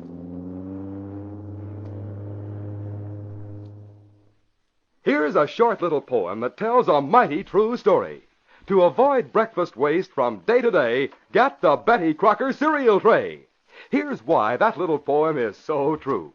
The Betty Crocker cereal tray contains 10 separate individual packages of those 3 top favorite cereals, Wheaties, Cheerios, and Kix.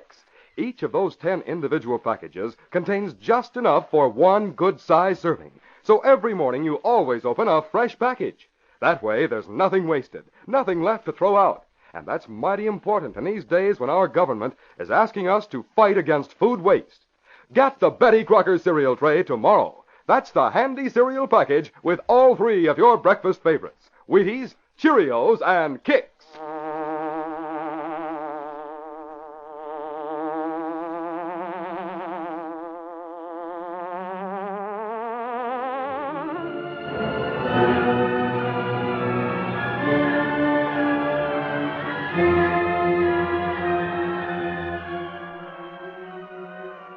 Though only a short time had elapsed since Linda Travis had left the Daily Sentinel and had resumed her position as private secretary to the senior Mr. Reed on the West Coast, she missed the excitement and thrill of working with Britt Reed and of being one of the few people who knew his identity as the Green Hornet. But when she answered the phone one morning, the old sparkle came into her eyes upon learning that it was a long-distance call from back east. She smiled expectantly to herself as the call was completed. Then, Hello, Travis. This is Lenore Case. Oh, it's you, Miss Case. Yes, I knew you'd be happy to hear my voice. Well, Skip it. The operator said that Britt Reed's father wasn't there, so I decided to give you the message. Will you tell him that Britt Reed left by plane this morning to pay him a visit? Oh, you mean that Britt... I mean, Mr. Reed's coming here? I knew that would make you happy. His father will be awfully pleased about it. There's one thing more. Britt Reed wants his father to get tickets to the Rose Bowl game, if at all possible. Oh, it's almost impossible to get tickets now, but we'll get them somehow. I knew you would. Well, I have to cut off now. And don't forget to tell Mr. Reed's father the news. Of course I'll tell him. Well, I thought you might forget in your excitement. Goodbye. Goodbye. I'd better get busy on the phone about tickets.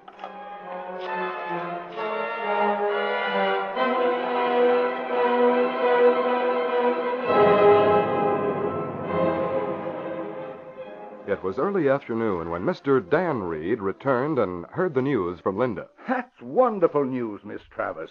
Wonderful.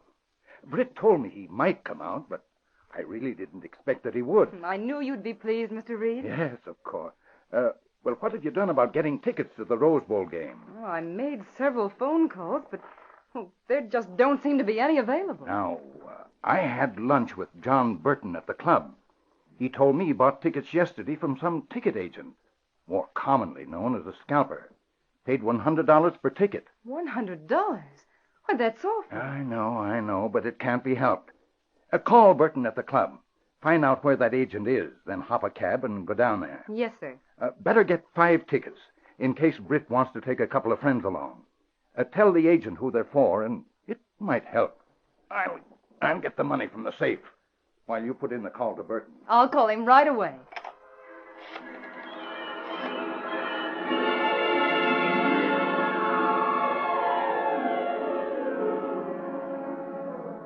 Early that evening, Nick Marvin, big racketeer, sat in his office at the Blue Sky nightclub talking to a well-dressed, smooth-looking man, when the door opened and one of his men Nick. entered. I sure have a hot one to tell you. Who's this, Nick? I've seen him someplace before. Sit down, Smiley, and relax. This is the new associate I was telling you about. Mr. Oliver Perry. Oliver Perry? I told you to relax, Smiley. Mr. Perry used to be a detective, but now, well, he's working with me. Yeah, but I don't get it. How come you trust a guy who... Unfortunately, Smiley, I ran afoul of the law in a couple of transactions. So they've taken away my license. It was in the papers. Sure. That's when I got in touch with Perry. I knew we could work together swell. Oh, so that's it. Well, gee, with you knowing how the cops work and Now all this... you're getting the point. Well, that sure is something. What's the hot news you have to tell us? Oh, yeah. Who do you think took 5 of those phony tickets off my hands today? This'll slay you. Yeah, well, who? We'd like to laugh, too. That multimillionaire publisher, Mr. Daniel Reed, that's who. Hey, that is a good one. Wait a minute. Did you say Dan Reed? Yeah, that's him. His private secretary came down with the cash and picked up the tickets. Thanked me all over the place. Said Mr. Reed's son, who runs a newspaper in the East, was coming out for the game. That must be Britt Reed. Hey, you know him? The son, I mean? Know him? I'll say I do. He's the one who's really responsible for making me lose my license. Well, what do you know? It serves him right, huh, Perry? I wonder. That Britt Reed's a dangerous man to fool with, believe me. It might be they knew they were buying phony tickets, Smiley. Hey, now, wait a minute. What makes you think Oh, relax, Nick. I know the girl was on the level. Mr. Burton sent her to me. That guy, Britt Reed, hasn't even arrived in town yet. Nevertheless, you'd better give up the hole in the wall you rented. Don't go back there at all. It's better to play safe. Perry knows all the angles, Smiley. So do as he says. Okay, have it your way. But I'd like to see their faces when they find out about those tickets. So would I.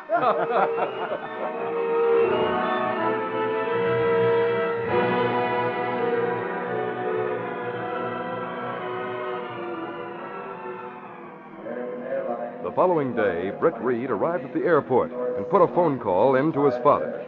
After the porter had brought his luggage, Britt went outside the airport waiting room so that he'd be ready when his father's car drove up. Exposed big ticket racket. Read all about it. Police exposed big ticket racket. Hey, boy.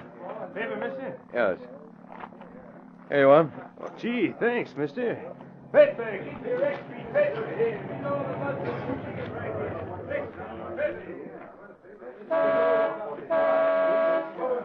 Oh, there's Dad now.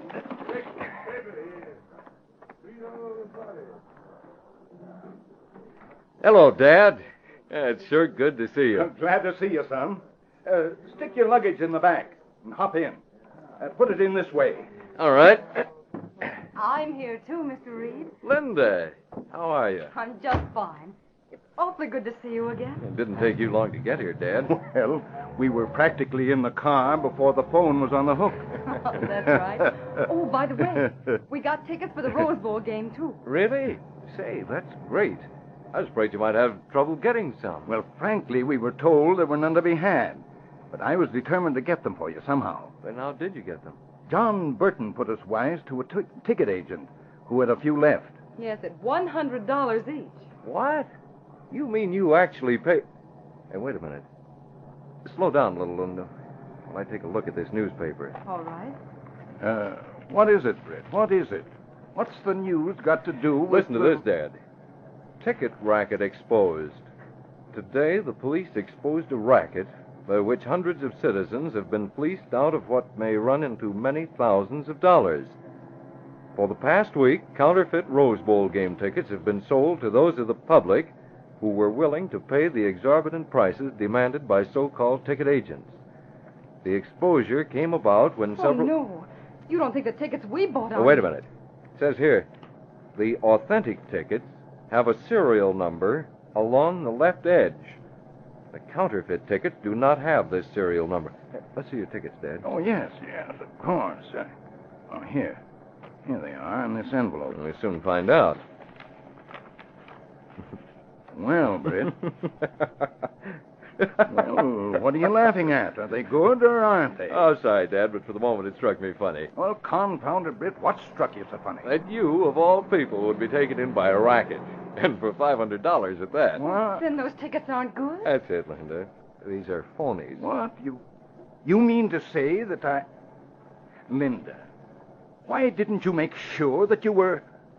Oh, well, what's the use? It's definitely my own fault. Why, that's awful. I'll drive by that place on the way and make that Use man... your head, Linda. You don't think that scalper's there now, do you? Of course not. Say, perhaps the police picked him up, Britt. Did the paper say anything The paper said about... the police had no clues as to the whereabouts of those behind the racket, Dad. I guess there's nothing you can do about it. I was wondering... What? Oh, I was wondering if there wasn't something the Green Hornet could do about it.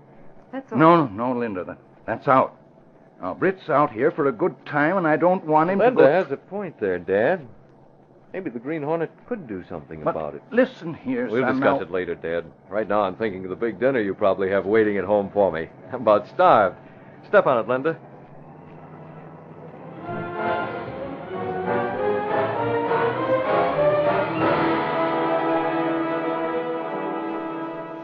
After dinner, as Britt entered the living room with his father and Linda, he had a sudden thought. Dad, I know where I can get tickets. You do? Where? Fred Connors, our Sentinel representative here. He ought to be able to get some. Say, that's right. Oh, I hope he can. I'll phone him right now. I remember his home phone number. Oh, I do hope he's home.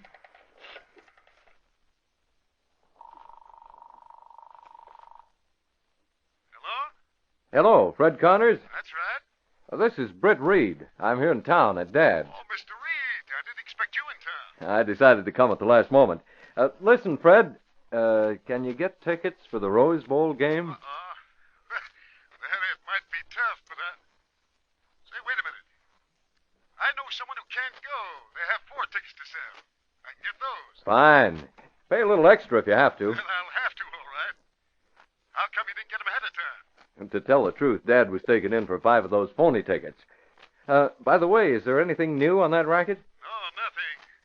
Of course, the police think Nick Marvin, the racketeer, might be mixed up in it somewhere, but they can't pin anything on him. They even took a warrant and searched his Blue Sky Club this afternoon. It didn't turn up anything. Nick Marvin, eh? I've heard about him out here. Something else might interest you, too. Remember that detective, Oliver Perry? Oliver Perry? Oh, what about him? I knew he lost his license, but I hadn't heard... I've heard rumors that he's in thick with Nick Marvin. Goes to the Blue Sky every night. I'm glad you told me. Well, if anything breaks, I'll let you know. Good night, Mr. Reed. Goodbye, Fred. So, Fred can get tickets, eh, son? Yes, Dad. 4 of them. Oh, that's grand. I'm so glad. Right now, something interests me more than the tickets. Oliver Perry may be mixed up in that racket. With Nick Marvin, the racketeer. But, Dad, Oliver Perry did his darndest to get the Green Hornet in the past.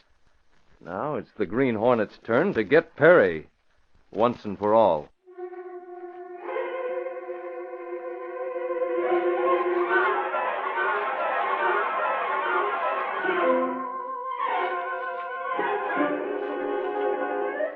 We'll continue our story in just a moment. Say, here's a way to have double fun. I mean eating fun plus model building fun. Just get the Betty Crocker cereal tray, and you'll see what I mean. First comes the eating fun, because each Betty Crocker cereal tray has 10 separate individual boxes of those 3 swell-tasting top favorite cereals, Wheaties, Cheerios, and Kicks. Each box holds just enough for 1 good serving, so everyone chooses just what he wants each morning. This makes breakfast a lot more fun. Now, here's where the double fun comes in. The 10 separate boxes of Wheaties, Cheerios, and Kicks in the Betty Crocker cereal tray, plus the big cereal tray carton itself, are designed as houses, roofs, stores, and such. After the boxes are empty, you cut along the dotted lines, fold, and presto, you've got a model city complete with barbershops, drugstores, grocery stores, and houses. Also cut out autos, fences, garages, and a lot more things, all true to life. Best of all, different houses and stores come on different Betty Crocker cereal trays, so you can keep on adding new buildings. Go to your grocer's just as soon as you can and get the Betty Crocker cereal tray. That's the handy cereal package with all 3 of your breakfast favorites, Wheaties, Cheerios, and Kicks.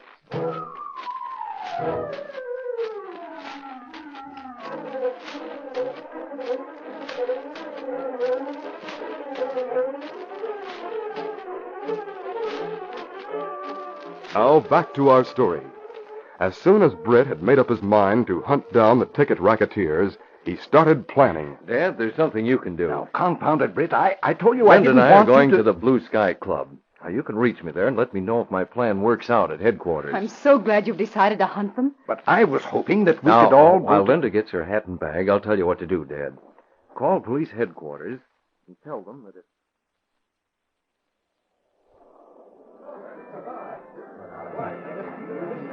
Later that evening, Britt and Linda sat at a table near the entrance to the Blue Sky Club. Fred Connors said Oliver Perry came here every night. So far, he hasn't shown up unless he's back in the office. Well, I've never seen him, so I wouldn't know him. I've been keeping close watch on the doorway, but luck's with us, Linda. There's Perry now at the check room window. So that's Oliver Perry. Smooth looking, isn't he? He's smooth, all right. I penciled this note for him in case I saw him. Waiter, You wish something, sir? give this note to the gentleman out there at the check room, will you? Yes, sir. I'll take it right to him. Oh, but I thought you couldn't stand Perry, Mr. Reed. I can't. What? But I'll put on an act for the moment. Oh, I see. Wait, he's coming in now. He looks surprised. Yes, I noticed. Well, we meet again, Reed. Hello, Perry. Miss Travis, Mr. Perry. How do you do? This is a pleasure. What brings you to town, Reed? Came out to see the Rose Bowl game. I see. What prompted you to send me that note? I didn't expect you to have any desire to talk to me. Oh, there's no use nursing grudges. Doesn't pay. Maybe you're right. I came out here to forget business. Had one bit of unpleasantness already. Really? What's that?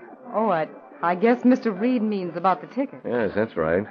But it doesn't matter now. What about the tickets? I don't get it. Miss Travis means that our tickets were phonies. Dad got hooked by the ticket racket. Oh, I've read about that. Too bad. Yeah, I understand the police have picked up the man who sold them to Miss Travis. She's Dad's secretary, you see. Really, Mr. Reed? You didn't tell me. So they picked the fellow up, That's news. Yes, isn't it? It shouldn't take the police long to make him talk, seems to me. That's right. Well, glad to see you, Reed. Maybe we'll meet again soon. Yes, maybe we will, Perry. One never can tell. I have to meet someone in the lobby. Goodbye. Goodbye, Miss Travis. So long, Mr. Perry. Well, what do we do now? Just wait for developments. Let's dance. I was hoping you'd ask that. Let's. Oliver Perry turned and watched as Britt and Linda went to the dance floor. Then he hurried along a corridor to Nick Marvin's office. Nick, I just heard something. What is it you heard, Perry? Britt Reed is out in the club with a girl.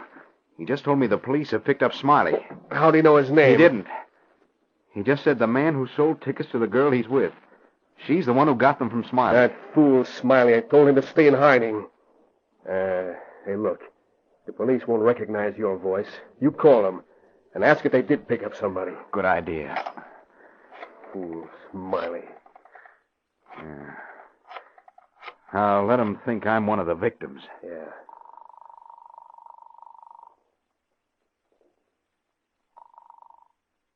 Police headquarters. Hello? I'm one of the people who bought some of those fake tickets. Well, what about it? Have you picked up any of those men who were selling them? Sorry, we're not giving out any information about that. But look here, I have a... He said they're not giving out information on that. And that could mean they have picked up Smiley. Well, I'd better get a mouthpiece over there to spring him right away.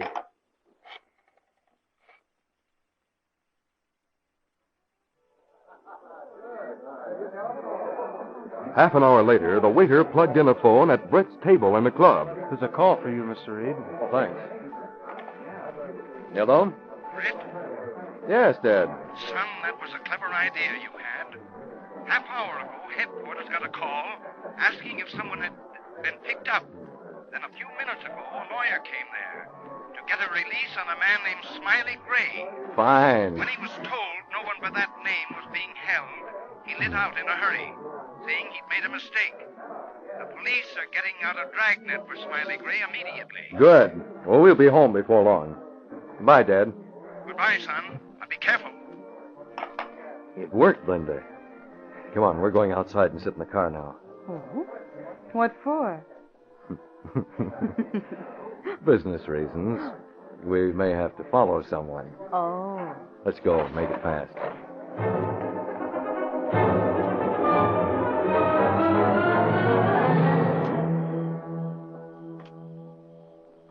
We've been sitting here in the car for 5 minutes so far. Yeah, I know.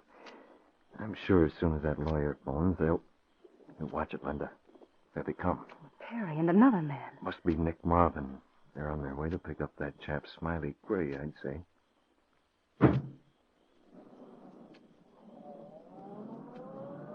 There they go. Don't worry. We'll keep in sight.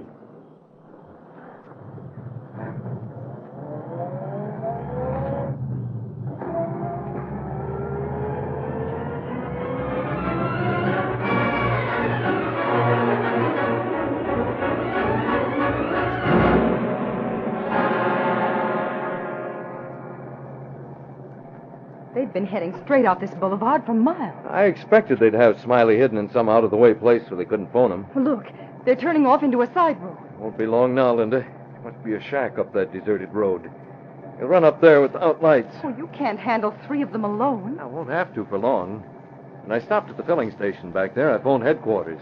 Told them to come out the boulevard. Oh, but how will they know where to find Well, when we sight the other car, that is where they've stopped, I'll get out, and you'll drive back to the boulevard intersection and wait for the police. Oh, all right. Look, there's a shack up ahead. Oh, there are cars parked in front of them. I'll go on foot from here. Do you have your Green Hornet mask with you? Yes. Take it easy, Linda. I will. Got your gun? Of course. See you shortly.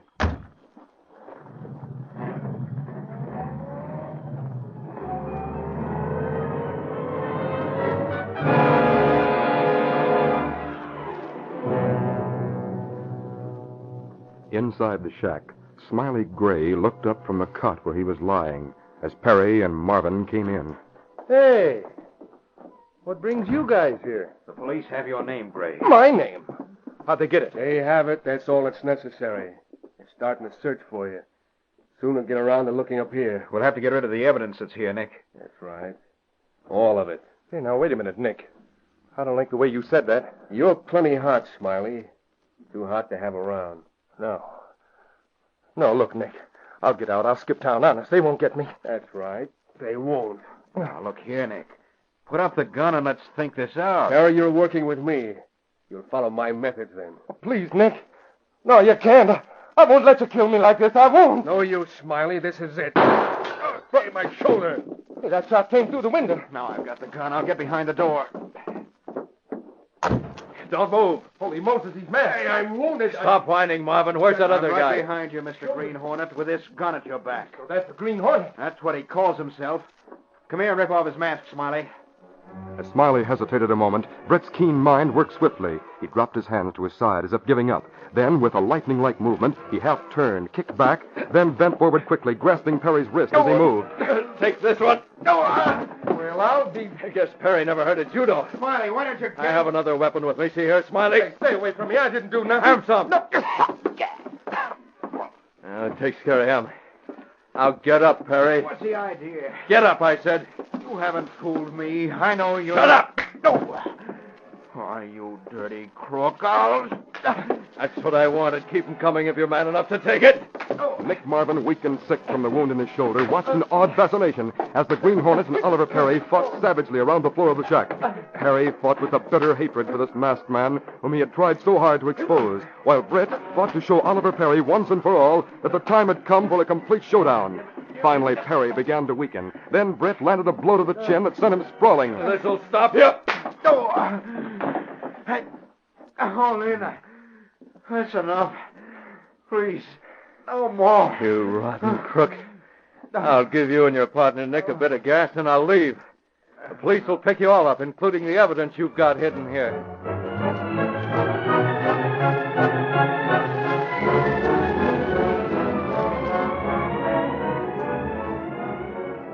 Later that night, Britt, with his father and Linda, entered police headquarters, where they were in the process of booking Perry and the others. Perry glared at Britt Reed as they entered. Oh, look. That's the man who sold me the ticket. Shut up. He's no gentleman, is he, Linda? All right, don't Say break not. my arm. Oh, Mr. Perry's the one who looks like a gentleman. Or should I say used to? Well, it's hard to tell with that beaten-up face. Is that really Oliver Perry, who was once known as the great detective? If I had it to do over again, Oliver, don't lose your temper. Dead isn't the Green Hornet, you know. Maybe I could tell him who is, though. Well, you could tell me he was my son, Britt, and it wouldn't faze me. No, sir. Not after the good beating the Green Hornet gave you, Perry. Yes, sir. I'd probably be proud to admit it, too. Now, Perry can think about it in jail. He'll be there with Nick Marvin for a long, long time. Please, Mr. Perry, if you know, why not tell me? Why, I'd just adore to meet that Green Hornet. Really, I would. Ah, nuts. What's the use? Let's go, Dad. So long, Perry. We'll think of you at the Rose Bowl game. Goodbye, Oliver. I'll send you the score so that next time you'll know. Bye now.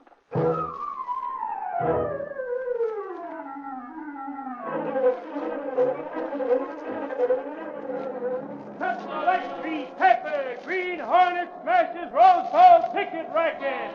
Oliver Perry jailed. Read all about it. Select Pepper.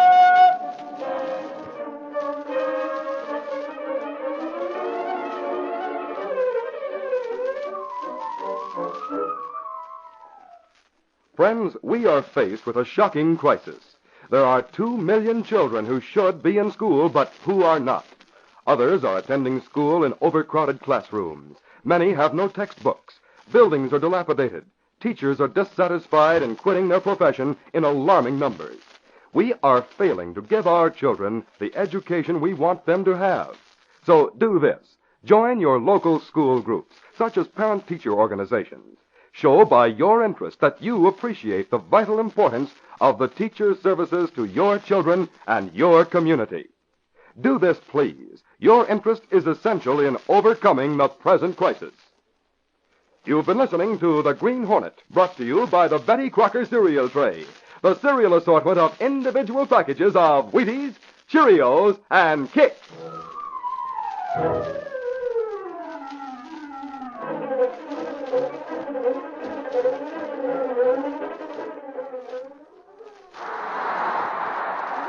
There he goes again. Another basket from the center of the floor. He's feeling his Cheerios. Yes, Cheerios, that energizing breakfast cereal made from oats. Good old-fashioned, nourishing oats, all ready to eat. Try it. Cheerios, the cereal that really helps to build up strength and endurance. The cereal with the wonderful, fresh, toasted oat flavor. The only cereal shaped round with a hole in the middle, like tiny, golden brown, crisp little donuts. Get Cheerios tomorrow.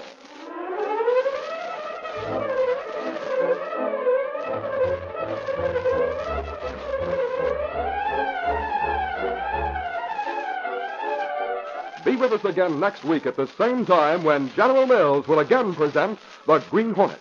This copyrighted feature originates in Detroit, and all characters, places, and incidents used are fictitious. Hal Neal speaking.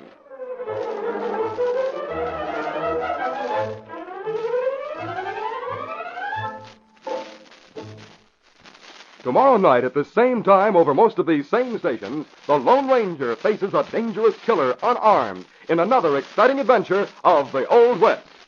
This is ABC, the American Broadcasting Company. The Green Hornet.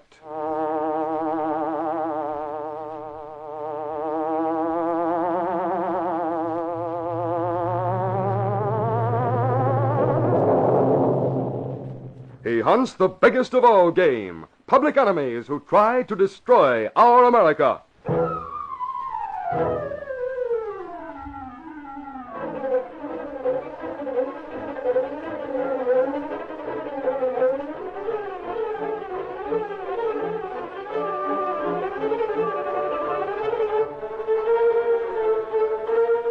With his faithful valet Kato, Britt Reed, daring young publisher, matches wits with the underworld, risking his life that criminals and racketeers within the law may feel its weight by the sting of the Green Hornet.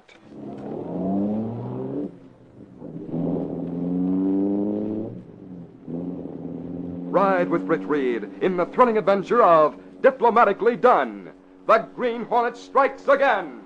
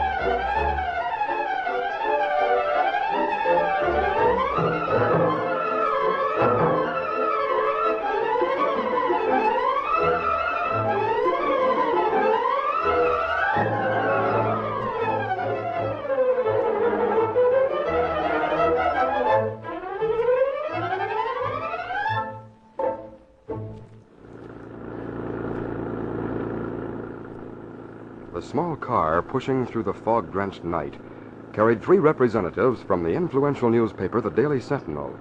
Michael Axford drove. It was his car. Ed Lowry, the ace reporter, was beside the big Irishman, while a photographer rode in the rear seat. They were on their way back from a routine assignment. Lowry, don't be telling me how to drive. All right. Just take it easy, that's all. Especially going over the bridge. Your tires aren't so hot. They're pre-war, I'll have you know. Pre-war is right, and worn as smooth as a skating rink. If we slide through the guardrail, it's a 200-foot drop to the river. I'm being careful. By golly, this fog is getting worse every minute. Maybe it'll help if I turn on the spotlight. Oh, I should have known better than to cover this assignment in your car. I should have known better than to come out on a night like this. Axford, whatever gave you the idea that I could get some news photos? That mass meeting was a dud. I could have covered it from my desk. Hey, Axford, will you slow down? Suffering snakes! Hey! I didn't mean stop cold. Holy crow, look! Let me at him! Let me out! Hey! Hold on, mister! What's the matter with him? Hey, Axford, what's up? Axford, have you got... Hey, look, he's grabbed that guy at the rail. Come on. Coming up. You let me go. I can do what I want. We're with you, Axford. He was about to jump over the rail. Let me go. Let me go. My golly, he's as slippery as an eel. Now I show you. Look out. I'll stop the small peen. Hey, I got it. Oh, boy, what a picture. Axford, you slugged him. Lowry, I had to do it to keep him from jumping off the bridge. We'd better get him in the car and take him to a hospital or something. I hope you didn't crack his skull when you slugged him. I got a picture of it. Drop me at the office.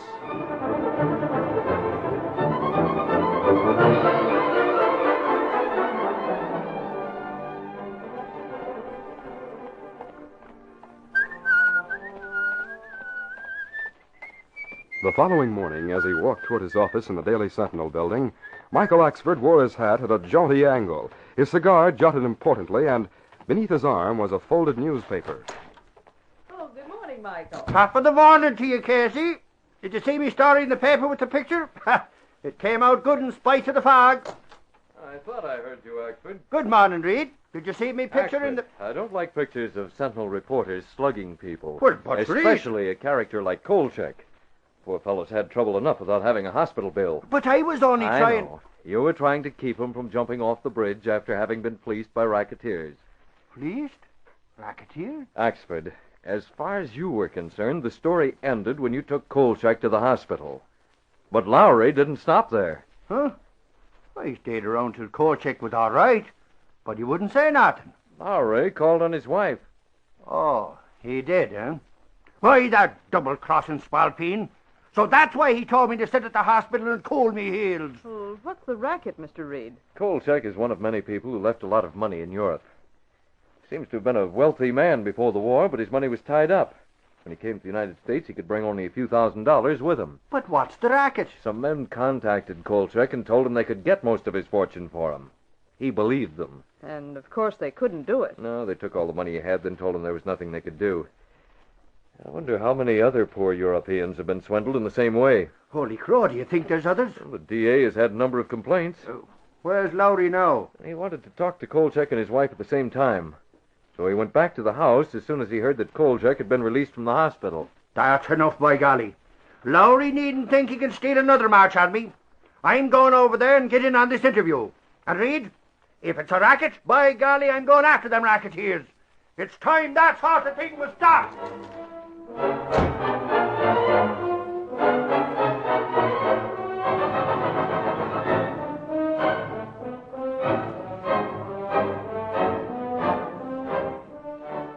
Now, look here, Kolchak, you might as well give me all the thanks. Your wife has already told me how you were swindled.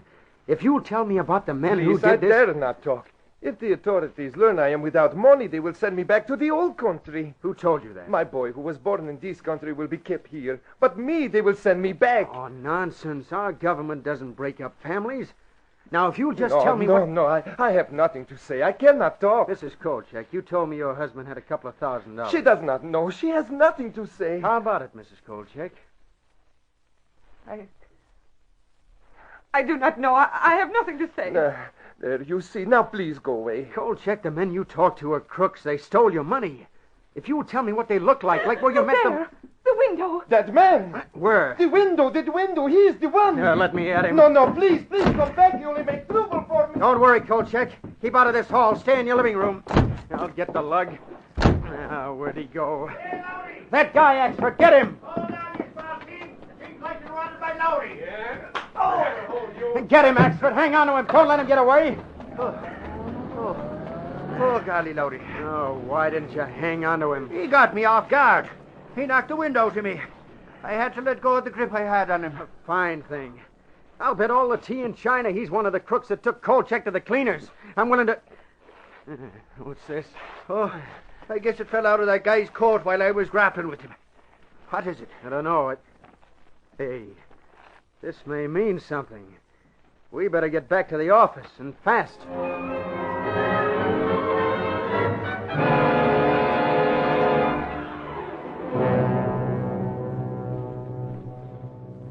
The man who had broken away from Axford drove across the city and left his car in the rear of a brownstone house. He went inside, walked down a long hall, then turned into a high-ceilinged library. Well, mate, what have you to report? We needn't worry about Kolchak. No? I heard a newspaper man trying to get information out of him. Kolchak won't talk. Did you see Pundar? Yeah, I called on him before I went to the Kolchak place. We're lucky to have Pundar on the job. Did he give you a list? Yes, the newest arrivals from Europe, the amount of money each is bringing into this country, as well as the financial status of each individual in the homeland. Well, where's the list? I had it here. It was in this pocket. You lost it? Must have fallen from my pocket. Well, then call Pundar for another copy.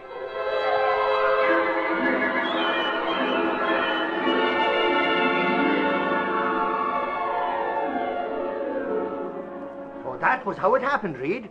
I was just getting out of me car and going toward the house when this guy came running toward me with Lowry after him. It's too bad you couldn't have hung on to him, Axford. We might have learned something. Maybe we did, boss. Huh? Oh, what do you mean, Lowry? This paper fell from the guy's pocket. Notice the letterhead. This is from the office of the vice consul of the... Great Scott. There's a phone number on the letterhead. Just a minute. Yes, sir? Miss Case, call Gramercy 23628. Very well. You're calling that vice consul's office? Yes. Boss, you suppose that list of names might mean something? Well, it might. It might not, Lowry. That's what I want to find out. They're all foreign names. I noticed that. They seem to be countrymen of Brother Kolchak. There's a lot of figures after each name. Yes, Miss Case. I have your number. Mr. Pundar is on the line. He's the secretary. Oh, thanks, Miss Case. Mr. Pundar? Yes? My name is Britt Reed of the Daily Sentinel. One of our men found a list of names. Seems to be a list of your countrymen on one of your letterheads. Now, if you've lost such a list... lost nothing. Then this list is... Hello? Well, how do you like that? Did he hang up on you, boss? He did. And sharply. Why, that's spalpeen. Well, there's appreciation for you. By golly, you try to do the guy a favor, and what does he do? It doesn't matter. Now, look, boss, if that pipsqueak secretary gave you the brush off, why don't you call Andrew Orloff, the consul himself? Oh, I don't know about that, Lowry. You know the guy, don't you, Reed? Oh, we've met socially. Well, then why not call him and tell him about this list? Well, I'll think it over. Well, now what do we do? Where do we stand? Well, Axford, you and Lowry might keep after Kolchak. Try everything you can think of to persuade him to identify the men who threatened him. Meanwhile, we'll hold this list and see if any of these names appear in the news.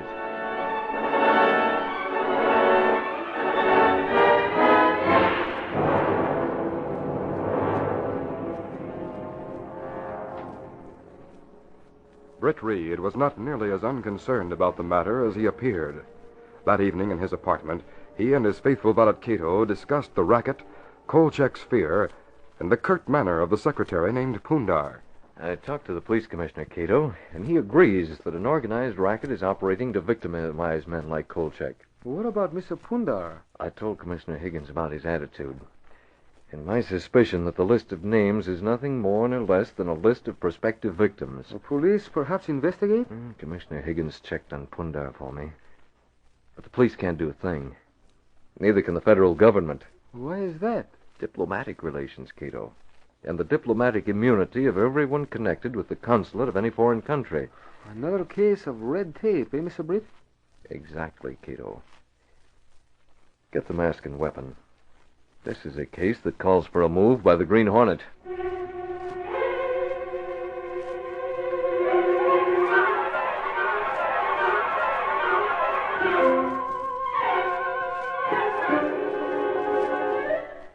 We'll continue our story in just a moment.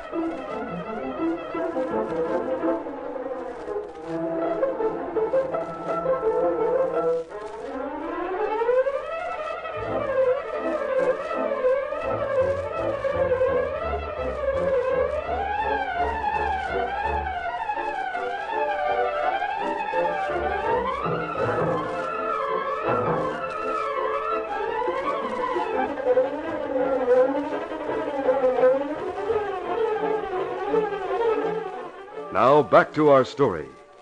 Britt Reed was determined to learn more about the list of names on the letterhead of a foreign consulate. He was ready to move out as the Green Hornet. Stepping through a secret panel in the rear of a closet in the bedroom, Britt Reed and Kato went along a narrow passageway built within the walls of the apartment itself. This passage led to an adjoining building which fronted on a dark side street. Though supposedly abandoned, this building served as the hiding place for the sleek, super-powered Black Beauty streamlined car of the Green Hornet. Britt Reed pressed a button. The great car roared into life. A section of the wall in front raised automatically, then closed as the gleaming Black Beauty sped into the darkness.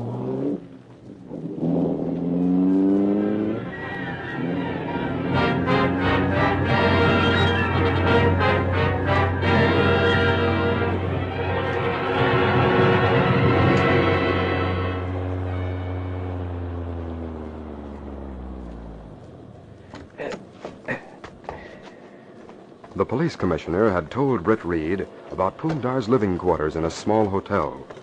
Parking the Black Beauty in an alley, the masked man climbed the fire escape until he reached a certain window. Looking in, he could see Pundar pacing the floor with nervous strides.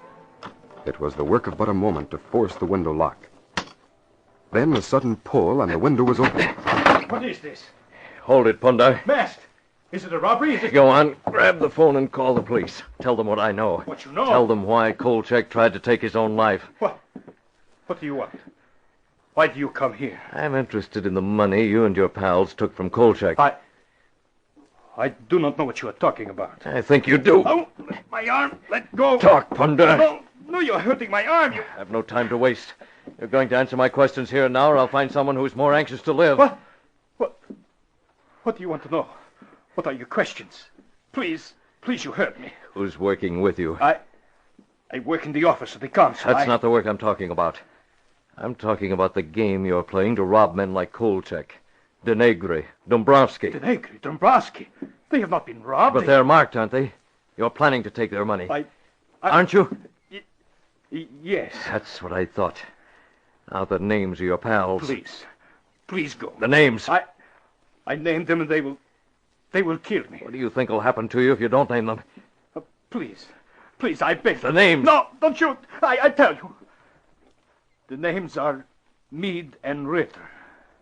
Thanks. Now we're getting somewhere. Britt Reed learned more about Meade and Ritter, then gassed Pundar, tied and gagged him, and took a locket from the secretary's watch chain. It was a little later when he and Kato reached the brownstone house. That's the place, Kato. According to Pundar, Meade and Ritter are both there. Yes, sir. Stay with the car and be ready for a fast getaway.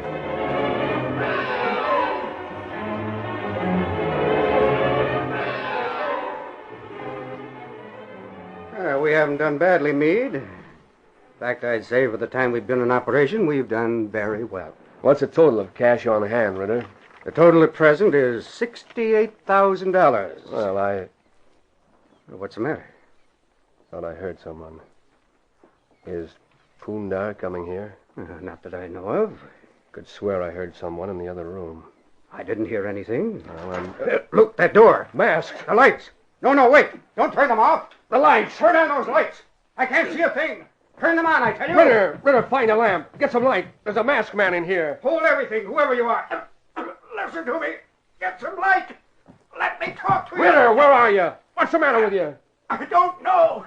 I can't breathe. Oh, here he is. I got him. I have him. Give me a hand, Ritter. Here. What? Ritter, speak to me. Where are you? What happened? I can't breathe.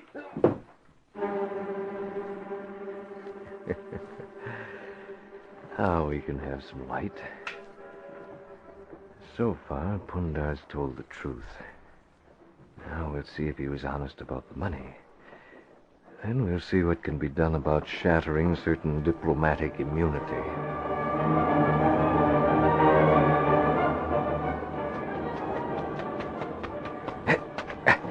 All set, Kato. When Meade and Ritter come to, they're going to have a shock. Get going. Yes, sir. I've got to call police headquarters, then keep an appointment with Andrew Orloff.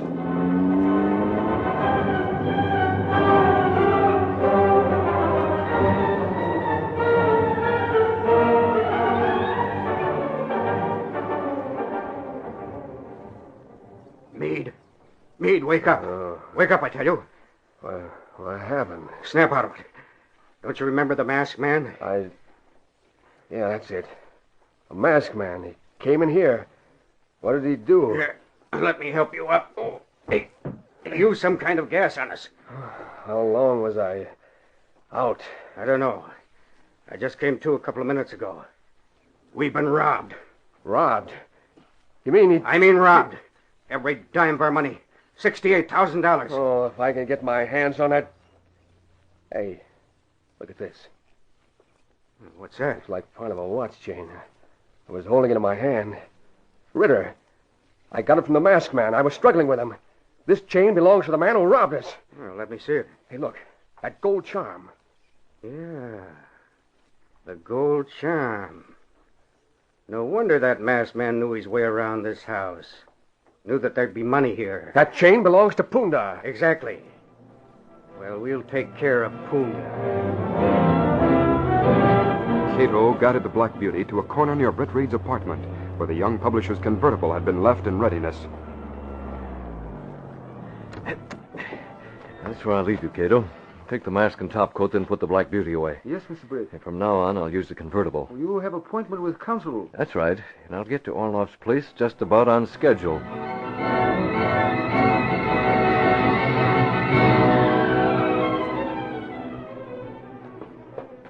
Britt Reed was accompanied by Andrew Orloff, the consul in person, as he ascended the stairs of a small hotel to the rooms of Pundar, the secretary. It's very kind of you to go to all this trouble, Mr. Orloff. I assure you, Mr. Reed, I am indebted to you for calling my attention to the way Pundar spoke to you on the phone. I didn't mean to register a complaint against the secretary. We shall soon know why he was not more interested in the list of names found by your reporter. It's strange that he didn't answer the telephone. Yes, it is. It is very strange. The clerk assured me he was in his apartment. Is down this floor? Yes, right over here. Here we are.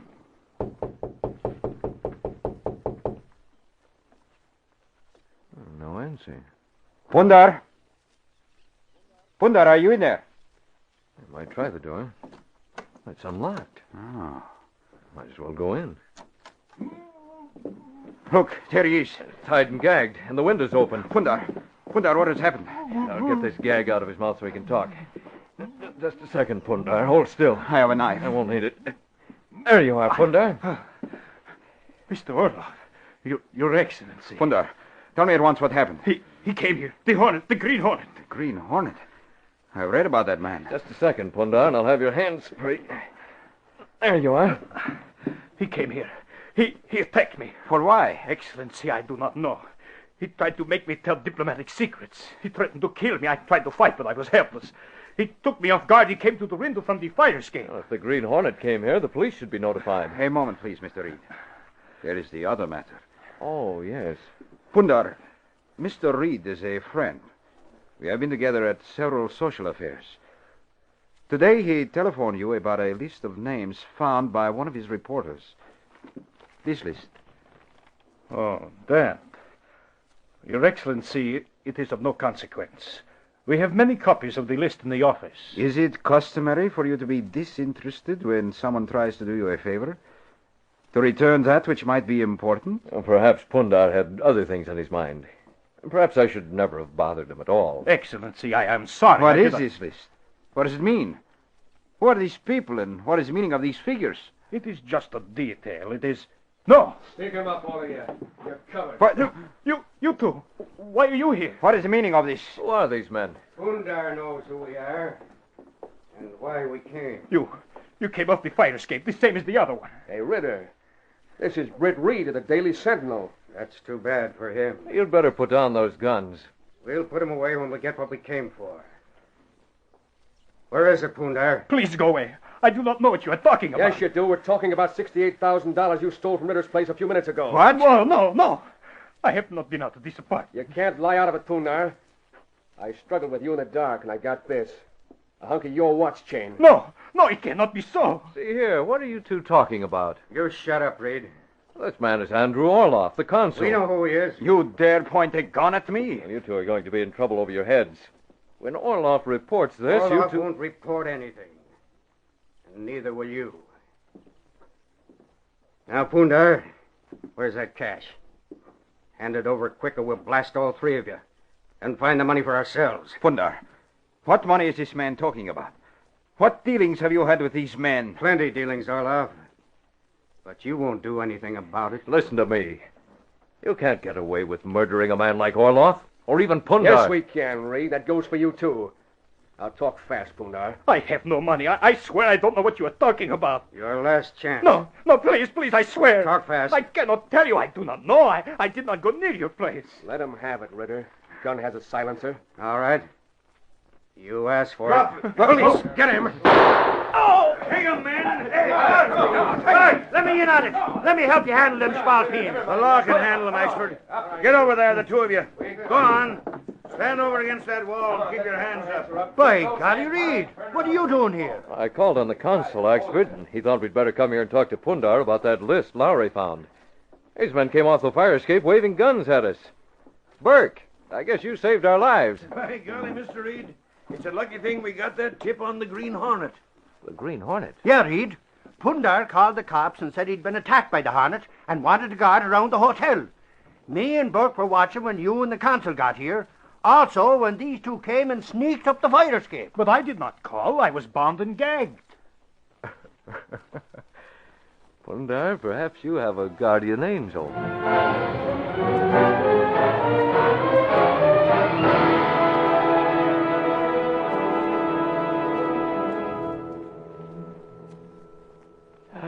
It's good to be back home, Kato. You take great risk tonight, Mr. Britt. After calling headquarters, I was sure the police would be on hand. Will everything work out all right now, huh? Yes, Orloff will get the whole story from Pundar. He'll deal with Pundar, and the police will take care of Meade and Ritter. You and I, Kato, will take care of the $68,000. Well, what we do? I'll get the list of people from Commissioner Higgins, and we'll return the cash to those who were defrauded. Well, they never know where money come from. There'll be a lot of unanswered questions, Kato. Axford's still trying to figure out who called in Pundar's name for a police guard. Well, Commissioner Higgins probably guessed truth. I'll see that he learns the truth. He'll have to know everything so he'll not suspect that I kept the money. He'd never suspect Britt Reed of robbery. You never can tell. Remember the things he used to say about the Green Hornet?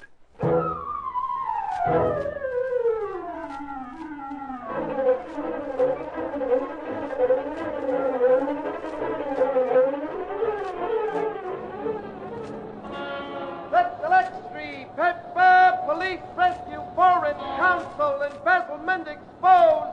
Read all about it, publisher in it, finish, set, select, free, pepper.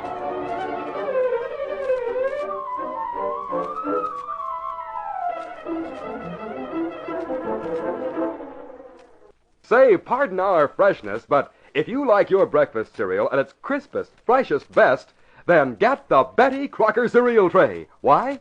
'Cause the Betty Crocker cereal tray gives you 10 separate individual packages of your 3 top favorite cereals, all in one handy carton. Each of those 10 individual packages holds just enough for one good serving. So every morning you always open a fresh package. Another thing, every Betty Crocker cereal tray has a valuable silverware coupon right on the side of the carton. By saving these coupons, you can own a set of lovely Oneida Community Silver Plate in an amazingly short time and at unbelievably low cost.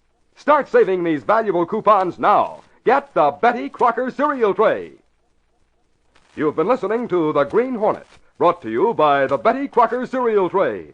The cereal assortment of individual packages of Wheaties, Cheerios, and Kicks.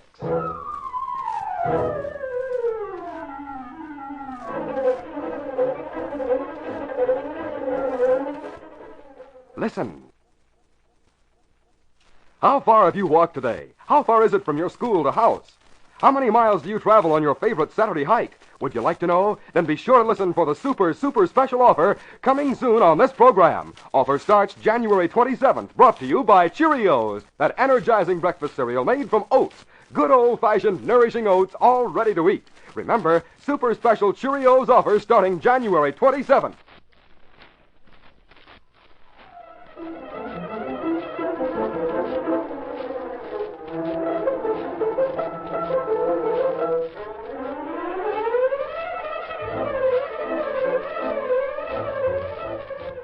Be with us again next week at the same time when General Mills will again present The Green Hornet. This is a George W.Trendle production, directed by Charles D. Livingston and written by Fran Stryker. The part of the Green Hornet is played by Jack McCarthy. This copyrighted feature originates in Detroit, and all characters, places, and incidents used are fictitious. Hal Neal speaking.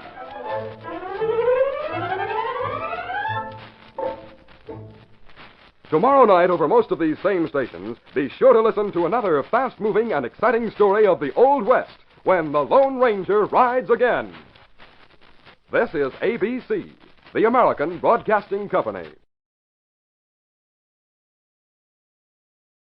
For a breakfast corn cereal you'll really go for, eat Kicks, crunchy puffs of real energy-rich corn. And now, Kicks, that winning American corn cereal, presents...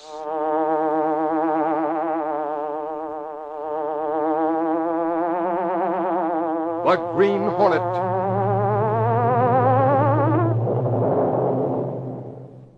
He hunts the biggest of all game, public enemies who try to destroy our America.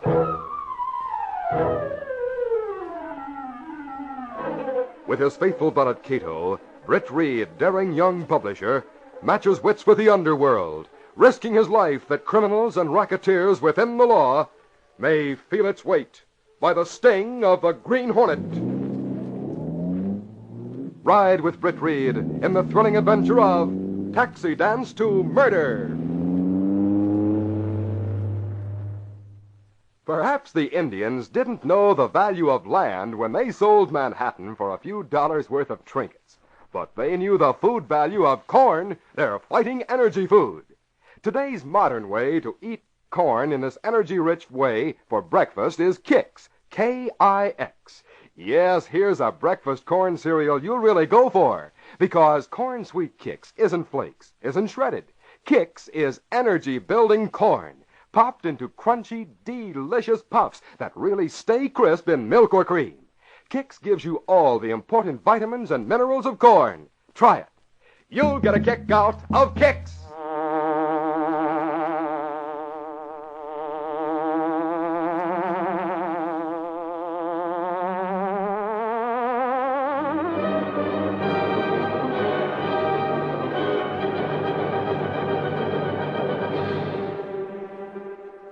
It was generally known to both police and press that marijuana, otherwise known as loco weed, was being widely distributed in the city. The traffic was expanding despite all efforts of authorities to find the men responsible. It was virtually impossible to trace the distribution of the marijuana cigarettes. A few arrests had been made, but these led nowhere. No evidence pointed to Waxy Lucas, operator of a taxi dance hall known as the Palace. Lucas was in his office with his right-hand man.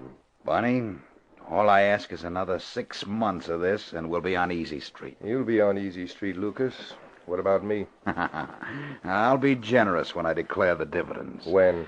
You just play along, I'll take care of you. Just be sure that none of the peddlers gets too talkative. Things are getting pretty warm, boss. Daily Sentinel's been running some blistering editorials. Editorials can't hurt us. Yeah, but suppose some reporter or cop gets a line on one of the peddlers. Then where are we? Don't worry, I know it. Yeah, the door. Come on in. Well, what's the matter, Macy?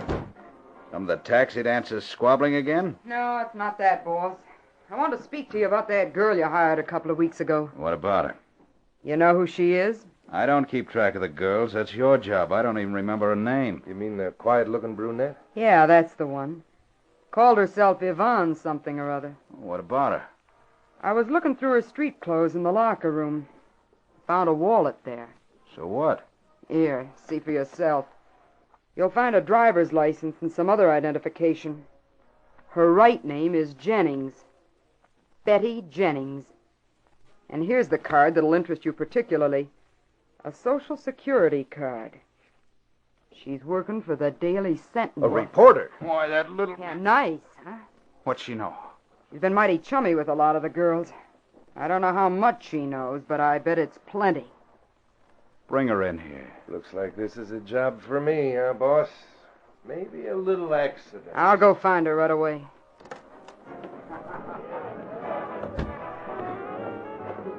Hey, kid, have you seen Yvonne anywhere? She's over there, Maisie, at the phone booth. Who's she calling? Well, you got me. I'll soon find out.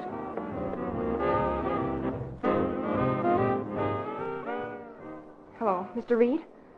I'm sorry to bother you at home, but I had to speak to you before it was too late. This is Betty Jennings. I've been working at the dance palace the past 2 weeks trying to get a line on the... Oh, you know about it. Well, then that saves time. Listen, Mr. Reed, there may be trouble. I left my wallet in the locker room, and it's gone. If those people find out I'm a reporter, things will get hot. I've made a list of places where the stuff is being sold, and I dropped it in the mail. You should get it in the morning. What's that, Mr. Reed?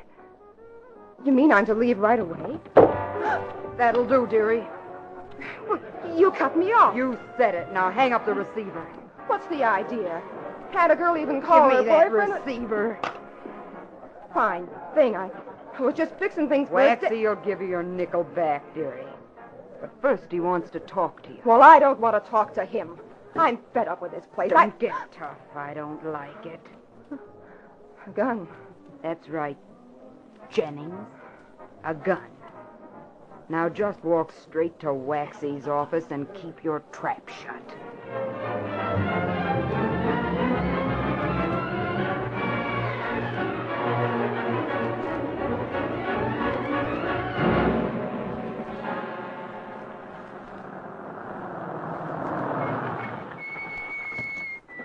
This is the end of the line, Miss Jennings.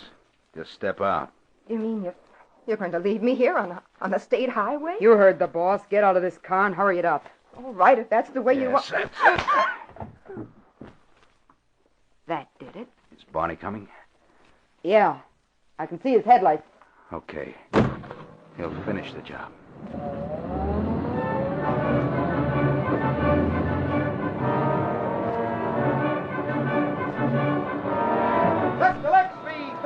Hit-and-run driver shot and killing. Here you are, sir. Sentinel reporter found on highway. Here you are, lady. Read all about it. Sentinel X3.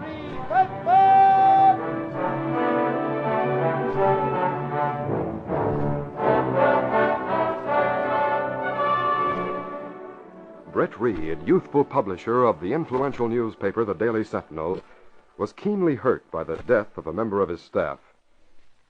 He was in his office with his secretary, Lenore Case, and Michael Axford.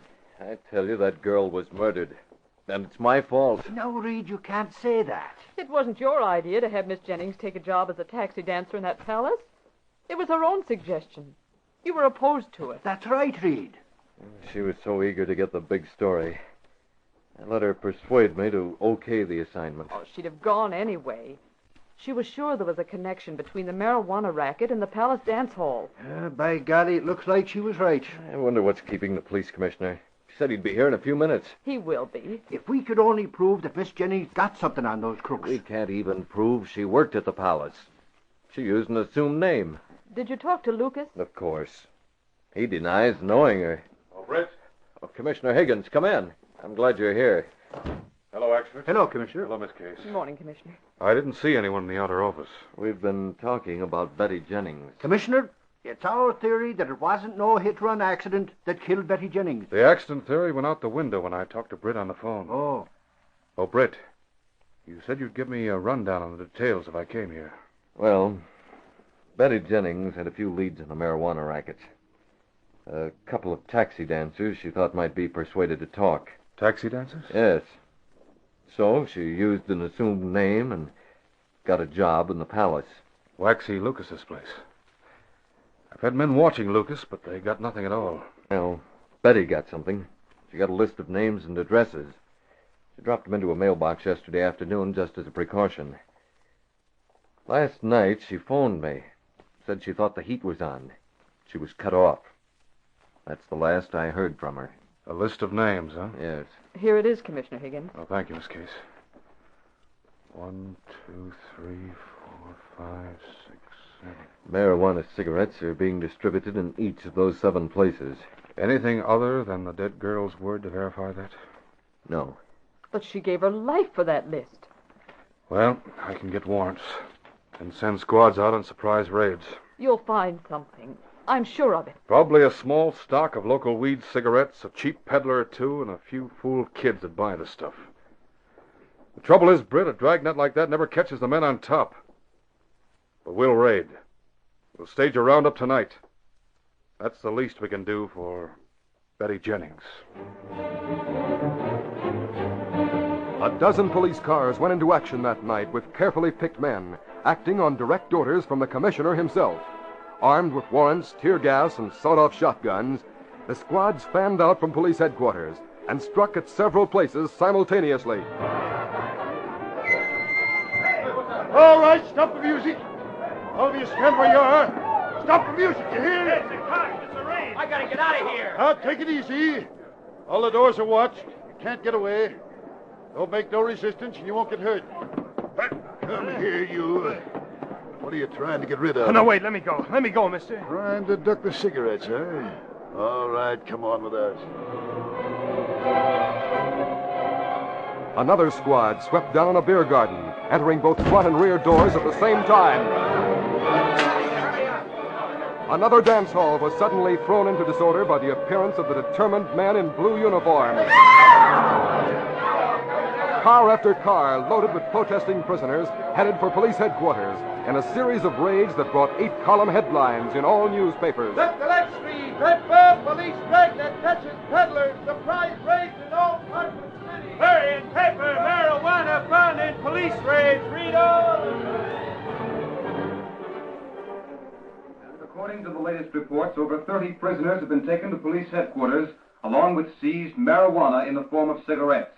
This is your Sentinel radio reporter. Seated in his apartment, Britt Reed turned off the radio, then turned to his Filipino valet, Kato.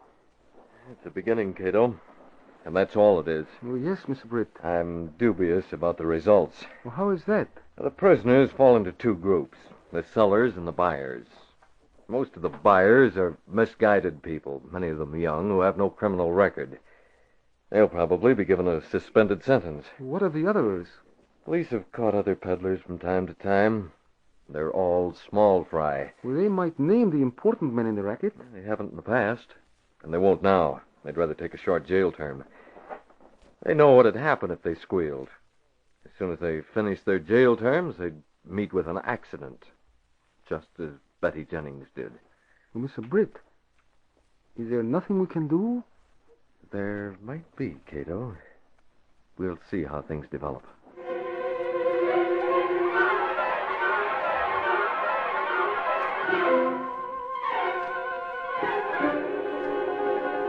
We'll continue our story in just a moment. Chief of Detectives. That's you, boss? What's up, Mike? You sound excited. I've cracked the case. Yeah, I tailored torpedo for 3 days, but it was worth it. He led me right to their headquarters, picked up the whole gang, and recovered the jewels, too. Great work, Mac. You must be dog-tired. Better take a few days off and get some sleep. I sure need it, but I'm starved. Haven't had a leisurely square meal in weeks. First thing I'm going to do is tie into an inch-thick slice of rare roast beef, mashed potatoes, the whole works. Yes, whatever their jobs, when the inner man calls, you'll find that a lot of Americans will rate a plate of roast beef as just about tops. Mighty popular eating, all right, but it's still not the most truly American food you can think of. Take foods like corn fritters, corn on the cob, tasty dishes like that. They're the most American dishes of all. Sure, they're made with corn, the only native American grain, the fighting food of the Indians. Yes, the energy food that helped give our pioneer forefathers their get up and get. Modern Americans need the energy of corn foods, too. So start in with breakfast and eat corn in a way you'll really go for. It's Kix, naturally. Kix isn't flat flakes, but crunchy puffs of real corn that stay crisp in milk or cream. Talk about a winning American cereal. Kix gives you all the important vitamins and minerals of corn. Eat Kix every breakfast. Corn Kix with plenty of milk or cream and the season's fresh fruit gives you a breakfast treat that's downright good, that starts you off on a power-packed day. Try it. Kix is a winner.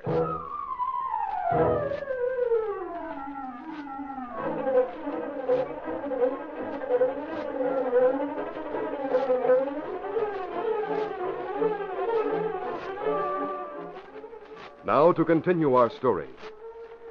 The majority of those who had been captured in a series of police raids were charged with purchase or possession of marijuana cigarettes.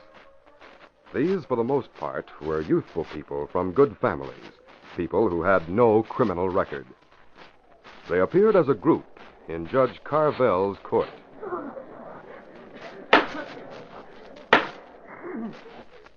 I am deeply shocked to see before me representatives of fine families, some of whom I know personally. I know you're not criminals, neither are you vicious. I feel that you have been victims of bad companions, that leniency and another chance is indicated. So I'm going to issue a warning and a probationary period.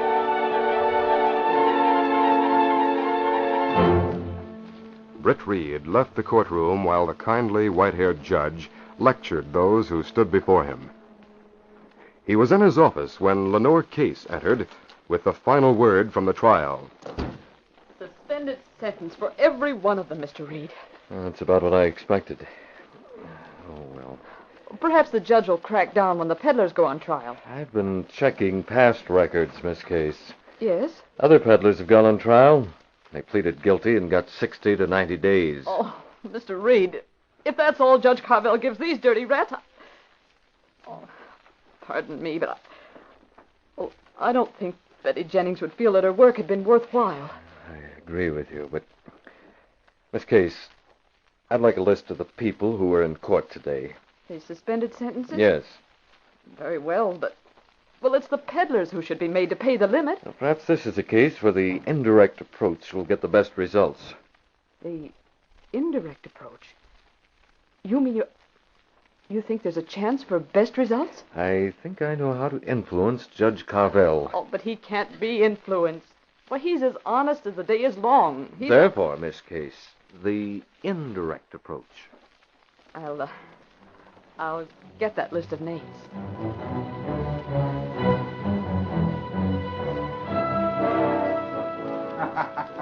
Waxy Lucas sat in his office and laughed when he heard the results of the day in court.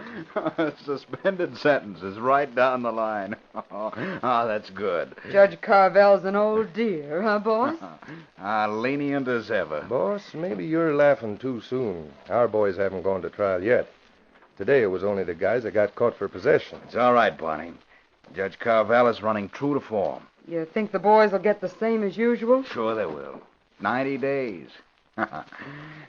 Bonnie, you see that they've got all lawyers and that they're ordered to plead guilty and take the rap. Okay, Lucas. If any fines, they'll be paid. I just hope those boys keep their traps shut. They will. They know what'll happen if they squeal. For 90 days and a fine, they'll keep quiet.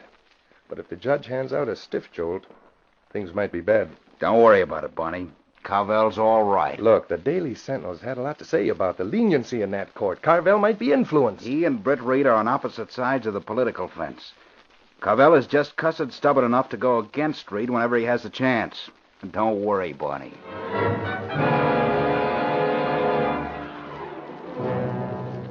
Britt Reed spent the afternoon studying the names of the people who had been given suspended sentences by Judge Carvel. Then, that evening, he sat down at the phone in his apartment. Well, here is first name, Mr. Britt. It is John Hawkins. Now, let's see. Telephone number. All right. His father's a fine old man. I hope I can imitate his voice. I also hope Judge is at home.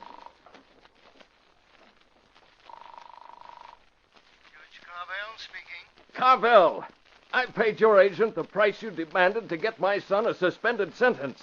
But I simply had to phone and tell you what I think of you. What's that? Who is this? The name is Hawkins. My son was in your court. Hawkins? Words can't express my contempt for anyone who'd send a solicitor for a bribe. Carvel, don't you ask me for any more support. Goodbye. That should make Carvel start thinking. Mr. Britt, he may phone man you imitate to ask questions. He can't reach Hawkins. He's out of town. Oh. So is Andrew Barnes.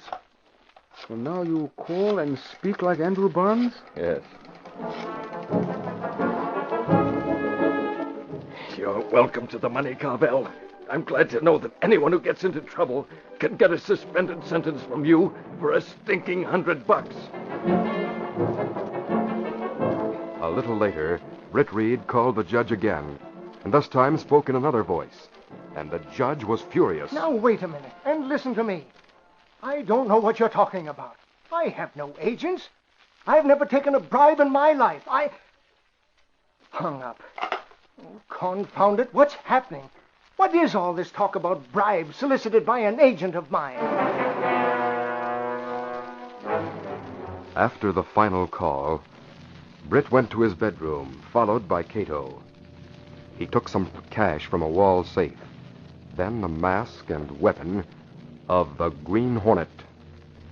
Then, stepping through a secret panel in the rear of a closet in the bedroom, Britt Reed and Kato went along a narrow passageway built within the walls of the apartment itself. This passage led to an adjoining building which fronted on a dark side street. Though supposedly abandoned, this building served as the hiding place for the sleek, super-powered Black Beauty, streamlined car of the Green Hornet. Britt Reed pressed a button. The great car roared into life. A section of the wall in front raised automatically, then closed as the gleaming Black Beauty sped into the night.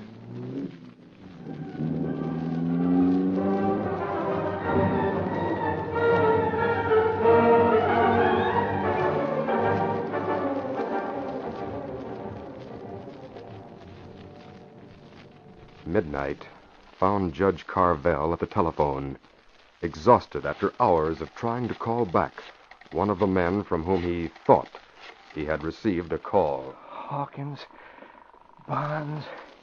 If I could just get a few words with one of them.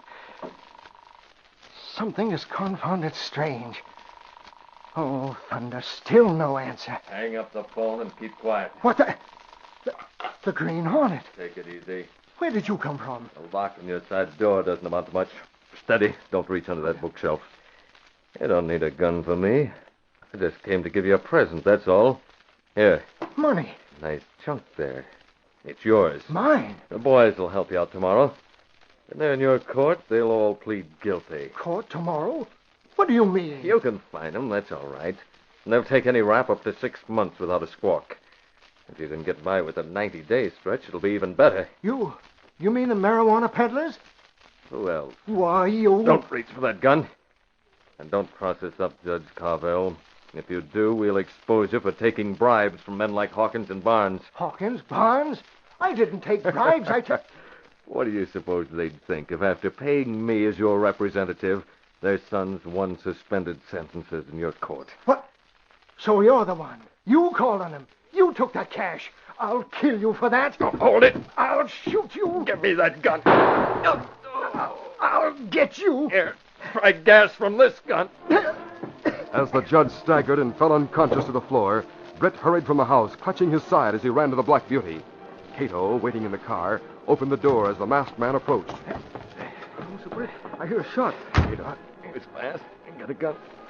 You hit. I gassed him. But his bullet. Drive, Cato. Get me home.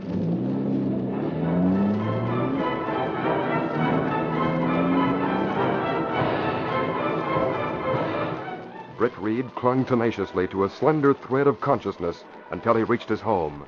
Then oblivion engulfed him.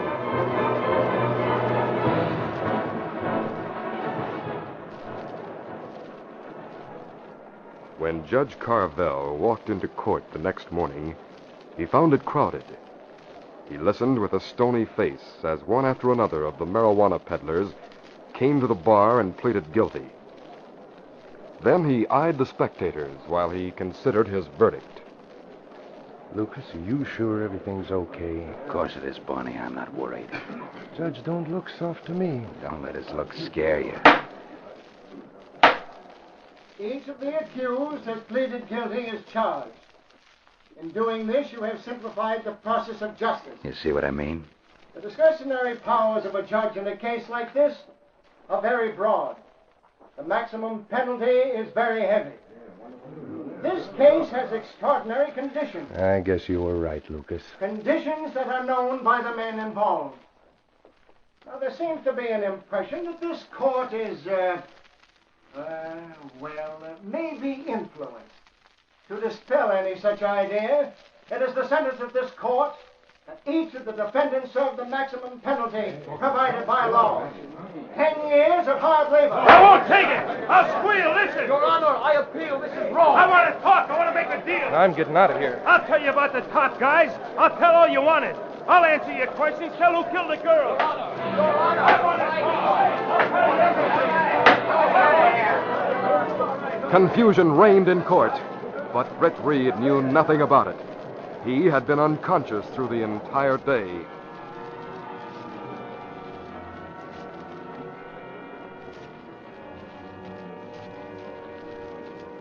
When evening came, he lay motionless in his apartment.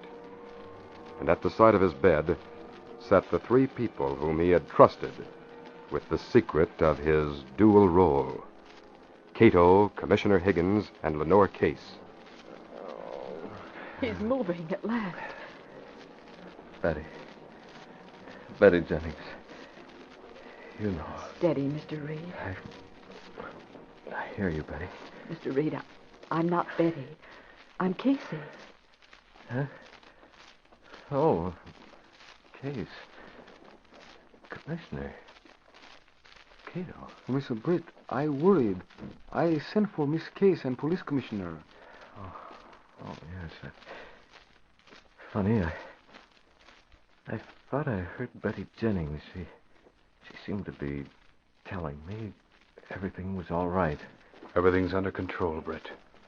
My personal physician took care of your wound. He thinks you had an accident cleaning a gun. What time is it? It's 8 o'clock. Oh, Miss Case, we've got to cover the trial, those marijuana peddlers. This is their day in Judge Carvel's court. Mr. Reed, it's 8 o'clock in the evening. The trial's all over. Oh, all over? I don't know what you did, Britt, but Judge Carvel told me about a caller he had last night. The Green Hornet. And some cash that was left with him. Cash? A bribe. He's waiting for someone to try and claim it. If it's not claimed, he'll give it to charity. That's fine. It won't be claimed. I hoped it... Well, Commissioner, what happened in court? Britt, you should have been there. Carvel cracked down hard. He gave those rats the works, and they squealed their heads off. They named the ringleaders of the marijuana racket and identified Maisie, Barney, and Waxy Lucas as the murderers of Betty Jennings. Gosh, that's good.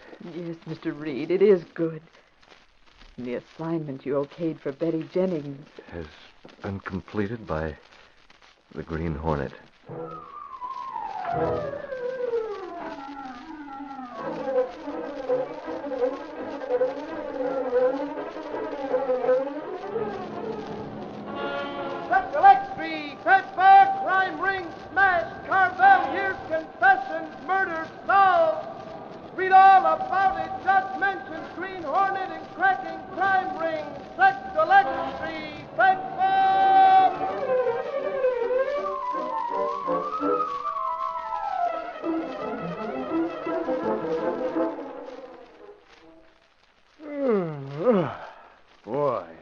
tired. If that's you and the morning's hardly begun, better check up on your breakfast.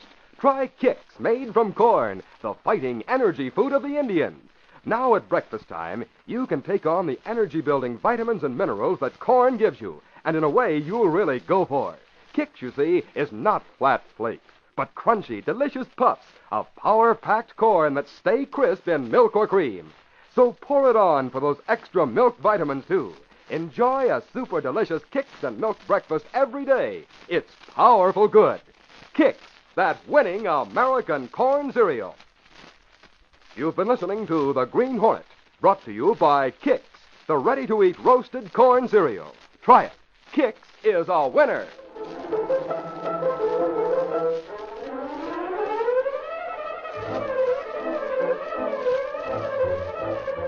Be with us again next week at the same time when General Mills will again present The Green Hornet.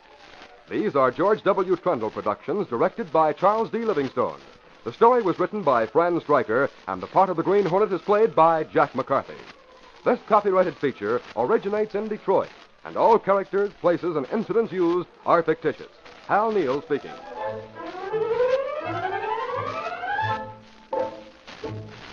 Tomorrow night, at this same time, over many of these same stations, there'll be roaring action of the Old West when the Lone Ranger rides again. This is ABC, the American Broadcasting Company. For a breakfast corn cereal you'll really go for, eat Kix, crunchy puffs of real energy-rich corn. And now, Kix, that winning American corn cereal, presents...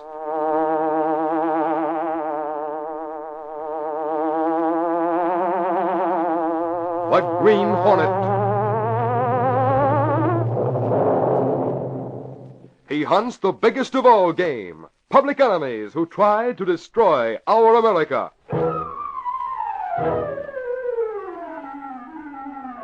With his faithful valet Kato, Britt Reed, daring young publisher, matches wits with the underworld, risking his life that criminals and racketeers within the law may feel its weight by the sting of the Green Hornet.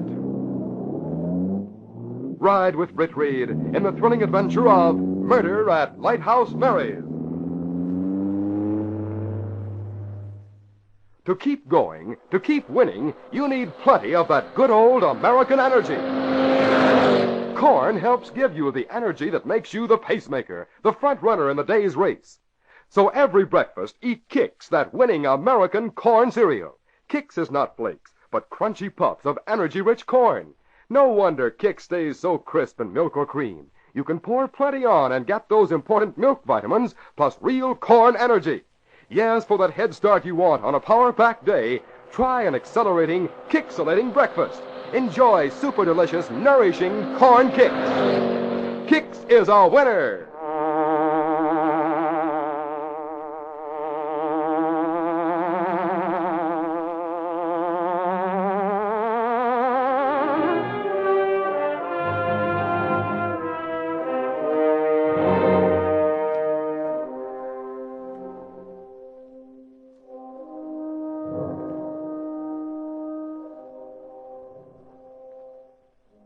The woman called Lighthouse Mary was elderly, leathery-faced, and usually blurry-eyed. The sensationally lurid cafe to which she had given her name had become a waterfront rendezvous, the most notorious and most popular after-dark spot in town. But there were times when Lighthouse Mary pondered this new public acceptance, and today was one of them. She sat at a table in the now-empty cafe, fingering a glass of colorless liquid, and looking sourly at the foppish man opposite her. He was Lundy Bertie Linden. Bertie, I was running a nice, easy-going skid joint till I let you sell me the idea of turning this place into a boob trap. Darling, is there no pleasing you? I'm only making you a fortune. So what? We can't keep going on like this without somebody getting wise. Who are usually here when we make our plays, Mary? Smart people. These smart people slumming. Have they suspected anything? No. Instead, we've been using them as a cloak. Yeah. We're smart, too. You are.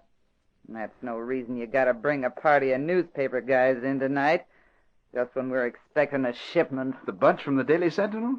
Oh, precious, they're only composing room workers, giving a bachelor dinner for one of their own. They'll just be looking for fun. They're still newspaper people, looking for fun or anything else. Besides, that Reed fella's gonna be here, too. You said so. Oh, Britt Reed's the publisher, my sweet. Has to do the Lord of the Manor act, you know. Drop in when the menials have their frolic, cheer them with a pip-pip and a toast, then take off and... Lay off the phony English line and pass the bottle. Oh, my adorable. Reed won't be here long, I promise. I'll dog his path every second he's here tonight and chase him. Besides, you worry about reporters, not publishers.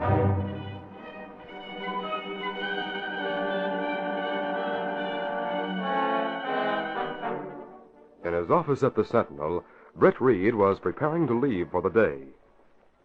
There, Miss Case, that does it. No more letters? No, sir. Oh, look at Axford over there, asleep. That's it right, Cassie. I was just resting a spell. I'm going to the composing room party tonight, and I'm storing up my strength. You're going to that party, aren't you, Mr. Reed? Yes, and with no pleasure. At Lighthouse Mary's. Why couldn't they hold it at one of the hotels? Because Lighthouse Mary's the most popular place in town, that's why. It's got color. So is a black widow spider or poison ivy. I've been told it's a real exciting place. It is. Excitement from the time you come in till you leave. When the customers don't fight, Mary and her bouncer gorilla start things ripping and then... Oh, maybe I've seen too many gangster movies, but I'd love to visit a place like that. You'd really like to go, Miss Case? I hope you don't think I'm silly, but I would, sometime. Well, then we'll make it tonight. What? Don't say no. The boys will feel honored to have you drop in on their party. So, what do you say? The three of us go together? Sounds great to me. Okay, Casey? Oh, yes. I'm speechless. Thank you, Mr. Reed. I'll call for you at home about 9, Miss Case. You be ready before then, Axford? If I button me vest, I'll be ready now. Better wear your storm clothes, Casey. It looks like a bad night tonight. 10 miles from the city and a few miles offshore, a motor-driven lobster boat tossed fitfully on the crest of the towering fog-capped waves. Its ghost-like outline could scarcely be seen in the fog that poured over it. 2 men, in charge of the small crew, stood at the stern of the vessel, peering intently, not at an object, but at something expected. John, this trip is no good. Augie, all I know is we got orders. We're off the right part of the channel. We stay here till the Rexonia passes. But the Coast Guard... Forget about the Coast Guard. They got other fish to... You hear that? The giant ocean liner, Rexonia, plowed through the mountains of water in a field of fog, slowly but relentlessly. Searchlights stabbed the murky grayness. Suddenly, they picked up a lobster boat to the starboard. For a few fleeting seconds, they held the vessel within their frames, then reached out to grab the darkness ahead. As the magnificent greyhound of the sea plunged forward through the night, the 2 men on the lobster boat, John and Augie, held tightly to the side rail and peered once more into the swirling, rolling fog clouds. Augie, if our man was on that ship, he saw us. Yeah, but I didn't see anything go over the side. Who could see? Wait. It'll take minutes yet before the flares light up. And this sea's plenty... There's a flare. 20 degrees off the port side. John, get to the package as quick as you can. You gotta get it back to the motorboat so we can take it to Lighthouse Mary's tonight.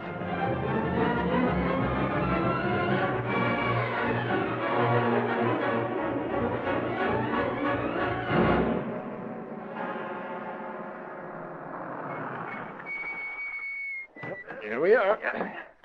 Lighthouse Mary's over there. Why, you what? Oh, what's happening over there? Here, Miss Case. Stand beside me. Don't get excited, Casey. Stand to the side. And I'm telling you for the last time.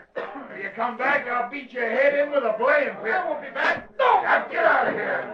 Gorilla! Hey, Gorilla! Yeah, Mary? I'm throwing you another dime motion barnacle. Swab his whiskers and send him sailing. Get your hand out to some other port, matey. And stay away from here. Oh, how awful. Oh, that brute. That's Grilla the bouncer. And don't give it a thought, Casey. That act goes on every hour. They're making atmosphere for the uptown people. You'll see. Don't look like Mary's at the door. Lighthouse Mary, after the frenzy of words and fists outside, had come back into the cafe and was standing near the bar when Reed, Axford, and Miss Case entered. Bertie Lyden hurried over to her. Mary, that's Britt Reed coming in the door with a girl and another man. An Axford. I know him. I thought you said there'd be no reporters. I didn't expect any. I'll get rid of him, too. Mary, that fellow over by the window. There's something funny about him. Tell Grilla to watch him. Really is. I've been watching that guy myself. Bertie, you see that Reed gets out of here in a hurry. If the Rexoni is on time, John and Augie ought to be due here any minute now. John and Augie had changed from the lobster boat to an outboard. And at that minute, they were leaving the bay and heading into the mouth of the river. John, you sure you know where we're heading? Forget the fog, will you? I made this trip 100 times. Where are we now? At the foot of the river. I'm going to slow the motor now on account of the police boat. You suppose Mary and the gang will put on a big riot tonight for a cover-up? Yeah, I guess so. They most always do.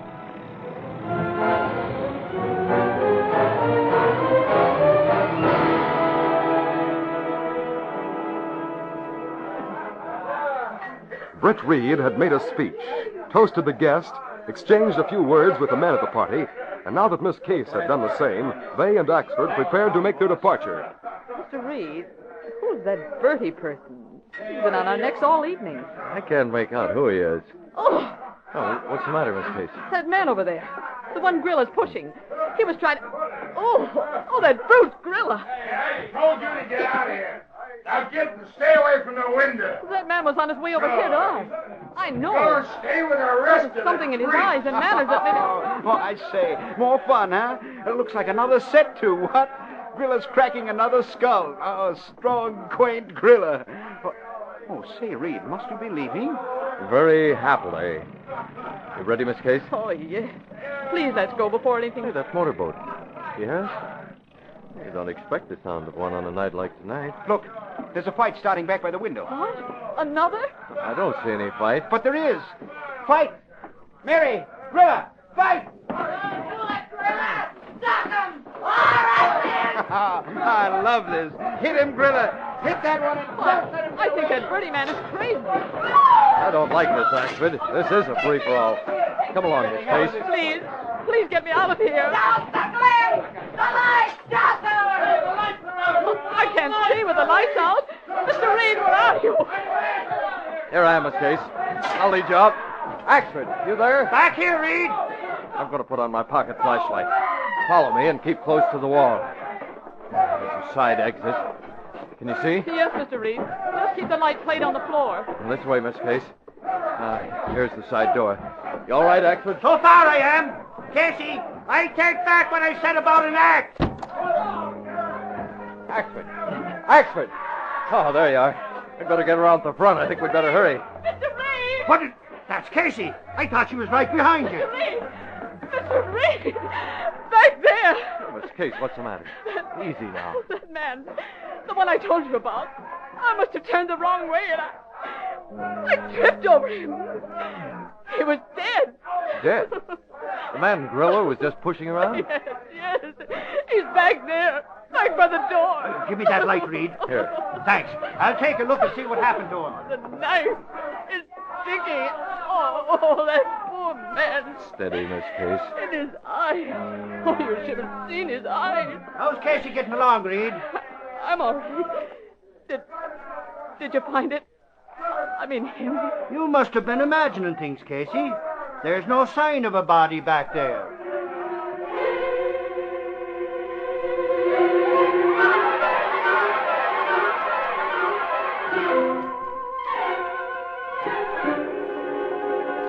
We'll continue our story in just a moment. One more shot, Mac. You've got a chance for a perfect score. Bullseye. That makes you the champion pistol shot of the police department. Nice going. Thanks, Pat. Say, it's almost time for chow. Come on, I'll buy your lunch as a consolation prize. Swell. Let's go to Joe's. He's got the best corn chowder in town. Yes, most every American working at every kind of job has a favorite corn dish. Of all the fine foods on the American menu, in fact, energy-building corn is the most truly American food of all. Know why? It's because corn, the corn you get for breakfast in Kicks, is the only native American grain. Why, look back as far as Indian days, and you'll find that corn was the fighting energy food of the Indians, and later the winning energy food of tireless pioneers. Of course, you want corn, too, as an important part of your diet. So start your day with a bowl full of Kicks. You'll really go for corn sweet Kicks. Kicks, you know, isn't flat, soggy flakes. Kicks is corn popped into roasted, toasted puffs. Crisp, crunchy, delicious. Why, Kicks stays crisp no matter how much milk or cream you pour on. And a bowl of Kicks topped with dewy, fresh raspberries, for instance, is a breakfast you'll want every day. You can eat and let the youngsters eat all they want, too, because Kicks is rich in corn energy. Try Kicks for breakfast soon and often. You'll get a kick out of Kicks.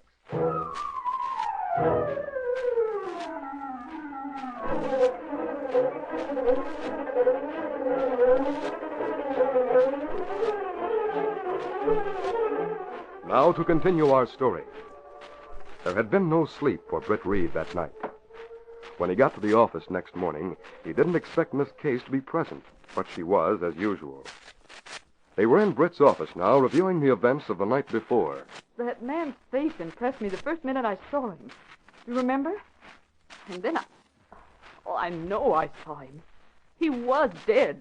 There's no sign of a body anywhere. The police even dragged the river around Lighthouse Mary's. Why haven't they closed that place before this? There's not much against it.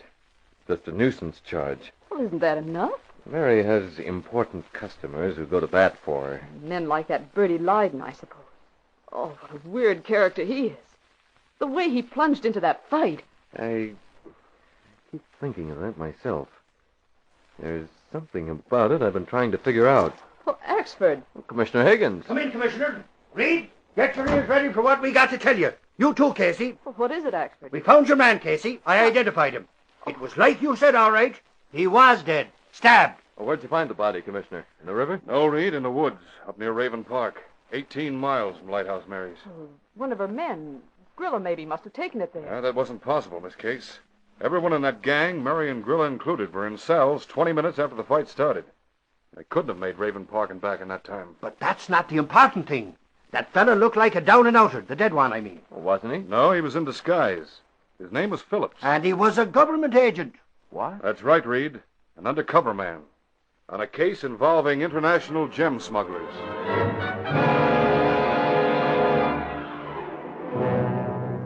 When Commissioner Higgins had left and Axford had gone to the city room, Lenore Case turned immediately to Britt Reed. I was right, Mr. Reed. That man Phillips was coming over to us when Grilla got hold of him. You know, he might have known you by sight, or maybe realized that we were from a newspaper. And Grilla or Mary must have known or sensed who he was. So that's why they grabbed him. That makes sense. But it was Bertie who took us over while that happened. That's right. Just before the fight started. But in this case, there was no fight before Bertie began to yell. What? You mean that was a cue to start one? A yell? Yes. Let's see now. I heard a motorboat. Right after that man Phillips. There it is. That's what's been jiggling around in my brain. I wonder... I'm going to discuss this with Commissioner Higgins. Commissioner, Bertie Lyden's the man you're looking for. Question those prisoners about last night's riot, but meanwhile, get out a warrant for Lyden and have him picked up. It's too late, Reed. He just put up bail for Lighthouse Mary and Grilla. They walked out. Bertie Lyden, he went directly to the ship. To the ship? What ship? The Rexonia. It arrived last night and sails again at midnight tonight. Bertie Lyden has passage on it. We've got to keep him from sailing. I wish we could, but we can't. The Rexonia is not an American ship, Reed, nor is Lyden American. Well, can't we phone the State Department to do something? On what concrete evidence? No, Reed.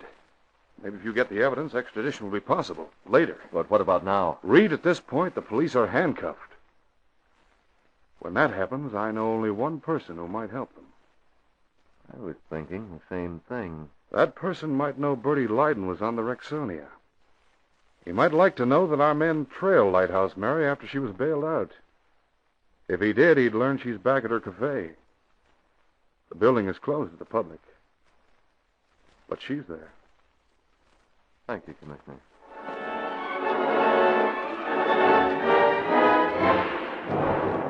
Britt Reed was at home a short time later. When he came out of his room attired in a black suit, Kato handed him a slip of paper.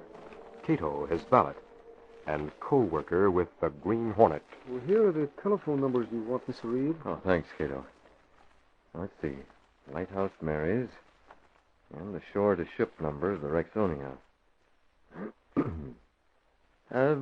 I say, Kato, old thing, would it tickle you if I were to speak like this? Oh, say, well, that's good, Mr. Britt. Like an Englishman on stage. That, I hope, is like Archie sounds.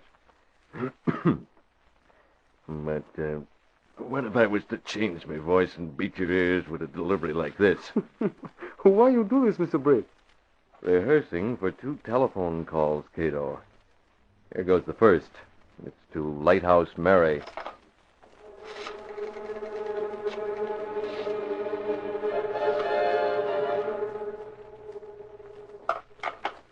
Our 2 calls are finished. Kato, I think we got away with them. We'll have 2 keys to our mystery at Lighthouse Mary's in half an hour.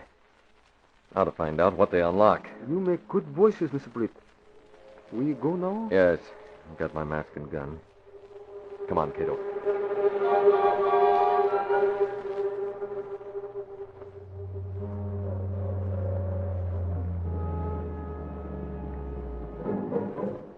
Remember, Kato, put your call in exactly 10 minutes after you hear the motorboat. Yes, Mr. Britt. Patrolman Ed Kelly, standing in front of Lighthouse Mary's, heard the faintest sound near the door behind him. The fog was thick, but he walked unerringly to the spot where a voice, seemingly from nowhere, spoke as a gun pressed against his ribs. Stand right where you are, copper. Don't move. Let's take your gun. Now step inside this door. Mask. You're wearing it. You're the Green Hornet. Right. And believe me when I say I'm on your side. Oh, sure you are. Pulling a caper like this. I'm going to tell you what I plan to do. You'll get your gun back after you promise your cooperation. The Green Hornet told Patrolman Kelly exactly what he planned. His sincerity and the promise of a good arrest convinced the policeman. Okay, Hornet. I'll go along with you. You say you'll prove your story in 10 minutes. We'll do that. But when the 10 minutes are up, I'll be after you, too. That's fair enough. It's a deal. Here's your gun.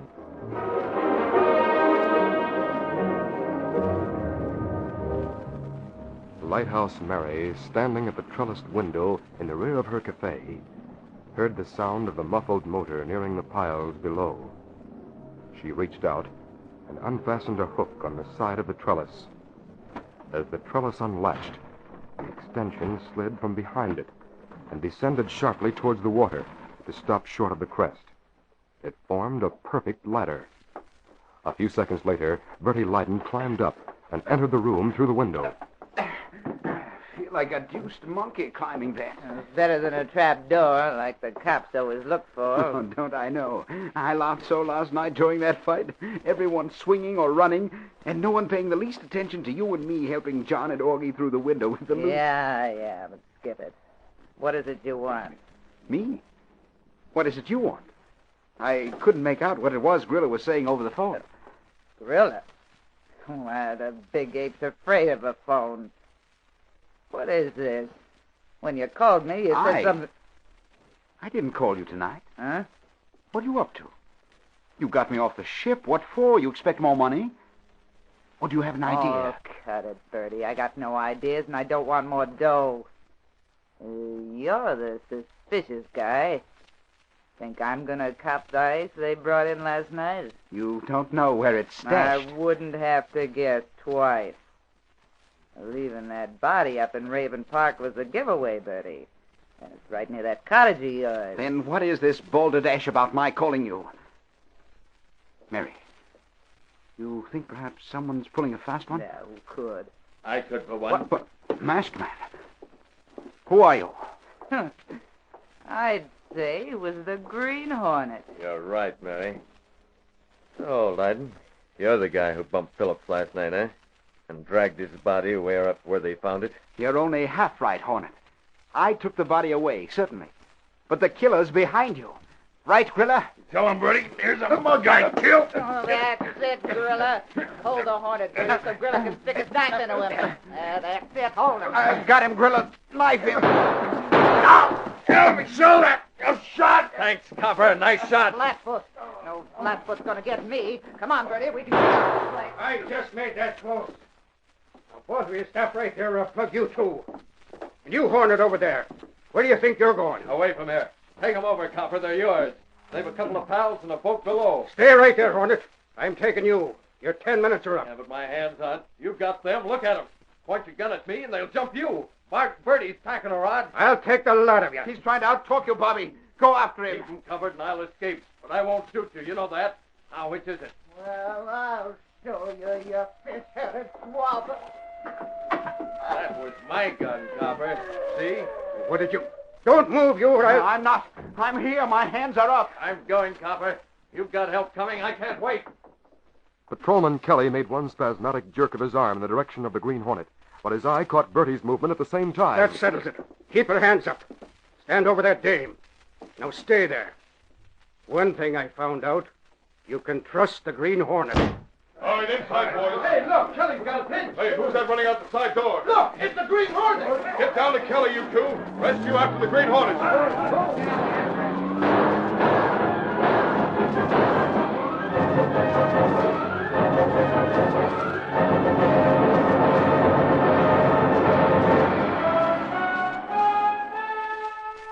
It was Axford who led the conversation next morning when he and Lenore Case rehashed the sensational story with Britt Reed in his office. London Bertie Leiden he was, huh? I'm glad they got him. So is Scotland Yard. And a lot of other governments. He really wasn't British, you know. No one with an exaggerated accent like his could be. I see the captain of the Rexonia provided the link about the jewels being transferred from the ship. Yes. His mate saw one of the gang on board throw the jewels over in a lifebuoy to that Augie and John pair. Well, how did they work? It was this way, Miss Case. Augie and John and their crew would pick up a floating package dropped by a Confederate on an incoming ship. Then they'd run it in under cover of darkness to Lighthouse Mary's place. And as soon as they were due there, Mary and Grill'd get a fight started to cover up the pair's entrance through the window. That's when the lights would go out. Phillips had gotten wise to that and showed it that night. That's why they killed him. Oh, what's this about the customers helping? They wouldn't know they were helping. You see, the best way they had of getting the stuff out was in the pockets of those tramps and derelicts that hung around the place. Oh, you mean those men who provide the atmosphere, whatever it is? Like the ones who were getting out when we went in? Exactly, Miss Case. Axford was right. It was an act. The police were so used to their being put out, they'd send them along instead of arresting them. So when the jewels came in, a fight would start again. The gems would go into the pockets of the tramps who were kicked out. I see. And the police would shoo the men away with the smuggled jewelry. That's the idea. They'd go away, leave the jewels at a nearby hideout. Bertie'd pick them up later. And about using the customers.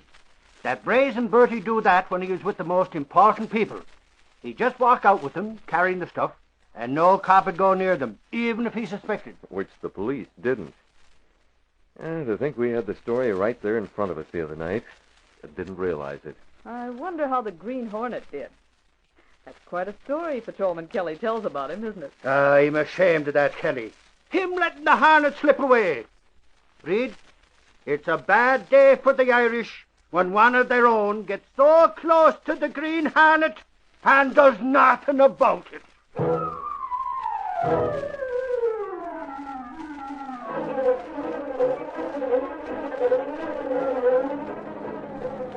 Select Street, Bedfast, smuggling ring smashed, Lighthouse Mary caught, government agent killer arrested.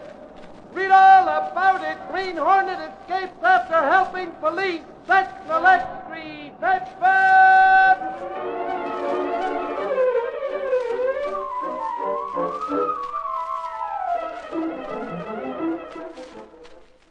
You've seen pictures of the sick, hungry people in Europe, I know. People who barely get enough food to live on.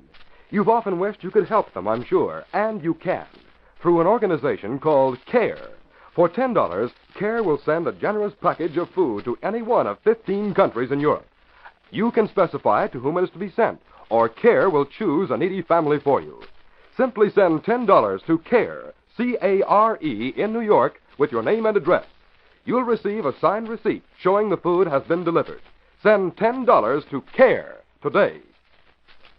You've been listening to The Green Hornet, brought to you by Kix, the ready-to-eat roasted corn cereal. Try it. Kix is a winner.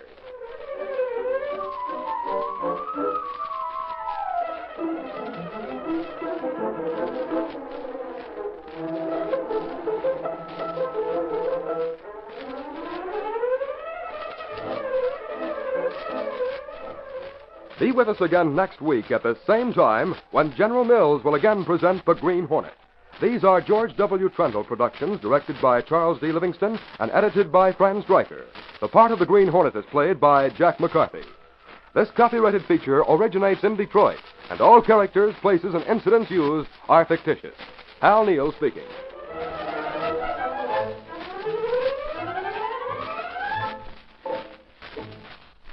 Tomorrow night at this same time over most of these same stations, the Great Horse Silver and the Masked Rider of the Plain meet another thrilling adventure when the Lone Ranger rides again. This is ABC, the American Broadcasting Company. For a breakfast corn cereal you'll really go for, eat Kix, crunchy puffs of real energy-rich corn. And now, Kix, that winning American corn cereal, presents...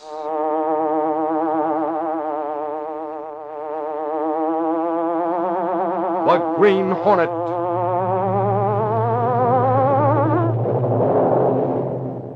He hunts the biggest of all game, public enemies who try to destroy our America.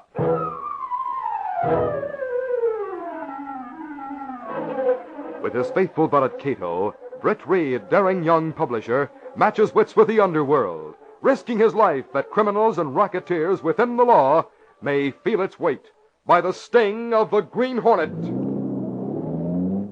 Ride with Britt Reed in the thrilling adventure of the Curtain Money Plot. You know, those seagoing hijackers, the Barbary pirates, didn't just pounce on cargoes of gold. They also went after ships loaded with corn. Yes, that was treasure, too, because then, as today, corn was precious food, food rich in energy. Now, don't you go hijacking that next bushel of corn you see. The Green Hornet will buzz after you. Help yourself to real corn energy for breakfast with Kix.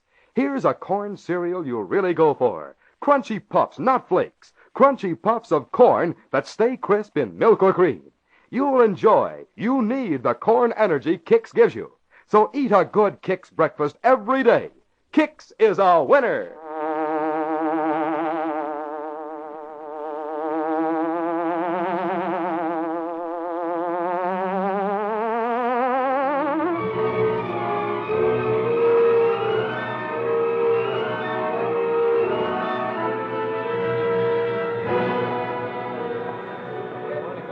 The man who walked toward the Daily Sentinel building might have been a former prize fighter, judging by his face and ears. But otherwise, his appearance was nondescript. No one paid him the slightest attention until, just as he was about to enter the building, another equally nondescript man leaped from the doorway and fired 3 shots.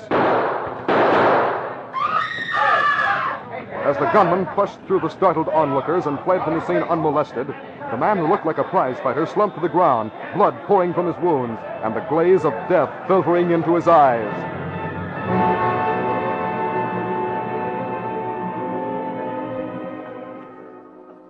Three hours later, Britt Reed, the young publisher of the Daily Sentinel, and his secretary, Lenore Case, listened as Michael Axford reported the information he'd collected about the dead man. Reed, his name was Artie Gluck, and they think he's a guard out at Gordell Sanitarium. Lowry's gone out there to check. That's Dr. Nelson Gordell? Yeah, the quack that runs his place for millionaires only. I've often wondered about that fellow. Me too. But, Reed, what's this you were saying about Gluck's dying word? Oh, yes, Axford. Well, when I heard of the shooting, I hurried down the street. The man was dying. Yet when someone mentioned my name, he beckoned for me to bend down to him. And then he gasped one word. Curtain. Just that, huh? Curtain. Now, what do you think he meant? We can't figure it out, Axford. We've been trying ever since that... Oh, here's Ed Lowry now. Hi, boss. Just got back from Gordell's place. Gordell wasn't there, and his staff gave me a runaround. But I learned Gluck was a guard there, and they say he was fired yesterday. I thought I'd learn why when who should walk in but that society babe, Deidre Curtin. What was that name? Deidre. D-E-I-D-R-E. You know her. She's the one that... What's the matter, boss? That could be it. That must be it. Curtain. What is this? Gluck's dying word. But what I connection asked myself the same thing, boss. What's a dame like Deidre Curtin doing out at Gordell's? I didn't pick up anything on Gluck. They gave me a quick brush.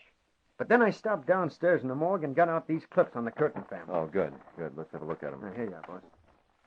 Curtin. Deidre Curtin. 25.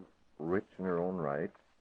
Sole living relative of Galen Curtin. Oh, those people. Well, he's the millionaire. Sure, I know him. He went away for his health last year, and For then his health. Whether it links up with Gluck's death or not, maybe you've stumbled on a story, Lowry. Do you think it's possible old Galen Curtin is a mental case? He'd have to be out at Gordell's, wouldn't he? Well, sort of, I imagine. I'll get the name of the Curtin lawyer. I know that, boss. He's Lawrence Jonigan.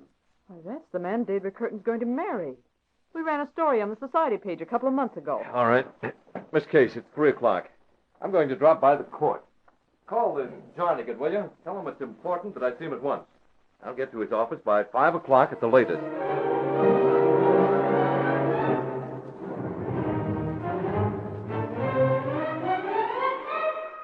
Britt Reed arrived at Lawrence Jonigan's office in little more than an hour. Have a seat, Mr. Reed. It's a rare privilege to have the publisher of the Sentinel drop in. Some way I can help you? Perhaps. You represent Galen Curtin in the affairs of his estate, don't you? Yeah? Why? Mr. Curtin is an inmate of Gordell Sanitarium, isn't he? Uh-huh. Why? How did you find out? By going through the court records. The story of his confinement was never made public. Why should it? It's a family matter and a very delicate one, as you can well realize. Still, a man of Curtin's wealth and importance is a public figure. And though his confinement is a family matter, it could be news. Now, just what do you mean by that? The court records show he was placed in the sanitarium because he's mentally incapable of handling his affairs. They show, too, that his niece Deidre signed the papers of commitment, that you filed them after attesting to the legal aspects, and that Dr. Nelson Gordell was the medical authority. What are you getting at, Reed? Facts, that's all. I've stated them? Yes, substantially. The confinement was made necessary by Galen's, well, let's say, excessive habits. They were well known, and there's no reason why the public should know all this. Up to a certain point, you're right. What point is that? Other court records show new papers have been filed to declare Deidre Curtin administratrix of her uncle's affairs. This was in closed session, too. Well, why not? That's perfectly legal. I grant you that. And even the faintest suspicion can be without grounds. Suspicion? A man was murdered as he entered the Sentinel building this morning. A guard from Gordell's Sanitarium. What? Well, what has that got to do with me? A lot, perhaps. Your client, Curtin, is in Gordell's Sanitarium. Listen, Reed. Say what's on your mind or get out. I'll be leaving now. That man today was murdered because, to use his words, he had a story about Curtin. For your client's sake, I thought you should know.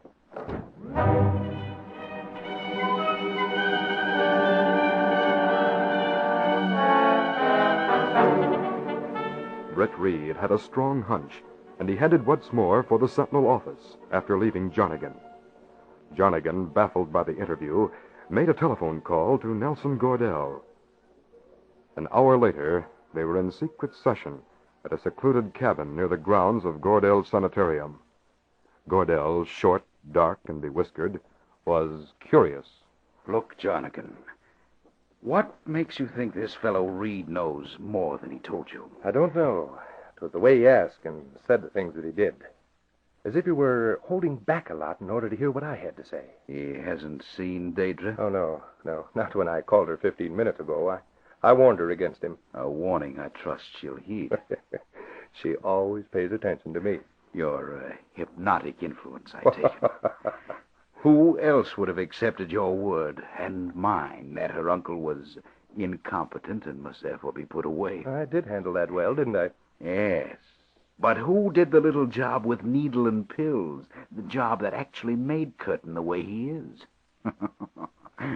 Don't pelt me with flowers. I bruise easily. You're right, Cordell. If you hadn't treated old Galen, he'd have had me in jail the rest of my life. It was that close. Just make sure you have enough money left in the estate to turn over to Daedra when the court orders you to. Oh, I have. The books are fixed beautifully. And the cash will stand up.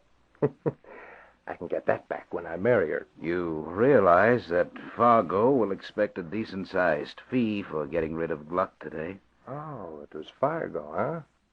Well, he drew it a little fine shooting Gluck in front of the Sentinel. But he got away, and he's back guarding the old man again.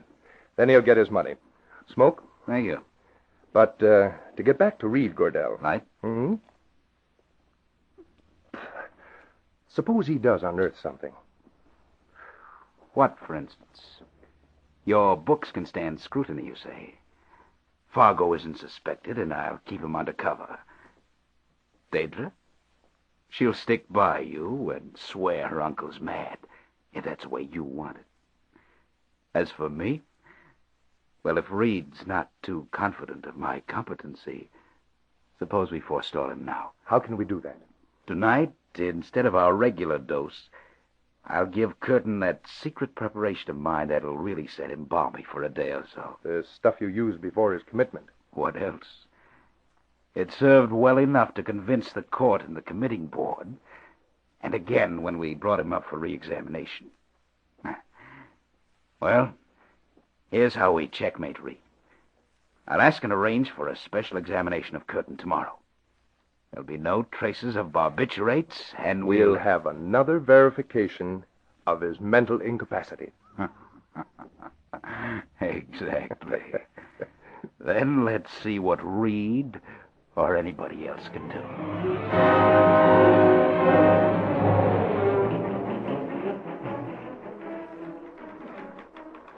Meanwhile, back at the Sentinel office, Lenore Case was just finishing the rewrite that Britt Reed had done on the early edition stories of Artie Gluck's killing.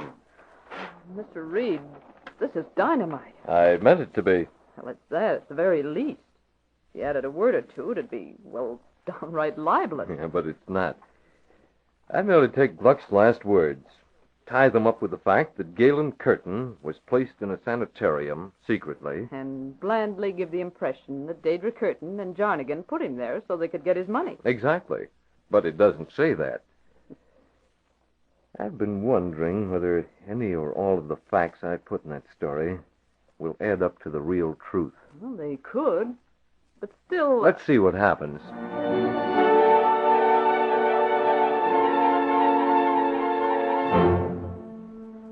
Britt Reed didn't have long to wait. By noon the next day, he had a positive reaction from the people concerned. The news was brought to him by Axford, who had just come from the courthouse. Reed, I hate to say I told you so, but I told you so. About that Gluck Curtin story? Yeah. Boy, what a mess this is. Why, they had... Mr. Reed. Pardon me, Axford. Mr. Reed, here's a bulletin for the City News. Galen Curtin was given a re-examination this morning, and the court has recommitted him. That's what I was coming to tell you. What prompted that action, I wonder? For your story, Mr. Reed. They wanted to prove Wanted to prove, they did. But you haven't heard the worst. Oh, something else happened? I'll say, as soon as the decision was handed down, Jarnigan filed suit for I don't know how many hundreds of thousands of dollars against the Sentinel and you personally, Reed. On behalf of himself, Daedra Curtin, and Dr. Gardell. I told you, Miss Case. Good or bad, things are stirring.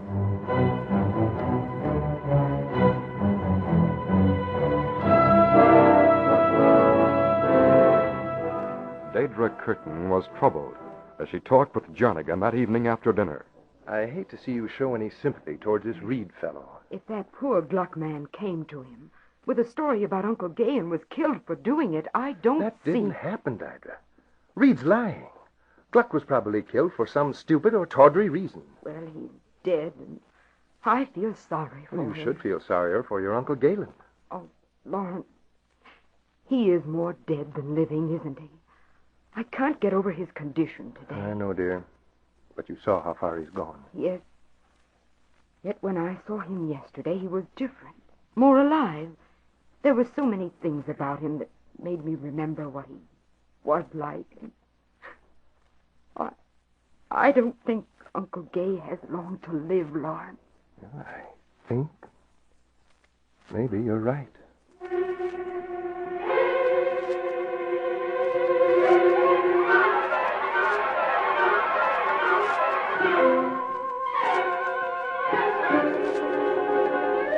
We'll continue our story in just a moment. Got that story ready, Tom? Yeah. The evidence as disclosed by this newspaper shows that the so-called Smith suicide is a plain case of murder. There it is. Oh, boy, is this a scoop or isn't it? Hey, do you know it's almost time for the night staff to come on? And it's way past dinner time? Okay. I'll take you home with me for dinner. See how you go for my wife's corn fritters. And with that, our reporter friend says, lead me to it. After all, who wouldn't go for such a typically American dish? Why, there's no food more truly American than corn. Corn is the only native American grain. That's why Kix is such a popular breakfast cereal. It's made from corn. Corn roasted into delicious crunchy puffs. That's right, puffs. Kix isn't flat, soggy flakes. Kix is crisp, and it stays crisp. Sure, you can pour on the milk, lots of it, yet Kix stays super crisp, super enjoyable. Try a bowl full of Kix topped with ripe red raspberries maybe. You'll say that's a breakfast that starts the day right.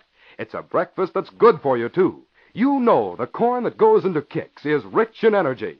Why, corn was the fighting food of the Indians, the food that helped our pioneer forefathers win a nation. So start your day every day with Kix, those roasted, toasted puffs of corn. You'll get a kick out of Kix.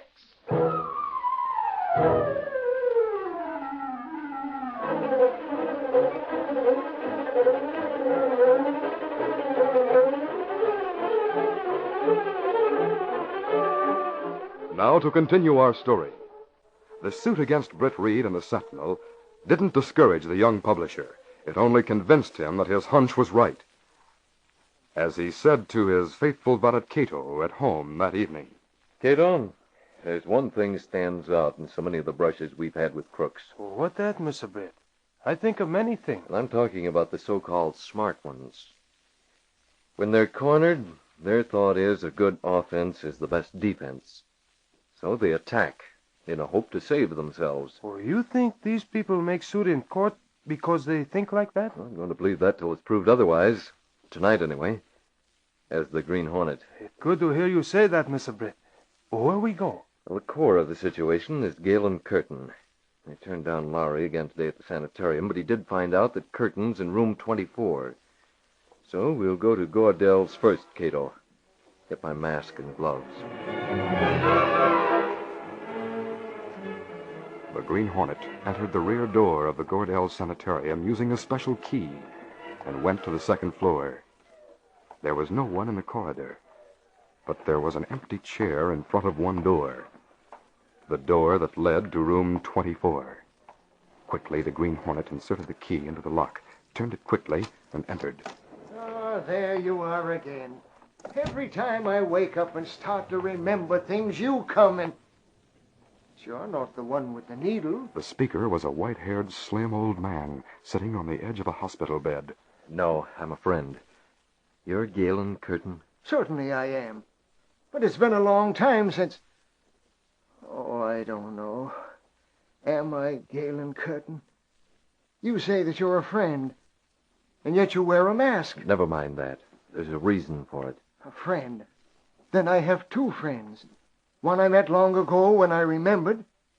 He used the needle on me, too, but he was a friend. He's going away and tell people who put me here. Is that Gluck, the guard? I don't know. I just remember. But I'll go to sleep again, I suppose, and I'll never know. Who did put you here? You said you know. Jonnigan, of course, he had to. He stole almost $1 million from me, back when I could remember. He did. I'm going to take you out of here. Quiet. Someone's coming in. I'm your friend, believe me. I'll take you away. I'll stay behind this screen. Don't say I'm here. You're talking When yourself the old go to it for hearing things. I like to talk to myself in these moments when I can remember. You're going to give me the needle, so I'll forget again? Yeah, gonna give you the needle. Good old Fargo likes to give you the needle. What's the matter? You don't look scared like always. But I am scared. Sure, yeah. If you wanted to see a scared guy, you should have seen Artie Gluck when I gave him the works yesterday. Gluck? I've heard that name. He was my friend. Was is right. I give him the business. Boom, boom, right in the middle. Boom, boom. Little old Fargo gives him... Ah, but I'm a dope to be telling you this. I'll say you are, Clement, but I'm glad you did. That mask, the Green Hornet. What a strange gun. Kills him without bullets. It didn't kill him. The state'll do that. Here, get into your bathrobe. We got to get out of here. But in a bathrobe. We haven't time for anything else. Get it on while I leave a note on top of this fellow for his boss, Gordell. I think he'll come after us when he sees the seal of the Green Hornet. You ready? I'll have someone call the police, too, after we get you to your home.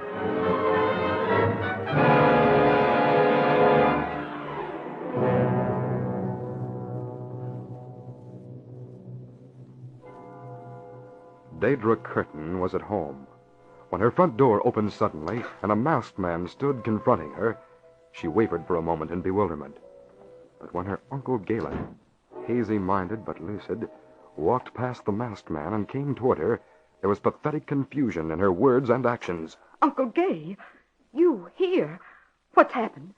What has this man done? He has helped me. You, who are you? Wearing a mask, carrying a gun, taking my poor uncle away? Forget the poor uncle stuff, Miss Curtin.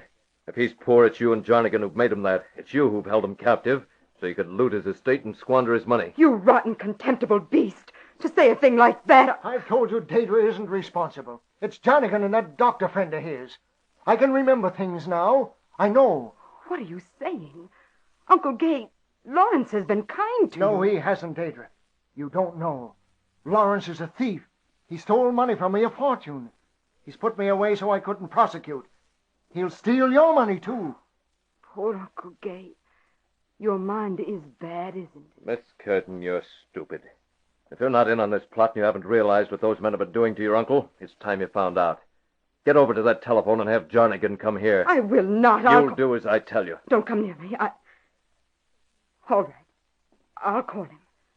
Oh, what is this? And unless I'm mistaken, we'll have Gordell as a visitor before long, too. Daedra Curtin placed a shaky finger into the dial and began calling Lawrence Jarnigan. Hello? Lawrence? Lawrence, get over here to the house as quickly as you can.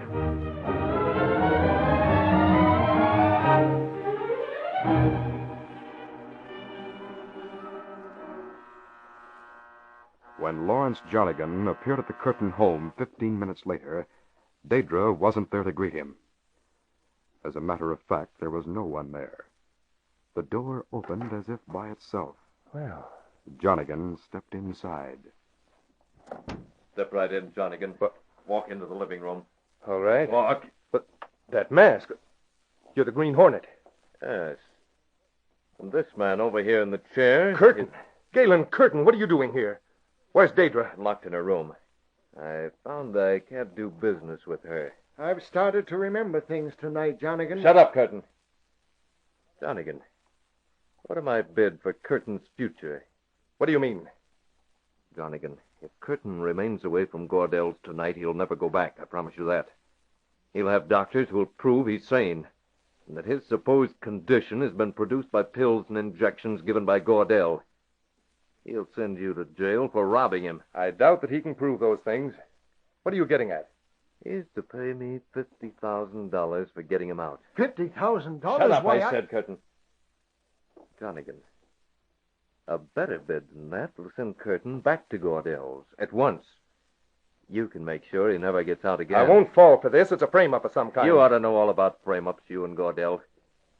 You might be interested in knowing, too, that Fargo is ready to tell the police why he killed Artie Gluck, if I say so. Oh, yeah. You know he did the killing. I told you that. You can have Fargo back with Curtin, too, if you're willing to come high enough. If you don't, I'll figure it out, Jarnigan. You're cooked. But this is a... Well, come on. All right, I'll bid 60,000. You can't, Jonathan, you can't. Who said I can't? I'll have your money for you as soon as the bank's open, Hornet. Only keep Deidre in her room till we get Curtin back. I'll play ball. But don't let her know. Whatever you told her... I didn't tell her anything much. Good. I can handle it then. I'll tell her that whatever took place here tonight She doesn't was have to be told anything. Deidre! For the first time in my blind, stupid life, I know what's going on. I heard every word.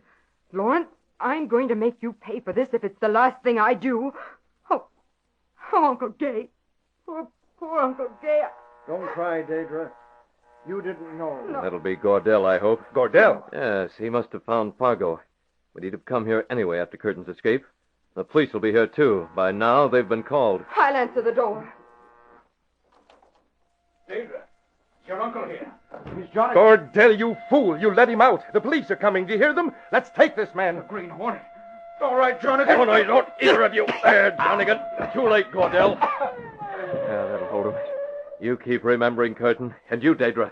You know the truth now. Make sure the police know it, too. I will. I'll tell them everything, and Where are you going? Ask that question of yourself and answer it. I'm going to try to make up to Uncle Gay for all the horrible things I've done to him. Why, Uncle Gay, he's going through the window. Gordell here. Where's Gordell? Somebody phoned us. Look. Going out the back window, the Green Hornet. Cole, look after these bodies. The rest of you get after the Hornet. He's a good man. I hope they don't get him. I don't think they will.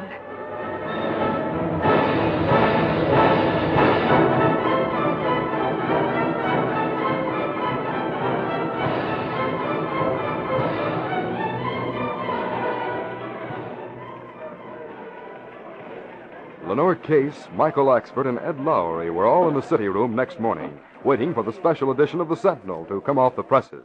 So we solved that little murder we had in front of the building the other day, don't we? Little murder? Did you ever hear of a conspiracy like the one Jarnigan and Gordell are involved in? Sure I have, but not lately. That Gordell. What a quack he turned out to be. What is it, Lowry? Here's Reed now. Hi, boss. You hear they indicted Jarnigan and Gordell in that Fargo? Yes, I've got all that. They say Gordell's been involved in a lot of shady cases at the sanitarium, and that he'll turn state's evidence so he can get off with 1,000 years. He'll be getting off simple if that's all he gets. Can you imagine the brazenness of that bunch? Suing the Sentinel. And killing people in front of our doorway. We don't have to worry about the suit. Jarnigan's and Gordell's cases are out the window already. As for Miss Curtin, she not only withdrew hers, she sent a note apologizing and, get this, congratulating us on our story. Boss, I sure thought you were setting us up for a libel loss, no matter how cleverly you arranged that story. Oh, you don't appreciate what a good newspaper man Mr. Reed is. But what's this about the Curtins offering to give the Green Hornet $50,000 if he'll appear and claim it? Well, it seems he mentioned that amount as a sort of fee for helping Galen Curtin escape. They think he earned it. But the police got to the house before he could collect. Imagine him wanting money to free an innocent man. It might have cost him at least that much if he went through honest legal and medical channels. Oh, he'd never had that chance without the Hornet. But where did the Hornet get wise to what was going on? From Reed's story, I bet you. And who dug up the facts for the story? Me and Lowry. Why, if he collected 50,000, I could claim a commission. Huh. Imagine him. Why, it was me that found out about Fargo. And that left everything.